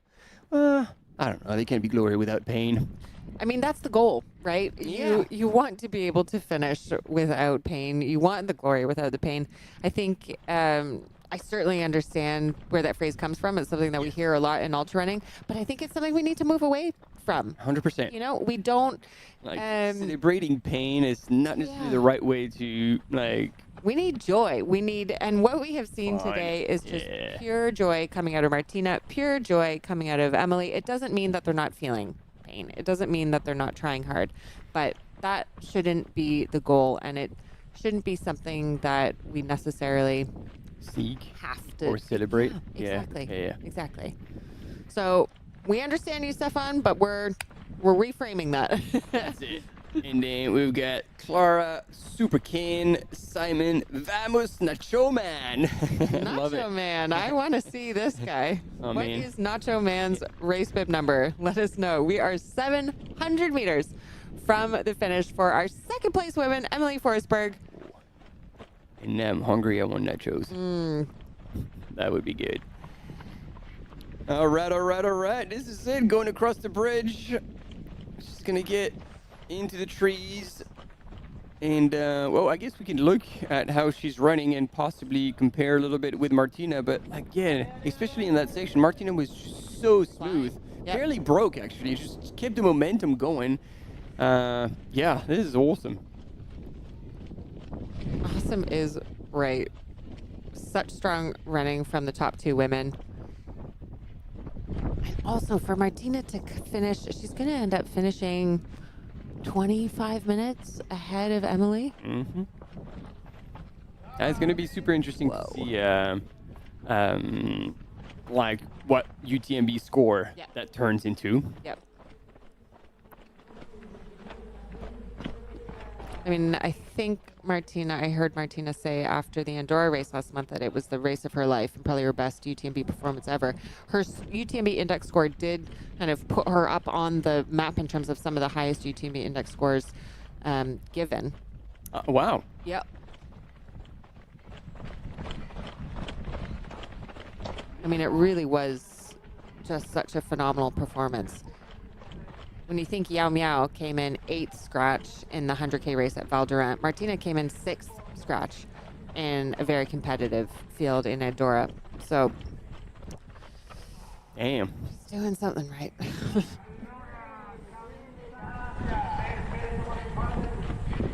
And now she will be able to hear that finish line like we can through our headphones, through the screen. We're coming down to the final few hundred meters. Even with the distance and the blur on the screen, I can just feel Emily's smile. Oh, yeah. And then Depa is calling her on the line, and that will bring back, pretty fond memories. Because Depa, for example, was the one calling her when she won Transvolcania. Oh. So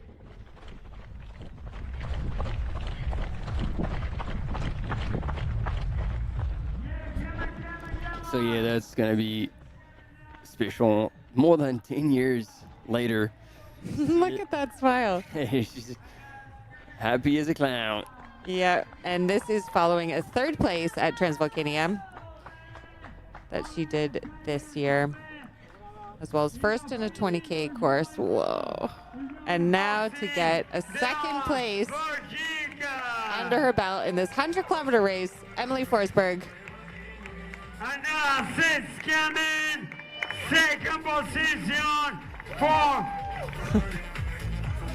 She is glowing. Oh, There is yeah. just total joy emanating from all parts of Emily Forsberg right now. Woo! Let's ring the bell. Our 2nd place woman in 11 hours, 56 minutes, Emily Forsberg from Sweden. Il secondo posto direttamente dalla Svezia per Emily Forsberg, la leggenda dello Scherani, la leggenda dello scialpinismo, il sorriso, l'abbraccio, il pubblico di Gassone per la seconda piazza che va ad agguantarsi il 5 che merita il saluto del pubblico sulle transenne per una strepitosa, incredibile seconda posizione per Emily Forsberg. Welcome to the finish line. Welcome to your 2nd place. Ahí la tiene Emily Forsberg. Segunda posición. 2nd position for her. incroyable. Es la tercera este año. Terza posizione in Transvulcania. La corsa. Emily, parliamo in spagnolo, parliamo in italiano, parliamo in inglese o parliamo in catalano? Catalano è buono anche.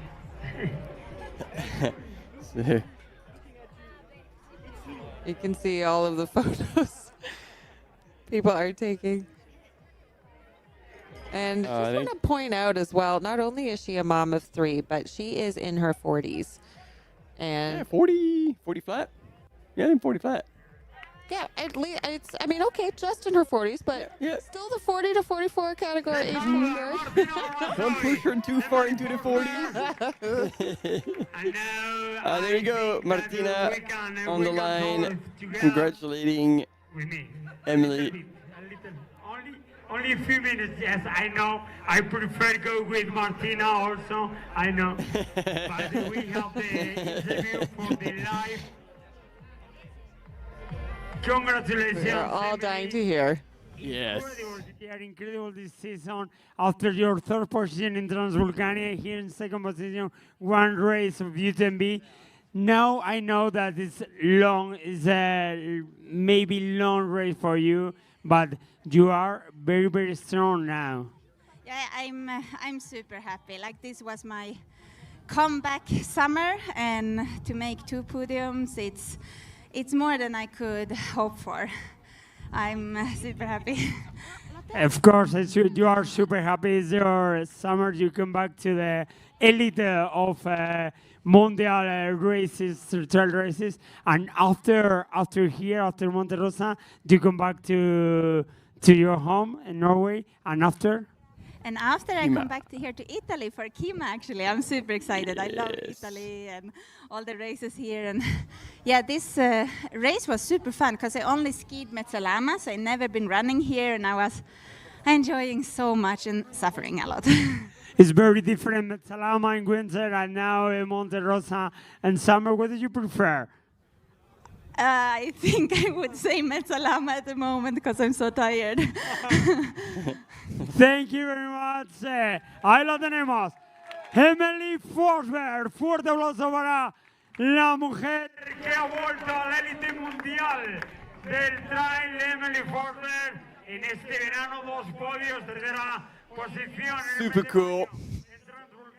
And indeed, when it's a comeback summer, and you scored 2 podiums on the UTMB World Series, not too shabby. I'm incredibly impressed. We've had 2 very strong finishes from Martina Valmassoy, Emily Forsberg, and we are now just waiting for Mahol Granier from France. But stay with us. We are going for a short break. We'll be back.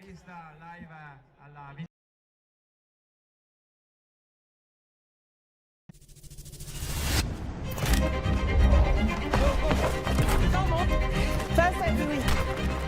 The group is so nice.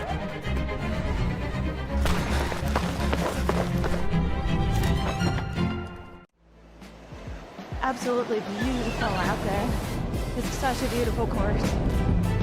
The trail running community, there's always a support for each other. Everyone in the whole crowd loves this race and loves our sport. I wanted to win. I wanted it so much. I was dreaming about it. That's the best feeling and the best result. That's why I do this sport. I'm really grateful to be at the start line surrounded by these amazing athletes. If you are a trail runner, you have to take part one time in your life.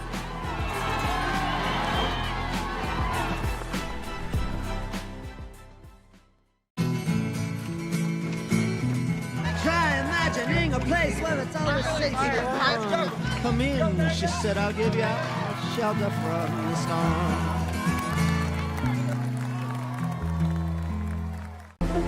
I train after work in the margins of my daily life. Because when I'm standing at that start line, I'll know this is where it all pays off.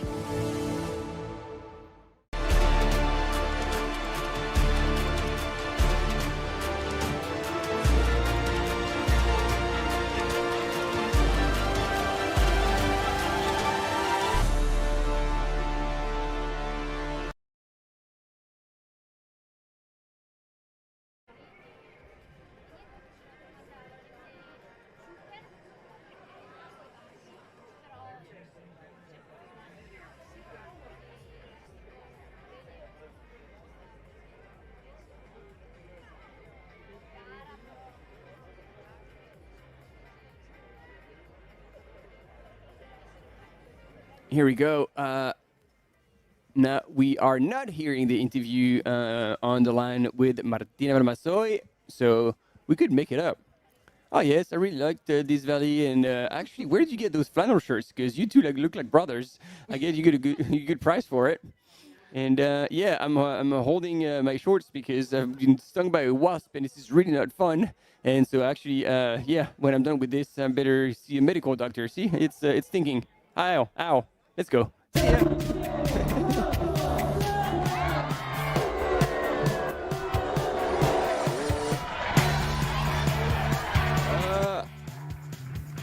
So cute. Wow, that kid's race looks hardcore. This is adorable. But like, yeah. Well, you know, these are kids from mountain families. Yeah, you know, there is I guess. a culture of kind of being outside, doing things in the mountains. So if you are racing kids from Aosta Valley, you're going to be racing hard. True. These aren't city folk. Nothing against city folks, but they're just softer. Shots fired on the live broadcast of this Monte Rosa WalserWaeg by UTMB. We've had our top gentlemen come across the line with top 2 women across the line. One of them is still hanging out, Martina Valmassoy, taking the big W here, and we are waiting for our third lady to come through in just under half an hour. So in the meantime, I think we'll be heading into Aosta and to basically do a bit of a warm-up to get ready to send the 100-mile runners, 100-mile category. It's 120 kilometers and 6,200 meters of elevation gain. A little bit of a recap. 200 meters. 8,200 meters. 8,000. The 6,000 was for the 80K. Don't leave out that extra 2. Oh. There we go. Team, your top 5. Martin Ontamaten in 9:32.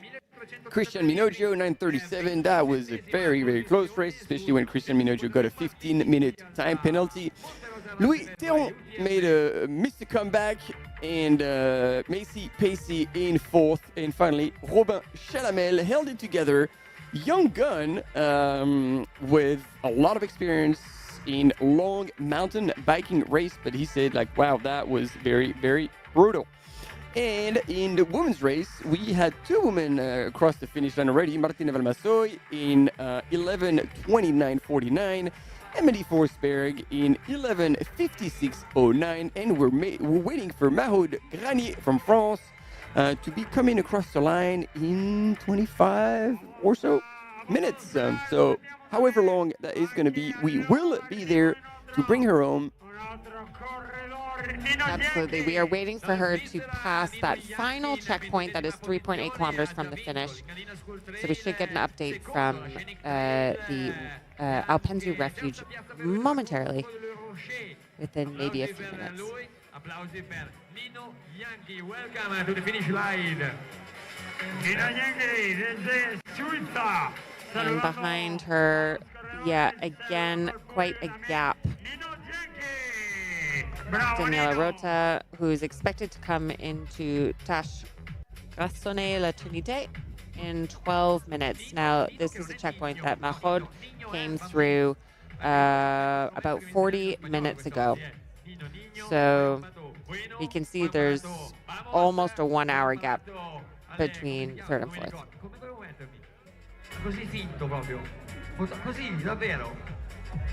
Are we seeing a flash mob dance here? I'm just watching in awe. I don't really have words for this. Now, the plaid is not the traditional outfit of this part of Aosta Valley. Yeah, now if you see them on the left-hand side of the screen in the red. That is more like it.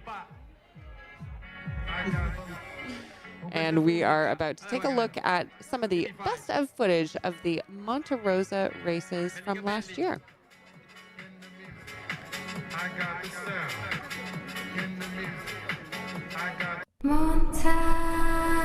Here we go.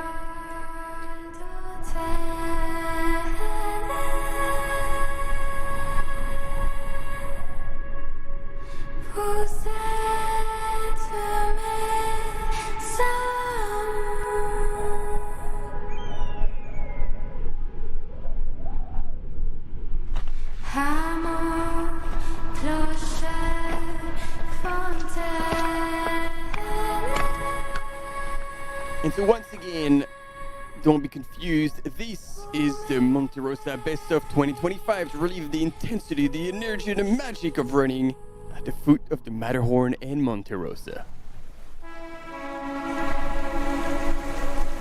Otherwise known as Cervinia.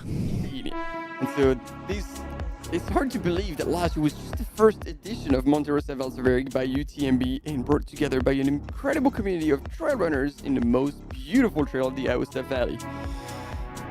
These images will speak for themselves and maybe make you want to get involved at some point.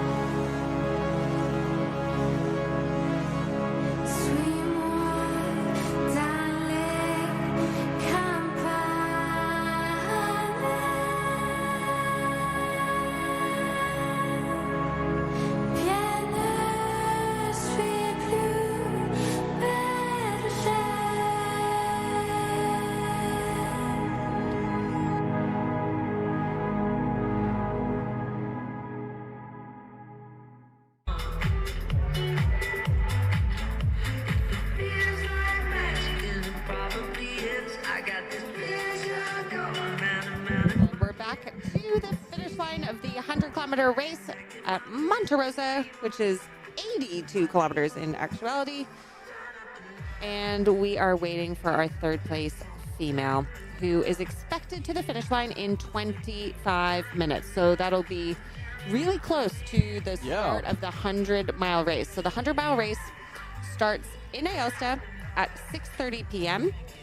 And Mahog Grenier should be finishing the 100K race in Gressonnet. 35. Yeah, at about 35, 34 past the hour. So we will try to cover both of those for you. But We'll probably that is coming up. Break into a split screen and get a little bit of both. Get love on both sides of the screen, on both sides of the valley. We've got the skills, we've got the technology, or at least someone here in the studio does. Damn right. And then at 7 p.m., the start of Becca Pink, the women-only non-competitive race 4K.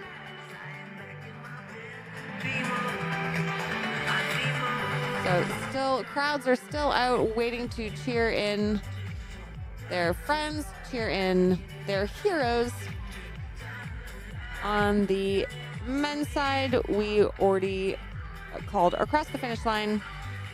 We've now had how many people? We've had 30 finishers so far, so 28 men and 2 women have finished so far in the top 5. Martin Antimatin from Switzerland, followed by Christian Manogio from Italy, then Louis Terran from France, and then Macy Pacey from Germany in 4th, and Robin Chalamel, our mountain biker from France. And this is it.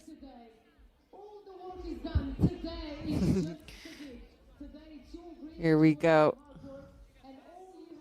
Is just to enjoy, put the smile on, and just go towards your adventure.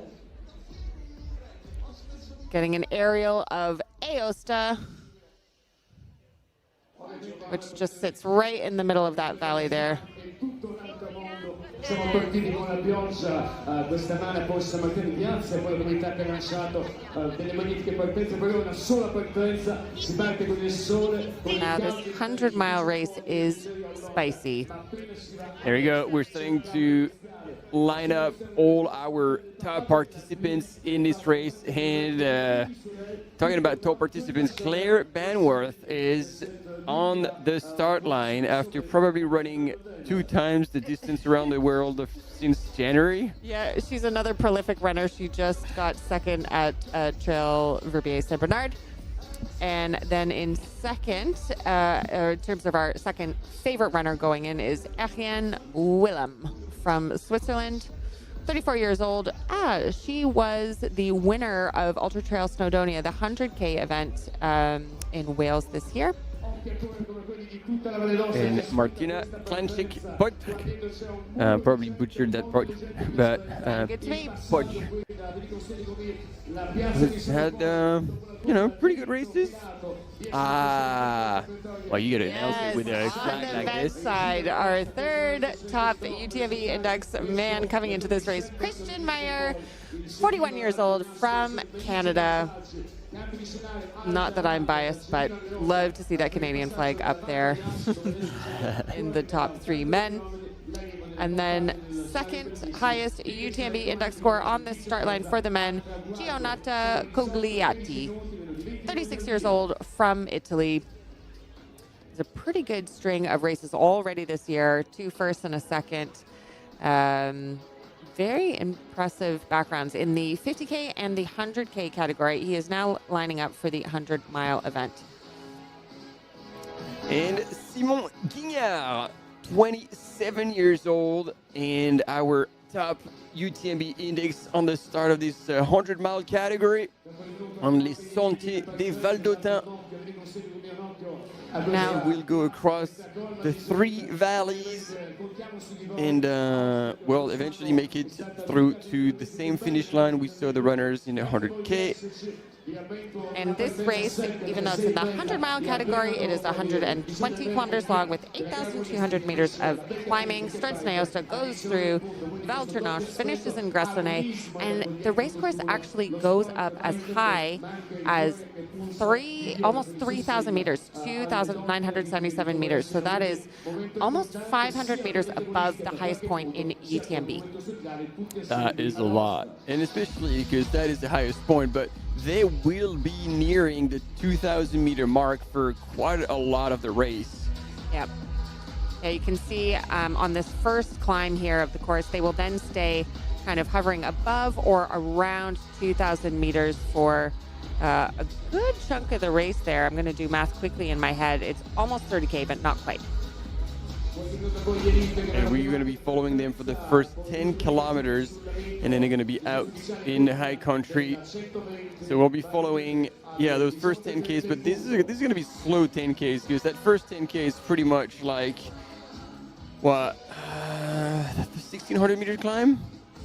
Like, it's legit. It's a solid climb, and basically they come from Aosta Valley, Aosta Town, all the way up on one of the sides of the valley, and the images on the golden hour when the sun is setting and these runners are in the high country is pretty stunning. So you're quite right. They start at 589 meters altitude, so quite low down, relatively speaking. And then the second timing point that they go through at 29 kilometers is up at 2272. So that's a pretty good way to wake up the body and wake up the legs heading into this first night. And actually, we saw that last year. Some people just went out of the gate super hard, super fast, and it was like, what is this guy's doing? and we started questioning this. Okay, maybe the level has gone up, and then the night went through, and then the next morning we woke up and looked at the results, like, all of them blew out. And it was whoever had a much more reasonable start that actually pulled it off and ended up running in the front. Ooh, there's Lisa Borzani. You know, I was not expecting to see Lisa on the start line today because she just ran and won Grand Trail Courmayeur, which was 2 weekends ago. Now, Lisa Borzani, if you're Italian, you will know Lisa. She is one of my favorite runners to run against. It's actually, I caught my mom saying one time that to Lisa, she said on Facebook, I think, Lisa, you're my favorite ultra runner around. And I replied, I was like, what about me, Mom? Sorry, you're just good enough for a second. What about me? So there we go. But Lisa Borzani, just She's done tour multiple times. She's been plagued with injuries for a few years, but she is a tour winner. She, if she's on, she's on. So I'm excited to see her at the start line. Is that Sabrina Vergi? Yep, that is Sabrina Verges, La Sportiva athlete. Speaking of tour competitors, she has also won Tour de Géant from Great Britain in her late 40s. So again, good to see a bit of diversity here, at least age-wise, on the start line. I'm seeing some interesting competitors here that I just really wasn't expecting to see.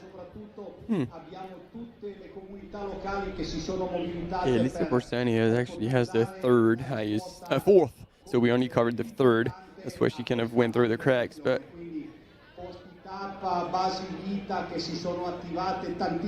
she's there.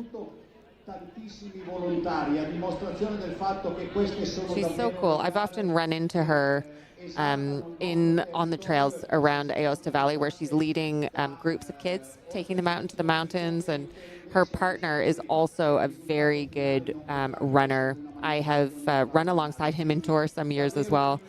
Older runner, very, very strong, but it's quite incredible to see him just always there crewing, supporting Lisa, and making sure that she gets to where she needs to go. Oh, I'm excited. This is going to be a race. There she is, Claire. Always looking like she's carrying her home. Like, it always looks like those packs are jam-packed. Claire's hilarious. She races all the time. She carries so much stuff. She always finishes with mud and blood and just total grit on her at the finish line. But God, she's strong. Oh, yeah.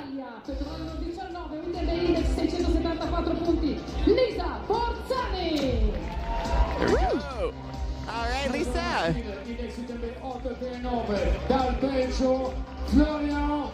I actually wrote in our production notes before the race, I don't think we're going to see her on the start line, but I have been proved wrong, and I'm happy about it.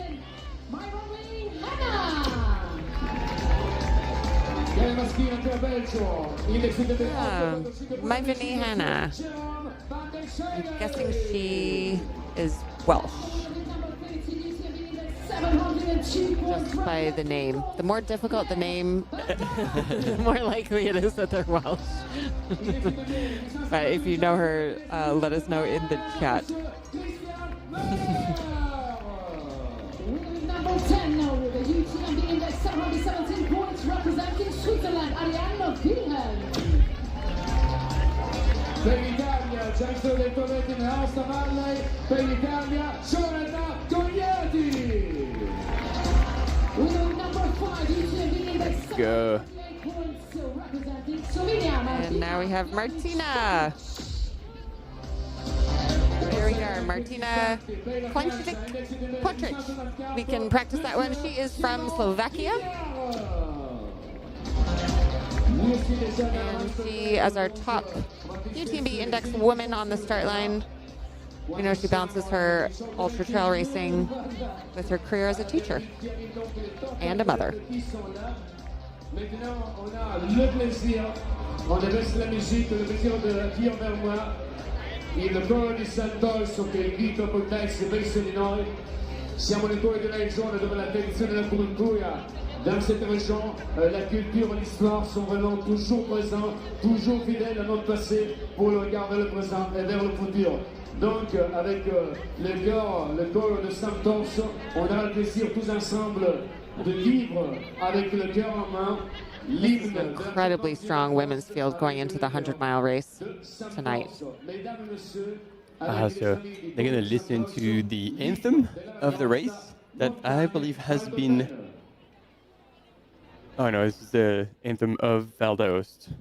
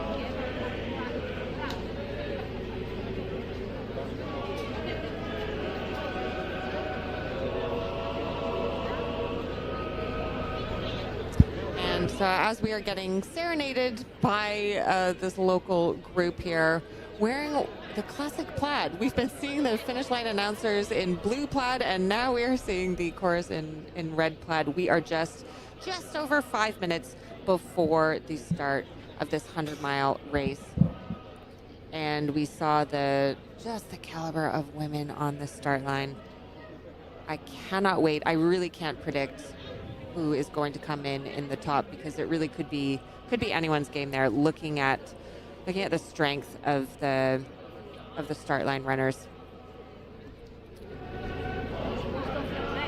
I want to say that, one you can bet who's going to be on the podium is Claire. She's like the Goonies. They don't die. I don't know how she does it. Oh. I mean, you don't even want to know. Like, you just need to know that nobody but her can do that. She just must eat like gels for breakfast. Oh. Daily basis. I mean, imagine, because we're like the logical thing that we're doing is like we counting the miles that she's racing. But like, imagine the amount of gels and food that she's processing. It's just. Yeah, we have support for that in the chat. Just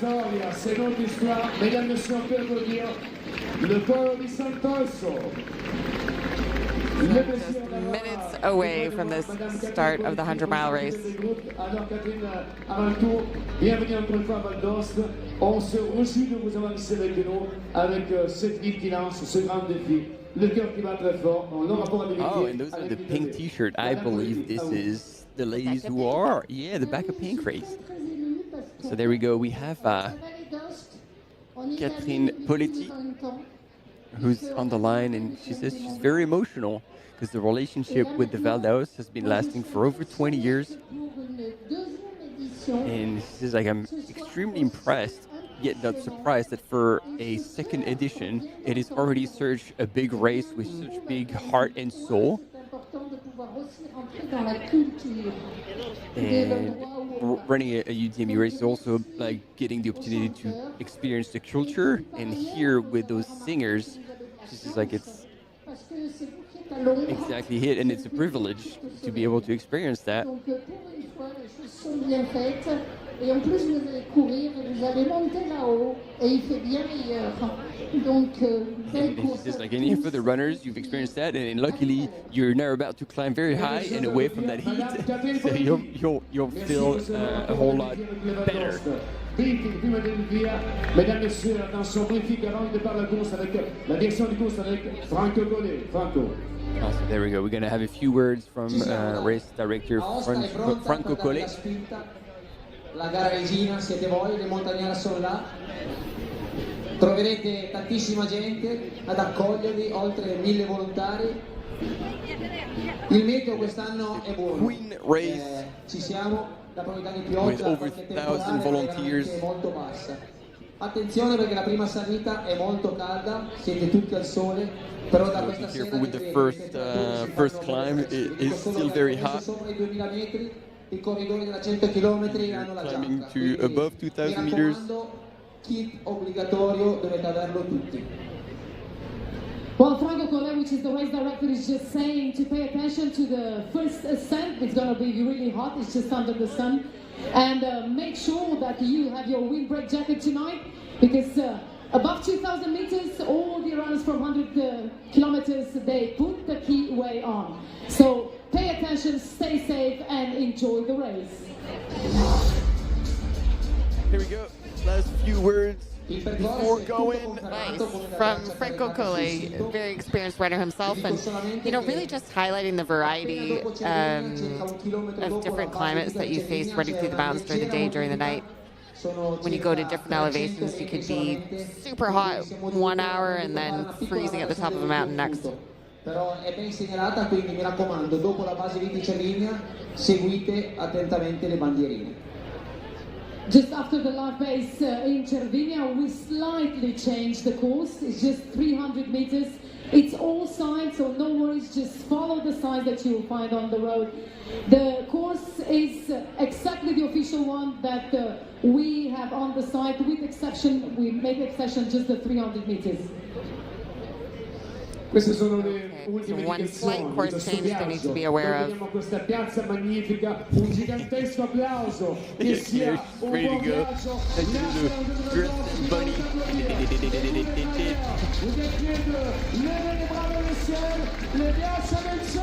There we go. And we're getting our start line high.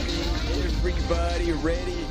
Imagine that you're about to embark on a 120k journey up and over 3 different valleys and over 8,000 meters of vert. Una versione visitata di montagne valdostane, un lungo viaggio tra passato, présente et futuro.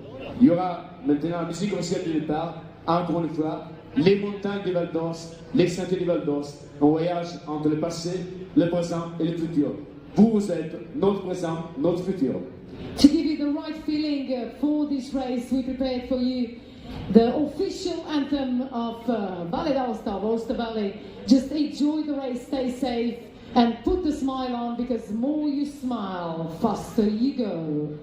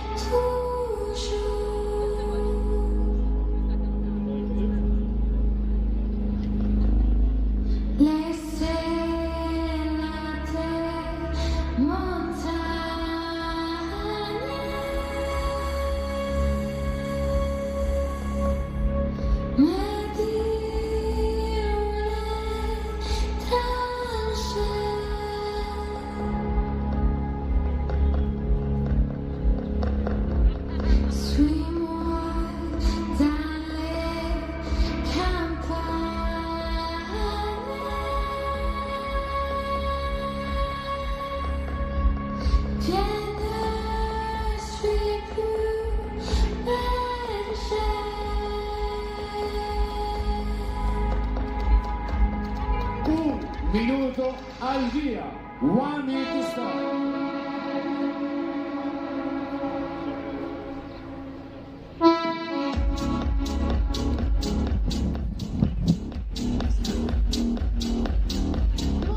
And we've got the final race beats going.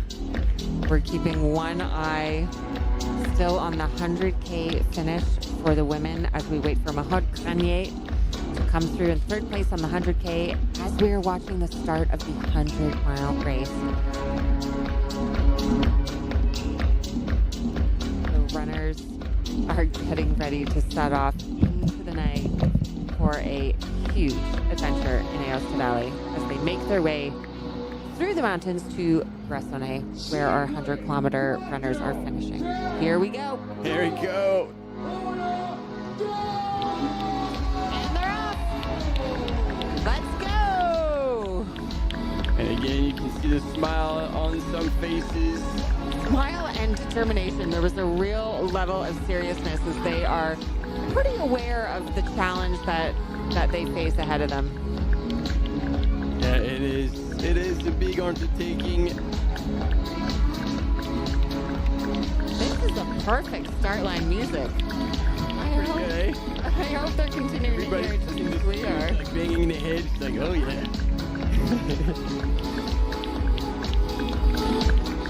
This is how you want to get pumped up for a race. There we go. As we are watching the start of this 100-mile race, we have just had Mahogany come through in third place in the 100K race. We will be able to show you that on the replay, but just wanted to call that out as soon as it happened. So we have our women's podium on the 100K race. Yeah, we will get back. We talked to the studio and they were like, no. Well, we have recorded that finish. This time. What a cool way to start this race, running through the cobblestone streets, through the old part of Aosta Valley, underneath these bridges. That are like hundreds and hundreds years old. Yeah. And yeah, big celebration with everybody in town.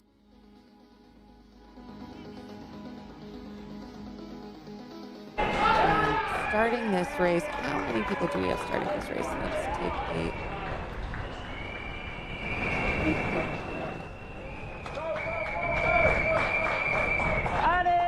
We don't yet have the figure. We will be able to give that to you. Is there a runner still starting? We haven't been given this information just yet. Oh, and somebody is pulling away.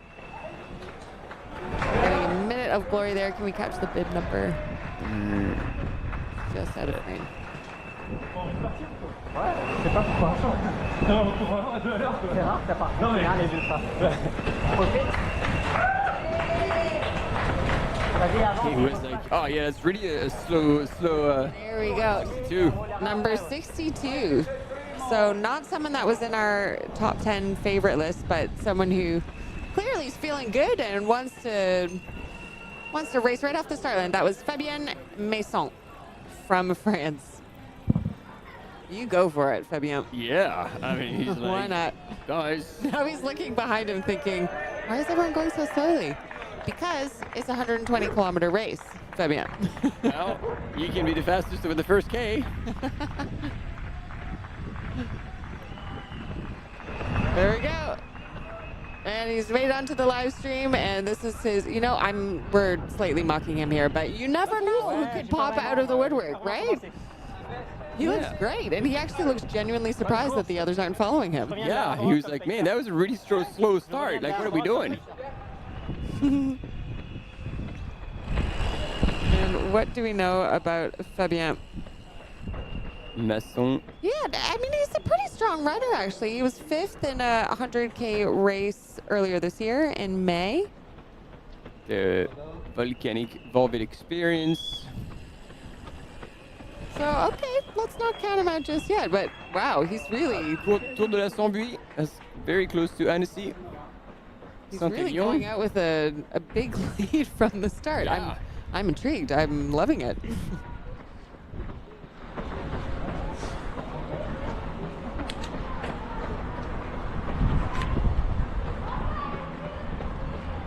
And he's got a lot of experience under his belt. We've got races going back to 2014, so who knows? Mm-hmm. Take what you can. Yep. Take what you can. Run fast when you feel good.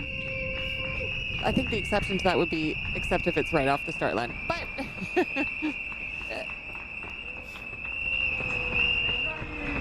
Ton moment là. Je passe le bonjour à Tom. À Tom Beach. Thomas Gagneux. A little bit of a shout out to Thomas Gagneux. C'est un fake, hein. Je suis pas parti plus vite que ça, mais ils ont pas envie de marcher. He was like, well, I don't know if I should be here, but I don't feel like I've started really fast, but nobody was actually running, so I'm going. I love it. I absolutely love it. He really seems genuinely surprised. Yeah. Premier borne en fait. Premier ravito. Look how much space he has. You can barely see the chase crowd behind him. Coupe parce qu'apparemment c'est un peu raide, il y a les escaliers et tout, enfin, je sais pas encore. Yeah, having a good old chat. How cool.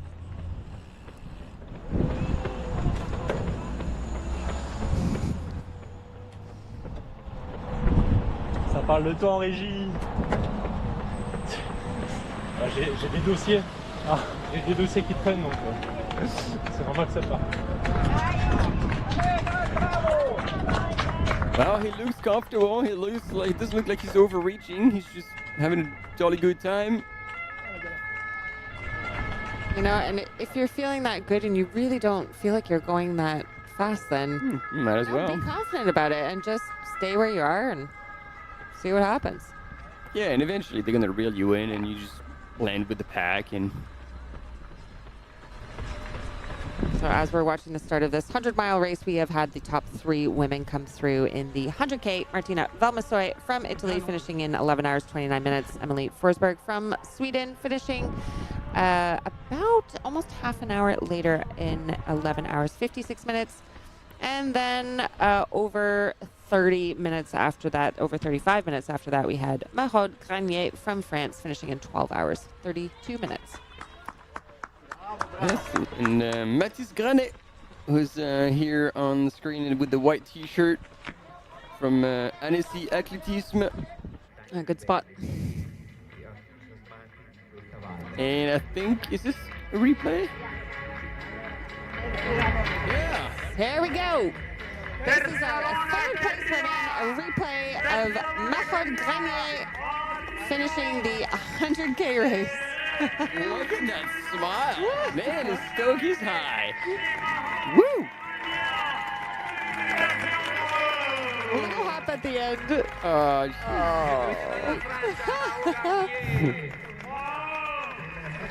That was a cool finish. So replay of our third place women.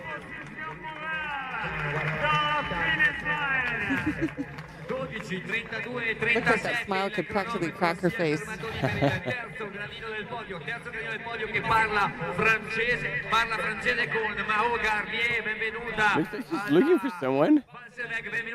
Just trying to figure out what I do now. Yeah, where am I? What just happened the past 12 hours? I'm blacked out. Seconda edizione della Monte Rosa WalserWaeg, saremo in attesa poi anche delle interviste. There we go, we got a hug. That's oh well, that looks like the folks. That must be her parents. Oh, thumbs up from her mom. Surprised look at her face. How cool is that? And of course, parents, you always have confidence in your kids, but when they actually surpass your wildest dreams, they can surprise you. Yeah.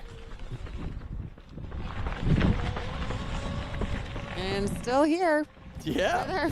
Still cruising in the lead. Let's go, Frenchie. Absolutely killing it. I love the story of this guy. I hope he stays in the lead, Fabien Maisson, until the first checkpoint. Yeah, and you see here on the 3D map, so runners have gone through part of the city, but they'll just keep climbing through the higher stages, the higher levels of houses, all the way until they hit the forest, and that is when things will get real. And as Franco Colle, one of the race organizers, was saying, look after yourselves, because this is such a long climb. You're going to be still exposed. You're going to be in the sun. It's going to be hot. And that is only the beginning of your 120K journey. And so as much as they're climbing over like 1,700 meters all up on that first ascent, they need to look after themselves, and then be aware that once you get to the top, you know, the sun's gonna set and it's gonna get cold. So it's like making sure you have your waterproof jacket, part of the mandatory equipment, accessible, because he said even the runners in the 100K we're wearing it. Sorry. And it will get cold on those mountaintops in the night, particularly where they are reaching almost 3,000 meters. And that point is coming 86 kilometers into the course. And the more that you exercise, kind of the harder it is to keep your body warm in the night. But I'm sure right now they're not thinking about staying warm. He was like, oh, that breeze feels really good. And, well, there's only 118 Ks to go, so we're good. I mean, he's looking great. And he's really put some distance between him and the chase pack. Yeah, it's looking great. Good entertainment. What did he have for his pre-race meal? That's what I need to know. I want to say some HOKA pic. What is his secret? There we go. Ahead of the women's race here. And who do we have?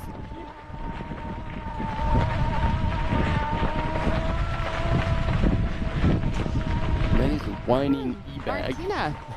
Planchnik.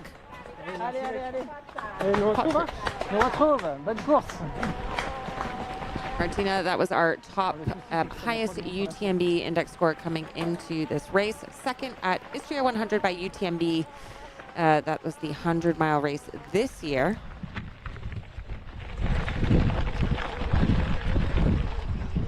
She DNF'd at UTMB last year, but I wonder if she will be coming back for redemption.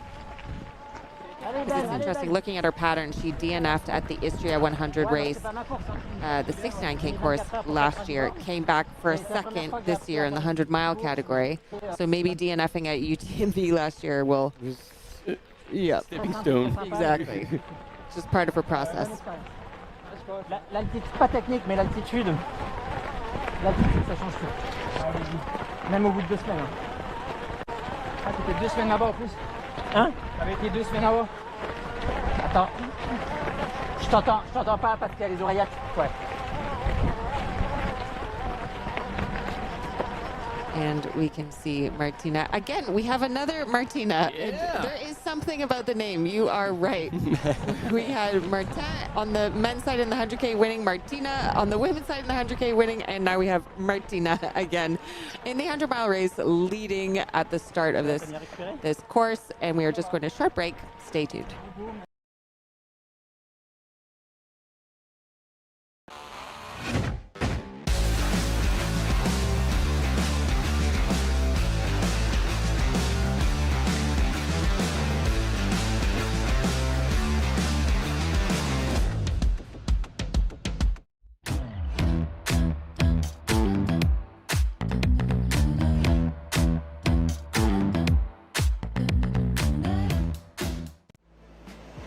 Absolutely beautiful out there.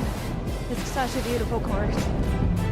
The trail running community, there's always a support for each other. Everyone in the whole crowd loves this race and loves our sport. I wanted to win. I wanted it so much. I was dreaming about it. That's the best feeling and the best result. That's why I do this sport. I'm really grateful to be at the start line surrounded by these amazing athletes. If you are a trail runner, you have to take part one time in your life.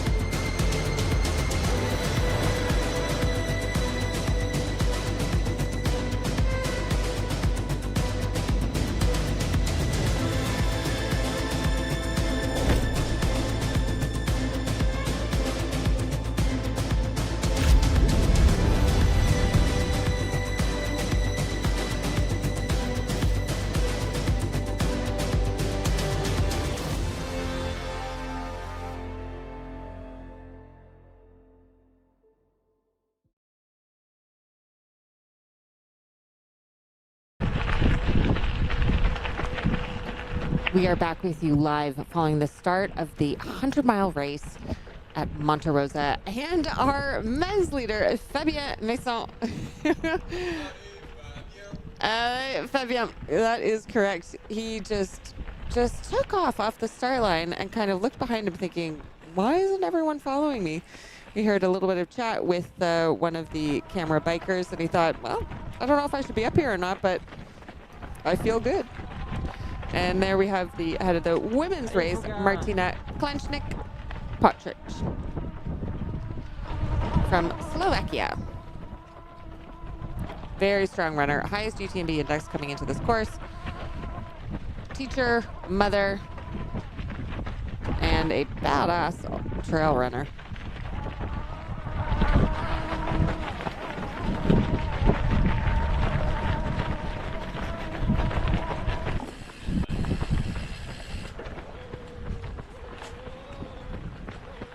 How about talking in the mic that is unmuted? Yeah, it is getting to the end of the day, but Fabien Masson is kicking up. 16 minutes elapsed, 3Ks already in the bag, leading the Monte Rosa WalserWaeg by UTMB 100-mile distance. Why not? Let's go. He is so far the only runner across the 100K and the 100-mile race that doesn't have Martin or Martina in his name. Yeah, so he's got no chance. The wheels are going to fall off eventually. No. It's only Martinez. And that raises a good question. Who do we have that is called Martin on the men's side in the 100-mile race? I'm going to call it. There we go. Martin Lentenois from France. There we go. Bib number 71. You are soon to be winner. You are set up to win this race, so don't let us down.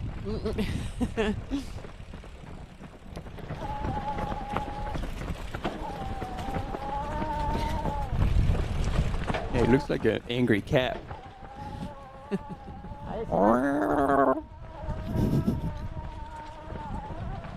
So you can see that they are really moving along this long climb that they will be continuing up to the first checkpoint at 10K and then continuing up before they do a little descent and traverse over to the second checkpoint at 19K. Now we do have the updated stats now, 664 starters in this 100-mile race. Excuse me. And in just 10 minutes, we will have the start of the Becca Pink event, which is a 4-kilometer non-competitive race for women only, really to raise money and for charity and solidarity, to create an event for women where they wouldn't have to be worried about making a particular time or competing against one another, really just to come out and enjoy being together in solidarity and community on the start line, during the course, and on the finish. Back with Fabien in first. And I've got news from one of our Martina's friends. You tell. Martina Valmassoy. Her name, like her favorite Italian name or word, she actually gave several. So she started with Forza. That's a good one. Which is a very good one, admittedly. But then she says, but the real one is merda. Or dai cazzo. which is like, how do you translate that? Like, hurry up? Just kind of mourn? Or like, yeah. but in a kind way, in a gentle way. Okay. So good. And she did get stung by a wasp. Oh gosh. She was like, yeah. What a way to finish. You know, you're like, oh sweet, I'm gonna enjoy my last few hundred meters. Celebrate. Wing. And you get stung. I'm just looking at this flyover of the start of this course. You can just see how unrelenting it is as they go through the town, up into the forest, and then switchbacks. And it gets pretty steep at times. That I think that in Blavy there is an aid station. I'm pretty sure, because I mean I'm going off like memories from yes, from last probably year. there is an aid station. Yeah. there. So yeah, they kind of pop out onto that pasture, and you can see like town and the valley in the background. It's just pretty stunning, and then they're back out straight up, and it's still like a really long climb. And I think it's just as they get on that traverse, on the other side of these mountains, that we will eventually be losing him. But What time is it? Ooh, we are 6 minutes until the start of the Becca Pink race. And there we have some Speaking images of which, of that start line there with women wearing pink t-shirts. Now, very different type of event, but I think same type of vibe. Just, everyone kind of dancing around, excited to get going, excited to be together, women of all ages. supporting a good cause. And a kid with ice cream. I mean, that's the way to start a race. Hell yeah. Bring ice cream to the start line. Why not? And we will have momentarily Karen from the UTMB organization explaining the Becca Pink race, what it's all about, what's behind it. And we saw Karen earlier on the start line of the 100-mile event. So let's go listen to her. I'm Karen Merlin. I lead UTMB World Series women's initiatives and really excited about the Becca Pink race. 1,275 women have stepped up and answered the call to take part in this race that's a non-timed event, a 4-kilometer race around Aosta, and in association with the Becca Denona organization.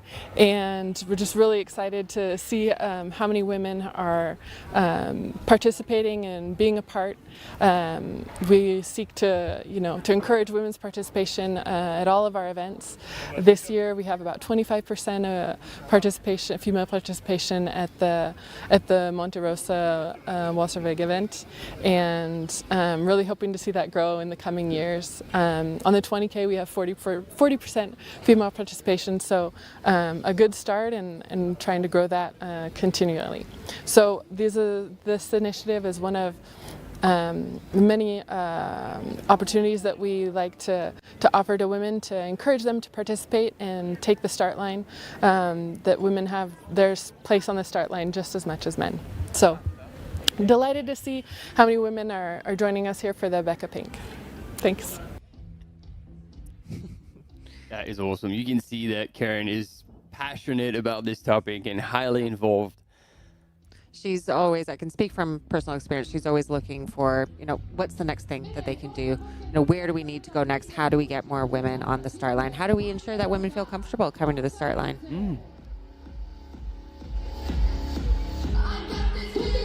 And there we have Karen as well, in pink herself, on the left-hand side of the screen. It's a party.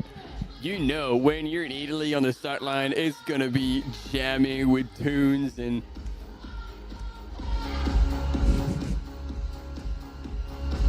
we've got tunes, we've got gelato, and we've got 4K to be able to enjoy going through streets of Aosta. there we go. Michelle Paletti also wearing pink. Thank you, Michelle. And wearing a whoa, hang on a sec here. Wearing I mean, I totally get wearing pink and supporting, but he's got a bib number on. Isn't that a women's race? I was gonna say nice shirt, Michelle, but I don't think you'll be able to participate. I didn't see the bib, but yeah, at first I didn't, and then I was like, whoa. Controversial.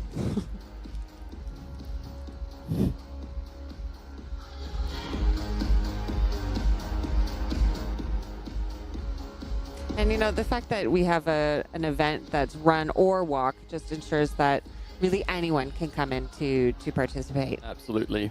I also like the fact that it is not timed. Yeah. There's everybody else like, hey, we're all going to cover this distance, all just walk, run, cover, just go through town. People are going to be cheering, celebrating. It gets you out for a good cause alongside like-minded people. It's a celebration. It's really cool. And meanwhile, Fabien Masson is probably still leading the miler. That is absolutely true. I would not be shocked at all.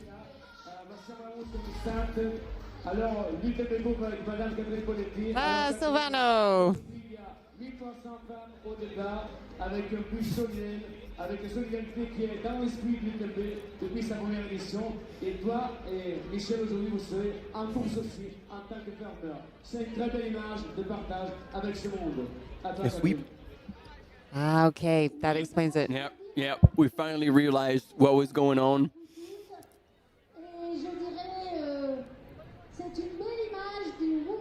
Michelle Paletti will be acting as a sweeper. At the back of the Michelle race. and Katrine actually. Wonderful. Together, they will be, the course sweep. Very cool. Siamo con Laurent Super, c'è un'emozione grande nei tuoi occhi. Quest'oggi quasi 1300 donne, nel 2022 erano 700. Vuol dire che il cuore delle donne e la Becca Pink ha un grande presente e un grande futuro davanti a sé. Abbiamo iniziato questa scommessa con Viola nel... I wonder what the age range is for this event here. I'm going to guess we're spanning even maybe 50, 60 years. Oh, yeah. That's very That young one is like, what was that? 11, 12? Yeah. Right on the front. It's hard. Even as a mom, I can't tell, 6 to 16, they all look the same. You'll probably not feel the same at home. La cosa più bella della vita, siete la vita e la vostra presenza quest'oggi con un fine solidale, qualcosa di intenso, di magnifico, di semplice ed autentico, in un mondo con a volte pochi valori, voi siete un faro nella vita per tutti noi. Viva le donne! As we are watching the start line before this Becca Pink race, we are 27 minutes into the 100-mile race.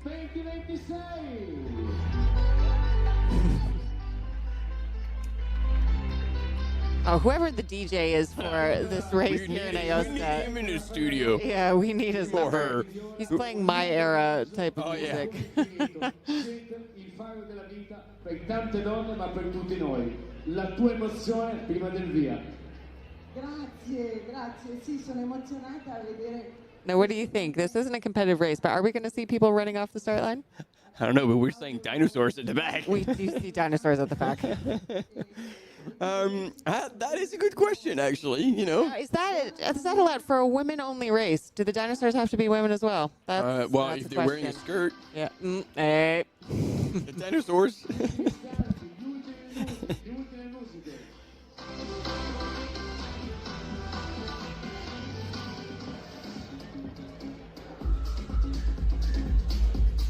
Tra poco vedremo i minuti del via e poi tocca a voi, a questo bellissimo serpentone in viola vestito con viola nel cuore dell'anima.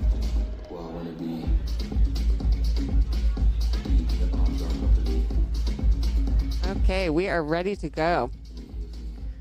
Now, this is just a great warm-up to do for, I imagine, all the competitors afterwards. Participants, let's call them, will go on from this 4K event to a really nice Italian dinner at one of those restaurants in Aosta. I think it's a perfect way to cap off an evening as they follow the live stream.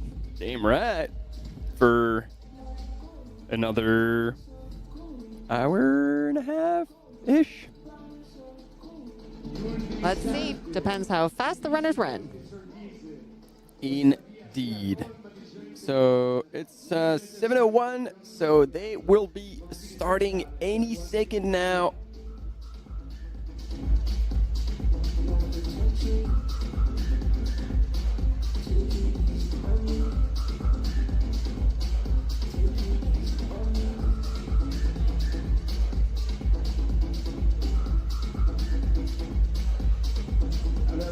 Building the anticipation and attention for the start of the Pink race with our dinosaurs or lovebirds in the background. And then we got Heidi Ramo with a... Wow, this I'm speechless. I'm loving this GIF. It's not moving though, so but there's a it's quality. Yeah. Little cat, big ass mustache, standing on what seems to be a bit of a ledge, and a big diadem at the front. And now they're throwing some old school EDM. They're not gonna be wanting to go anywhere. Like hell, no, we're not going. We're staying. Oh, and the dinosaurs are really showing some good dance moves. This is awesome. I think we should commentate from the Becca Pink next year on site. On the little chariot. Yeah. Put the booth on a chariot and we just follow this rave parade. I'm ready. All right. The little girl we see on the start line has finished her gelato. She is ready to go. That is why we are starting later. That's the sign for everybody's all right, get ready. That's why we have not started on time. Oh, okay. 2 minutes, apparently. All right.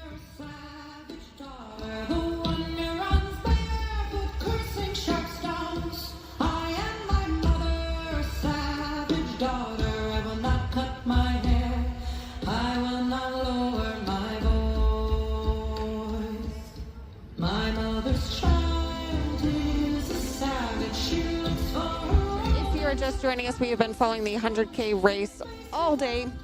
We've had our women's podium come through, as well as, of course, the men's, and we have just started following the 100-mile race, which started 31 minutes ago, and we're just about to see the start of Becca Pink, a non-competitive women's-only race or event, let's call it, 4 kilometers through Aosta.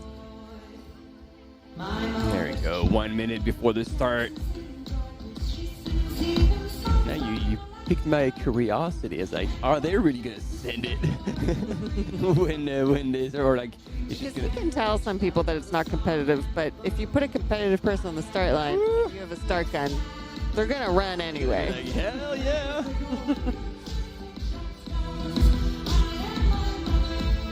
Just like technically PTL during UTMB week isn't supposed to be a competitive race. And then you see them go out. I was like, all right, well, they mean business. Of course it's competitive. 10 secondi al via. 5, 4, There we go. That's the countdown. Let's go. Oh, okay. That is a very civilized start. I'm liking this. Yeah, no one's getting trampled here. Everyone is just heading off. And quite a nice happy pace. And there they go, running through the streets, being cheered on by the crowds. This is Becca Pink.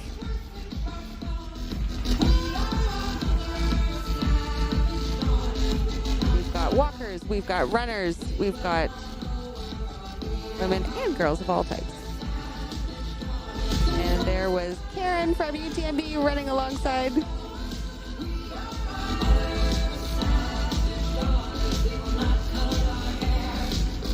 UTMB has really taken a lot of their women's initiatives forward over the past few years, but particularly it was earlier this year when its new pregnancy deferral policy, now called the Path to Parenthood policy, came out. Quite progressive, quite revolutionary, not only giving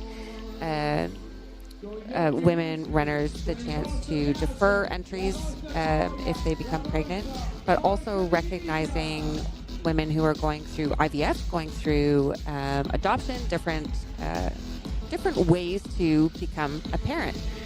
So that's why it's called Path to Parenthood policy. I really have only heard of one other race. It's a race in Hong Kong run by some friends of mine that actually cover IVF for race deferrals. So quite cool to see that coming from UTMB as really a leading race in the space that hopefully other races will follow suit.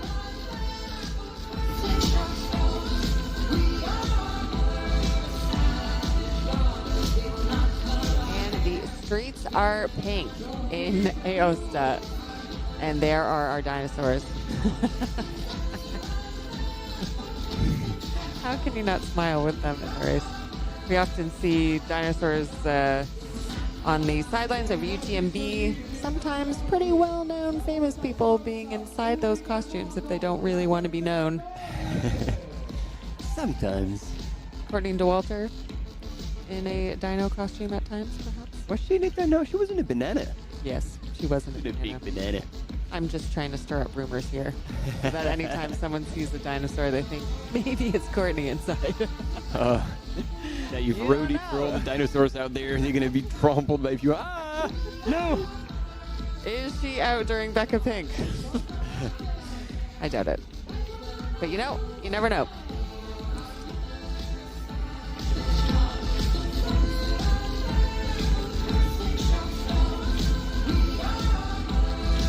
Well, I gotta say, you see a lot of smiles on all these ladies' faces as they're making their way through the streets of Aosta.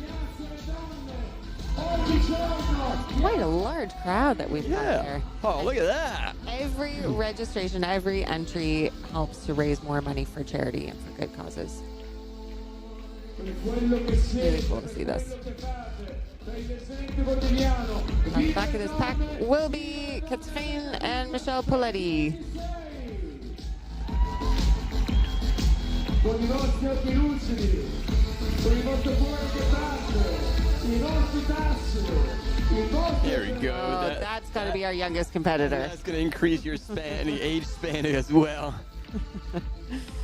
We just saw cute little baby / toddler on the shoulders of one of the walkers.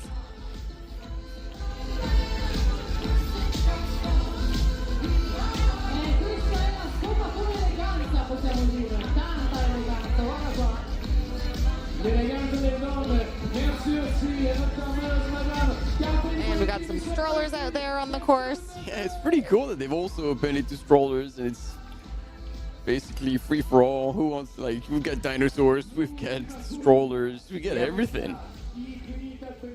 I know, it does matter. I was actually looking up yesterday what the rules were around the New York City Marathon and whether I'd be able to bring my daughter in a stroller if I ran the marathon. And there is an explicit rule that you are not allowed to bring strollers. I can understand why, but also in the FAQs was a question about costumes. Could you run in costumes? And they said you could as long as it didn't take up room and you couldn't cover your face. So no dinosaurs allowed in the New York City Marathon, but they are allowed at Becca Pink. Yeah. So did you hear that? DJ Noe. That's the person we need to troll on the internet, find them, and then bring them to the studio. So there we go. That's the team sweep. I don't know if the broom was on purpose or if this is unrelated, but that's very... Carrying an actual sweep. Yeah. And then with a medical team there behind as well, just in case. And we are back now following the head of the race. Do we still have Fabien in the lead? Oh no, I'm not seeing Fabien Masson anymore. Unless he is even further ahead. Cheeky. What has happened to Fabien? Je suis avec 3, 4, 5. Oh, there we go. Position 3, 4, 5. So, ladies and gentlemen, lo and behold, Fabien might still be leading the 100-mile race at this point with 38 minutes elapsed. Fabien.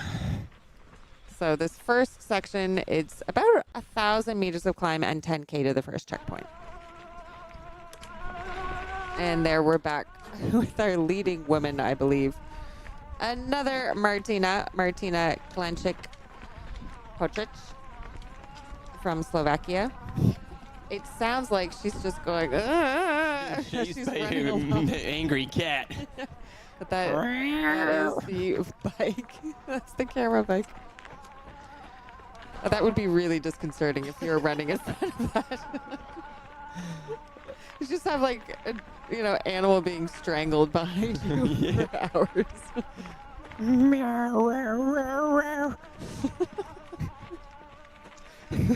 She really needs to get in the zone. I hope she's got some headphones on There's her. going to be memes on the internet about this. I hope so. 6.4 kilometers in, so got about a third left of this first section of the climb. Not a third left of the whole climb, but just the first checkpoint. Pace, actually. It was pace, but I also saw 6.1 kilometers or 6.3. Yep, there you go. 6.5 kilometers in. Wow.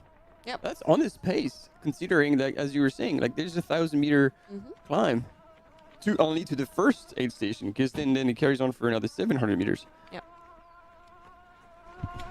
but we don't know. I mean, she is running in first. We don't know how close the other women are behind her, but she does have our highest UTMB index coming into the race on the women's side, but a very strong women's field. And so it's really anybody's game here as we are seeing these images of the top of the women's race in the 100-mile event. We are going to a short break, but stay with us for more coverage.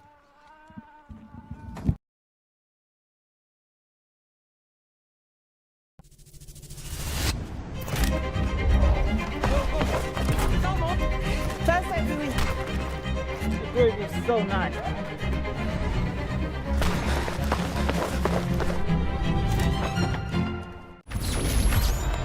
Via, c'è tanta gente. Non ci facciamo prendere dall'entusiasmo. Allez, bien en gestion, le cardio est bon, c'est parfait. Mi è venuta una vescica. Fa un male cane. Aïe. Ah, ça va pas du tout cet orteil. Ce l'ho fatta! È finita!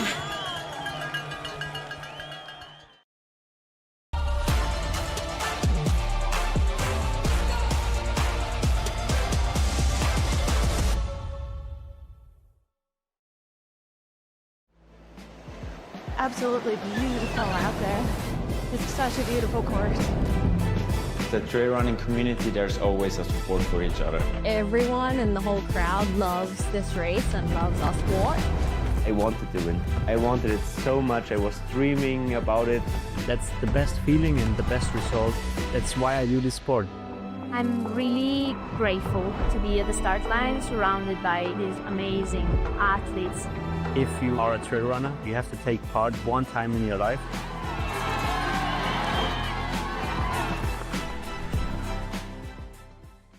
I train after work in the margins of my daily life. Because when I'm standing at that start line, I'll know this is where it all pays off.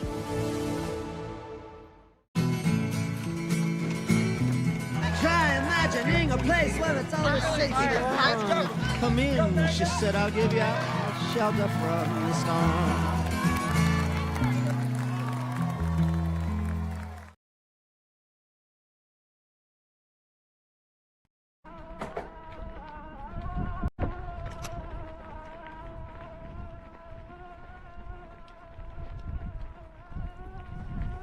Welcome back to UTMB Live following the Monte Rosa 100-mile event. This is a 120K race with 8,200 meters of climb. It started at 6:30 p.m. local time. So just after 6:30, it was a couple minutes late. So that was 43 minutes ago.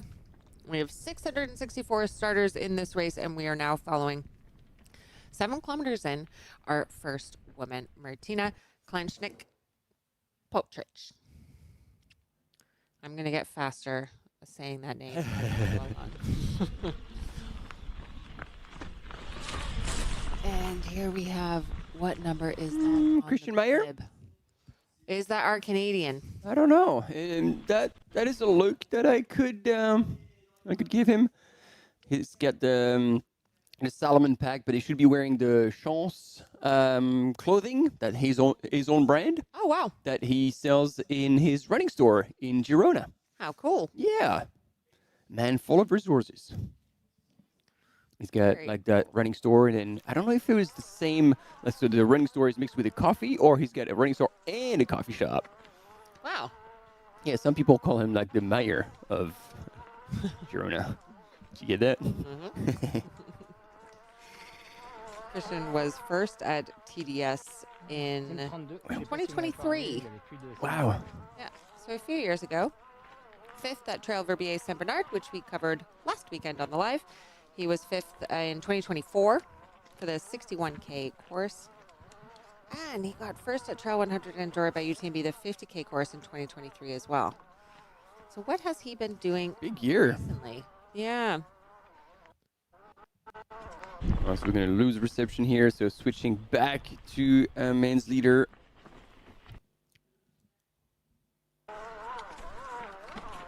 Well, I guess reception is no better with the men's at the front.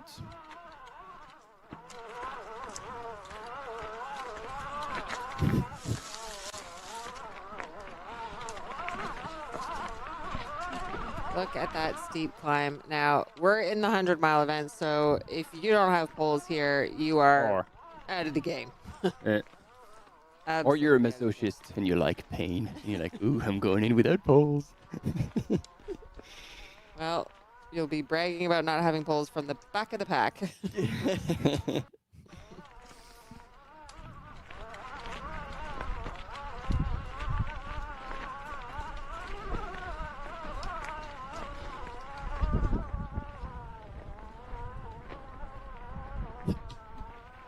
Actually, just a beautiful night going into the start of this race.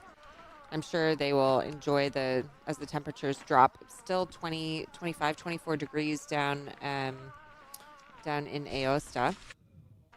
But when we saw the images or the recap of this event last year, very different weather patterns that we had in the Monte Rosa race last year.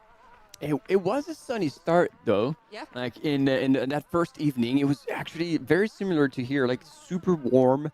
And then eventually when they got up, it got a bit cloudy and then windy as well. Misty and a yeah, little bit more dramatic.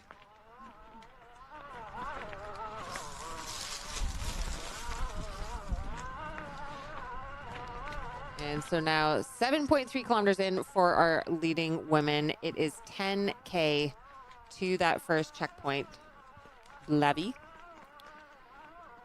In that open field.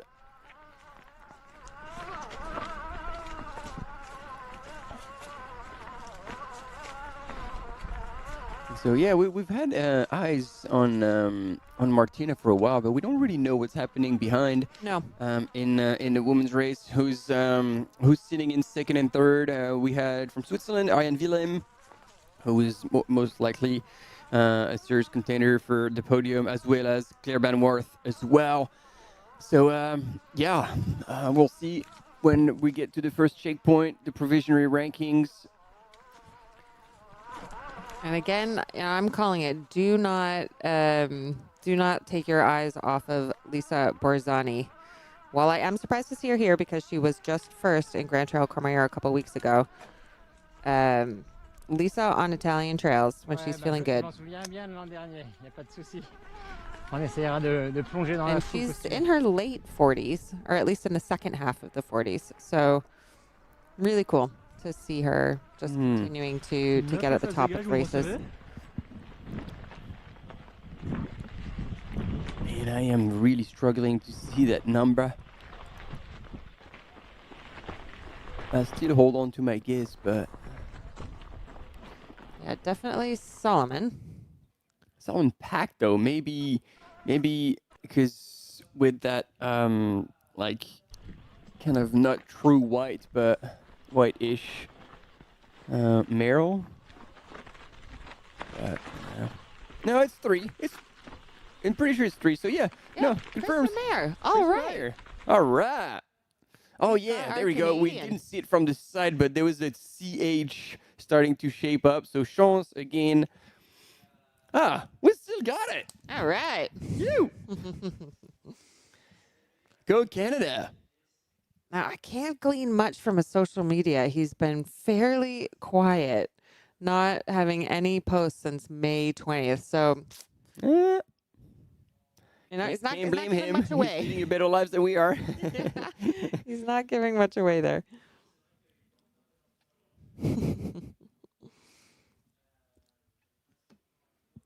So, if you're just joining us, we have been following the 100K race throughout most of the day, with Martin Entemetten from Switzerland winning on the men's side and Martina Valmassoy winning on the women's side. Martina, and now we have our second Martina leading the women's race in the 100-miler. Now we'll go to a bit of a recap of the start of this 100-mile race. With a lot of love, people being in the zone, a little bit of a music show, cultural experience with some singers. And just like that, on the start line, lots of well-known, recognizable faces on that start line. It's a good deep field, I would say.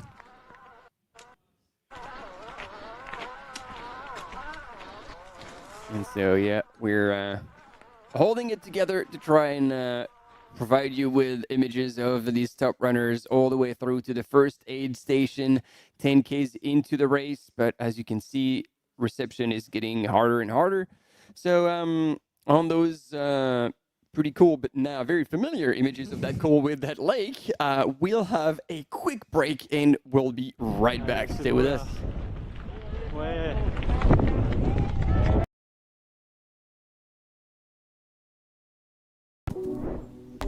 When every step counts, precision matters.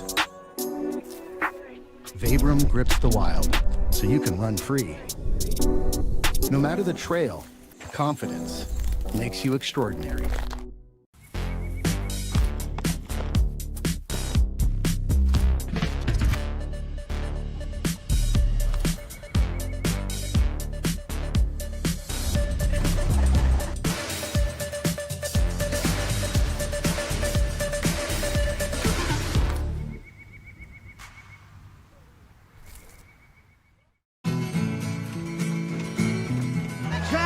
Imagining a place where it's always safe to go. Come in, she said, I'll give you shelter from the storm.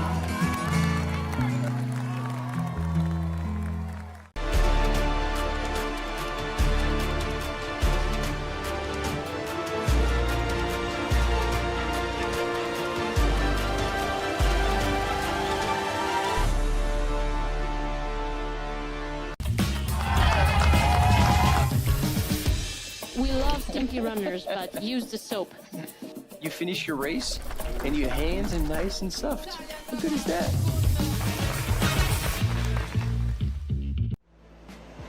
Absolutely beautiful out there. It's such a beautiful course. The trail running community, there's always a support for each other. Everyone in the whole crowd loves this race and loves our sport. I wanted to win. I wanted it so much. I was dreaming about it. That's the best feeling and the best result. That's why I do this sport. I'm really grateful to be at the start line surrounded by these amazing athletes. If you are a trail runner, you have to take part one time in your life.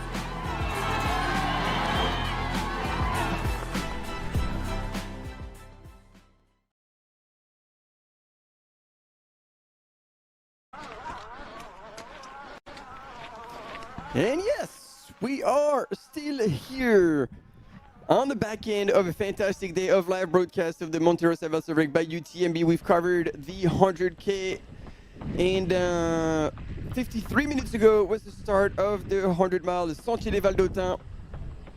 And now we are with the men's leader coming from Canada, living in Spain, Christian Meyer.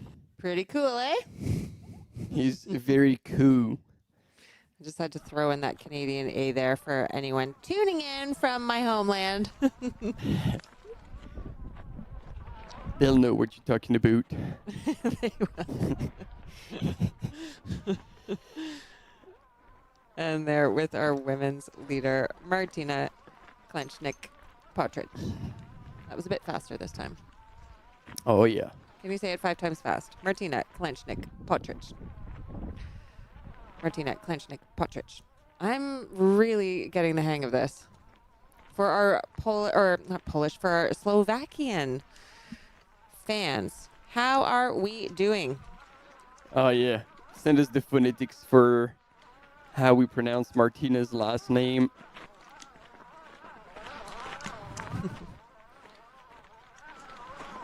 You know, I slipped up there. I almost said Polish because we have just seen such a rise in runners from Poland. We were commentating on Katarzyna Dąbrowska, otherwise known as Kasia.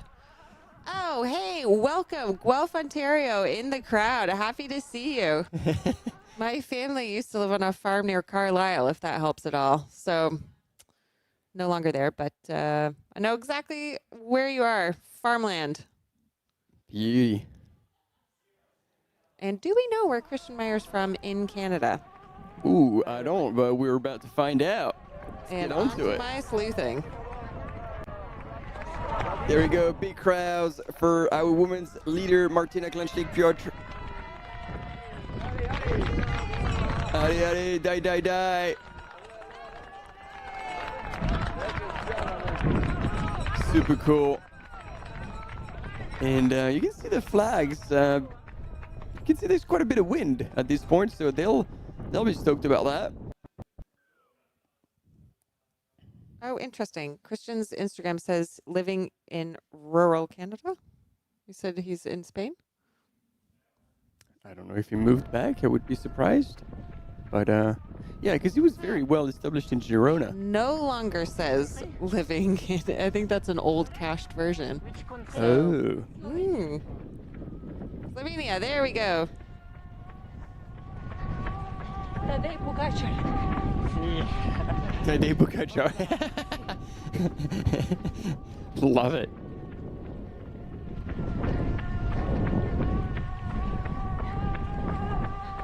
Oh, that's cool. Christian Meyer, you must know this. If I've got the right Christian Meyer, I believe he used to be a former pro cyclist turned ultra runner, trail runner. Absolutely. Yep, that's him. Cool. And John says he knows Carlisle, or whatever you pronounce it. It has a bakery that makes great cinnamon buns. Carlisle, yeah. Carlisle. Do they? That must have come in since I was last there. There really wasn't. There were 4 corners. Actually, it was really only 3 corners of Carlisle, and that was downtown. So maybe the bakery has come up on the 4th corner at the one intersection. Now, you are right, Christian Meyer. Yes, living in Girona. There we go. Yeah, because he's pretty established there. So I was like, wow, if he's moved away from all that, that would be surprising. But you never know. It was a trick. It was a cached version. Oh, there we go. Okay, I have found it. He grew up in a hardworking German-Canadian family in a small rural community in New Brunswick. So he is a maritimer. Here we go. Thumbs up here from Marta in the studio. Trust me, the Canadians will know what I'm talking about. Yeah, I don't. So the maritime provinces are basically the Atlantic provinces. Yeah. Nova Scotia, New Brunswick, PEI. And then we have Newfoundland, of course. Wow, there is just no one behind Martina, our leading woman here. Men or women. Yeah. She is off running on her own. She's time trailing that race. Almost an hour elapsed since they started, and already, well, I'm going to say 850, 900 meters. She's getting pretty close to, see, they have to go through the trails on that little forest and then on that big open grassy area with the beautiful little village right in the middle, which is going to be the very first aid station 10 Ks into the race in Blavy. And they would have climbed 957 meters. Yeah.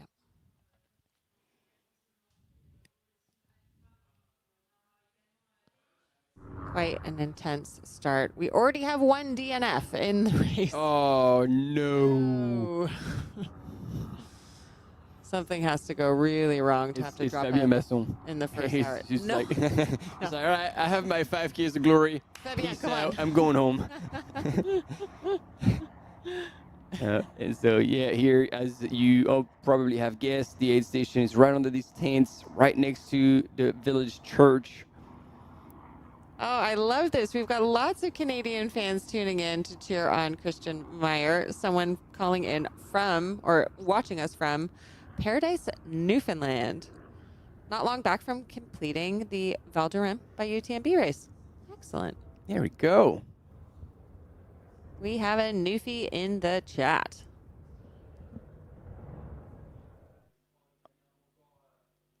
Ah, you get that view. Look at those peaks. You can't go wrong. You know, you could take a pin and or a dart, throw it at a dartboard. That's a map of Aosta, and wherever it lands, you're going to find good trails. Yeah. That's just it. And in the foreground, you can guess like that road section that we saw Martina run on just earlier as she was kind of traversing across before making her way up to that Blavy aid station.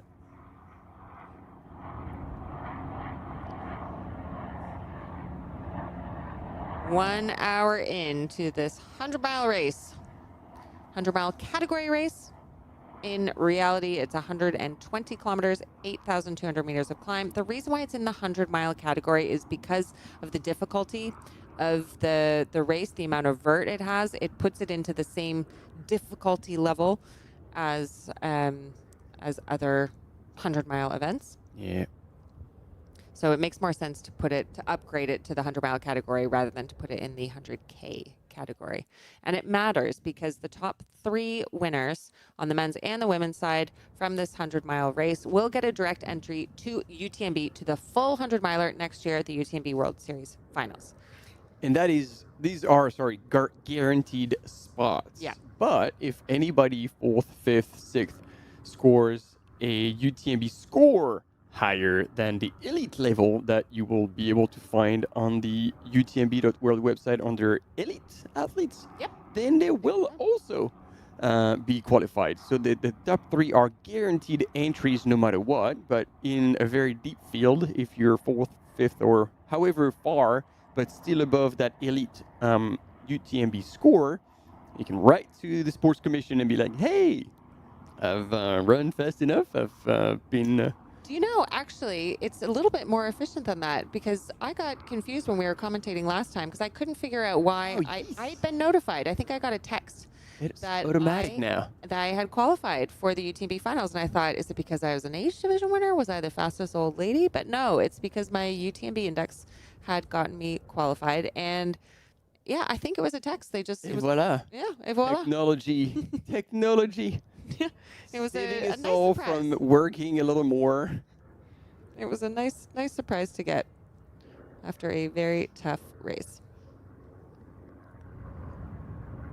I was actually sitting on direct entries to both UTMB this year and CCC, and I have not taken advantage of either of them. But I will be running TDS. There you go. I'll be commentating with you and with Keith for the finals for a 3rd year. It's going to be a lot of fun. Oh, it's going to be great. It's going to be a wild 3 days. It's just every year. It's like, okay, this is really going to debase me, but for anyone who follows the Bachelor series, every year they say that it's the most dramatic season ever. And I feel like that's the same for UTMB. You know, every year there's just something that kind of raises the stakes even higher. So sorry for making that analogy, but there is a very small percentage of people that will appreciate that in the crowd. We're all here for the drama. The most dramatic season ever at UTMB. Ever. You can tell we're getting a little bit punchy. We have been on the air since 9:30 this morning. It is now 7:30 p.m. So we're 10 hours in. We are 10 hours in. Just like that. Our butts are getting flat, sitting on these chairs. Should do jumping jacks. Meanwhile, I feel like after flying around for so long, that drone is going to get out of battery and eventually crash. This actually might happen sooner than we think. It's going down, team. And we're seeing that temperature continue to drop. And there we are back with our men's leader, Christian Mayer. Wow. Moving strong. Hey, he's Canadian. Oh, I like that. There's going to be a lot of that. Cool. All right. Well, I will be watching from home tomorrow as Tony McCann will be here in the studio instead of me, but maybe I'll jump into the live chat and give a gif or two. Please do. They are always welcome. Let's see what we got for Canada. There's going to be a caribou.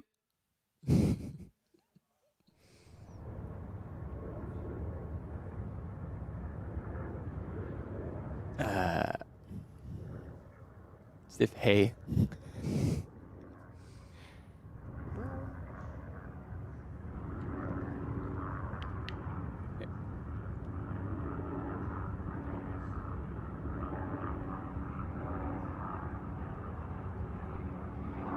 And there we go. We have also someone jumping into the chat. Wayne, saying he finished UTMB in 2024, hoping to come back someday. 8 stones from Val d'Orem. So again, Val d'Orem is the one of the World Series majors, and you get double the number of running stones. So instead of 4 for the 100-mile event, which we are seeing here today, you get 8. But Wayne is our friend from Paradise, Newfoundland. Yeah.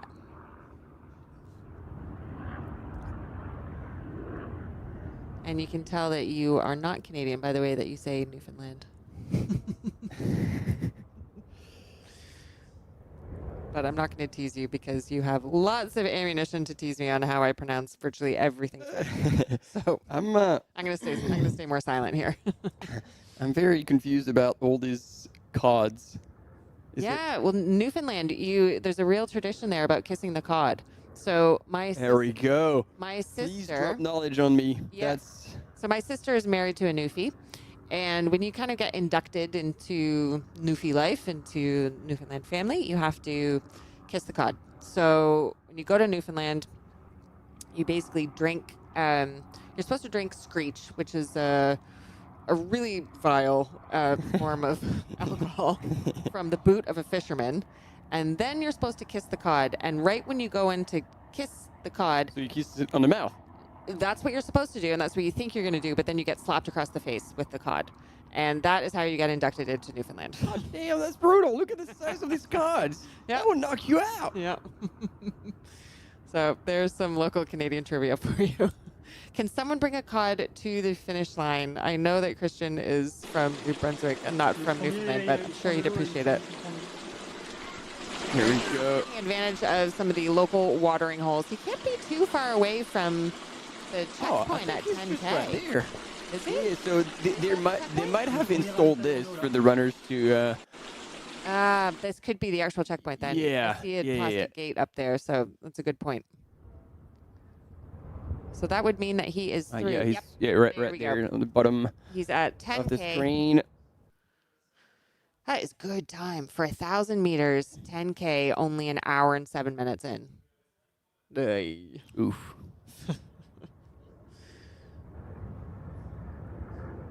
And there we go. So he refilled water. Let's see.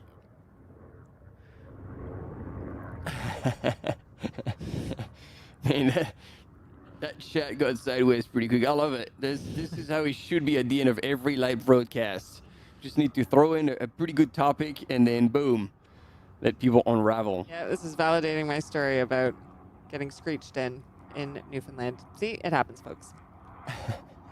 And there we go. Something else that happens is that Christian Meyer is now leading the men's race in this Les Sentiers des Val d'Autun race, the 100-mile distance at this Monte Rosa WalserWaeg by UTMB. And he seems to be leading by a long shot. And we'll have now splits whenever another runner comes through.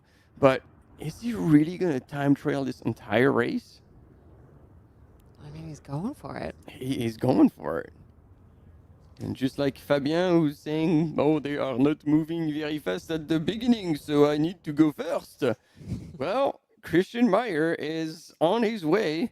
So this is the second person we've seen near the top that comes from some kind of a cycling background. Because in the 100K race, remind me of his name, Robin Chalamel. Yes. I believe we got that. I'm going to fact check myself. He came from a mountain biking background and finished in 5th in the 100K. Chalamel. Yep. Boom. And now we have Christian Meyer coming. Whoa, look who's third. Yeah, Fabien Masson is still there on the podium. Love to see it. Let's go, Fabien. He's looking pretty smooth and comfortable. I have to say, he's emptying his flasks as he comes up to the aid station. We'll have to figure out who is in second. Okay, so we've had already come through. Okay, he can't be in third actually because we've had Christian Meyer first. We've had Alberto Canessa from Italy come through in second. Simone Corsini in third. Giannata Cogliatti in fourth. And Jerome van der Scheeg from Belgium, as well as actually Baptiste Hagnier Okay, so Fabien is in fact not in third. He has dropped back, but great to get a visual on him at any rate. Maybe he has friends in the studio who are still putting him in front. And I'm really interested to see where Martina actually comes in next.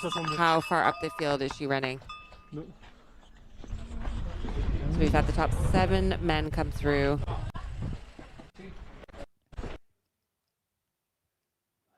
So our highest... and look at the hats that these gentlemen are wearing. There was a hat and a big feather on it. Nice. Look at him go. I mean, to your point, like, if you're strong in cycling, that gives you a hell of a lot of power for uphill running. Yeah. So with a start of like 1,700 meter climbing, that is going to be Christian Meyer's cup of tea. He's going to be very comfortable on that climb. And there is our man Fabien in 8th.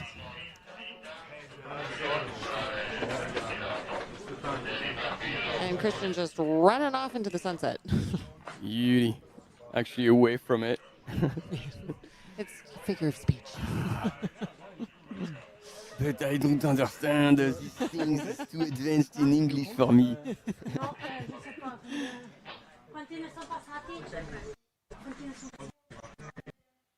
And we are eagerly anticipating Martina Klenschnick's portrait.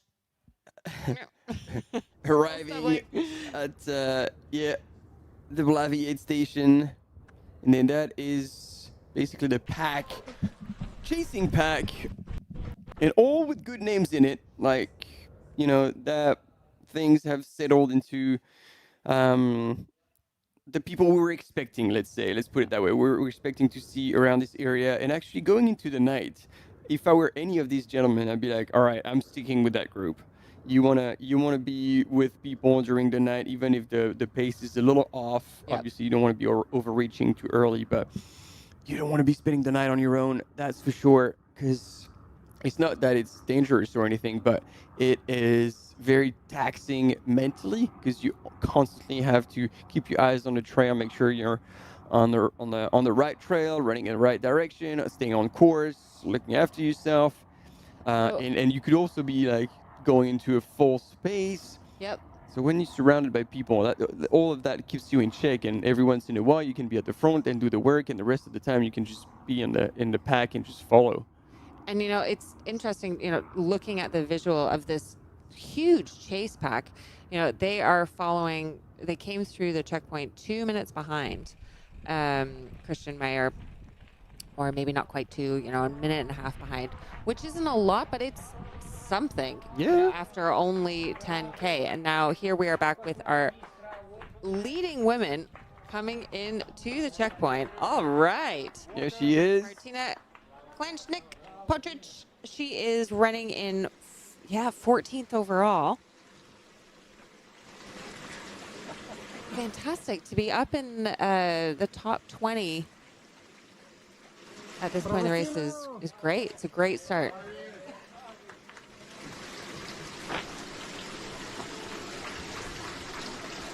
And already you can see everyone kind of trying to wet their faces, their heads, as they're filling up as well. And so she's going to go through the mat. We're going to have an update. And then we're pretty excited about, like, again, seeing who's following Martina. Mm-hmm. And she's off.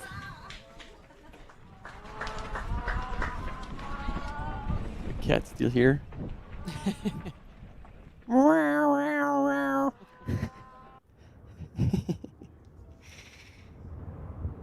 2 weekends ago, we had screaming brake pads on the descents, and now it's an uphill angry cat. Whatever it takes to keep us entertained.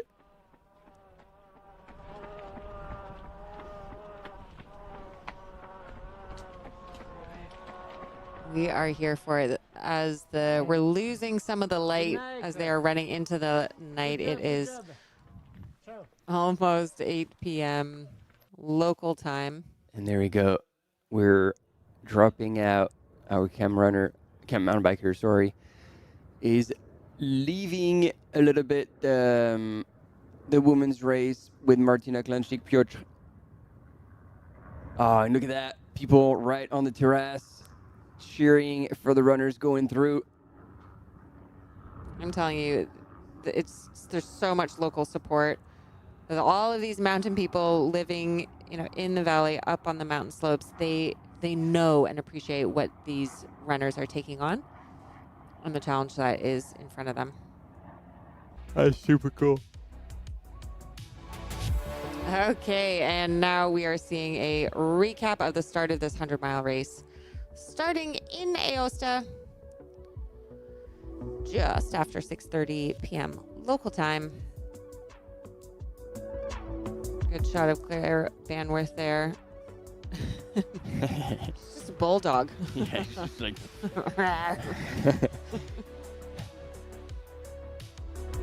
There you go.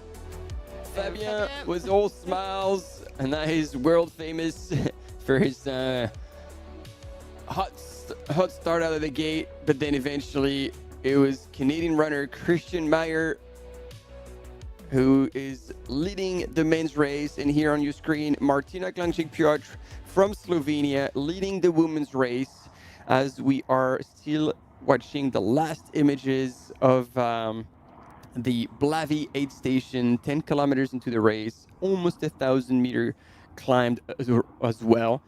And on that note, we are very close from wrapping up entirely this live broadcast today. It's been fantastic to share this excitement, those results in the men's and women's race on the 100K, sharing some Canadian culture. Yep. And we're just warming up. We're just warming up. 'Cause tomorrow we carry on, and we're going to have the rest of the 100-mile, like the really back end, but mainly the 50K, which, it's super deep field. The course is exciting. There's a bit of a section that is added compared to last year, more technical, so we're going to have more fun, more cameras as well. So, Steph, I'm going to miss you. Well, you're in good hands with Tony McCann, and I will be following along from home. Wishing also our guest today, Emily Schmitz, who's running in the 50K, good luck, as well as the other runners, and get set up for an exciting day. Good night, all.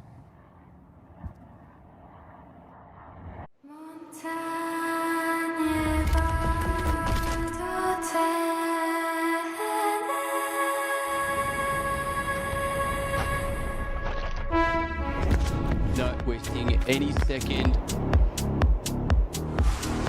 Pedro is on another planet. Nadir El Mago Maguet.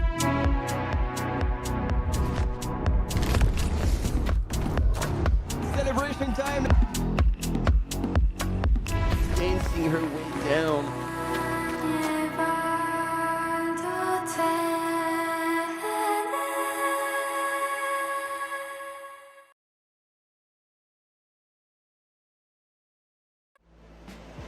Absolutely beautiful out there. It's such a beautiful course. The trail running community, there's always a support for each other. Everyone in the whole crowd loves this race and loves our sport. I wanted to win. I wanted it so much. I was dreaming about it. That's the best feeling and the best result. That's why I do this sport. I'm really grateful to be at the start line surrounded by these amazing athletes. If you are a trail runner, you have to take part one time in your life.